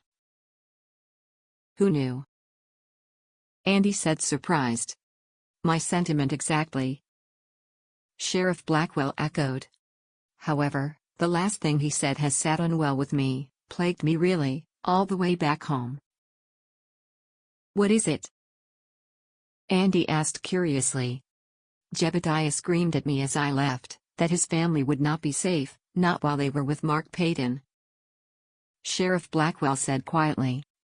"Surely he only said that because Marc captured him." Andy said. "That was my thought first," Blackwell said. "But something about his desperation affected me. He will spend most of his life behind bars, and that tends to sober up men, in my experience." "You don't think that Marc Payton has anything to do with this?" Andy said, appalled. "No," Blackwell amended. "This was most likely just the ramblings of a trapped man." "Perhaps," Andy said thoughtfully. "It was good seeing you, Andy," Sheriff Blackwell said. "I better get going." "You take care, Sheriff," Andy said. What can this possibly mean? As Andy returned to the general store, Beatrice and Clarissa came walking towards him. "Andy, we found the most wonderful material." Clarissa shrieked happily. "That's nice," Andy said, his mind still mulling over his conversation with Sheriff Blackwell. "Andy?" Beatrice asked gently, and her sweet voice pulled him from his thoughts. "Hmm?" he asked, looking confused. "We should hurry to see Katie," Clarissa said. They walked to the Weatherby home, and Andy waited outside as the two women went inside. Soon Beatrice came out again, standing next to Andy. "Where's Clarissa?" he asked. "Katie's taking her measurements," Beatrice explained. "I did not want to wait in the front room." "Why?" "I wanted fresh air," she said dismissively. Andy turned around and saw none other than Webster Thorndyke standing with his hands behind his back, looking around. Andy clenched his jaw at the sight of the man. "What is it, Andy?" Beatrice asked. "I thoroughly dislike that man," Andy said, surprising himself with his sudden burst of honesty. But instead of being put off by his outburst, Beatrice said, "He certainly gives me the chills." "He does?" Andy asked curiously. "Ever since I was a young girl, I have had what my aunt calls character meter," Beatrice said with a small smile. "I have a good read of people, of their true intentions," she said, looking Andy in the eyes. "Really?" he asked, feeling his heart skip a beat. "Yes," she answered. Thorndyke will never be able to redeem himself in my books. Andy said, looking in the window. What did he do? She asked. He was Olivia's piano teacher. Andy said. Always spoke of her great talent, of how the music seemed to flow from her. And? Beatrice asked tentatively. When my sister grew up, his words about her changed. He began complimenting her in an untoward fashion. Olivia did not notice, or it did not bother her. She wants to believe in the best in everyone. And he paused. I heard him, one night. He spoke with a group of men, about his little pet. He spat out the word. The one he always gave more intimate instructions, so he could innocently stroke her hair, her arms. He shook with anger at the memory. Beatrice waited until he was ready to speak again. I pulled her from the classes, he said. Olivia was gutted. She could not understand why I took this away from her. But I could not leave her alone with that man. Sometimes the brave thing to do is the hardest as well, Beatrice said sympathetically. What does your meter say about me? Andy asked after a small silence. The best things, Beatrice said in hushed tones as she turned on her heel and returned into the house, leaving Andy puzzled by this exchange. When they finally returned to the carriage and began their way back home, Andy was even more bewildered. Beatrice found a reason to mention Marc's name whenever possible, hinting heavily that it was such shame he was unmarried. Chapter 29. As the preparation for the wedding reception continued, the house began filling with food. Beatrice made beautiful flower arrangements and spent a good part of one morning tying bells to a silk ribbon that she wanted to hang over the 2 poles Frank was building in the garden. It had been decided that the reception would be outside as the weather was still mild. Clarissa had tried to keep the number of guests at a minimum, but the reception was still going to be larger than the Rosewood house would allow. Frank had been working hard on building a wooden arbor for them to stand under where they would say their vows. I hope you will not overexert yourself, darling Olivia, Clarissa said to Olivia. I will be fine, Olivia replied.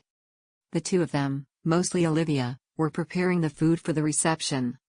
Olivia had been poaching meat which she was going to serve with aspic, and she was preparing a luxurious fruit cake.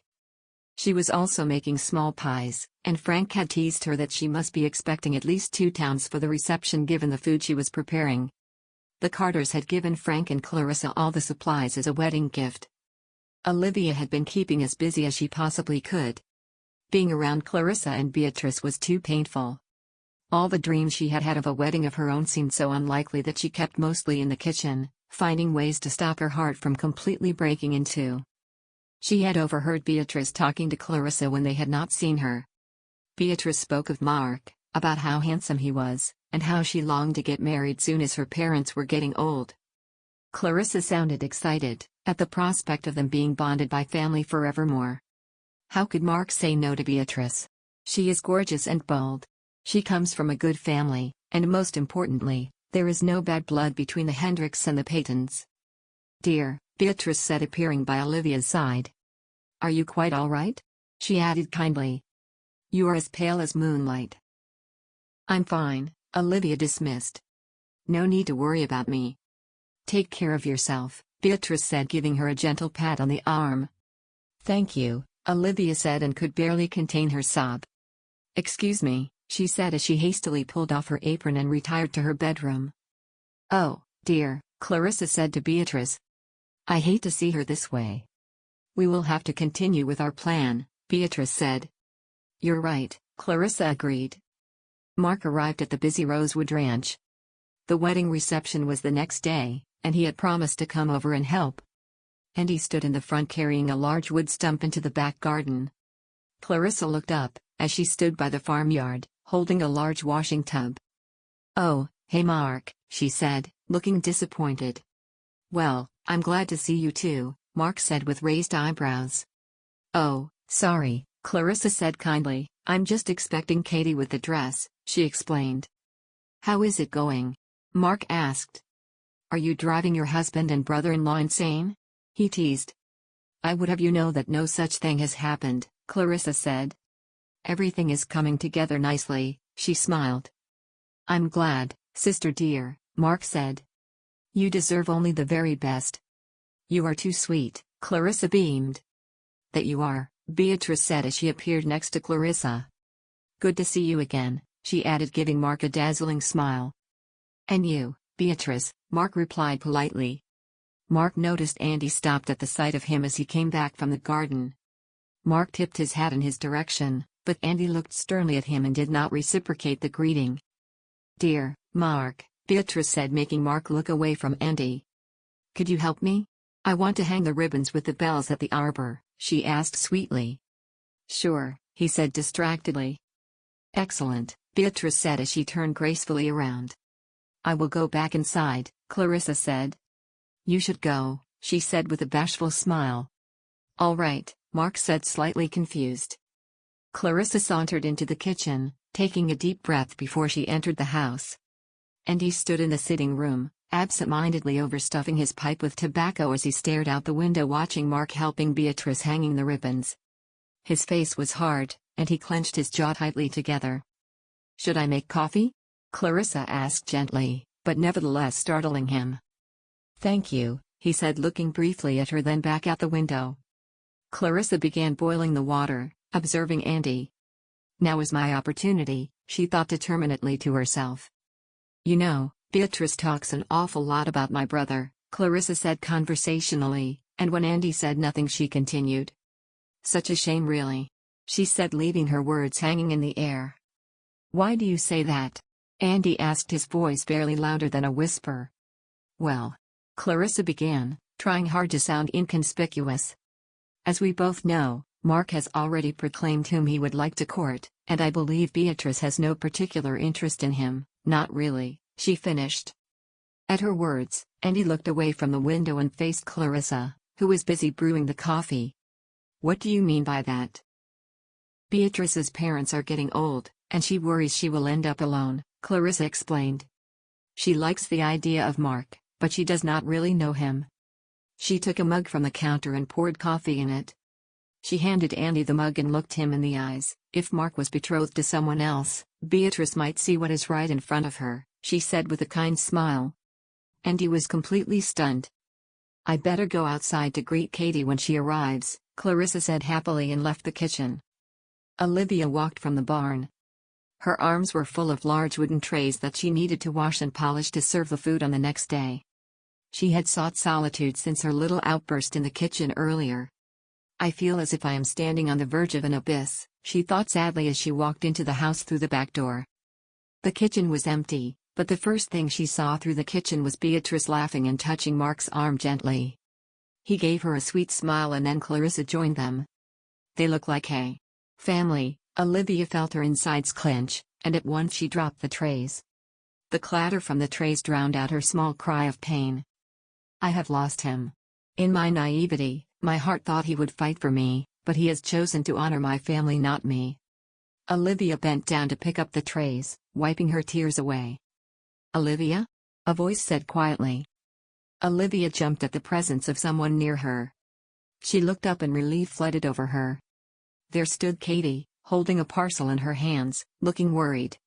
What's wrong? She said concernedly, putting the parcel on the kitchen table and hurrying to her friend. Oh, Katie, Olivia sobbed. Tell me, dear Olivia, what's wrong?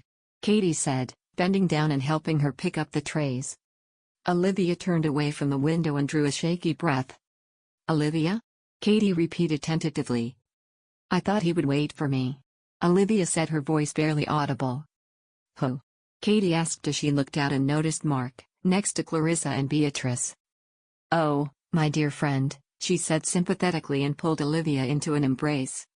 Olivia clung to her and fought to keep the tears at bay. But I don't understand, Katie said as they broke from the embrace. Did Marc say something? No, Olivia said, her voice laced with deep sadness. He did not have to. Just look at her, Katie, she added miserably, looking out the window. But Katie began, but Olivia shook her head. I think I will lie down, she said. Would you please tell them I need rest? Of course, Katie said. Thank you, Olivia said and gave her a small, sad smile. She turned around and walked towards her room. Dear Olivia. Katie muttered to herself.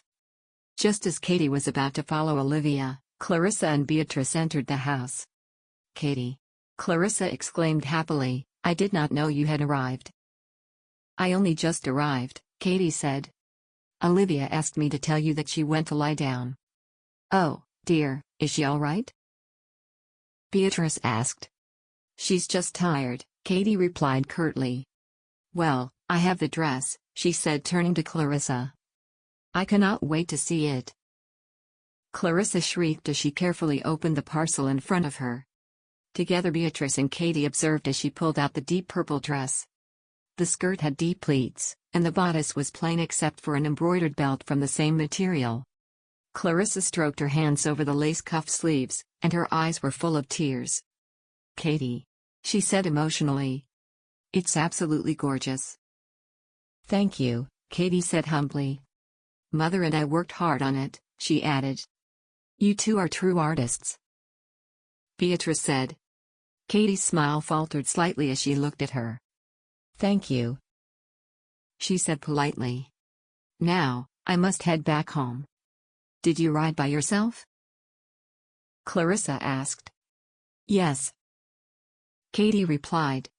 It is only my mother and I must ride alone on these journeys, she said smiling. I'm sure Marc would not mind accompanying you home, Clarissa said, but Katie said immediately. No, I will be perfectly all right on my own. Clarissa and Beatrice exchanged surprised looks at that. If you say so, Clarissa said, thank you again. I look forward to seeing you wear it tomorrow, Katie said kindly. At that, she turned around and left the kitchen. Clarissa woke early the next morning, her insides felt like it was filled with fluttering butterflies. How fortunate are we, Frank, she said as she cuddled close to him. I get to stand next to you while our family and friends celebrate us, she added tenderly. I know that I am the luckiest man in the entire world, Frank said, stroking her dark hair. I do hope that Olivia is feeling better, Clarissa said concernedly. Olivia had been quiet during dinner, and her eyes were red and puffy as if she had been crying. She looked as if she was in mourning. Frank contemplated. If Andy would see what is right in front of him. Clarissa muttered thoughtfully. Pardon? Frank asked her. Nothing, Clarissa said guiltily. Clarissa? Frank said curiously. What about Andy? I surely do not know what you mean, Clarissa said coyly, sitting up. What are you plotting? Frank said, laughing as he sat up and pulled her in her arms. He gave her a sweet kiss before he tickled her. She burst into laughter and jumped from the bed. Now I will never tell, she said teasingly. Mrs. Wagner, Frank reprimanded gleefully. Clarissa gaped at him, her whole demeanor changing. What is it? Frank asked, suddenly worried. It's just, with everything that has happened, I guess this is the first time I heard someone call me Mrs. Wagner, she said, her voice choking up. Frank walked to her and took her in his arms. My dearest, sweetest, Clarissa Wagner, he whispered. The Rosewood Ranch was filled with food and Olivia stood in next to Frank. They were waiting for Marc for the blessing they had planned before the reception. Frank was dressed in his best clothes, and Andy wore his church clothes. There was sober tranquility in the air. Olivia looked better, but her smile did not reach her eyes. Beatrice stood in the back, unusually quiet. Finally, there was a knock on the door, and Frank opened it for Marc. As he came inside the house, Clarissa appeared in the hallway. Clarissa. Marc gasped as he saw his little sister standing in front of him in her new dress. Her hair was tied back with a silver pin, and she looked beautiful. Marc kissed her cheek. Mother and father would have been proud, he said kindly. Thank you, she said sweetly. Together they walked into the sitting room where Andy stood holding the good book. Before the blessing commences, I want to say a few words, Frank said. Clarissa and I are filled with gratitude, and we realize our actions did not come without a price. He looked at Andy. We thought love could not wait, but we were wrong. Thank you all. That was beautiful, Frank, Olivia said. Andy looked at his siblings and looked at the only picture they had of their parents. The enemy's ultimate goal is to destroy. Andy began after a pause. The Lord is to build up. Marriage is a union in the Lord's heavenly blessing, joining two souls. Though one may be overpowered, two can defend themselves. Clarissa and Frank found each other, and we thank the Lord. May your union bring you patience, tolerance, and understanding. His voice trailed off for a moment. Clarissa and Frank took a chance and followed their heart, and we could all learn from their example. And he finished, deep in thought. That was beautiful. Clarissa said with tears in her eyes. You speak with grace. Beatrice said softly. I see guests arriving. Frank said as he looked out the kitchen window. Come, Clarissa, we should greet them. Clarissa took Frank's hand and together they walked out to the farmyard. And he looked at his sister who had retreated to the kitchen. Her sorrow is in my hands. Clarissa was right, and for the first time the answer is simple. Marc. And he said. I would like to have a word with you. Chapter 30. Let me help you carry this. Beatrice said to Olivia as she noticed the awkward look on Andy's face. Olivia nodded weakly, and they began moving the food-laden trays outside to the large table in the backyard, leaving Marc and Andy alone together. Thank you for the blessing, Marc said. It meant a lot to my sister. Andy began, unsure how to continue. I wanted to talk to you about Olivia, he finally said. Is she all right? Marc asked, concerned. Andy paused before he said, No, she's not. What has happened? Marc said. Truth be told, it's because of me. Andy said slowly. Because of my actions, my refusal. Marc looked alert as he stared at Andy. I have realized that I did not listen to what was right when I denied you. I lashed out from anger and pride. Andy looked resolutely at Marc, then added, and I was wrong. What does this mean? Marc asked. You have my blessing to court Olivia. Andy said. Marc looked stunned as the realization washed over him. He thought for a while before he said, Promise me, you will let me tell her? Marc said. Yes, of course. Andy said. I will not do it today.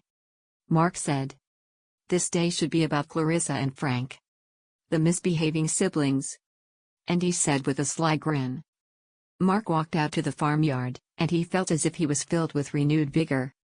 We will finally be together, he thought, looking around for Olivia. But he was pulled into a bear hug from William Carter. Marc, my boy. He bellowed. This is truly a blessing. Let go of him. Sylvia admonished her husband. Good to see you, dear, she said kindly. And you, Sylvia? Marc said. The backyard was filling with people who all surrounded Clarissa and Frank, giving them their well wishes. When will we see you settle down, Marc? Sylvia asked. Come off it. William said, taking his turn to admonish. Marc will do it when he finds the right one. Believe me, Sylvia. Marc said, smiling as he just noticed Olivia. I truly am working on it. Marc excused himself and walked towards Olivia. He did not want to tell her right now, but he just wanted to be closer to her. She had been so distant lately. As he got nearer her, Beatrice came hurrying towards him. Marc. She beamed at him, and just then Dr. Bourne stepped in his line of vision, and he lost sight of Olivia. Hello, Beatrice. Marc said distractedly. I want to give you my utmost congratulations. Beatrice said. Should you not say this to Clarissa or Frank? Marc asked. Beatrice moved her head closer to his. I meant because of Andy's change of heart, she whispered. How did you hear about that? Marc asked her suspiciously. Beatrice looked guiltily at her feet. Oh, promise not to be mad. What did you do? Beatrice glanced in Clarissa's direction, but before she could reply, Marc said, This has something to do with my sister? Am I right? He said. Yes. Beatrice said with slight hesitation. She figured Andy just needed a little push in the right direction. Andy? How do you mean? Marc asked. Marc, you are very sweet, and every woman would be glad to call you hers. But? Marc said. I'm afraid you are not the one I would choose, Beatrice said quietly, looking over to where Andy stood, shaking Pastor Ruggles' hand. Suddenly everything made sense to Marc. Does he know? Marc asked. No. Beatrice hastened to answer. And swear to me, Marc, that you will never tell him. Marc chuckled, thinking about how stubborn and headstrong Andy could be. I promise. You should find Olivia, Beatrice said sweetly. I will, Marc said, turning away from Beatrice and almost walked into Joshua. You came? Marc exclaimed. Yes, and thank you for lending us the carriage, Joshua said. How was Olivia? Marc asked with a slight smile. He drove the carriage gently, Joshua said. Well, a bit too gently, he admitted. This is why we are late. Is your mother here? Marc asked. She's with Olivia, Joshua said. He has such a good influence on her. Marc looked at the direction Joshua had gestured and saw his old worker, standing close to Violet, who looked nervous, patting her shoulder gently. Frank and Clarissa's reception was a joyous affair. They cut the cake Olivia had made for them, and everybody cheered as they took their bites. Even though this had not been their wedding day, it did not matter. The backyard was filled with laughter, and as Frank and Clarissa stood underneath the arbor and said their vows in front of their friends and family, there was hardly a dry eye in the crowd. Marc had not been able to find time with Olivia. She seemed to be content to sit on the sideline, making sure there was plenty of food. The guests had slowly begun to head back home, and only a few guests remained behind. As the sunbeams began hiding behind the horizon, the fireflies started to fly around, lazily casting their ethereal glow around. Violet sat surrounded by her children. Seamus, she said gently to O'Leary. I think it's time for us to head back. O'Leary leapt up and beamed at her. I will fetch the carriage. Clarissa looked at Marc, and they both raised their eyebrows. This was indeed a new side to him. Perhaps I ought to get going as well, Katie said, standing up. Allow me to accompany you home, Marc said. There is no need, Katie said mischievously. I have my personal shadow writer, she added with a tinkling laugh. What on earth does she mean? Frank said, looking at Clarissa that sat next to him. But Olivia chuckled as she came from the house. Katie has all the protection she needs, she said as she began to clean up the remaining food. Clarissa turned around to see Katie ride away and a familiar figure in black rode behind her. Is that? Clarissa asked, shocked. Yes, Olivia replied at once.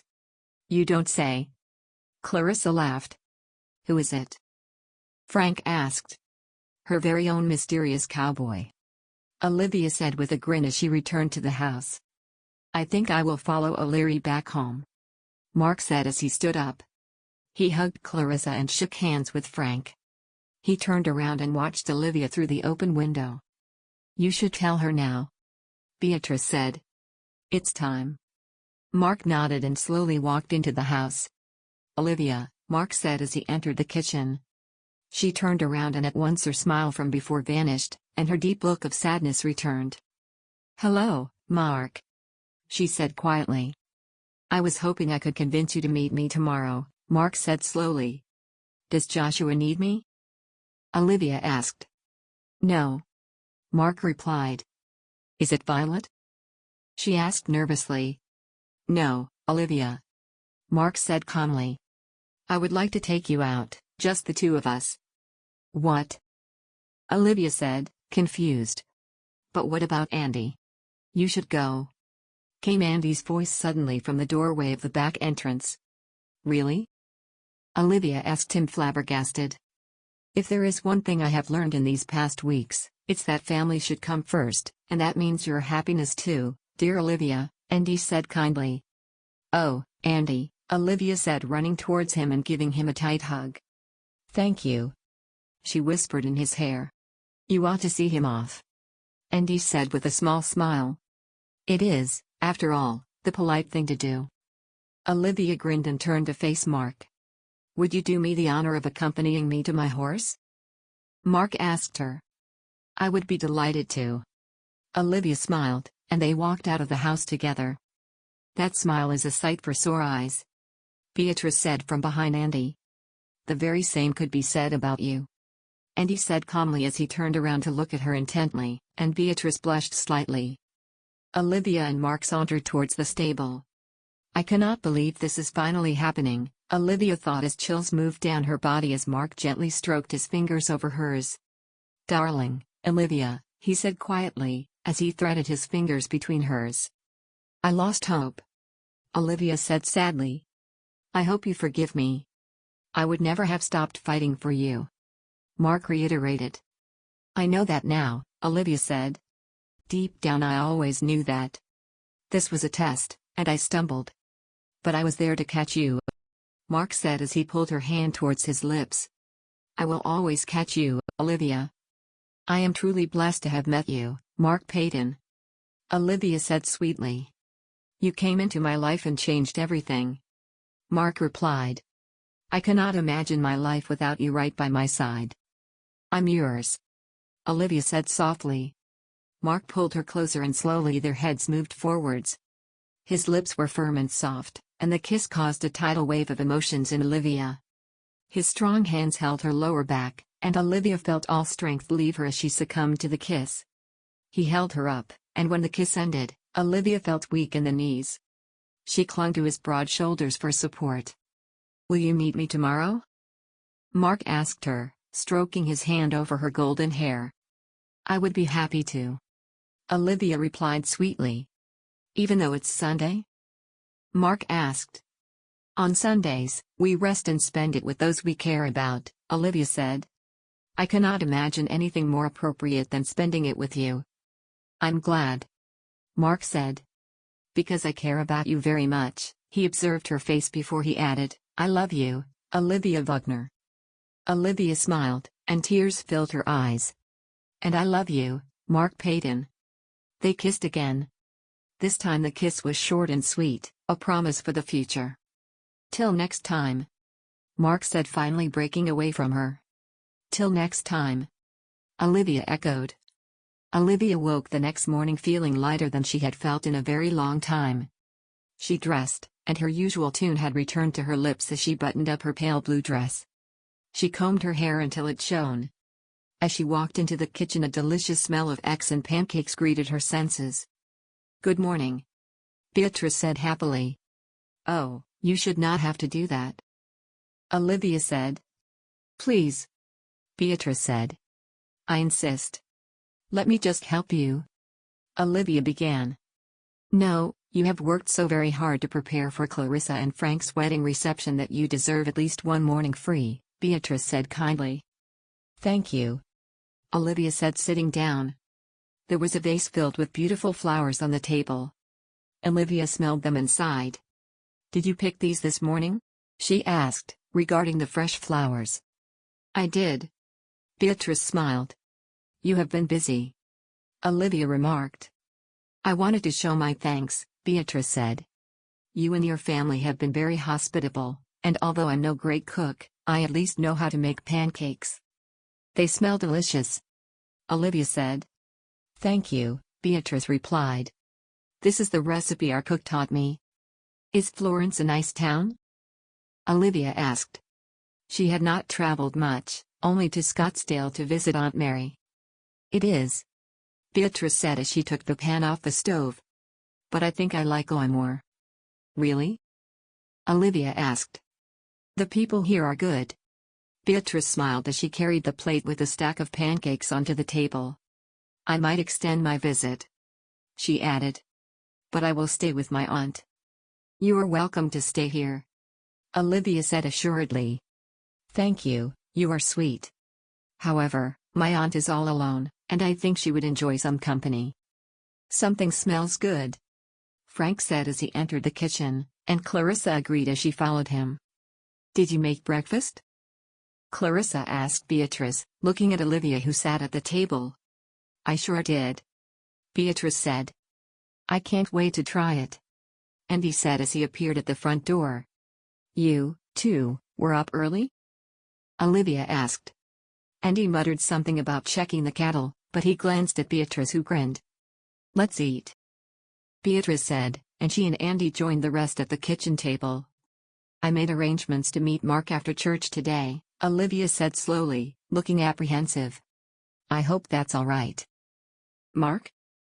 Clarissa said with a huge grin on her face. Very good, Andy replied. Olivia looked astounded, and both Clarissa and Beatrice beamed. We also have a small announcement, Frank said, looking equally as surprised as Olivia. Clarissa and I want to go on a short honeymoon. We plan to ride up to Scottsdale, and I want to introduce Clarissa to Aunt Mary. What a wonderful idea, Olivia said, touched. We will, of course, only leave after we have finished rounding up, Frank added hastily. Good, Andy said. I agree, it's a fine idea. Life sure is different here at the Rosewood Ranch, Olivia mused happily as she ate her pancakes. I cannot wait to meet Marc. Chapter 31. After an unusually long trip, as O'Leary had very carefully driven the wagon, Marc, O'Leary, and the Green family arrived on time at church that Sunday. Marc walked towards an almost empty church row, followed by his brigade of companions. He could see raised eyebrows from some of the church society ladies, but he only had eyes for Olivia, who glanced at him frequently, her posture elegant as she played hymn after hymn. As the final chord rang out and the service ended, Marc stood up, anxious to speak with her. The congregation walked outside, and Joshua ran after his siblings that longed for play now that they had sat quietly for so long. Your playing was a delight, Marc said as he approached Olivia. You are kind, she said as she turned around. And you certainly were attentive of my playing, she teased. Well, naturally, Marc said with a slight grin. We should head outside, Olivia said. Yeah, Marc said, unable to stop looking at her. Is it possible she became more beautiful since yesterday? I'm looking forward to our day, Marc said slowly. Me too, Olivia replied. I thought we might have ourselves a lit. He continued, but was cut off at the sudden appearance of Joshua, who had run back inside the church, looking terrified. Joshua? Marc asked, concerned. What's wrong, boy? You're as white as a sheet. Joshua began, taking a deep breath to calm his nerves. I heard it. Heard what? Marc asked. I heard the voice, Joshua said quietly. I heard the third voice. From the fire. You heard the voice? Marc reiterated. Yes. Where? Marc said, looking around the gathering of people outside the church that still stood and chatted. Over there. Joshua pointed in the direction of the train station. I was following Michael as he had run too far from the church. He wanted to see the train. As we came closer to the station, I heard the voice. You are absolutely certain? Marc asked seriously. I am, Joshua replied earnestly. Marc looked at Olivia, a pained expression etched onto his face. Darling Olivia, I must go, he said, taking her hand in his. I cannot let that man get away. Please, go back home. I cannot take the chance of anything happening to you. Of course, Olivia said sympathetically. I understand. As I knew you would, Marc said, and hurried towards Frank and Clarissa, who were chatting with William and Sylvia Carter. Hi there, Clarissa said happily, but her expression faltered as she noted the severe look on his face. Marc? I have little time to explain, Marc said, looking at Frank. I need you to take Clarissa and Olivia back to the Rosewood Ranch. The third man from the fire is close by, Marc said, ignoring Clarissa's gasp. He's here? Frank asked. Yes, and you need to take them, do you understand? Marc said. You should ride with O'Leary. It's important that we keep Joshua safe. I am on it, Frank replied, and they both hurried towards O'Leary as he stood by the carriage, watching the children play. O'Leary, Marc said seriously. I need you to go home now. There is an emergency. Take Violet and the children and ride back. Frank Wagner will ride with you, he will explain. Wait for Joshua, then go. I will, O'Leary replied gravely. Marc turned around to find Joshua again. I want you to show me exactly where you heard the voice, he said, but Andy came running.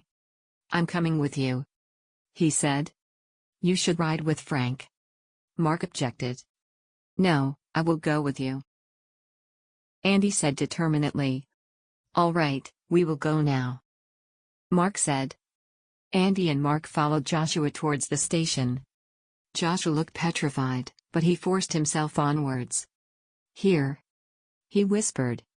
"Behind this cabin," he pointed.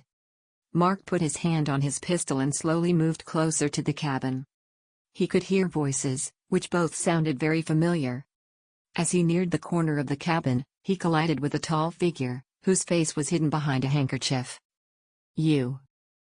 He pulled out his gun, but Marc lunged at him, wrestling him to the ground. "Run, Joshua!" Marc screamed as he punched the man in the side.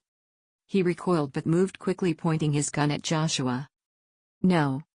Marc hissed, kicking his arm, as he pulled the trigger. The loud bang reverberated around them and Marc felt a dull thud to the stomach as he kicked him and ran away. But he saw in the distance Joshua leaving with O'Leary. Andy ran after him behind the cabin but cursed loudly as the man appeared a moment later riding a horse. "Hurry!" Andy said, pulling Marc up, and they ran towards the church. Bewildered-looking people gasped as they hurried past them towards their horses. Marc yanked the reins free and jumped on Spirit, kicking him to move. He responded at once, and they were off. Marc was gaining on him, and he could hear Andy behind him. As he turned at a crossroads, the man ahead aimed his gun at them. He shot his gun, and it nearly hit Marc. "Yeah," Marc called as he pushed down onto the stirrups, egging Spirit to move faster. The man rode towards the Thorndyke farm. If he manages to go behind the farm, he might get away, Marc thought rapidly. He turned around to see Andy riding behind him. "Cut him off!" Marc bellowed. Andy sped his horse with great effort ahead of Marc, and off the road. "I need to distract the man," Marc thought. He pulled out his gun and aimed as carefully as he could. He pulled back the trigger and fired. As he had hoped, the disguised man's horse whinnied at the loud noise and halted slightly, giving Andy enough time to ride ahead of the man, blocking his way. The disguised man pulled his horse's reins and made a sudden change in direction, towards the Thorndyke farm, and Marc followed closely behind. The man rode towards the farmhouse and Marc could see movement inside the house. "I must stop him from entering the house." The man jumped off his horse and made for the front door. Marc rode close to the door, moved his feet from the stirrups and made a leaping jump ahead, crashing into the man. A scream was heard from inside the house as Marc fought to keep the man on the ground. He held the man's arms behind him, pressing his knee firmly down to keep him from moving. As Andy came riding towards them, Marc called, "I need rope." Andy slid off his horse and grabbed his rope and threw it to Marc, who caught it and quickly tied the man's hands together. He turned him around and pulled down his handkerchief. "Time to see who you are." But the face that greeted him shocked him. "Langston?" Marc stared at the man in front of him. Langston. The hand his father had hired for years. The man Marc had thought was the epitome of honor and trustworthiness. "Langston?" Marc repeated. Langston sneered at him and squirmed around trying to break free of his confinement. "You are behind all of this?" Marc growled. Langston grimaced and tried again to wriggle from his bonds. "If it isn't little Marc Payton." He spat. "You let go of me, at once," he screamed. "You're Lockhart," Marc said as the realization dawned on him. "You tried to steal my cattle." "Listen," Langston said dangerously. "You're going to let me go, or else," he threatened. "Or what?" Marc barked. "You will never be safe, you and that boy." Langston spewed. "We will," Marc said confidently. "You are going to be locked up, might even get the rope," Marc finished. "Come on, Andy," Marc said, ignoring Langston. "Let's take this scum to Sheriff Blackwell. You have no idea what you are getting yourself into, boy." Langston snarled, but Marc ignored him. Together he and Andy pulled Langston up and laid him across his horse and tied him to his saddle. "Now don't move too much, or you will fall," Marc said icily. Together he and Andy rode back towards the town, Langston dangling across his horse, between them. They neared the town, and as they stopped outside the sheriff's office, Langston began squirming again. "Sheriff Blackwell," Marc called, still on his horse, holding tightly to Langston's horse. Sheriff Blackwell came outside and looked surprised at the sight in front of him. "What is going on?" Blackwell asked. "We have captured Lockhart," Marc said confidently. Langston sat in the jail cell inside Blackwell's sheriff office and had not uttered a word since Andy and Marc carried him inside. Blackwell observed Langston, speechless. "How can you be sure he's Lockhart?" Blackwell asked. "You said that Lockhart has been roaming the land for the past year." Marc said. "Langston used to work for my father until he disappeared a few years ago. At the same time Thorndyke accused him of stealing from him. Since then, no one has heard of Langston. That must be how he got to Jennings and Green," Blackwell said. "They were persuaded by the hand they had known all their life." Blackwell looked at Langston in the cell. "That explains Jebediah's last words to you, Sheriff." And he said. "What did he say?" Marc asked. "He said, in a seemingly sincere moment, that his family would not be safe with you," Sheriff Blackwell said. "With me?" Marc said. "Langston knows you," Andy continued. "And he knows the Blue Willow Ranch. He could bide his time and try to get Joshua.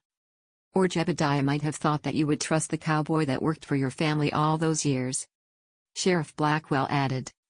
"One thing does not fit," Marc said thoughtfully. "Where has he been staying all this time, and who is he talking to behind the cabin by the station?"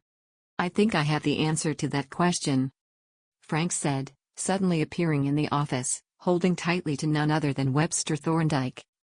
"Thorndyke?" Blackwell said curiously. Marc looked back at Langston, who stared intently at Thorndyke and noticed Andy's knuckles turn white. "After I heard the gunshot and you two rode away like cannonballs," Frank began, "I returned to the station. I looked around and noticed a man trying to sneak away looking guilty. Langston must have been talking to him," Marc said. "I don't know what you're talking about." Thorndyke peeped up.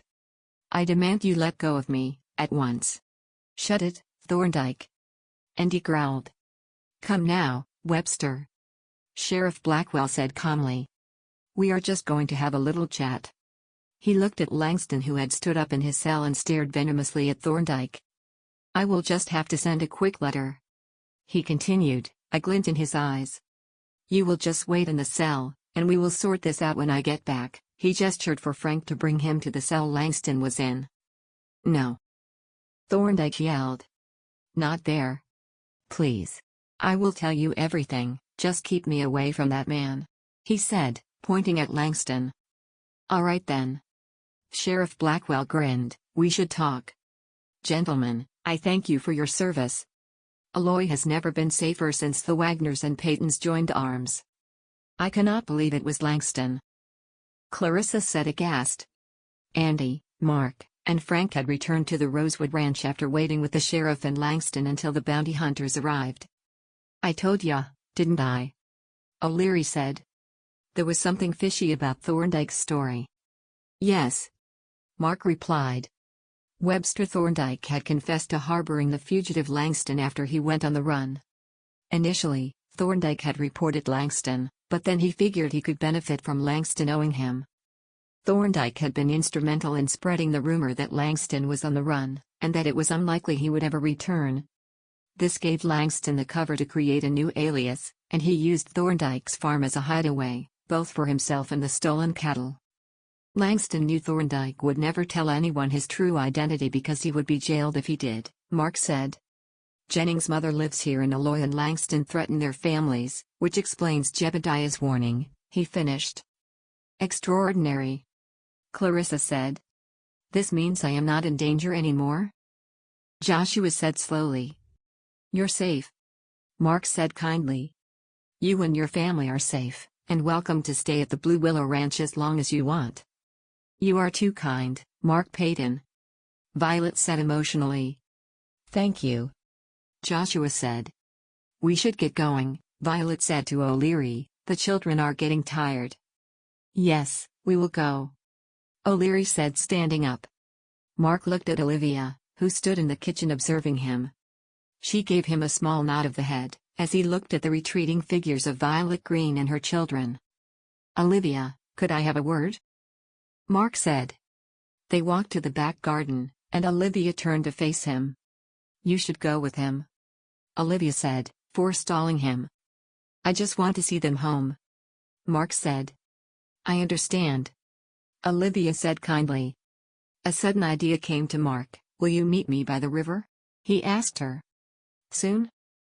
he added. "I would be delighted to," Olivia answered sweetly.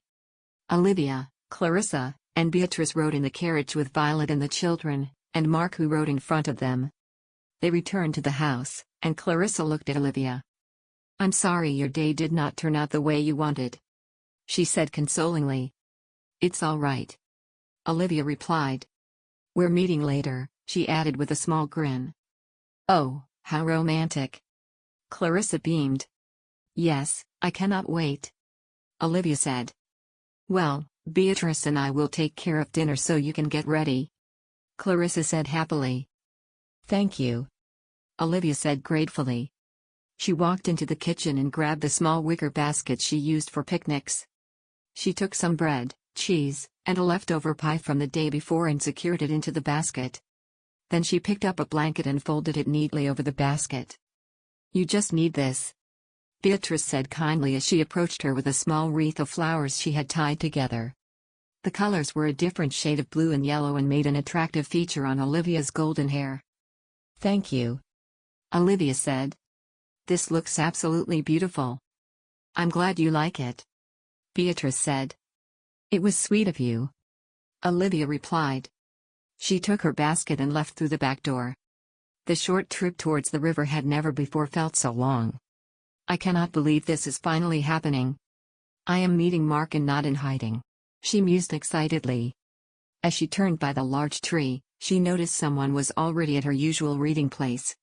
She smiled, approaching Marc who was standing waiting for her. "Hello, darling," Marc said as he took the basket from her. "Hi," she replied breathlessly, and together they laid the blanket in front of the large protruding tree root Olivia always sat by. They sat on the blanket and Marc took her hands in his own. "Finally, I have you," he said as he interlinked their fingers. "My sweet Olivia," he added. "I'm so glad we're here," Olivia said. "I brought food," she added. "You really are an angel," Marc chuckled. Olivia took out the food and they ate in comfortable silence. "There has much gone on since I saw you, and our path was cumbersome. All of it was worth it if only to be here with you right now," Marc said and gently pulled her towards him.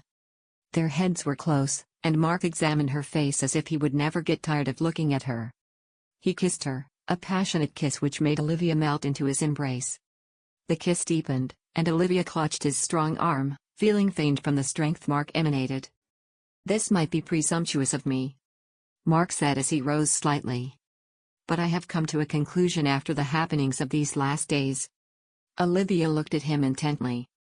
"I do not want to wait, and I cannot imagine my life without you. I tried, out of respect for your brother, but it was too much. I gravitated back to you. You are the missing part of my heart, and I love you more than I thought was possible for one man."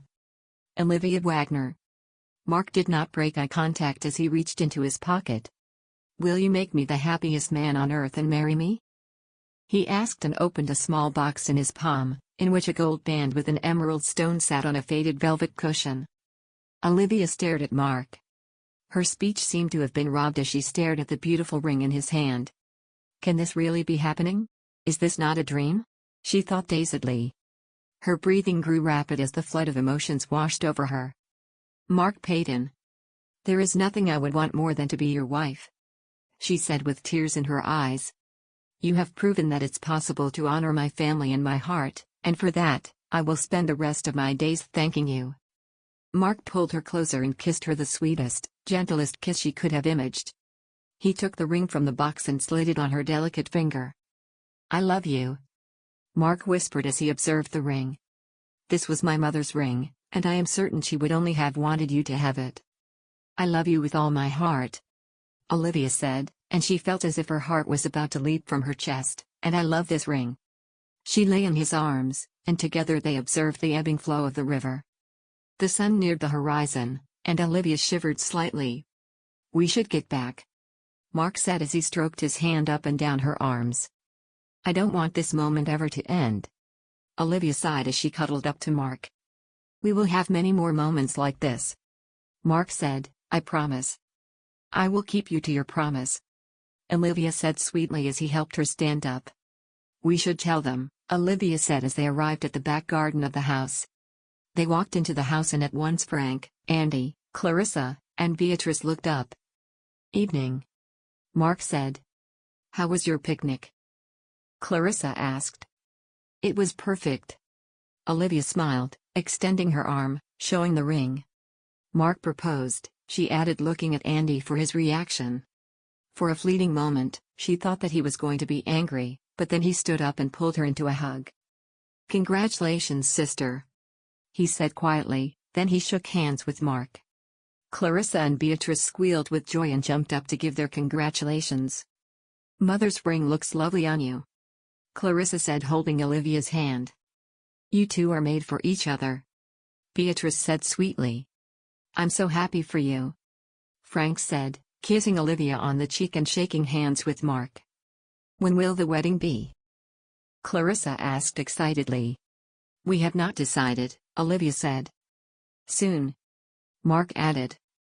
"This means a toast is in order," Clarissa said and retreated into the pantry and poured all of them a small glass of wine.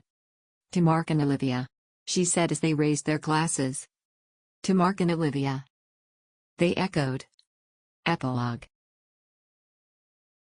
A month later. Wedding preparations had taken over the Rosewood Ranch. Olivia cooked like she was expecting a brigade of guests, however, this time, her smile rarely left her lips. Her happiness seeped into the delicious dishes she was making for her own wedding day. The house was hardly ever without guests as Olivia and Marc's well-wishers came by often to offer help or congratulations. Olivia and Marc had ridden to the town to announce their engagement shortly after Marc proposed. They had met Pastor Ruggles to discuss the ceremony, and everywhere they went, people greeted them with huge smiles and just a few frowns, from Marc's admirers. "This is like a fairy tale, where the prince and princess find each other at the very end," Olivia mused as she pulled the needle through the square in her hand, sitting on the velvet brown couch in their living room.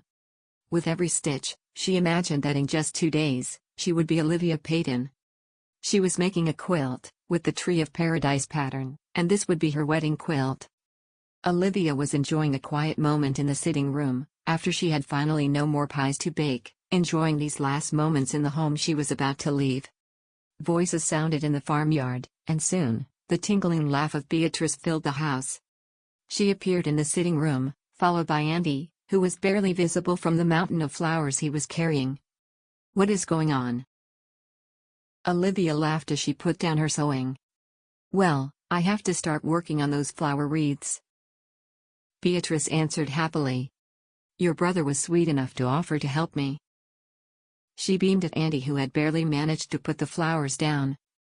"Happy to help," Andy said gruffly as he stood up, his shirt covered in small flower petals. Olivia and Beatrice looked at him and could not stop from bursting out laughing. "You look just sweet," Beatrice teased as Andy dusted off his shirt, his ears slightly red. "I'll be outside," Andy said, rolling his eyes. "Wait," Beatrice called. "Don't forget the letter." Andy pulled an envelope from his pocket and handed it to Olivia. "It's from Clarissa and Frank," she said as she read. "They say they will arrive with the train tomorrow." "With the train?" Andy asked. "What about the horses?" He added. Clarissa and Frank were still on their honeymoon in Scottsdale. They had traveled by horse, Clarissa being more than a fair rider. "They don't mention anything about it," Olivia mused. "Clarissa writes that they will be back in time for the wedding and that they are well. I'm sure they have a reason for this," Beatrice said pointedly. "I, for one, am not going to worry about it," Andy said. "That's not my job anymore," he added with a small grin as he left the house. "My brother certainly is a changed man." Olivia chuckled, as she began to help Beatrice with the flowers.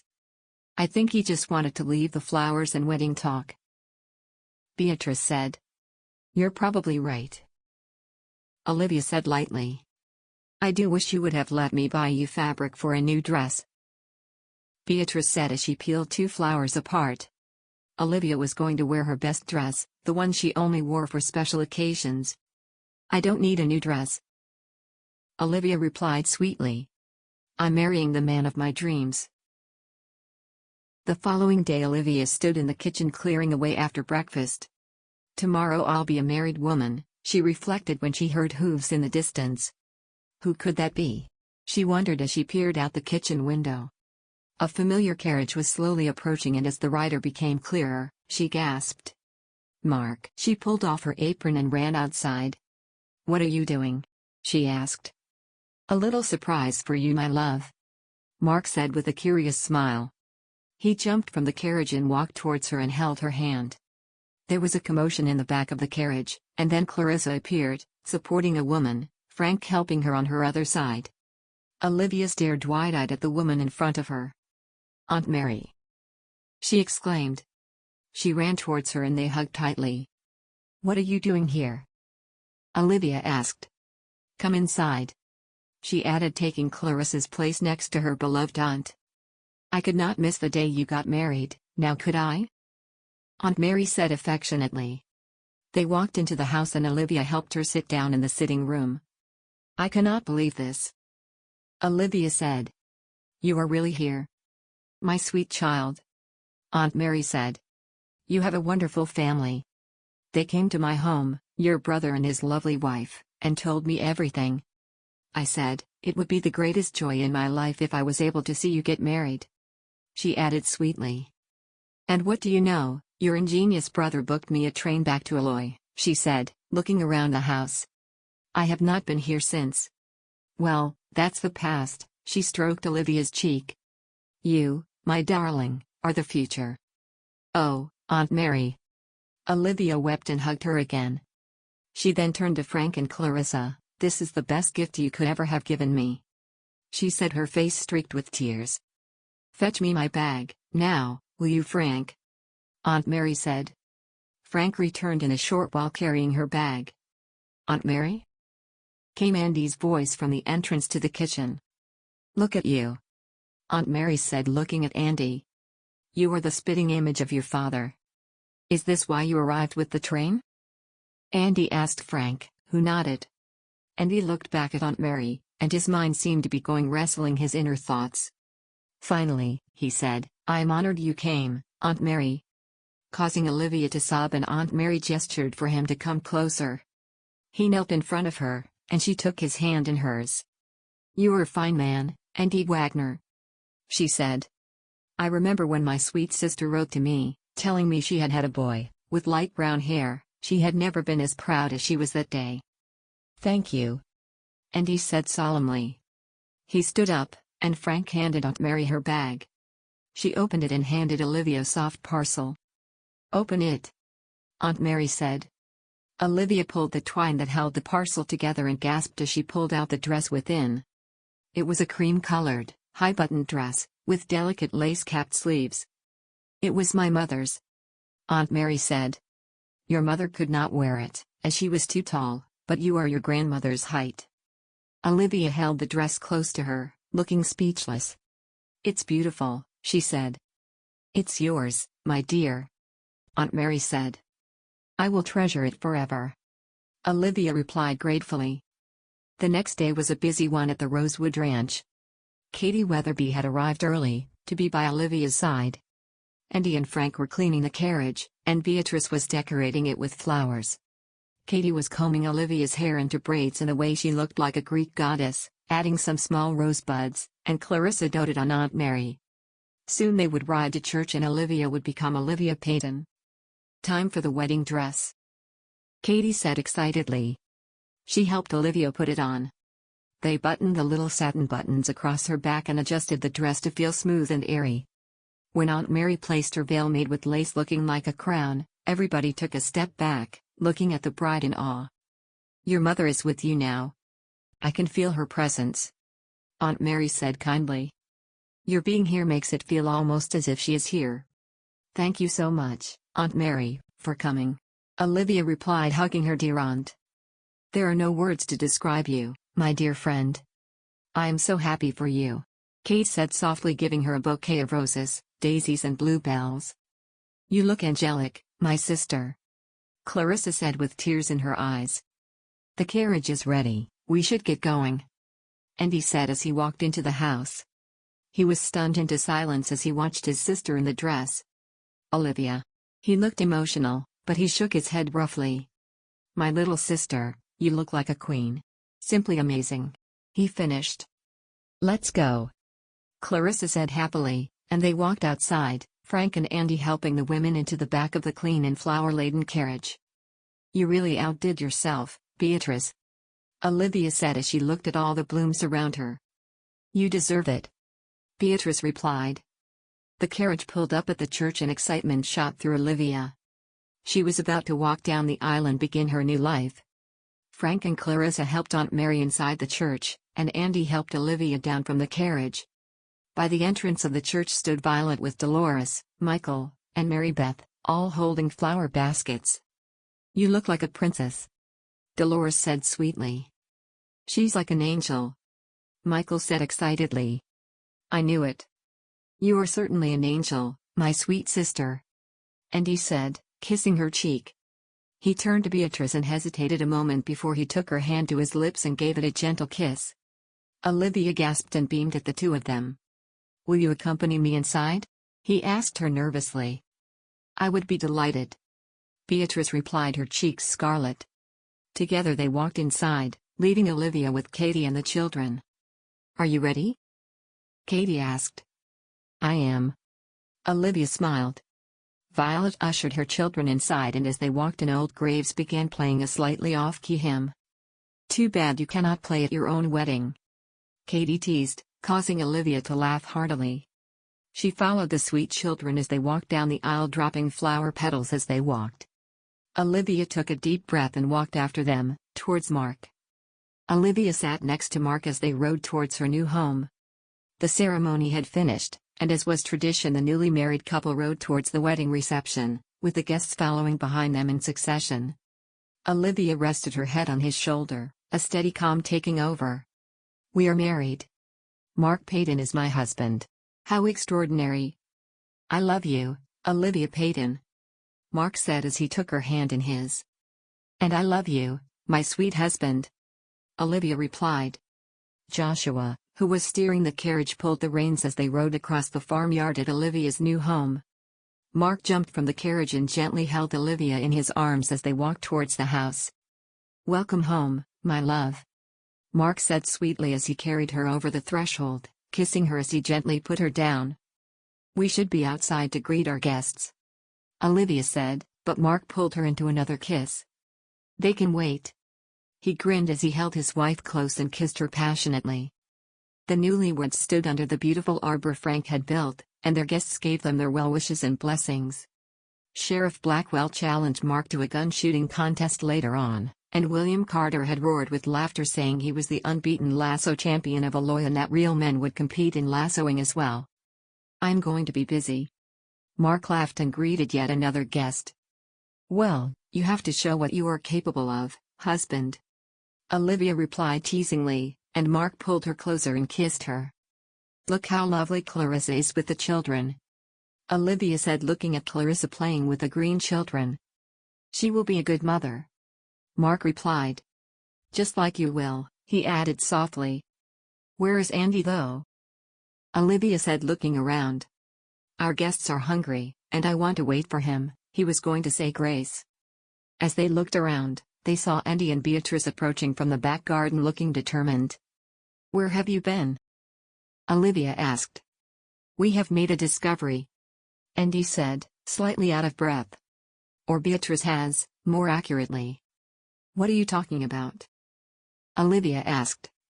The well, Andy began, the poisoned well. It wasn't poisoned. What are you talking about?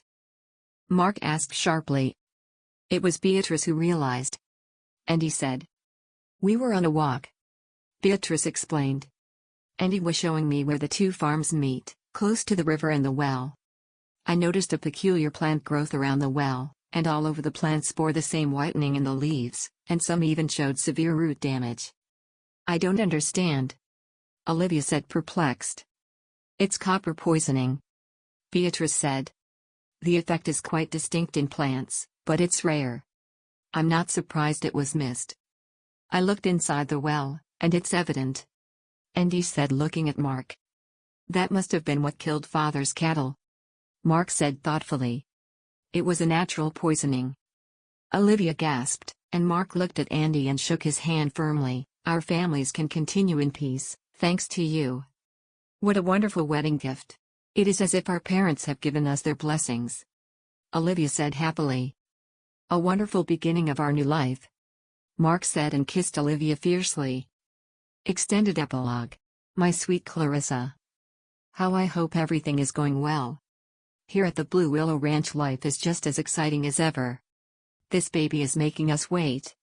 Marc is convinced this is a boy and Katie Ann thinks it's a girl. She strokes my huge belly and whispers promises to her new sister. It's very sweet. I do miss having you with us here in Illinois, but once the baby is born, we will make the journey to visit you and Frank and your sweet twins. My dear Katie just had her baby, the most adorable baby boy with his mother's grin and his father's dark, brooding eyes. Soon the town will be full of children. I have given your last letter a great deal of thought. Writing a book would be an exciting adventure, and your encouraging words made me smile. Marc tells me I should go for it, but I doubt. Well, when don't I? Although, I cannot help myself from writing down a few lines every time I have a spare moment. I hope you are enjoying life in Scottsdale, and I ask you to hug your beautiful children and my dear brother. Sending you all my love, Olivia. Olivia put down her letter and stood up, heaving as her pregnant belly weighed her down. When their Aunt Mary died 3 years ago, she left her house in Scottsdale to Olivia and her brothers. With the house came the publishing house that Aunt Mary's late husband, Sigmund, had owned. Clarissa and Frank decided that they wanted to honor Aunt Mary and take over the estate and the business. It was very difficult saying goodbye to them, but both of them seemed to thrive in Scottsdale with their twin girls, Emily and Jane. A little girl, with blonde curls that bounced with every step, came running inside the house. Mama! The little girl called. Rosie's pushed me, she complained. Now. Olivia said sweetly, I'm sure that was an accident. I pushed her, but then she pushed me also, her daughter said. Katie Ann. Olivia admonished. You should not have pushed her. But, Mama. Katie Ann objected. Come and help Mama outside, Olivia said, and her daughter took her hand, and they walked out to the farmyard together. What are you doing? Violet said, approaching Olivia. You should be resting. I needed to get up, Olivia said, stroking her belly. She was going to have her and Marc's second baby any day. They had been married for almost 5 years, and Olivia had never been happier. Their firstborn, Katie Ann, named after hers and Marc's mother's, was an energetic bundle of joy who had just turned 4 years old. Rosie Green and Katie Ann had started playing again, their small brawl forgotten entirely. I will get the dinner going, Violet said as she returned into the house. Violet had become the housemaid of Blue Willow Ranch. O'Leary made use of the small shed behind the house, and the Greens lived in the log cabin.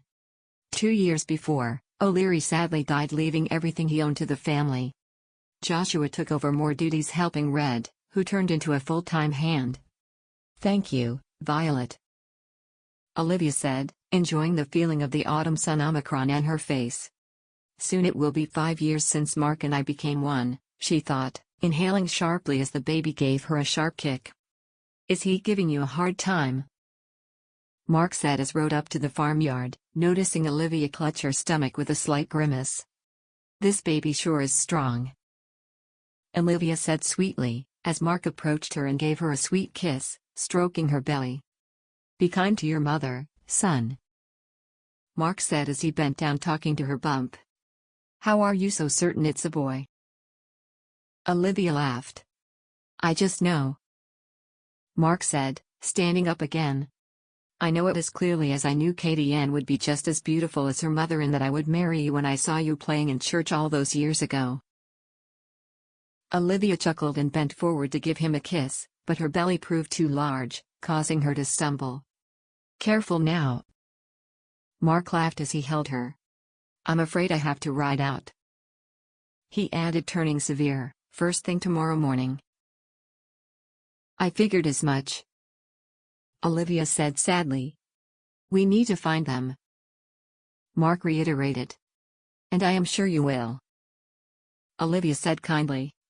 A year after they married, Sheriff Blackwell approached Marc, asking if he would be interested in being his deputy sheriff for good.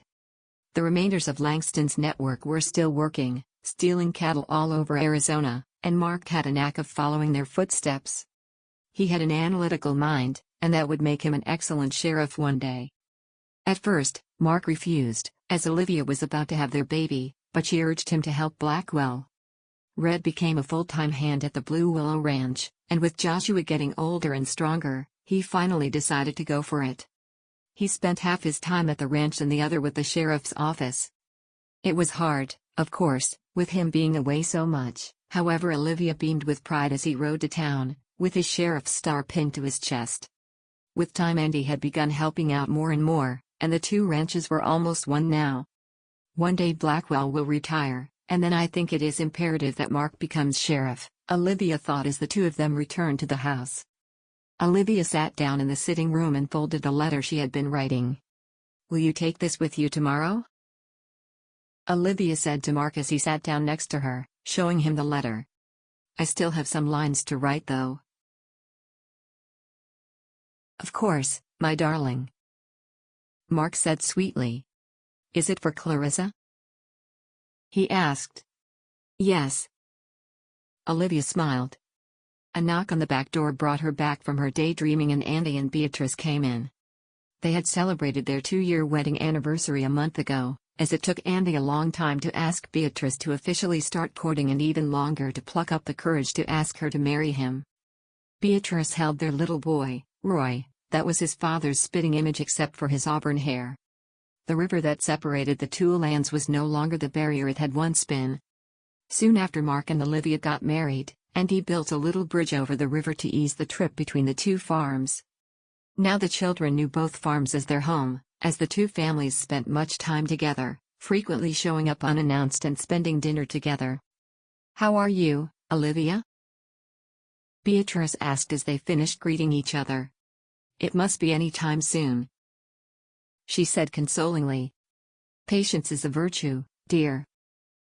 Andy said, but Beatrice and Olivia raised their eyebrows at him. I will go see Marc, he said, backing away from the glare his wife sent him. This baby will come, Olivia said, but winced at yet another kick. Hopefully very soon, she finished. What about the potion Red made for Katie? Beatrice asked. A year after Olivia and Marc married, there was a slight scandal in the town when Katie secretly married Red. They rode to Blackwater and got married, and returned a few days later. I told him I would not need it, Olivia said, but I might have spoken too soon. I will make you some tea. Beatrice smiled and put down baby Roy, next to Katie Ann and Rosie, who adored the little boy. In the kitchen, Marc and Andy were discussing the latest pieces of the case Marc was working on. Olivia watched her large family and smiled. I should write about you, our lives and our adventures. She picked up the letter again, and carefully unfolded it, writing below her signature. Sweet Clarissa. I think I will write. I want to write about my mother. I look at my life and my family, and none of it would exist if she did not choose to honor her family, not her heart. She loved my father, later, that I am sure of, but I cannot help compare our lives, and I feel so very fortunate. To honor my mother, I will write about her, and her journal. But that will have to come later, as my baby is coming, right now. Olivia folded the letter again and stood up. Marc, she called. He looked at her and immediately ran towards her. The baby's coming.